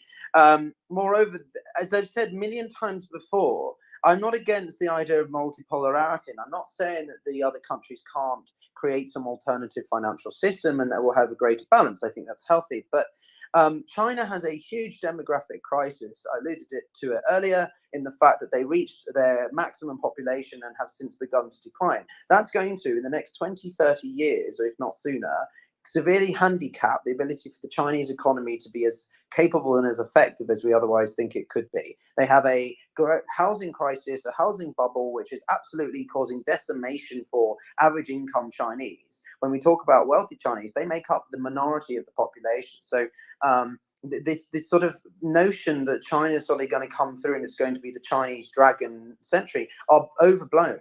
And I just think that we need to keep into perspective just how much sort of we're going to go up against sort of the United States and the Western system as an effective, counterbalancing force. And last point is that none of these countries have long-standing ideological alignment. They all have competing interests, which as soon as the ice caps melt in, say, Arctic, the Chinese are going to be wandering around up there with their naval ships looking around for resources. Do you really think the Russians are going to be comfortable with that? No, they're not. So economic policy and economic opportunity are a very effective way to build cooperation. But as soon as that threatens your security, then your options are limited. So again, I just think that this overhypeness of the BRICS, we've got to look to other alternatives.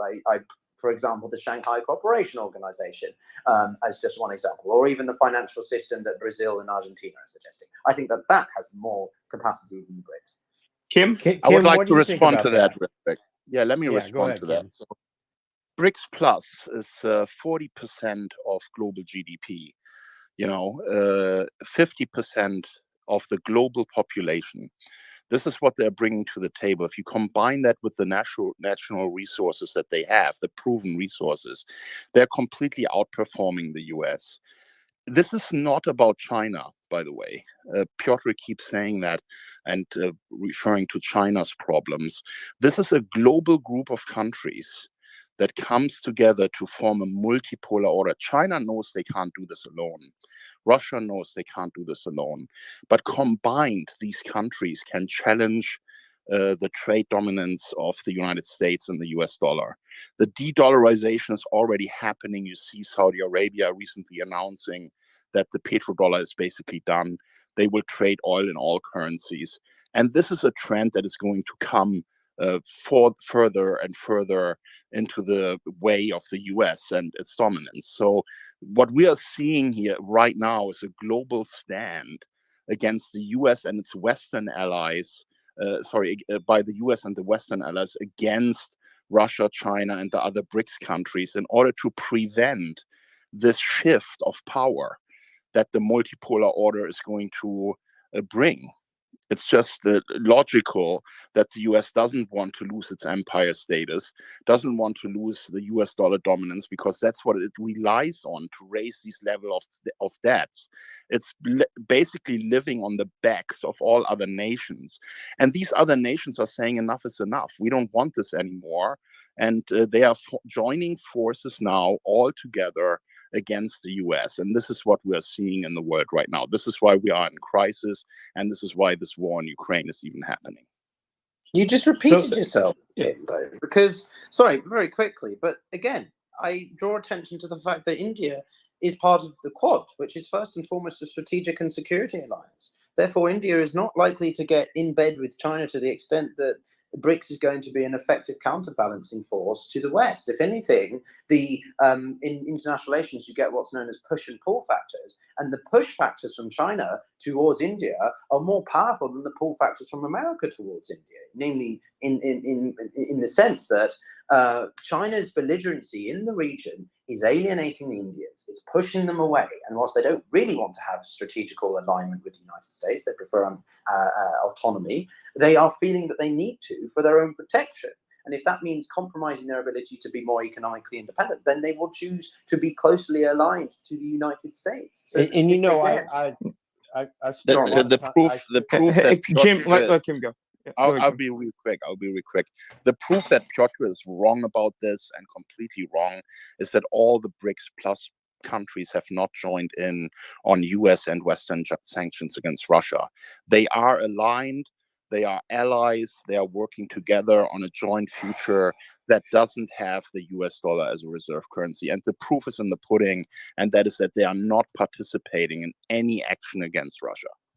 But that doesn't mean you're going to see an alternative economic system created out of this that is as effective as the dollar has been for the past 70 years. Again, I'm not opposed to the idea of multipolarity, but the difference between India joining the BRICS for economic purposes versus them being aligned to the United States for their own security protection because of the threat of China is a bit of a different talking point. Well, the dollar is not effective at all for the rest of the world. It's only effective for the United States, and the rest of the world has enough of paying for the debt and excesses in the United States. That's what's happening, and that's why this is going forward. And there's nothing that the U.S. can do and the West to stop that. So goes to Pashka. I want to give you a chance to respond, but then I want to go to All Source because he's been listening in for a while and he's very well versed on these military issues. So go ahead, Ghost. All right, guys. I guess my last 2 points would be that starving Russia out with sanctions is not going to work. A loaf of bread costs here under 50 cents. A liter of gasoline is under 50 cents. I mean, yeah, the average salaries are lower, but we got food, we got energy. My energy, water, and my water, my heating, my electricity, and internet is combined about $50. So I think this is also a reason why I moved away, right? We didn't have COVID lockdowns here, maybe for a month. I was 2 years in Germany, was basically going crazy, being in full lockdown. So also those people speaking about truth, and someone at the start told me that try write an article about Putin doing something.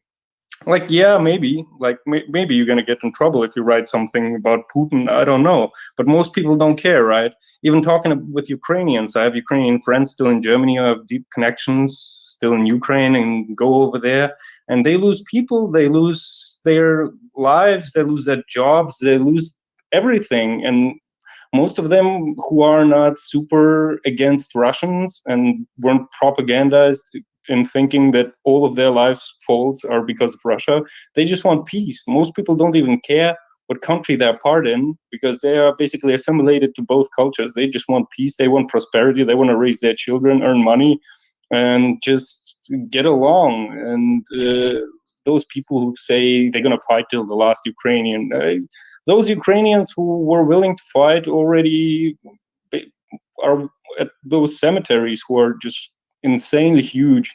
And I'm not celebrating that. I think that's a brother war, and I think it's terrible. And my last point would be that I don't see the escalation curve calming down, and I think it can only come from the West when the West starts pushing Ukraine to come to terms that it's going to lose some territories and negotiate some kind of settlement where it still can exist, and maybe keep Odessa or something, that they find a way to negotiate and not have this hardcore stance on liberating everything, because that's just not going to work out. And also I would like to point out that for Americans, it seems to me like it's a game, like they perceive it as a game because they are so far away. But modern warfare, if the escalation is going to continue, for us here, we feel that it's right here.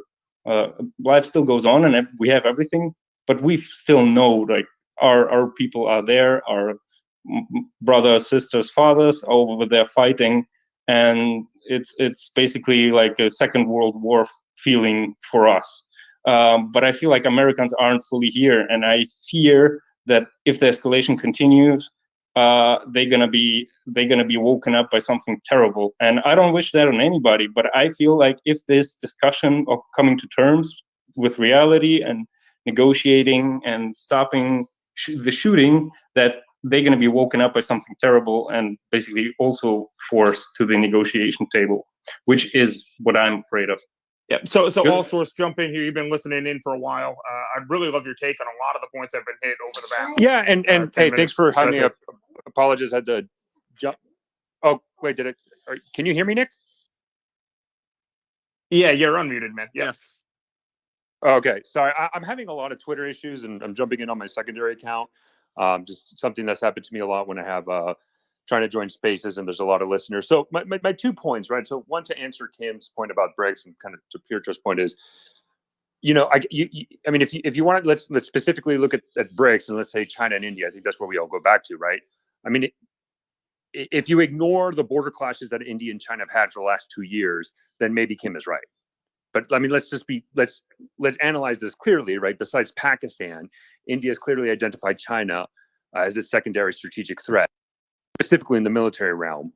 And you can see that based on the massive amount of military deployment along the China-Indian border, especially around the Himalayas and then in the north. I mean, it's clear as day, India and China are not in any way, shape, or form, in any capacity, going to form a deep economic or strategic alliance in any shape or form. India's relations with Russia is purely bilateral, but is not this conglomerate of kind of like an anti-NATO alliance. So that's number one. And then number two, so a comment that we always go back with the Ukraine and okay, referendums and the Donbass and Crimea. And I think what we forget is the historical context that's very important, right? And the historical context is in 1991, Ukraine actually had a referendum to declare independence from the Soviet Union. And in that referendum, over 90% of Ukrainian citizens voted in favor of declaring independence from the Soviet Union. It was a universally desired aspect of Ukraine. And every single region of Ukraine, the majority of the population voted for independence from the Soviet Union. Every region. The region that had the lowest approval rating, which was, I believe, 56%, was Crimea. But still, 56% of the Crimean citizens in Ukraine voted from independence from the Soviet Union. That is the foundation of the national identity of Ukraine. And so when we're talking about referendums, and when we're talking about the East, and we're talking about the West of Ukraine, let's get back to the foundation of it, of 1991, when it declared independence, because that is very important. So Yeah, also, let me ask you here, right here, how has that changed? Real quick.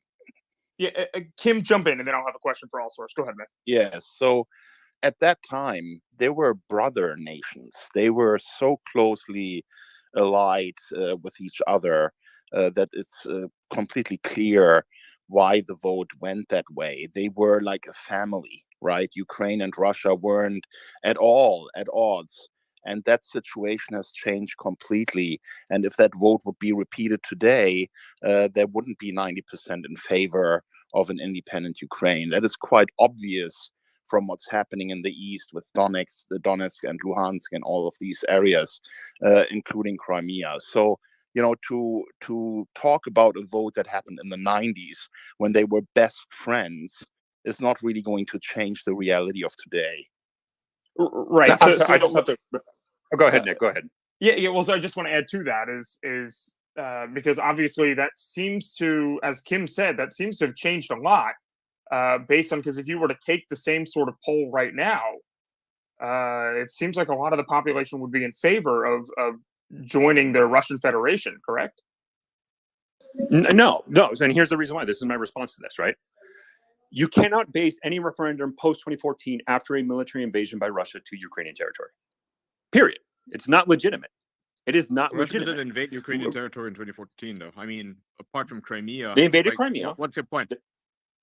So they invaded Crimea. The Maidan happened. We can't make this. Oh, Russia did bad. Why did the Maidan happen, though? Why did the Maidan happen, Ian? Why did it happen? I think we should ask Igor that. Why did the Maidan happen? Oh, it was a huge discontent in Ukraine, but that's happened because CIA developed that coup for the 70 years, starting right after World War II, and finally succeed. Okay, no, I'm sorry. I'm sorry. No, like I'm sorry, but because this is my response to it, right? It was the why was. Hang on, all source. Let him say. Yeah, let Igor speak. And then you can disagree with him, or you can agree with him, whatever you want. So Igor, go ahead. It was a huge influx of money from, and Victoria Nuland acknowledged the 5 billion. We probably expecting more. That was a military trained, paramilitary, 2,000 people trained to deliver muscles to Maidan. And after that, that was a critical point. That was a shooting of snipers, what was hired by opposition in the back of opposition into the police. That was a bloody coup. And the only one reason was to create from Ukraine anti-Russia, because Ukraine have a possibility to create national identity different than Russians. They succeed with a coup. But you know what? The deeper soul of Ukrainians, they still Slavic. They still Orthodox. They still connected to the roots of Russian culture. This is why that's an artificial construct gonna fail. And Ukraine gonna slide under the Russian umbrella again. And this is how that war gonna stop. And it's only way, or we all gonna die. All source. I'm Like sorry. again, may I you're reply because I've been completely waiting for a while ignoring. just to say Let all something. source respond first, and then we'll go to you, Miko. No, you know what? No, I'm Okay. going to push. I want Unless you him want to to respond defer, because yeah. it's more important a Ukrainian Okay, good. response than American. Please take Yeah, it. thank Okay. you so much because I've been waiting for so long and I've heard like a lot of like pro-Russian stuff. So if you could like give me 3 minutes because it's already 3 a.m. in Ukraine, I will say the stuff and I'll leave if that's fine. First of all, it's the last thing about snipers shooting in the back. That's just bullshit because I've been on the Maidan and I saw what was happening. I participated in this protest, but whatever. To another points. So Russian speakers are not being beaten and no one is banning the usage of Russian. Secondly, Ukraine didn't kill 14K civilians in Donbass. You have like official data from UN, and the most interesting part is that in 2019, 2020, you could see that in 2019 only 11 civilians were killed. So this conflict was basically freezing, but Russia decided otherwise. We still have a free press. Opposition parties are okay, except of those tied with Russia. Just let me speak. We have 370 parties in Ukraine, including 8 in the parliament, including the people from the party that was banned, who are not are for Russian intervention in Ukraine. They're still in the parliament. And as the closing thing, what I want to say is the most common point I hear from Ukrainians is that they do not want to fight in another war anytime soon, and that they don't want even more is for their kids to fight and die in war. And I totally agree on that. I personally lost a dozen of friends in this war, but it's not only about personal level, it's also about national level. Our country has already lost a big part of the economy. Majority of steel industry that produced around 10% of GDP was just destroyed. If you don't deal with Russian threat today, we will end up this war with the same land dispute. We will have the billions of infrastructure and industry lost, and most importantly, with the same Russian threat that will kill all of the possible investment in our country. And even regarding what we speak about the people will not come to the country that will still have this huge threat of another war. So that is the reason why Ukrainians talk so much about the only possible solution that will bring peace to Ukraine and Europe. It's 1991 borders, and Ukraine either joining NATO or getting real security guarantees that will have the same power as Article 5. Thank you. Okay, Miko. Igor, jump in, and then we'll go to Piotr. Kim, feel free to jump in at any time. Very quickly. First of all, about the protesters killed on the order of opposition leaders. This is not my words. This is Professor Ivan Kachanovsky, who studied this 8 years. And the question is very simple. Ukraine do not prosecute anyone for killings on Maidan because they need to prosecute themselves. Second, this is the first. Second, I can point the finger back to you and ask you to get the mirror and look, this is all what's happening now in Ukraine. Unfortunate consequences of Maidan coup in 2014. Everything what built on the blood ended up with the blood. Everything what encouraged racism and Nazi ideology will be finished by Russian soldier coming and putting end to this thing. Sorry, my country lost 27 million. I have rights to say that. Don't say that Ukraine is your country because it's not. What Russian soldiers do in Ukraine, they kill and rape people, and I saw that. because stop saying it, or I'm Miko, not finished, give please. him 2 more seconds, and I'll let you reply, man. Yes, and everything else, this is a way to peace, how to stop that war, stop fueling money, stop fueling weaponry. War will extinguish in 2 weeks because no economy exists, only war economy. It's only warmongering from Ukrainians to more weapon, more money, and this will lead all of us to unimaginable consequences. And I don't want to die for Zelensky. I don't want to die for Kolomoisky and other interests. I know I was living in Ukraine 40 years. That was happy country until that bloody Maidan happened. Thank you. Yeah. All right. So, Mikhail, respond to him real quick, and then I want to give it to Piotr. Yeah, the only thing I wanted to say that the only stuff Russian soldiers are doing in Ukraine is killing innocent civilians, children, and destroying the country itself. So and that bullshit. It's like about Nazis and stuff. It's just crazy. I had enough of it. And the only Nazis who are actually doing what Nazis did during the Second World War here are Russians. That's all. Yeah. So, Piotr, jump in, and we'll get an opinion from the other side as well. So, go ahead, man. Piotr? Well, if Piotr isn't here, then I will. Yeah, if he's not here, then you go, Kim. Hey, Yeah, I'm here. I think, yeah. Well, okay. Yeah, hold well, on. no, actually, Piotr, you got to let Kim go now, and then you can go after him. Yeah, All right. I have a quick point too. Mikhailo, first, Okay. what I Well, wanna- Michael, hang tight. Let Kim go. Mikhailo, first, what I want to say to you, I deeply feel for the Ukrainian people. You know, I do think that this conflict is being fought on the backs of Ukrainians, and a lot of young Ukrainians are dying every day, and I think it's a tragedy. And I do understand, and I hear what you're saying, but these are the talking points of Zelensky and the Ukraine and the US government. They are not the truth. If you really investigate and you spend some time, you see how the Maidan shootings took place, that these snipers were hired, by the right wing that did the coup with the CIA in Ukraine. You know, there's plenty of evidence of that. And if you spend a bit of time and research these things outside of the media bubble that you have in Ukraine, which is, of course, providing very limited information about what's really going on, then maybe you can see why a lot of people on the panel here disagree with you. I don't blame you for your views.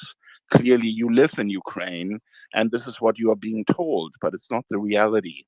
Let me just say one thing, and this is for me really in closing. Let's just assume that I'm right with this geopolitical motive that I have laid out earlier. What that means is, and by the way, a lot of geopolitical experts agree with me, including many professors that have studied this topic. But let's just assume that I'm right. What it means is that this war will keep escalating because no side can afford to lose. The US cannot afford to lose. The West, which is so aligned to the US financial system, cannot afford to lose.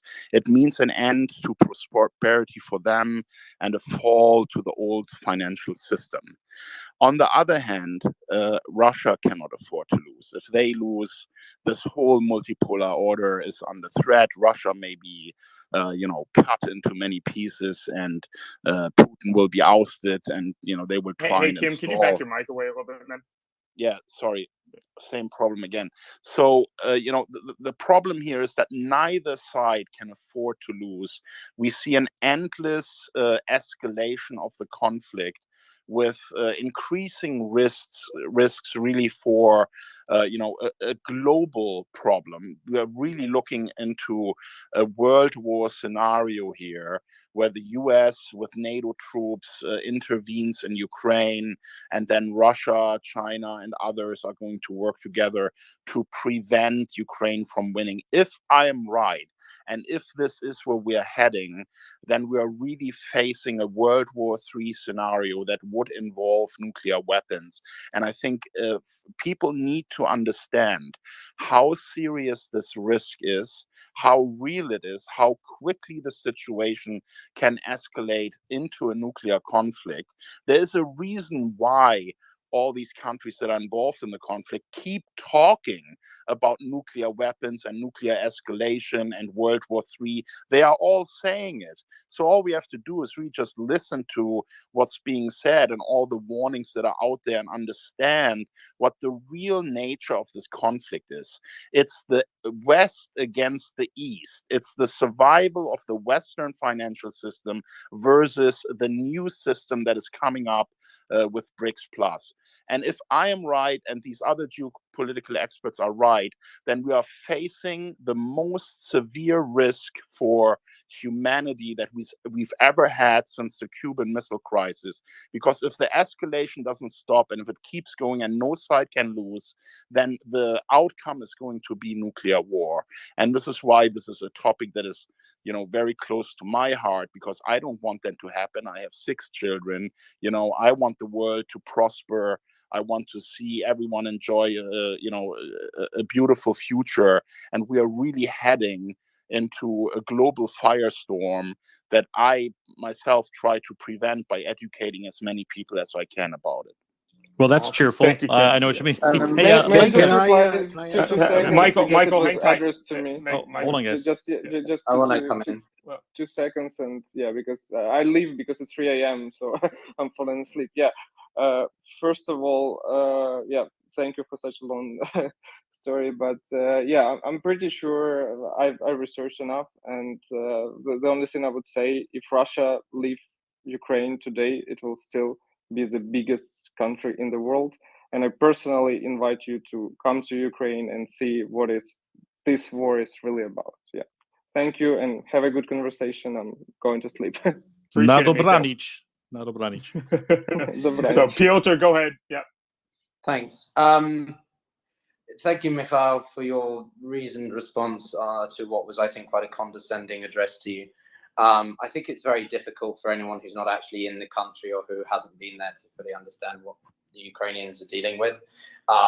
This idea or notion of a nuclear war is a favorite talking point of another camp, which seems to placate on Twitter a lot. There is no discussion of a nuclear war, simply that you need to be able to effectively be prepared for one in case. The West hasn't ever threatened the use of nuclear warheads in the case of Ukraine. It is very much Putin that continues to levy that rhetoric. As I said before, equally, nuclear war is not just simply every single member of the stockpile strategically struck upon New York, DC, London, Madrid, and wherever. It is sometimes limited nuclear warfare, which may sound weird, but is actually a possibility in nuclear doctrine. And if you worked and studied in this thing, instead of quoting talking points from a specific source, you might actually know that.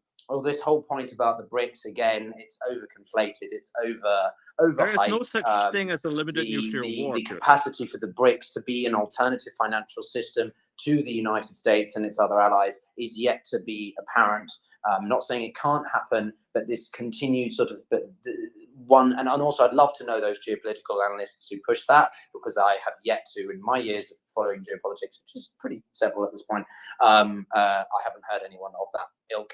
The last point is also just on the Ukrainians' sort of perspective to this. I found it, frankly, absolutely insulting the way that some individuals on this stage can talk to someone who's actually in the conflict zone and talk about the Maidan revolution and what happened on that day. And if you listen, audience, to the way that it was phrased, you can hear the mentality that certain Russian individuals have towards what was known as the Little Russians or the White Russians, the Little Russians being the Ukrainians and the White Russians being the Belarusians. And it's the Belarusians that I want to use as an example for this, because we referenced the 1991 referendum, which I myself also mentioned during the conversation, which is that if we look to Belarus as an example of what Russia wants to make Ukraine, that is why the Ukrainians are pretty fearful of it. They want to turn, specifically Putin, wants to turn Ukraine into a buffer state. They want to turn it into a vassal bridge state that acts as a deterrent for what they consider to be NATO enlargement, which I, again, have always conceded I think it could have been better implemented. Lukashenko has run that country for 30 years, and the Belarusian people are absolutely against him being in power. The only reason that Putin has had a better control over that or doesn't receive as much resistance is because he's had a better ability to control the war machine, the propaganda machine, and the narrative within Russia. The average Russian is very uneducated in rural parts of the country, unlike Belarus, which has a little bit more integration because of its geographical location. So if you want to look at where Ukraine could be going, it would be Belarus under a Putinist Russian scenario. And the Belarusians don't want that. And the reason I know that is because I'm speaking with the head of the People's Leadership, Svetlana Tysyanka, next Yeah, week. she's a clown. Actually the one who won She's a 20 clown. She's not. She was not elected. in Belarus, She was had not to leave elected. because You Lukashenko can't just cite her like that. Yeah. Like So some sort of Piotr, authority. let Ian respond. Then. Can I respond, please? Go ahead. Okay. Go ahead. Yep. Thank you. First, I want to do something that some might find a bit surprising, in that I want to quibble with Kim in the way that he addressed the Ukrainian gentleman that just left. Kim said that although he can sympathize with that person's predicament, he has to recognize, said Kim, that he's repeating talking points that have been fed to him. And Peter actually just made a variation of this same point. It's kind of a common trope where he's alleging that others have repeated such and such talking points, hence they're wrong on the merits and what they're saying. I have to kind of just object on principle to this, I think, frivolous appeal to the idea of there being these ever-present talking points circulating in the ether that people are repeating, and then that therefore renders them incorrect on the substance of what they're saying. I know I personally, just on daily sort of online discussion, always get accused of repeating talking points that I'm not even aware of the existence of. So I guess I would just encourage people to, for the most part, assume the sincerity of what people are saying, and not just that they're grafting so-called talking points onto their brains and repeating them like a robot. Address what they're saying on the merits and on the substance, and if it is in some sense informed by their absorption of talking points, so be it. It still doesn't necessarily entitle you to disregard or dismiss cavalierly what they're saying. Yeah, but Michael, I can identify at least 5 talking points that the Russians. Maybe so, but yeah, so they are talking points. Merits. They're very limited points. Where are these talking points housed? In the same way. Where are they located? Hang, Piotr, give Michael like 15 more seconds. Yeah. Where are these talking points located? But that all being said, I do think it is worth emphasizing several things that kind of get to the rub of why we're even discussing this right now. I don't know if people have been refreshing the New York Times today.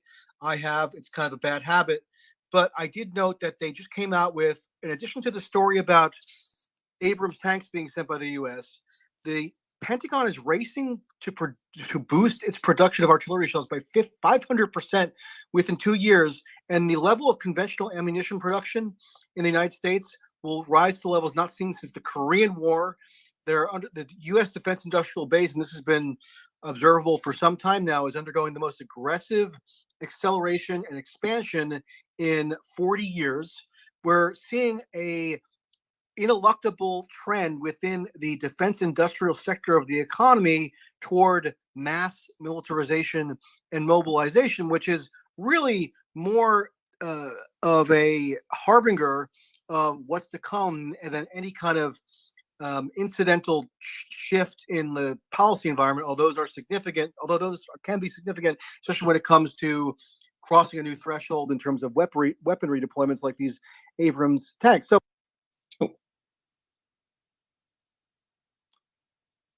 Oh, I guess. Okay. Piotr, jump in. Yeah, thanks. I mean, look, there are a few talking points. It's always usually that the Ukrainian state is infested with Nazism. It's the NATO expansionism. It's that Russia needs to defend itself from a threat of, Western imperialism or something, or that they need to take the counterbalancing to the West. I've never made an argument by reference No, to Russia's right I'm to not singling self-defense. you out, Michael. I'm just identifying what, in my year and a half of hosting Clubhouse, Twitter Spaces, and an entire podcast on this with generals and people from within the field, what the talking points are, which is specifically that there are very specific ones. The Maidan Revolution is one. The fact that the West promised no longer NATO expansion without actually doing the research to understand that there's a difference between a letter of agreement versus actual policy mandate, which is not what the Americans ever did, and that there's a difference between Eastern Germany unification and the further expansion of NATO into further countries. Equally, for us to simply sit here in our easy chairs, be it in New Zealand, America, Britain, Mexico, wherever it is, and say to Ukraine, hey guys, sorry about it, but you're going to have to let it go. Now, I personally do think that Crimea should probably be, we should let that, we'll have to accept that. But I do not think it is acceptable for us in not just the Western world, but any part of the world, for us to be able to say, yes, Ukraine, you can lose 30% of your population or 30% of your territory. Then why are you entitled to decree what the status of Crimea should be? Because, well, I'm not saying I am, mate, but I'm just saying I think there is, I don't know. I'm not saying I have the answer. So you can decree on Crimea, but others can't decree on other aspects of Ukraine's territorial claims? No. You're doing the general superalization thing, which is what the left does like to do, I have to admit. So anyway, I didn't know I represent the left now. It's funny. I'm always called the fascists. Oh, right. Well, I've heard of MAGA communists, which is a new one for me from Jackson Hinkle, which was a delightful I don't identify with that bizarre concept. Yeah. Anyway, That's a yeah. weird So look, guy. I don't have He's a the weird answer, guy. but the point I'm trying to make is that there's a war going on, and there's tens of thousands of people being killed. I can't see my own grandparents in Russia. I can't travel to this entire region, which I call home, because of the situation in the country. So, I want this war to end. But equally, I don't think it's easy for us to simply tell the population of 45 million that they have to accept a bunch of situations as it is. Call me hypocritical or inconsistent, but ultimately I stand with wanting to try and support the Ukrainian people in realizing their sovereignty and independence.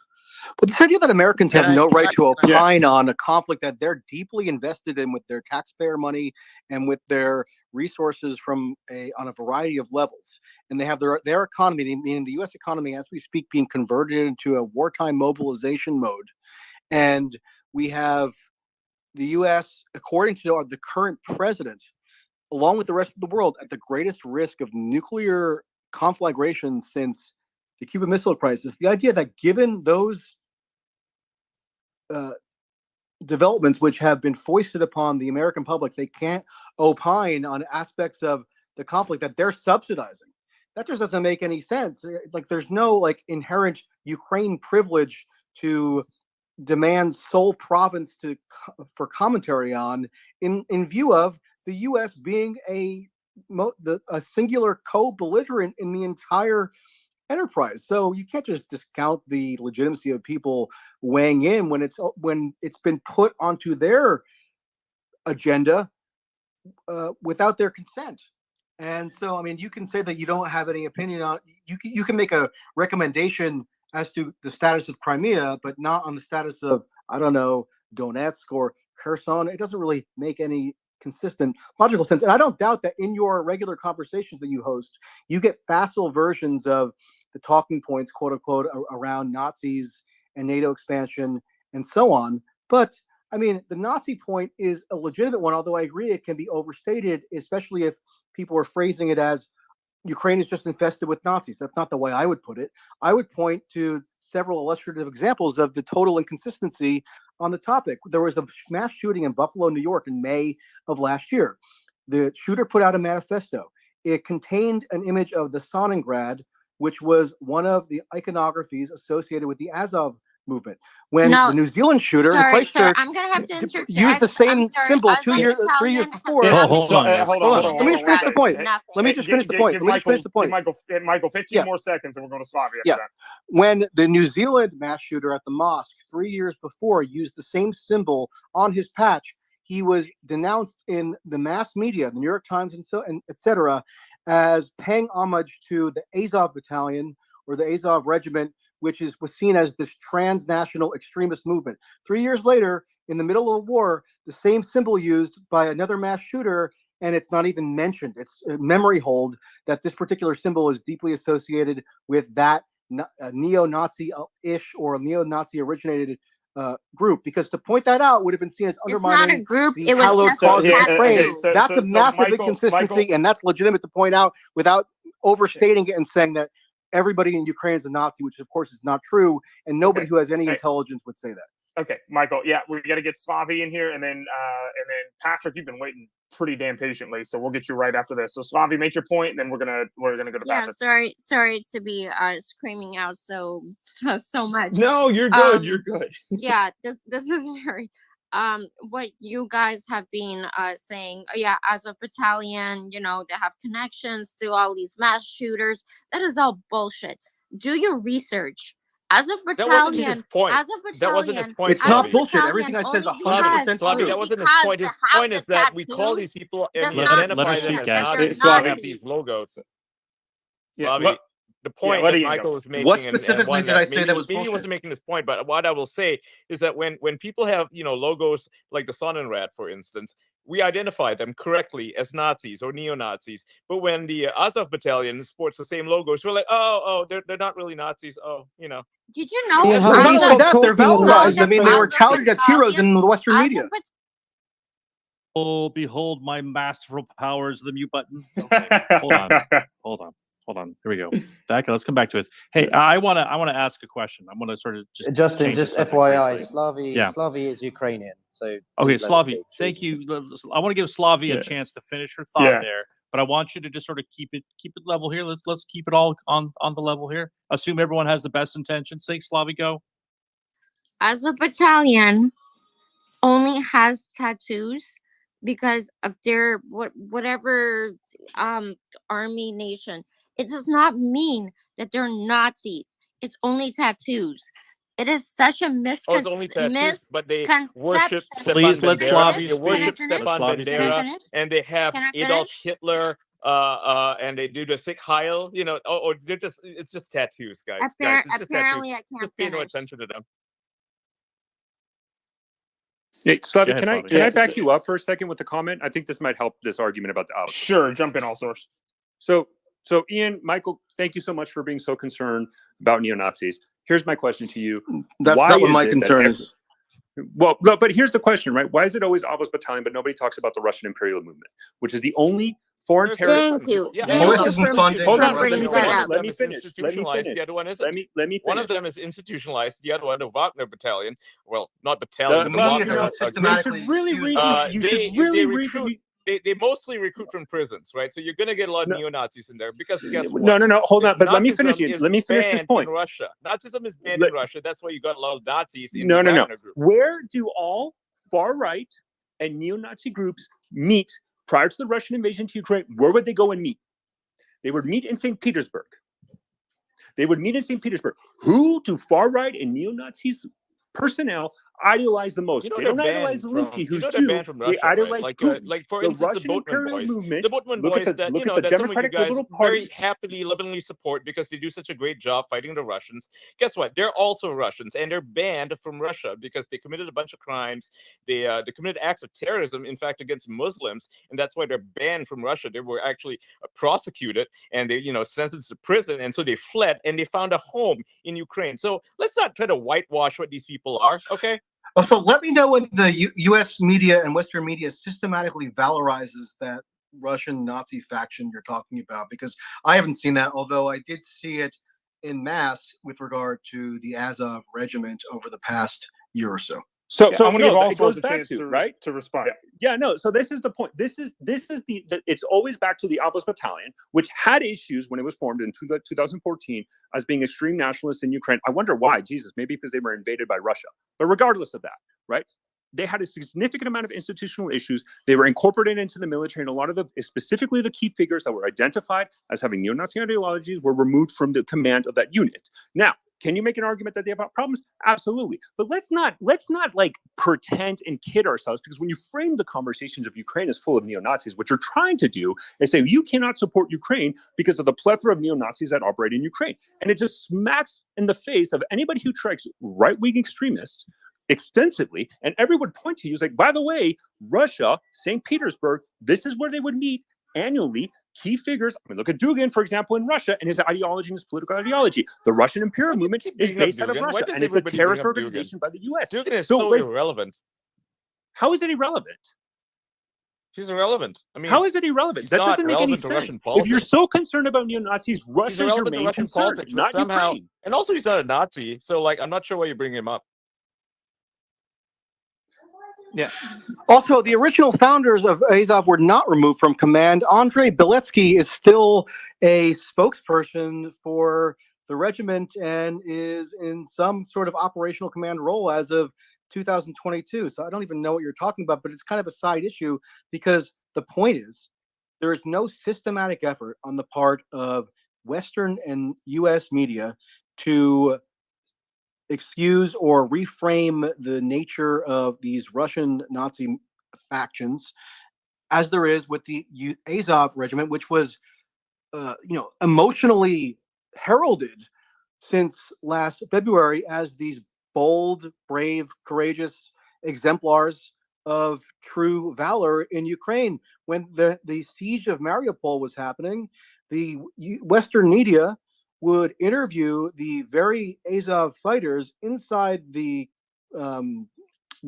hideout and present them as though they had no ideological lineage whatsoever. Meanwhile, in the U.S., which is the country I'm from and the country I'm most familiar with, anytime if a Nazi sneezes somewhere and you're in like within 50 yards of them, you could be accused by guilt of association of Nazism. Whereas a foreign fighting force that actually brandishes outright indisputable neo-Nazi iconography, they are somehow immunized from any scrutiny along these lines.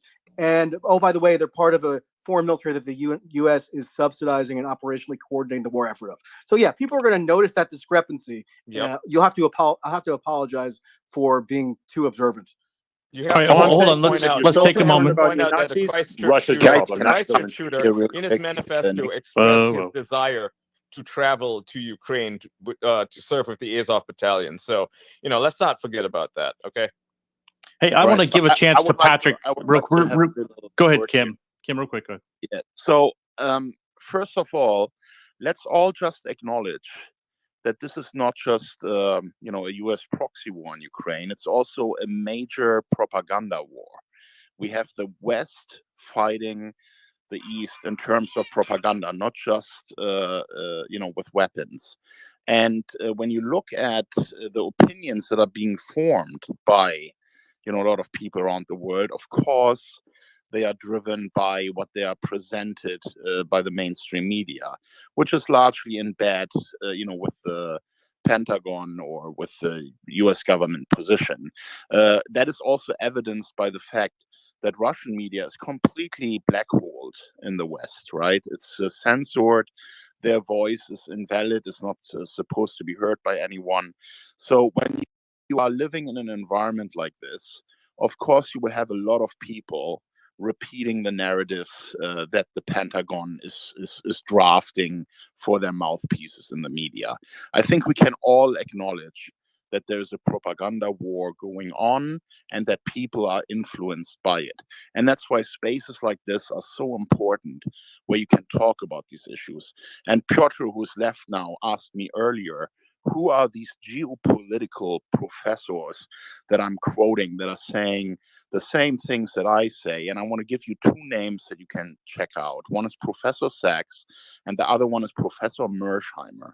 Professor Mersheimer in 2015 gave a groundbreaking speak, which today makes him seem like an oracle, where he predicted everything that is going to happen in Ukraine and that Ukraine will get absolutely wrecked because of US interference in Ukraine and because of the coup that they have staged in Ukraine.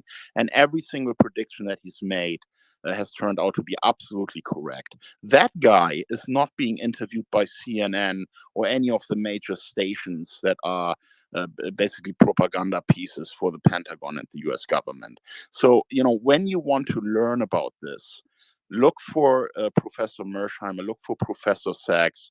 Feel free to look at many of the threads that I've made on Twitter. And, also Igor, who's here in the room, has made two brilliant documentaries about it, including how the coup has escalated, how Maidan escalated when 100 innocent people were sniped, including police. So on both sides, the protesters and the Ukrainian police were sniped and killed. And the evidence for who's done that is absolutely clear in, again, multiple documentaries and expert witnesses that have all said that the areas that were controlled by these right-wing protesters is where the shots were fired from. And the bullets that hit the police and the protesters were identical, from the same weapons used by these snipers. So the CIA, together with these right-wing militias, has caused these sniper attacks that killed so many people, which have then inflamed the situation in Ukraine so much that they stormed the presidential palace, and the democratically elected leader of Ukraine at the time had to leave. It was an illegal coup. It was staged by the US, and the evidence is really completely out there. Like, it's if you spend a bit of time to do some research, you will find this stuff. And when you do realize that there is a bigger picture agenda. And why is the US doing this? Why do they need an anti-Russian government in Ukraine? And when you understand the bigger global geopolitical question of US dominance and the US dollar as a reserve currency, you will understand why they need to put Russia down. It's part of their must-have goals, because otherwise US dominance is over. Hey, Patrick, I know you had your hand up. I know it got tired holding that hand up for so long. Can we go to the podcast first? I mean, he has also got his hand up. Sorry for sure. If Patrick, if you're still hijacking. there, I wanted to give Patrick just a little chance because he was Yeah. there. But if he's not there, we'll go right to Pashka. Okay, Patrick. Oh, there you go, Patrick. Are you able to chat? Yeah, the point I was going to make was about a half hour ago, but no, thank you. The kind of pan-Slavic, imperial rhetoric coming out of Igor, that's why the Ukrainians aren't going to surrender. The notion that Ukraine is going to slide back under the boot of Moscow, good God, if I was in their shoes, I wouldn't surrender either. Given the way the Russians have been treating Ukrainian civilians, they'll fight to the death, and I don't blame them for a second. And frankly, as an American, as long as they're willing to kill the Russian army, I'm completely in favor of supplying them with anything they need. Because I don't necessarily disagree with Kim that this comes down to an East-West battle. And if that's what it is, I want to win it. And it's really that simple. So you see Michael, virtue in the killing of Russians? Michael, that 500% is a lowball number. We really should be doing about twice that within the next 5 years, hopefully, especially if You we like intend killing to engage. Russians, don't you? Do you consider Russians to be But people? Patrick, do you see some inherent value in the killing of lots of Russians? Like, why are you desirous of that? Well, Michael, if they had stayed in Russia where they belong, I wouldn't care one way or the other. The fact that they've invaded Ukraine, the fact that Russia is an enemy nation, the fact that they're exposing themselves in this way and engaging in a conventional war that they're now on the wrong side of. Yeah, I see value in value in U.S. national security terms of eliminating Russian military personnel. But how about valuing the reduction of mass death and suffering by being desirous of a cessation in the killing of both Russians and Ukrainians? Isn't that kind of the more straightforwardly ethical perspective to take? Well, that's great, Michael. Tell Putin to withdraw. We get into this tomorrow. Tell Putin to withdraw. It'd be great. I don't have his phone number. Do you? Well, I want to ask you, what I'm not going to tell the guys that have a foreign army on their territory that they should roll over and give up. So if somebody you're just going to flood them with weapons. It's not as easy as asking Putin to withdraw, and you should know that as a military expert, right? Because what would have happened if Putin did not do his special military operation? Ukraine would have joined NATO. Ukraine would have made an attempt to gain Crimea back as a NATO state, and would then have had the backing of NATO forces to win Crimea back. And if you understand the importance of Crimea to Russia, you understand why Russia would never let this happen. What you are asking for is just a completely unrealistic, again, talking point of, the US propaganda war here. It's completely unrealistic to have that expectation from Russia to just let Crimea go, including their military base in the Black Sea and all Kim, of that. Also worth pointing out that Ukraine had already been, bombing, ramping up its attacks on the Donbass before the invasion. So there was going to be a war regardless of who started it first, right? I Kim, mean, if you you're can, talking about the 2022 invasion, there is no way on Yes. God's earth that NATO would have allowed a nation with foreign troops already occupying its recognized territory to be allowed into NATO. That has been a hard red line. It was never going to happen. They just reaffirmed that Ukraine will enter NATO at the last NATO summit in Madrid in June of last year. It's in Michael, the they can strategic say document. anything they want. Well, why are they vote saying was never going to happen. Why are they saying it was never going to happen for exactly the reason Kim says, because as soon as that happens, NATO falls under Article 5. It can invoke Article 5 saying, I have Russian troops in the Donbass and in the Crimea, areas that are recognized by the UN as my sovereign territory, and I demand NATO come kick them out. So we That's should why just there was disregard never what gonna they be and a also the NATO United vote States say in on their official on Ukraine membership. documentation? I'm saying there was never going to be a NATO vote on Ukraine membership as long as that situation prevailed. Patrick, I'm curious for your thoughts on something. I'm curious for your thought on something else. This is sort of food for thought for me, and I think a lot of people might not be aware of it. Okay, so there's this entity called the African Union. It's the, I guess the rough equivalent of the European Union for Africa, but not as nearly as well developed in terms of its sort of governance structure. But it has, on occasion, registered its view collectively on the Ukraine war. And whenever it puts out a statement, and I have one right in front of me, pulled up on the computer from the 22nd of July last year, where it's reacting to the signing of the agreement between Russia and Ukraine for exports of grain that Turkey mediated. And here's what the statement says. Quote, the chairperson further reiterates the appeal of the African Union as expressed on the 24th of February for parties to establish an immediate ceasefire and open further political negotiations under the auspices of the United States in the interest of global peace and stability. Now, I'm just amazed that very straightforward, commonsensical exhortation on the part of the African Union, which covers the entire continent of Africa, not a trivial number of people or a number of countries, big time countries, including Nigeria, South Africa, Egypt, you name it.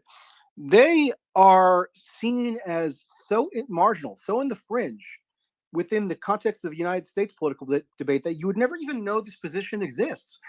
To the extent that the Ukraine war policy is ever debated, it's always debated within the parameters of, oh, should we send this tank or should we send this other piece of equipment, on what time scale, and for what precise technical purpose should those armaments be sent? It's never to do with the underlying philosophical kind of presupposition about the utility of military escalation as a tactic versus other modes of conflict mediation. So why is it that the African Union's position, this is just one of many that you could pull up as a counterexample to the US and Western fixation on military methods, why is this seen as so just beyond the pale or beyond imagination that hardly anybody ever even seems to contemplate it as a viable solution? It's most of the world who has endorsed this course of action, but they're systematically ignored. I'm curious if you find that to be sort of an odd dynamic.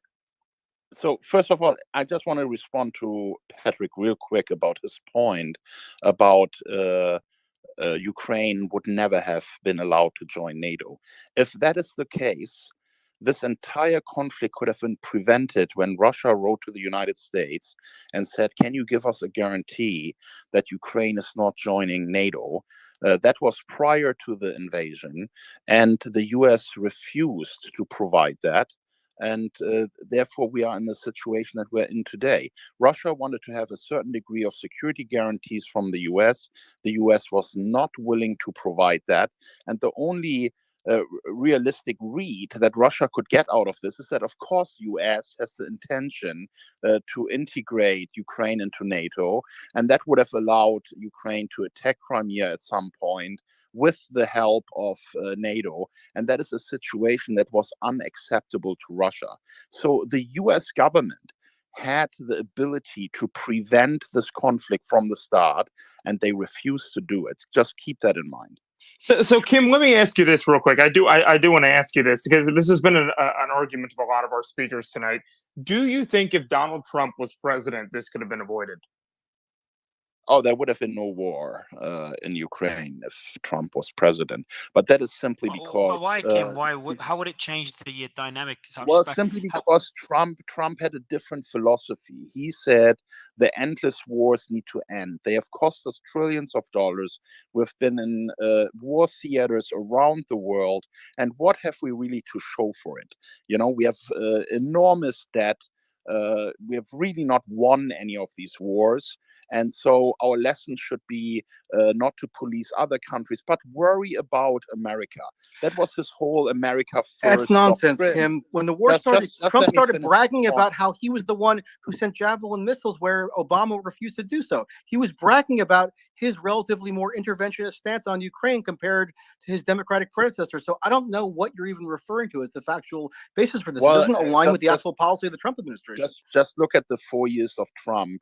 The only mistake he made was to send Tomahawk missiles into Syria based on shitty intel by the U.S. intelligence community that told him that Syria gassed their own people, which was a complete fraud.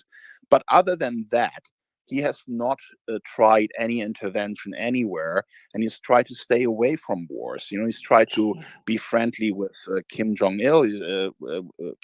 Sorry, he's tried to be friendly with Putin, to find solutions with China, even though How he about had when he drone Kim, bombed can I Soleimani? have you clarify, because Trump gave over Syria to Putin, who then gave the pipeline to China. You're saying there wouldn't be a war, or America wouldn't be involved in the Ukraine war? Are you saying Putin wouldn't have attacked Ukraine, or Trump just wouldn't have done anything as he did during his term? Well, Putin would have had no reason to invade Ukraine because there was no threat of NATO. No, but you were, Ukraine. Kim, you're wrong. saying, I'm sorry. You were saying it was about Trump the BRICS. elevated Ukraine to NATO. Trump elevated Ukraine in 2020 to strategic partnership status within NATO, a precursor to full NATO membership. So when you're saying there would have been no possibility of Ukraine entering NATO under Trump, that just does not square again with the facts of what the Trump administration you did need to understand policy-wise. that all of this happened, Michael, before Trump. This was Obama's policy, and of course, No, this was under Trump. This was 2020. Hold on, Kim. No, Kim, you can't have two. You can't have two positions, right? Did Russia go into? I don't have two You positions. do. Let me just. I have a very simple position that is based on simple evidence that while Trump was president, and by the way, I'm not a fan of Trump. I'm just giving you the reality. Yes, but let me. While Trump was president, there was no major conflict that he has initiated anywhere, and it was his stated. What about when he assassinated Soleimani? Just let me finish my point. It was his stated goal to end the endless wars that the U.S. government was involved in around the world. It was America first for him. He wanted to make America great again. And he realized the only way to do that is to stop the military adventures around the world. Who ended the Afghanistan war? By him. But Kim, Who ended the war in Afghanistan? Michael, let me just ask a question. Sorry, because Kim, you did take your position. You said it was because of BRICS that in order for Russia to have Crimea, they need the border because they need the water from Ukraine in order to support what an export station would be there, right? So you're saying if NATO didn't invade, Russia would have went in. But you initially said the same thing that I do agree with, and I said right before you came on, the BRICS currency is the reason for this war. So which is it? Is it because of the BRICS currency, or is it because of NATO that a war is happening? Because now you So said it's more complicated than that, right? It's not as simple as just one thing. It's several things. The main thing, of course, for the U.S. to engage in the coup in Ukraine was to stop BRICS Plus and the threat to de-dollarization and the U.S. currency no longer being the reserve currency of the world, right? But what was the motive for Russia to go in? What was the lure that the U.S. planted to drag Russia into this war? Of course, was the NATO membership of Ukraine and the possibility that Ukraine could then invade Crimea, which legally was still their territory because the vote of the people in Crimea has never really been accepted by the UN, right? So if Ukraine would have attacked Crimea, then NATO would have had to intervene, and that was the plan by the United States to drag Russia into a war. That is why we have this war today. But Kim, you have to take into account the That actual was factual that is record. bullshit. In June of Slavi, 2020, in Slavi, June of I'm gonna let 2020, Michael respond, and then you go. Kim, you have to take into account the actual factual record, especially when analyzing this trajectory or chronology in relation to Trump. It was on June 12th, 2020, that NATO elevated Ukraine to what was called Enhanced Opportunities Partner status. That was meant to accelerate the interoperability of Ukraine with other NATO member states, and in particular, the US. That was June 2020. Also in 2020, Mike Pompeo went to Ukraine on Trump's behalf and declared, quote, support for Ukraine's efforts to join NATO. That's in the joint document that was decreed between Pompeo and his counterpart in Ukraine. And shortly thereafter was when Ukraine was elevated to this enhanced partnership status. It was that support that Pompeo declared, which was then formalized a year later by Antony Blinken under Biden in this Charter on Strategic Partnership with Ukraine, a bilateral arrangement that further codified on the part of the U.S. that it was the policy of the United States for Ukraine to join NATO. So this idea that Trump departed from this NATO integration trend that was really bipartisan in its embrace just doesn't hold up to the actual facts. So, I mean, you can make assertions, and I'm not trying to be dismissive toward you, because I think you make a lot of good points. But you do have to, make allowances for the actual factual record when you're making these extrapolations about what Trump would or would not have done in this counterfactual scenario where he's in office in 2022 instead of Biden. So, Slavi, I want to let you. You need to, Kim, and I Kim, just you want go, to and then respond bring to that. Slavi. Yes, sir. Go Yeah, ahead. I just respond to that because Michael makes an important point, right? What we all know today is that Trump was his guy, his man, and then there was the deep state that was colluding against him. Mike Pompeo, of course, was part of that deep state as the head of the CIA, which he later became.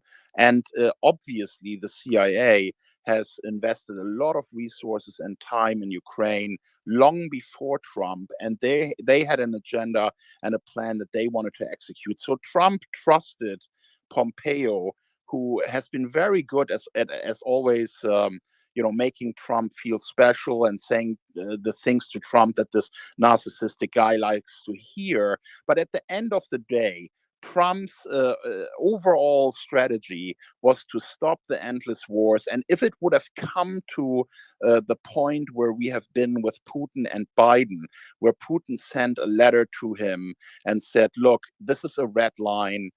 It has gone too far. We are going to take action if you don't change course. And let me just finish my point. I'm still talking, please. So if it would have come to that point, Trump would have probably, in my mind, given everything that he said and done and his policies, not escalated the situation like Biden had, where it was crystal clear that it would result in an invasion of Ukraine. This is where I think the two are different. Biden needed this war, wanted this war. It was a Democratic Party situation in Ukraine that was created under Obama with Hillary Clinton, and their gang that went into Ukraine to do the Maidan stunt. So Biden was always going to continue that policy. But I don't believe that Trump would have said no to Putin if he would have received the letter about the red line in Ukraine and that he needs to have a clear understanding that Ukraine will not be part of NATO. But Kim, I think this invocation of the deep state as this nefarious influence on Trump is a bit of a cop-out. We can just go to Trump's own words. I mean, on March 12th of this year, so two or so weeks after the invasion began, Trump himself personally, not by way of some deep state, interlocutor or something, went to a campaign rally in South Carolina and bragged personally about he was the one who sent the Javelin missiles to Ukraine, whereas Obama was too much of a pansy to do so, and neither did Biden when they served in the administration prior to him. So that's Trump in his own words. It's not a deep state sort of puppeteer telling him what to say. So I grant you that Trump is all over the place in terms of his statements on a whole variety of issues. But I mean, you could just as easily craft a narrative that Trump is more hawkish potentially than Biden on Ukraine, rather than coming up with this sort of unsubstantiated counterfactual narrative that he would have been let's just just both agree. Let's just both heavily invested in agree, diplomacy. right? Yeah. Let's just both agree that we both don't know what Trump would have actually done. The only thing that I do say is that Trump's policy was one of America first and to stop endless wars. And I don't think it would have been compatible. Those are just cliches. Yeah, but let's Kim, just I think you're say I mixing don't up think two it would have things. been compatible if he would have had this kind of conflict with Russia when he basically told his entire voter base, we need to end endless wars to focus on the US and bring the US back to the top because all these wars are costing us trillions of dollars, where he simply had a point, you know? Kim, I think you're mixing up two things. Trump didn't end wars. Trump got out of wars. So he got America out of Afghanistan. He got America out of Syria and let the opposing forces. No, he didn't. He didn't get America out of either of those things. Yes, he did. He came out of America and gave Under them which Syria. president? What did America's mission in Afghanistan end? You can't say he wouldn't end it. Who signed the decree to get out? Trump did, not Biden. What? Yeah, right. It was never binding. I mean, Trump criticized Biden for not extending the war even further on the basis of supposed conditions in Afghanistan. I'm just asking, under which president was the final order given to withdraw American troops from Afghanistan? The initial order was done under Trump. The final order was done under Biden. Regardless, he pulled troops out, just like he did in Syria. The other point that I want to make— There's still troops in Syria. Mike, and you did quote Trump earlier by saying something about Javelin missiles. If you quote him, not me. You should also quote that he has said, under my leadership, this conflict in Ukraine would not have happened. Okay, right, so but that's not true. Right, but that's just another counterfactual assertion. Can I jump in here for a second? Listen, Michael. Let me just say one thing fact that is, I've been trying to say for a while. I've been trying to say this for a long time. The other point is, we keep calling them Ukrainian Nazis, and I think it's ridiculous that we're calling them Nazis. They're not Nazis. They're nationalists, right? And they are literal Nazis. Can I speak at some point? Because I want to respond exactly to that. If you have the highest general of Ukraine getting a photograph at the portrait of Stepan Bandera, who killed thousands of Jews, thousands of Poles, thousands of ethnic Russians, and the street in Kiev where the massacre happened, Babi Yar, the next street to it is renamed to Stepan Bandera Alley or Avenue, whatever. And you have those highest ranking people embracing the ideology or celebrating birthdays of Stepan Bandera. And you have thousands of people with Nazi tattoos, Adolf Hitler, like swastika crosses. Like, you couldn't be more infested. Like, realistically, you couldn't be more infested with Nazis than Ukraine is right now. People. Can we get Allsworth? Can I get you to respond to that? What are your thoughts on this particular narrative? Right. I mean, it always goes back. I mean, I'm just going to end up my point. Like, people always bring up this Ukraine and comparing them to neo-Nazi, which is a Russian talking point that has been going on. Is there neo-Nazis in Ukraine? Of course there is. There's neo-Nazis everywhere. I'm not denying that. I'm not disputing that. We can have issues with the Avos regime. But hold on, let me finish.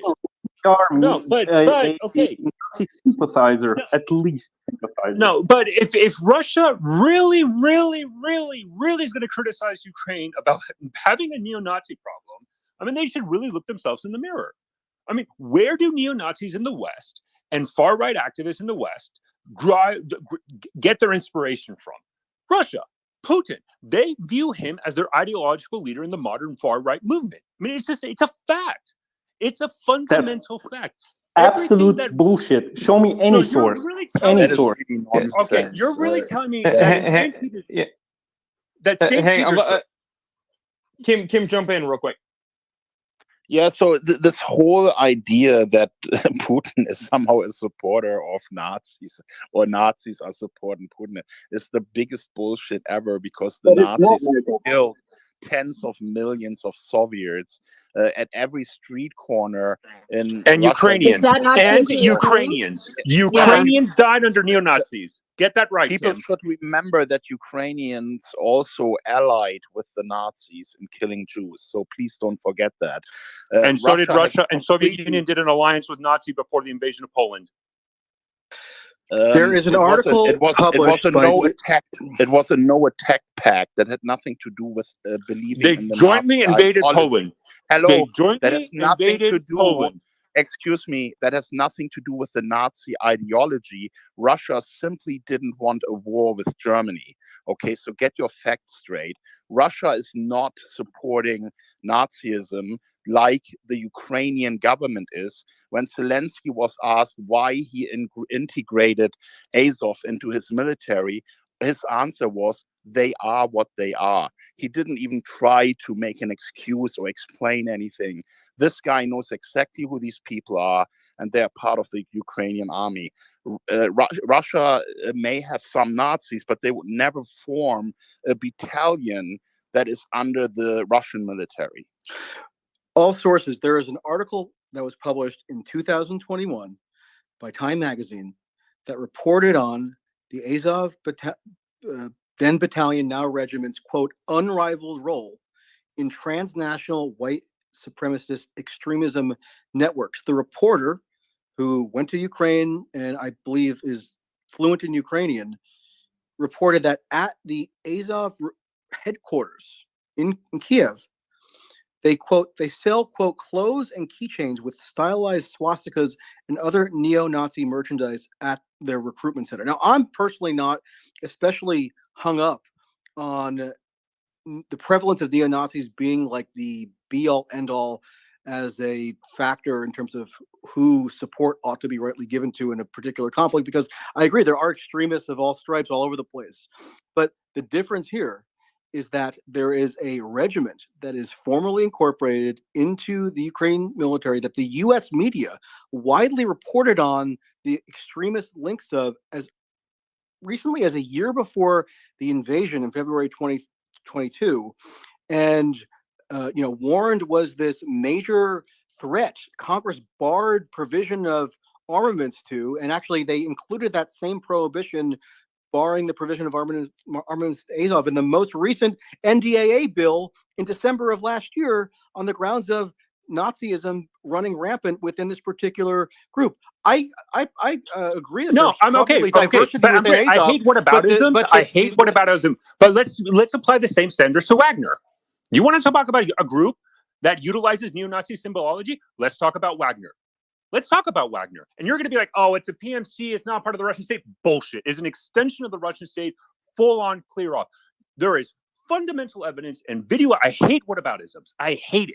But then why are you doing it? Focus. You're doing a whataboutism, by the way. I know, but because that's the only thing. Because you're singularly focusing on a unit that I agree has issues with, but you're trying to say that Zelensky is a leader. That is the United States arming the Wagner group? Neo-Nazis?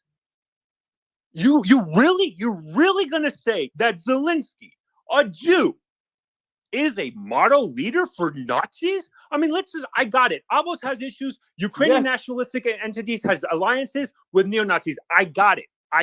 But this idea that somehow Ukraine is in this problem, this neo-Nazi far-right ideology, and then one guy wrote, dude, 2015, look it up. They had a conference in St. Petersburg where far-right parties across Europe and the United States went to St. Petersburg and have a conference. Look at Dugin.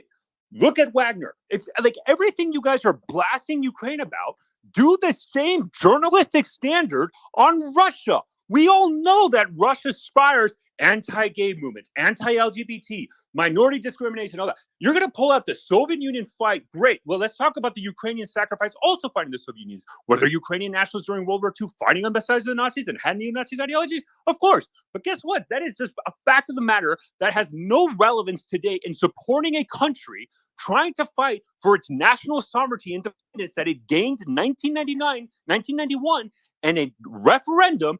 All regions voted in favor. 2005, the Orange Revolution. A pro-Russian politician tried to maintain his power when he lost a democratic election. There was a revolution. Yushchenko gained power. What did Russia do? They poisoned Yushchenko. They poisoned a foreign leader. You're going to say, oh, that's Nazi propaganda. No, it's not. They poisoned Yushchenko. Yanukovych came into office. And let's talk about the Maidan Revolution. Okay, let's talk about the Maidan. Why did the Maidan Revolution happen? What was the trigger of the Maidan Revolution? Yanukovych had promised the Ukrainian people that he was going to sign an economic agreement with the European Union. Putin summoned Yanukovych and said, bullshit, you're going to sign up with the Eurasian Economic Union. And he came back and said, you know what? Screw the EU. We're going to the Eurasian Economic Union. And that's what triggered the protest. You could say it was a CIA-backed coup. It wasn't. Because if you guys are right, if Igor is right that somehow Ukraine is little Russia, let me finish this point.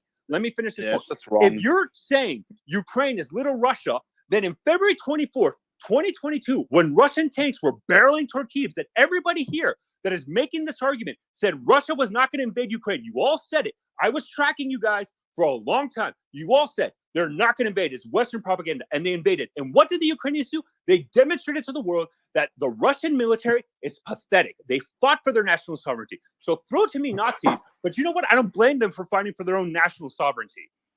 My taxpayer dollars are not. No. I'm going to let Kim jump in here. Go ahead, Kim. Yeah, this is important because there's so much bullshit in sentence after sentence from this guy. So let's just clarify what happened with the EU and Russia making a better offer. The EU's offer was actually IMF-style loans that would have crippled Ukraine's economy for decades to come. And Russia came in and said, hey, we make you a better offer. And they offered billions more to join their union with Eurasia. And that was simply the better option. And that is why the former president of Ukraine went for it. To put it in any other way is just completely dismissing the history of the EU offer, which was just terrible for Ukraine. Obviously, the Maidan conflict and crisis was initiated because of that, but then the CIA and the US government took this as an opportunity to turn it violent and to turn it into a coup d'etat where the democratically elected president was ousted. So that is the reality what happened here.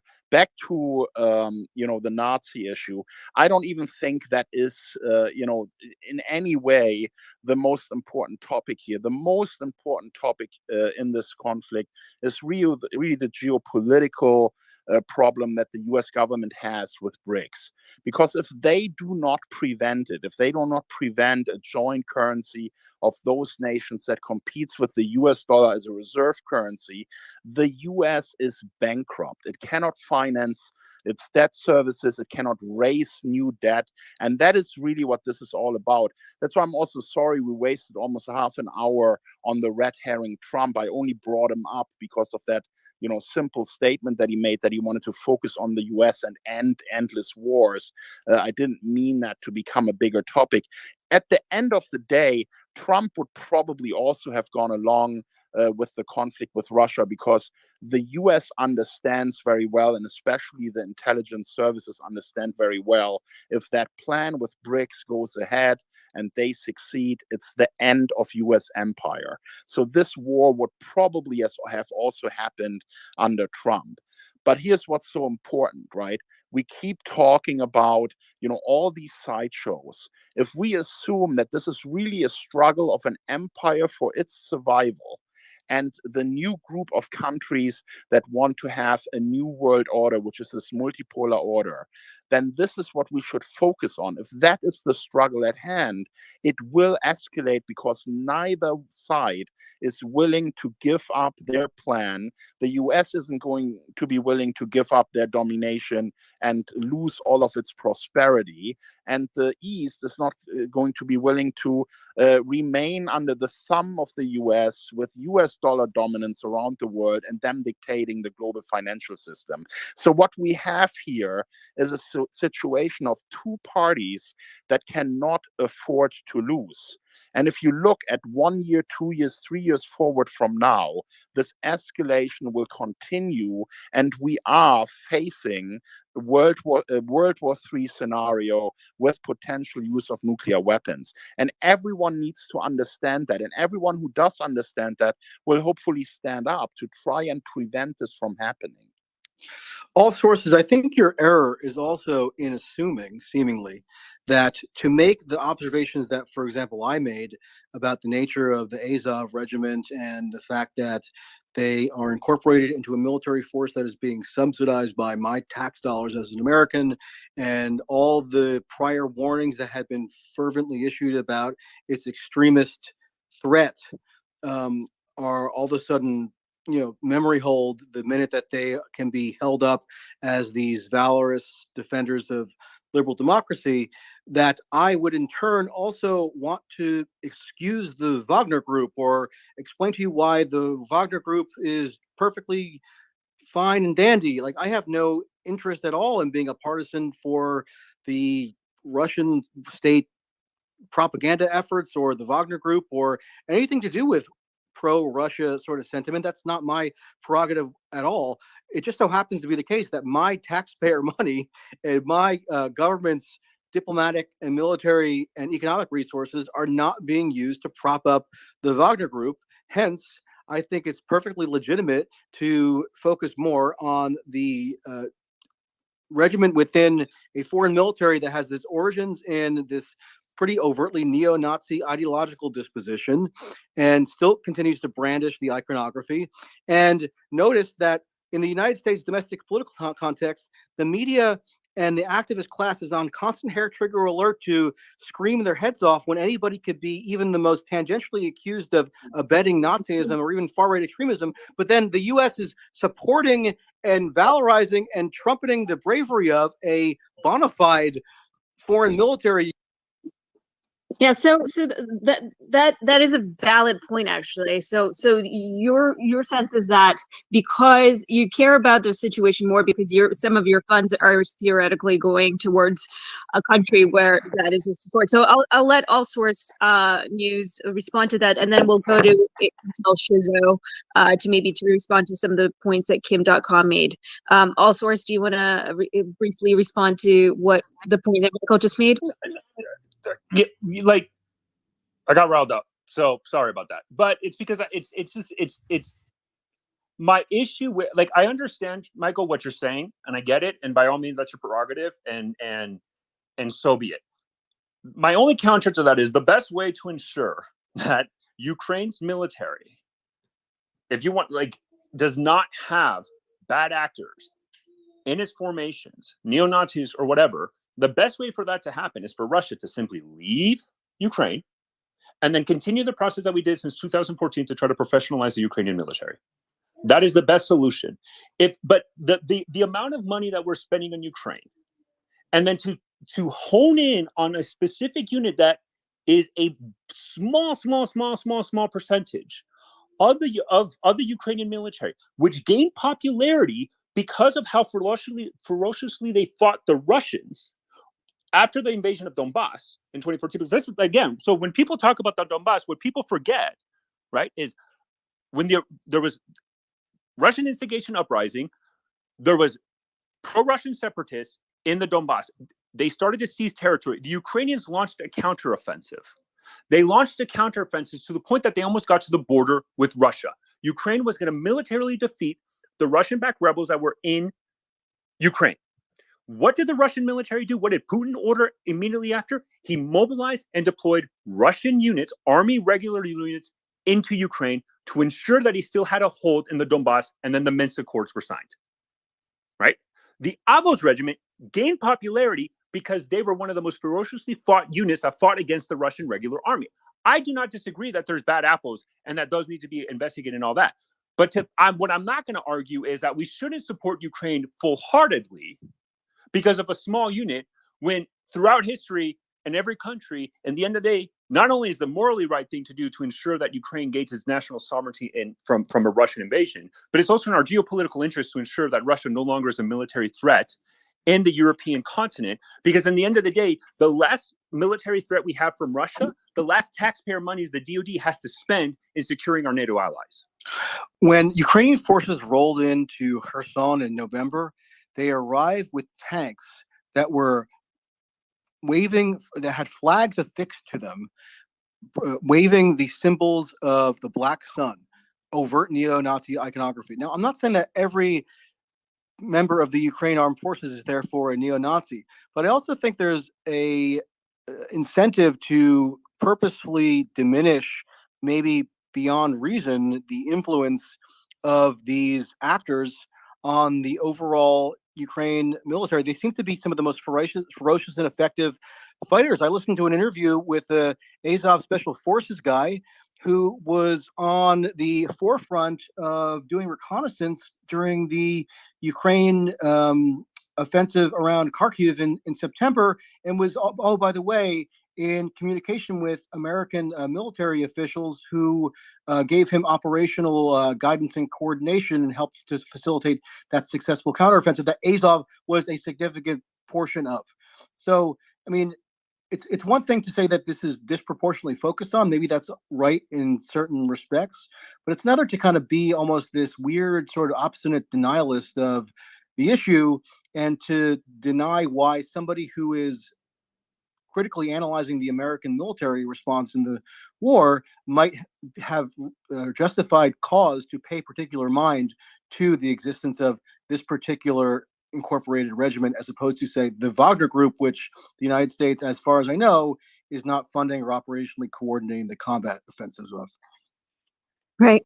So I want to go to Intel Shiza next, and then we'll go to Igor, who both have their hands up. So Intel Shiza, would love to get your thoughts on some of the conversation that's been happening in the last few minutes.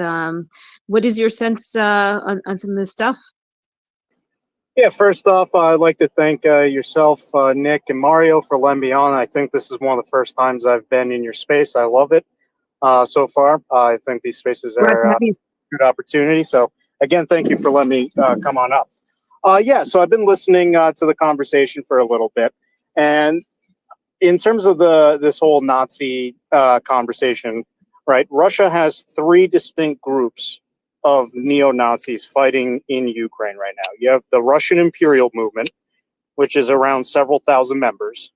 You have the Task Force Ruik, which is part of or affiliated with Wagner, and they're pretty small. They're maybe a few hundred guys.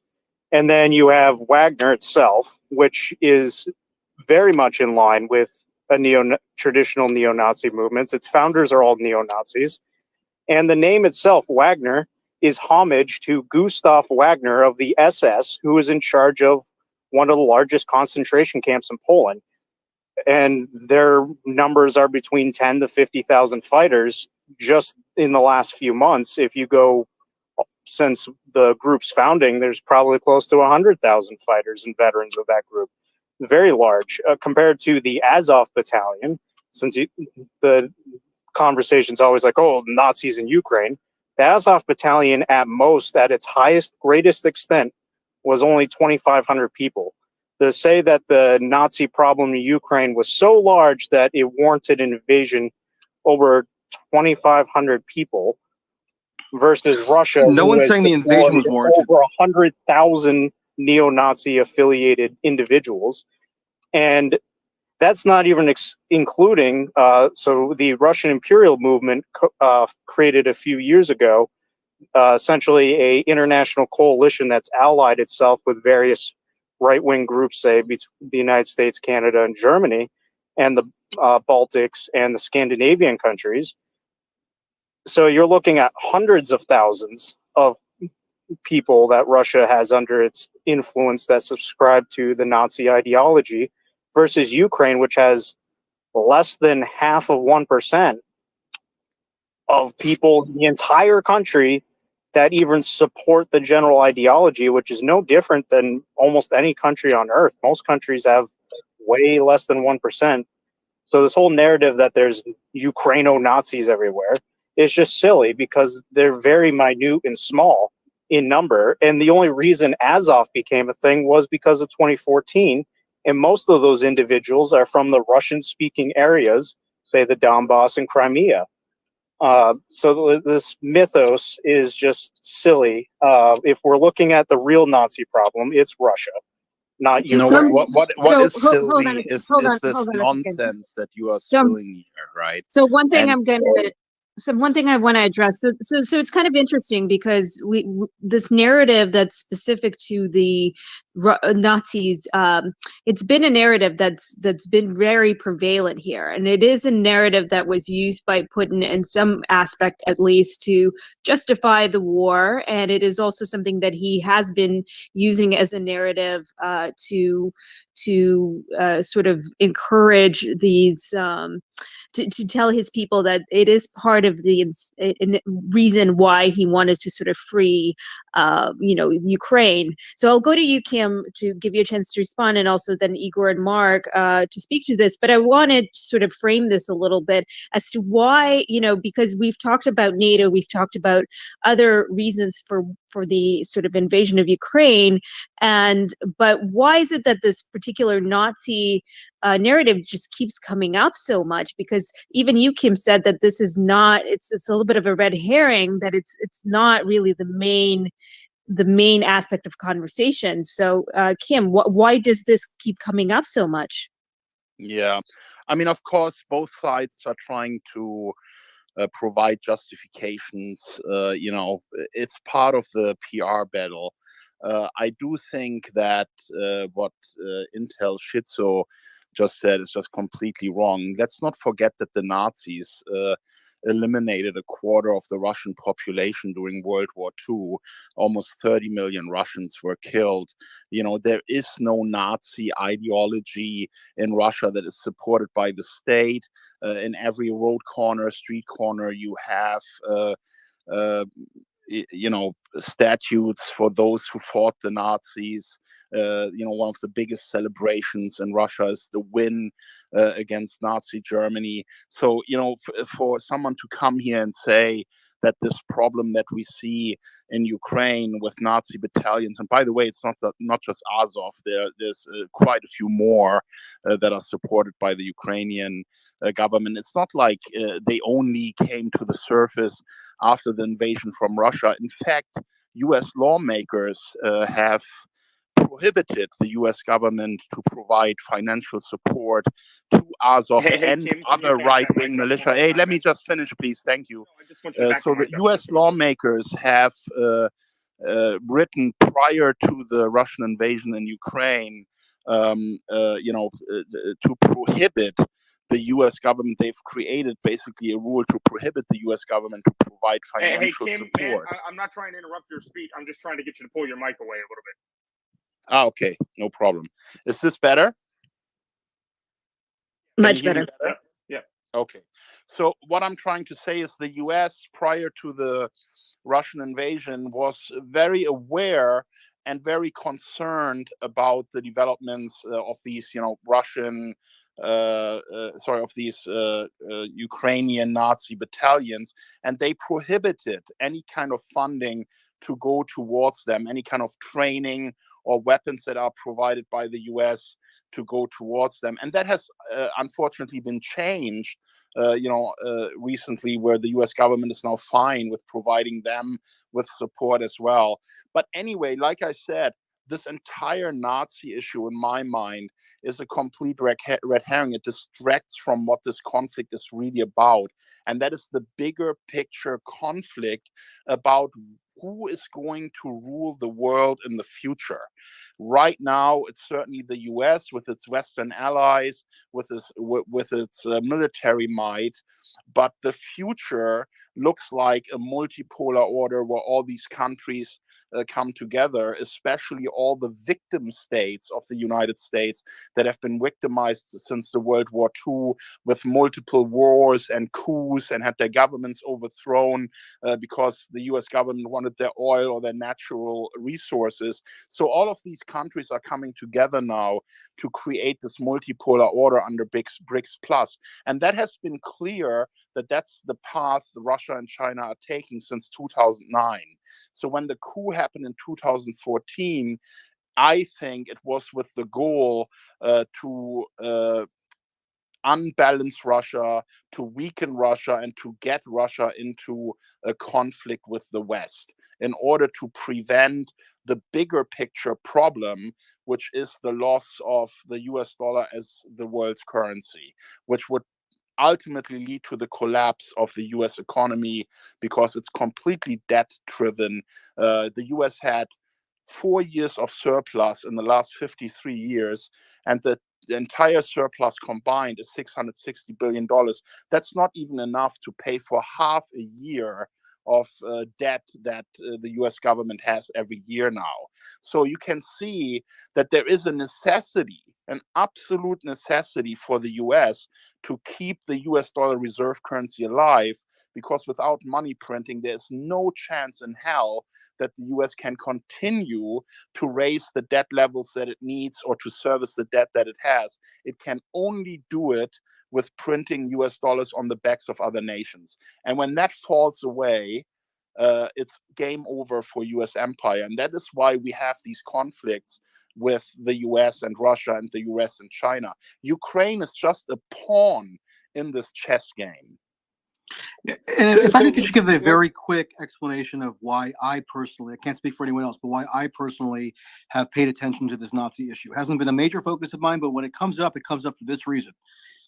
In 2018, Ro Khanna, the Democratic congressman from California, along with about 50 to 60 of his colleagues, sent a letter to the State Department complaining about the scourge of what he called the government-supported Nazi glorification, end quote, in Ukraine, which he regarded as so rampant that it required congressional intervention to scrutinize and to limit any American support that would be dispatched in service of bolstering.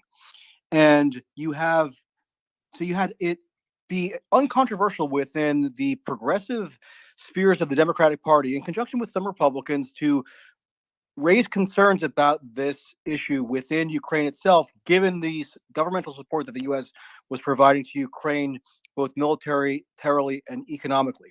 Then you have a extremely commonplace trope within American media. I cited the Time magazine article earlier that purported to show that the Azov regiment was this unrivaled, that's the exact quote from the Time article, 2021, unrivaled locus of international right-wing white supremacist extremism. That's what they said. And so for the American media and the political class to, in all other respects, be hyper fixated on the potential risk that could be posed by a white supremacist hiding behind every bush. Every Trump supporter or Republican is a Nazi in disguise. And then to all of a sudden collectively decide in February of 2022 that this foreign fighting force, which has its clear origins and has still prevalence today in the with its marination in neo-Nazi, at least iconography, and in some respects ideology, for that then to just be discarded and for everyone to be told that it's mandatory for them to lionize that very same group of foreign fighters, hosting them for laudatory interviews, calling them, quote, just defenders of Mariupol, not mentioning their ideological background because it might be a bit uncomfortable. That's a huge, glaring example of the sort of narrative manipulation that has been integral to the framing of this conflict. So I'm interested in it from that perspective when I do take any interest in it, when it comes up as an issue, not because I want to kind of arbitrarily hype the purported kind of specter of Ukraine Nazis as sort of like defining the entire nation state, which I don't do. I'm more interested in the utter inconsistency and I would have to say hypocrisy in the way that this particular example of quote unquote neo-Nazi sort of sentiment is depicted versus other examples of when that sort of comes up as an issue elsewhere in society. Okay, Intel Schizo, let's get you in here real quick, and then we'll go down to All Source and Troy after that. Go ahead. So Igor. to Mike, Yeah, go ahead. oh, thank you. Yeah, so to Michael's point, you are correct that those quotes and statements happened in the timeline. But let's look at what also happened in that same general couple month period. So April 7th of 2020, the United States State Department and executive orders from Donald Trump listed the Russian imperial movement and its members and leadership as a a specially designated global terrorist organization. That has not happened with Azov. And in the beginning of, or you could say the late fiscal year 2018 and early fiscal year 2019, then President Donald Trump announced a lethal aid to Ukraine that included Stingers among, other munitions. So if this Azov battalion was such a huge problem, if we look at the actions of the United States government, seems to point to that Azov is not this huge, massive problem when the actions conducted by the United States government were giving weapons at the same time of these statements and listing Russian-based organizations as foreign terrorist organizations and global terrorist networks. And the U.S. government, in its National Defense Authorization Bill last month, December 2022, reinserted the prohibition on any armaments being provisioned to the Azov regiment. That's in the bill that was passed last month. I need to see the page number because there was a whole bunch. I'm happy to send you the page number. That'd be great because there was a whole bunch of draft. I'm not, trying to doubt you, but there was about, I think, like 50 to 80 different drafts. I know some people have quoted as like, oh, like this and that, and it's like those were in the earlier drafts. There were so many of them this year. So if you got this specific page number in the final, what was actually passed, that'd be great.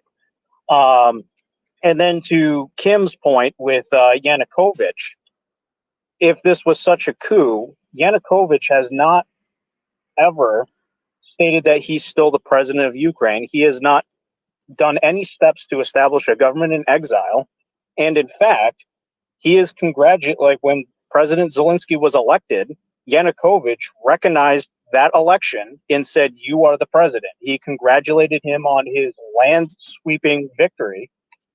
And I mean, Zelensky was like, "Yeah, whatever." But yeah, I mean, Yanukovych has relinquished any claims to being the president of Ukraine. So in terms of calling it a coup, it's not really a coup if the guy who was ousted has recognized the new government and has not established a government in exile. Let's just be clear why Zelensky supported or got the support from Yanukovych, because during his election campaign, he promised Ukrainians to bring peace with Russia. That was the reason why he was elected. And that is the reason why he got the support from Yanukovych. And unfortunately, he betrayed the Ukrainian people and did nothing to further the peace.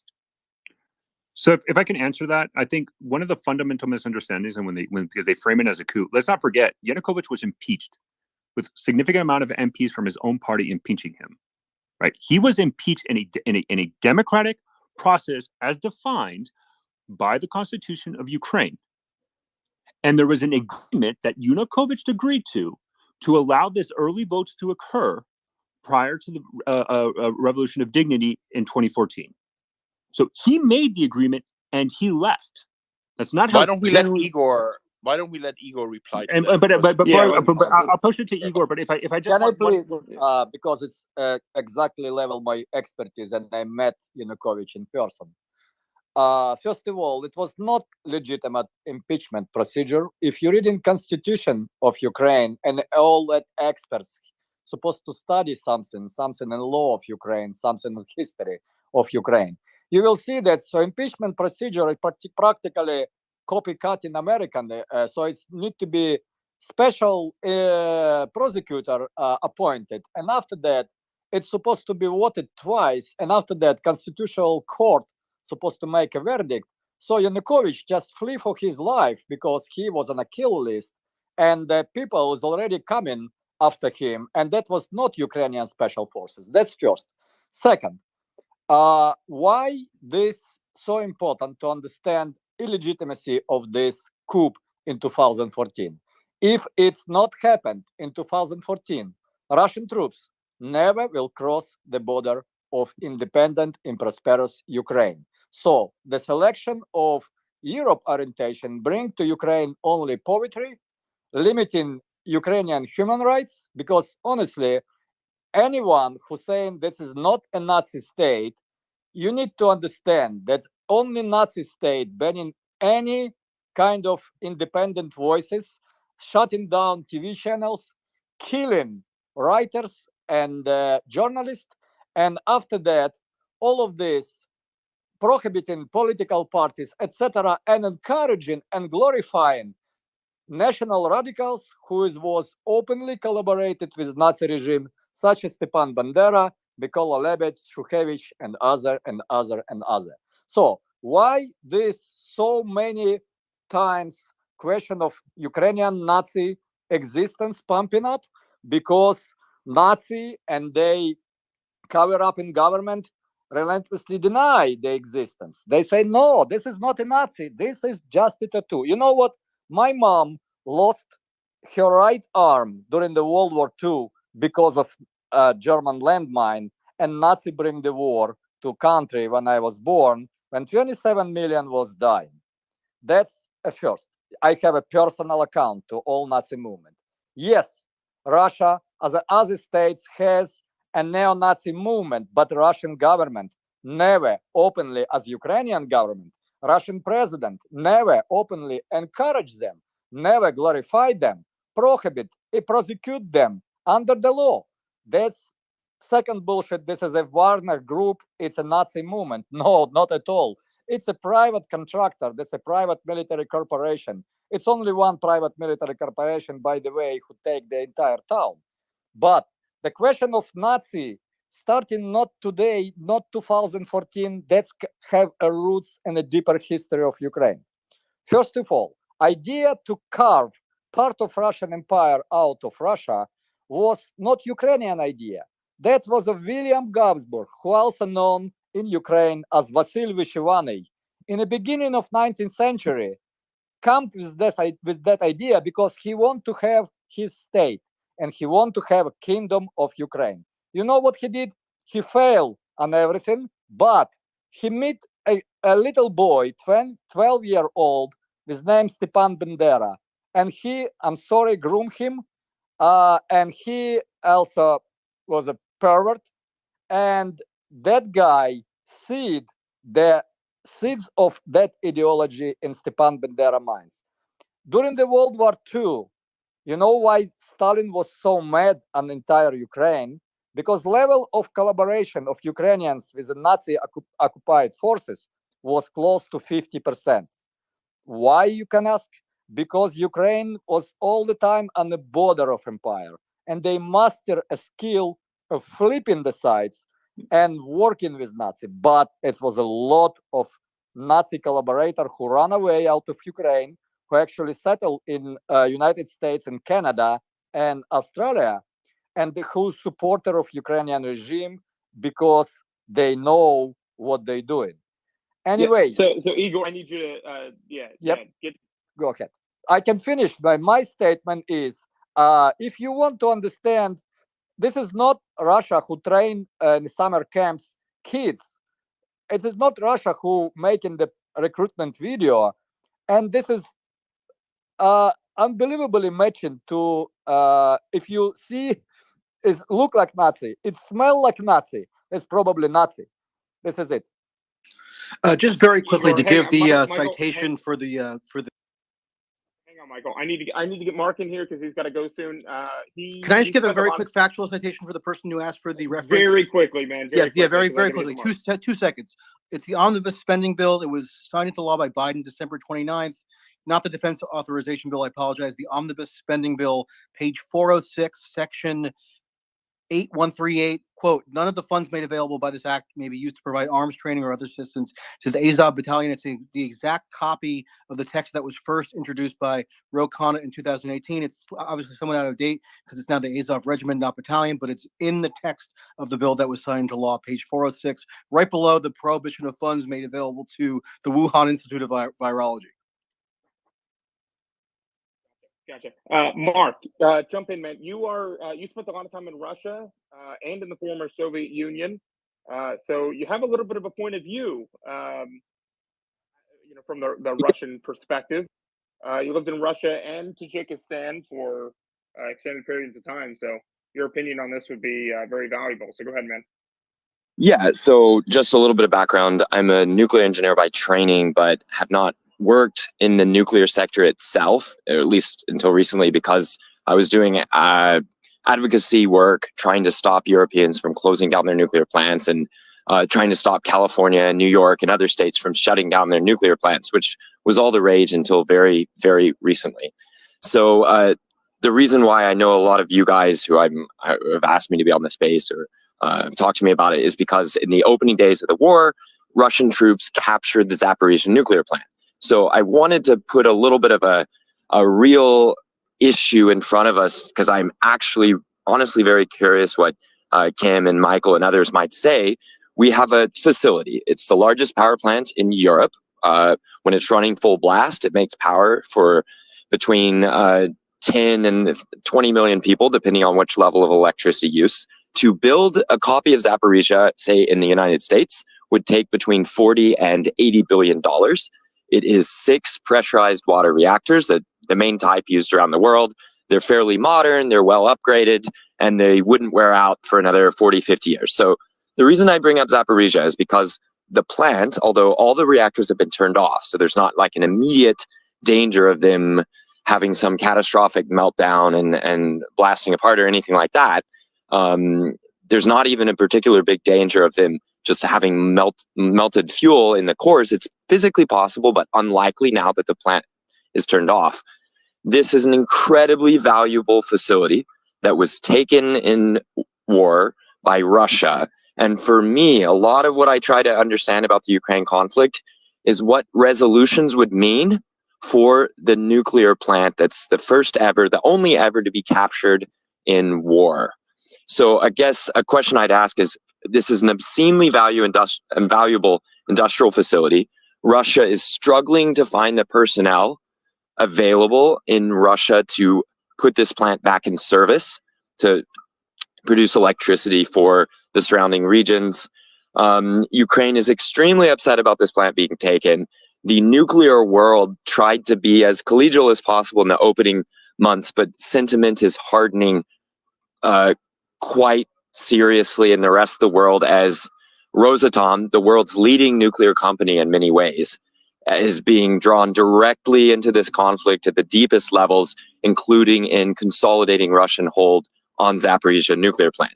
So as Nick said, I don't have a ton of time, unfortunately, but any questions people have about the nuclear situation, what's happened, what might happen, my direct messages are always open. I always review them. And yeah, so I think that putting my own chips on the table, I was somebody who is a huge admirer of the Russian nuclear program.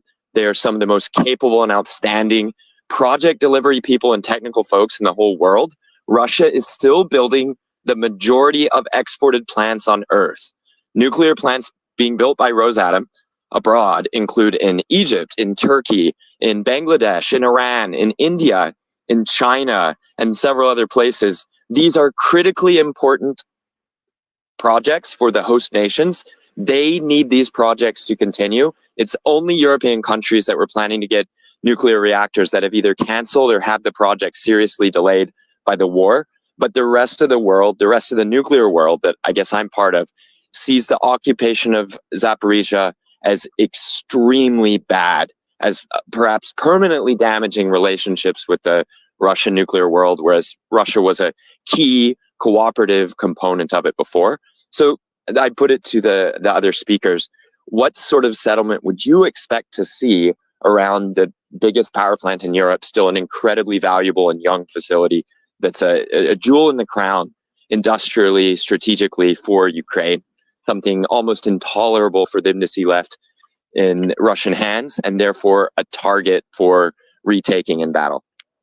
Yeah. Yeah, So, well, let me so Kim, answer I'd that like to real pose quick. that to you. If you, yeah, absolutely, go ahead. Yeah, so it's really quite simple, right? Between 1971 and 1977, the Soviet Union built that power plant, and it's part of the eastern part of Ukraine and the southern part of Ukraine that has primarily Russian ethnicity. And the reason it has been taken by Russia is because that area is considered by Russia to be ethnic Russians that have all, in the recent voted to become a part of Russia. Now, let's not talk about the legitimacy of that vote. I do understand that there's a lot of criticism about how that took place in war times, but it is everyone has to acknowledge and understand that these areas are historically known to be primarily Russian speaking, of Russian ethnicity. Once these conflicts started, they were siding with. What's that got to do with the question that Mark posed, Kit? It's nothing to do with Well, the ethnicity. question It's is about nuclear the power. question is what Nothing to do with the question was. The question was, Piotr, before you interrupted me, what is the future of this power plant? What should happen with it? And clearly, if it's now in the new areas that have voted to become part of Russia, it should remain within these areas. And it was built by the Soviet Union in 1971.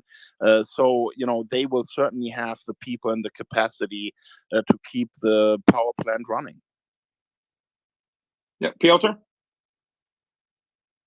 Well, yeah, again, I take a break and I come back in and it's what I said as I left. Like, this is literally, we go to a talking point which is unrelated to the question that was posed by Mark. It's nothing to do with ethnicity. Hey, or Piotr, the can you put your mic association. closer to you, man?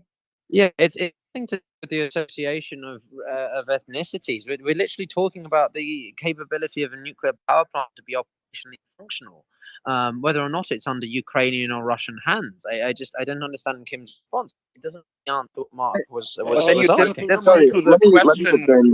Then you didn't I listen to the question, Piotr. Clearly, you didn't hear what Mark was asking. The question was, what should the future of this power plant be, and what does this mean in the context of this war for Ukraine? And all I'm trying to explain is that this power plant is now in the territory of Russia. As you know, these 4 regions have asked to join Russia, and Russia has now integrated them into their country. So they are de facto Russian right now. No, sorry, Yes, Kim. they are. That is how. No, That is that's how. just incorrect. Piotr, let me finish my point.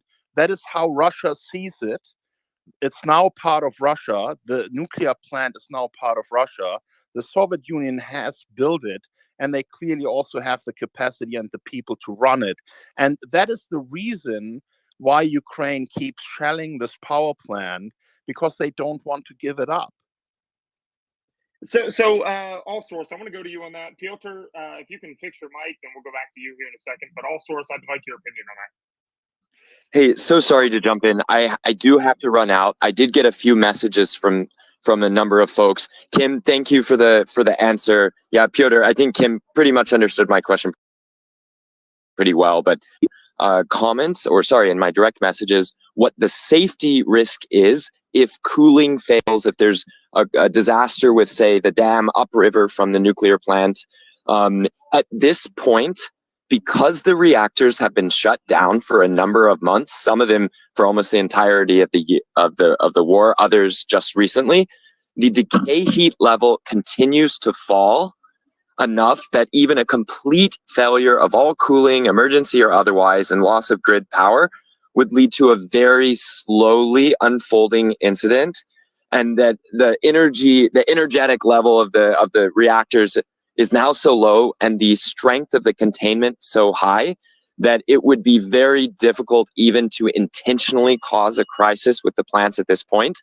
That was not true earlier in the war. Earlier in the war, the reactors were at, a number of them were at high power, and a disruption, sudden disruption of cooling and interruption of emergency cooling procedures would have led to potentially a series of meltdowns, which still would have been contained within the containment shells, within the containment domes, unless there was an intentional effort to damage or crack open those zones. At that point, there still would have been a difficult thing to actually lead to casualties from that amount of radiation, but we're now ventured off into what hopefully will remain science fiction. The reactors are shut down. Even a cooling accident at this point is relatively minor. The rest of Ukraine is still running off of nuclear electricity. I've heard stories from folks in Europe of Ukrainians buying electric vehicles because the grid and the nuclear reactors left and the other 3 plants in the rest of Ukraine are cheap enough and valuable enough as an energy source to replace gasoline, which makes a very weird situation now for a country to be the only one to have a Chernobyl type event, to have the only nuclear plant captured in war, and to now be possibly the most nuclear dependent nation on the planet, above that of even France. Thanks for having me on. I'm still going to listen to the debate as a listener for a few minutes, but you guys can send me any questions and hopefully I'll be able to rejoin at a longer time. Thanks, Kim, for the engagement, and best wishes for the rest of the night. Well, Mark, we'll be here for several hours, so if you want to jump back in, just send me a DM. But All Source, I want your opinion on this. Jump in. I mean, I think the notion that he's saying that because a hastily, I mean, it just goes back to my original point, right? I mean, somehow a hastily done referendum in Zaporizhzhia during an active war zone is somehow a legitimate referendum that Russia now has all the rights to utilize the Zaporizhzhia nuclear power plant. It's absurd. I mean, it's absolutely absurd.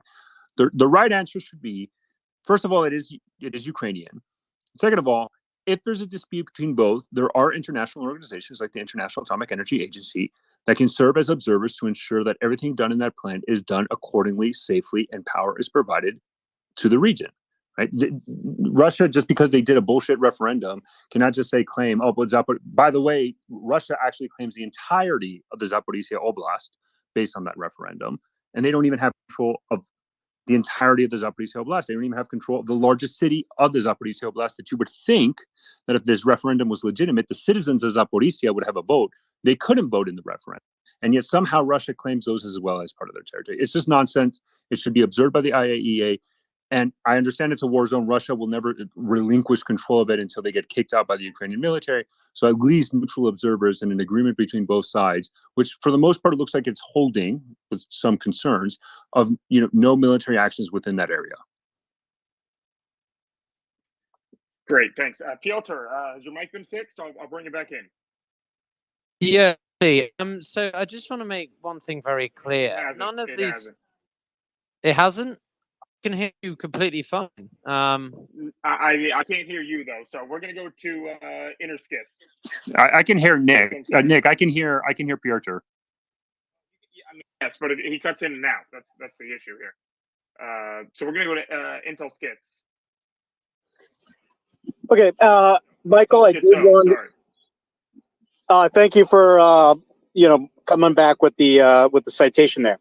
I did want to clarify that. So you are correct again with that citation.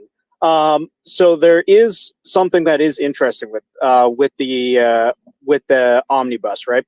So NDAA is completely separate from the rest of the government funding throughout the fiscal year. So all that is saying, what you read off earlier, is that the funding that is granted through the omnibus spending bill will not be used to fund Azov as per that 2018 previous law that was passed. So that's all it's saying is, in this bill, which is the omnibus, none of this money that's being allocated throughout the general government budget will not be used to do X, right? But the NDAA is completely different and does not mention this at all. So under the National Defense Authorization Act, funding under that can be appropriated to fund the Azov Battalion Regiment whatever they're calling it. Yep. Yeah. So finish up that point. Your mic seems to be going away from your face a little bit. So finish up No, that it's point. it's not that. Michael think that- accidentally unmuted. That's why. Go ahead, Michael. Sorry. Yeah, I was just gonna say I don't think that explanation is actually right. Sorry, I'm not sure what your name is. No, I'm not trying to be derogatory. I genuinely don't know.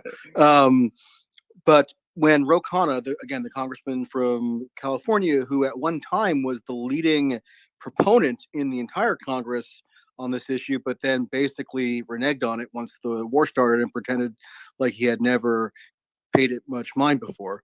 When he first inserted this provision into law in 2018, it was also in the omnibus spending bill. So that's the vehicle by which that prohibition on provision of weaponry or other resources to Ukraine was first enacted, and it was just replicated in December of last year for the 2023 spending. So it has nothing per se to do with the NDAA. I misspoke before when I said that provision was included in the NDAA. It's actually in the omnibus spending bill. But yeah, it's almost immaterial because there's not a whole lot of apparent enforcement associated with this.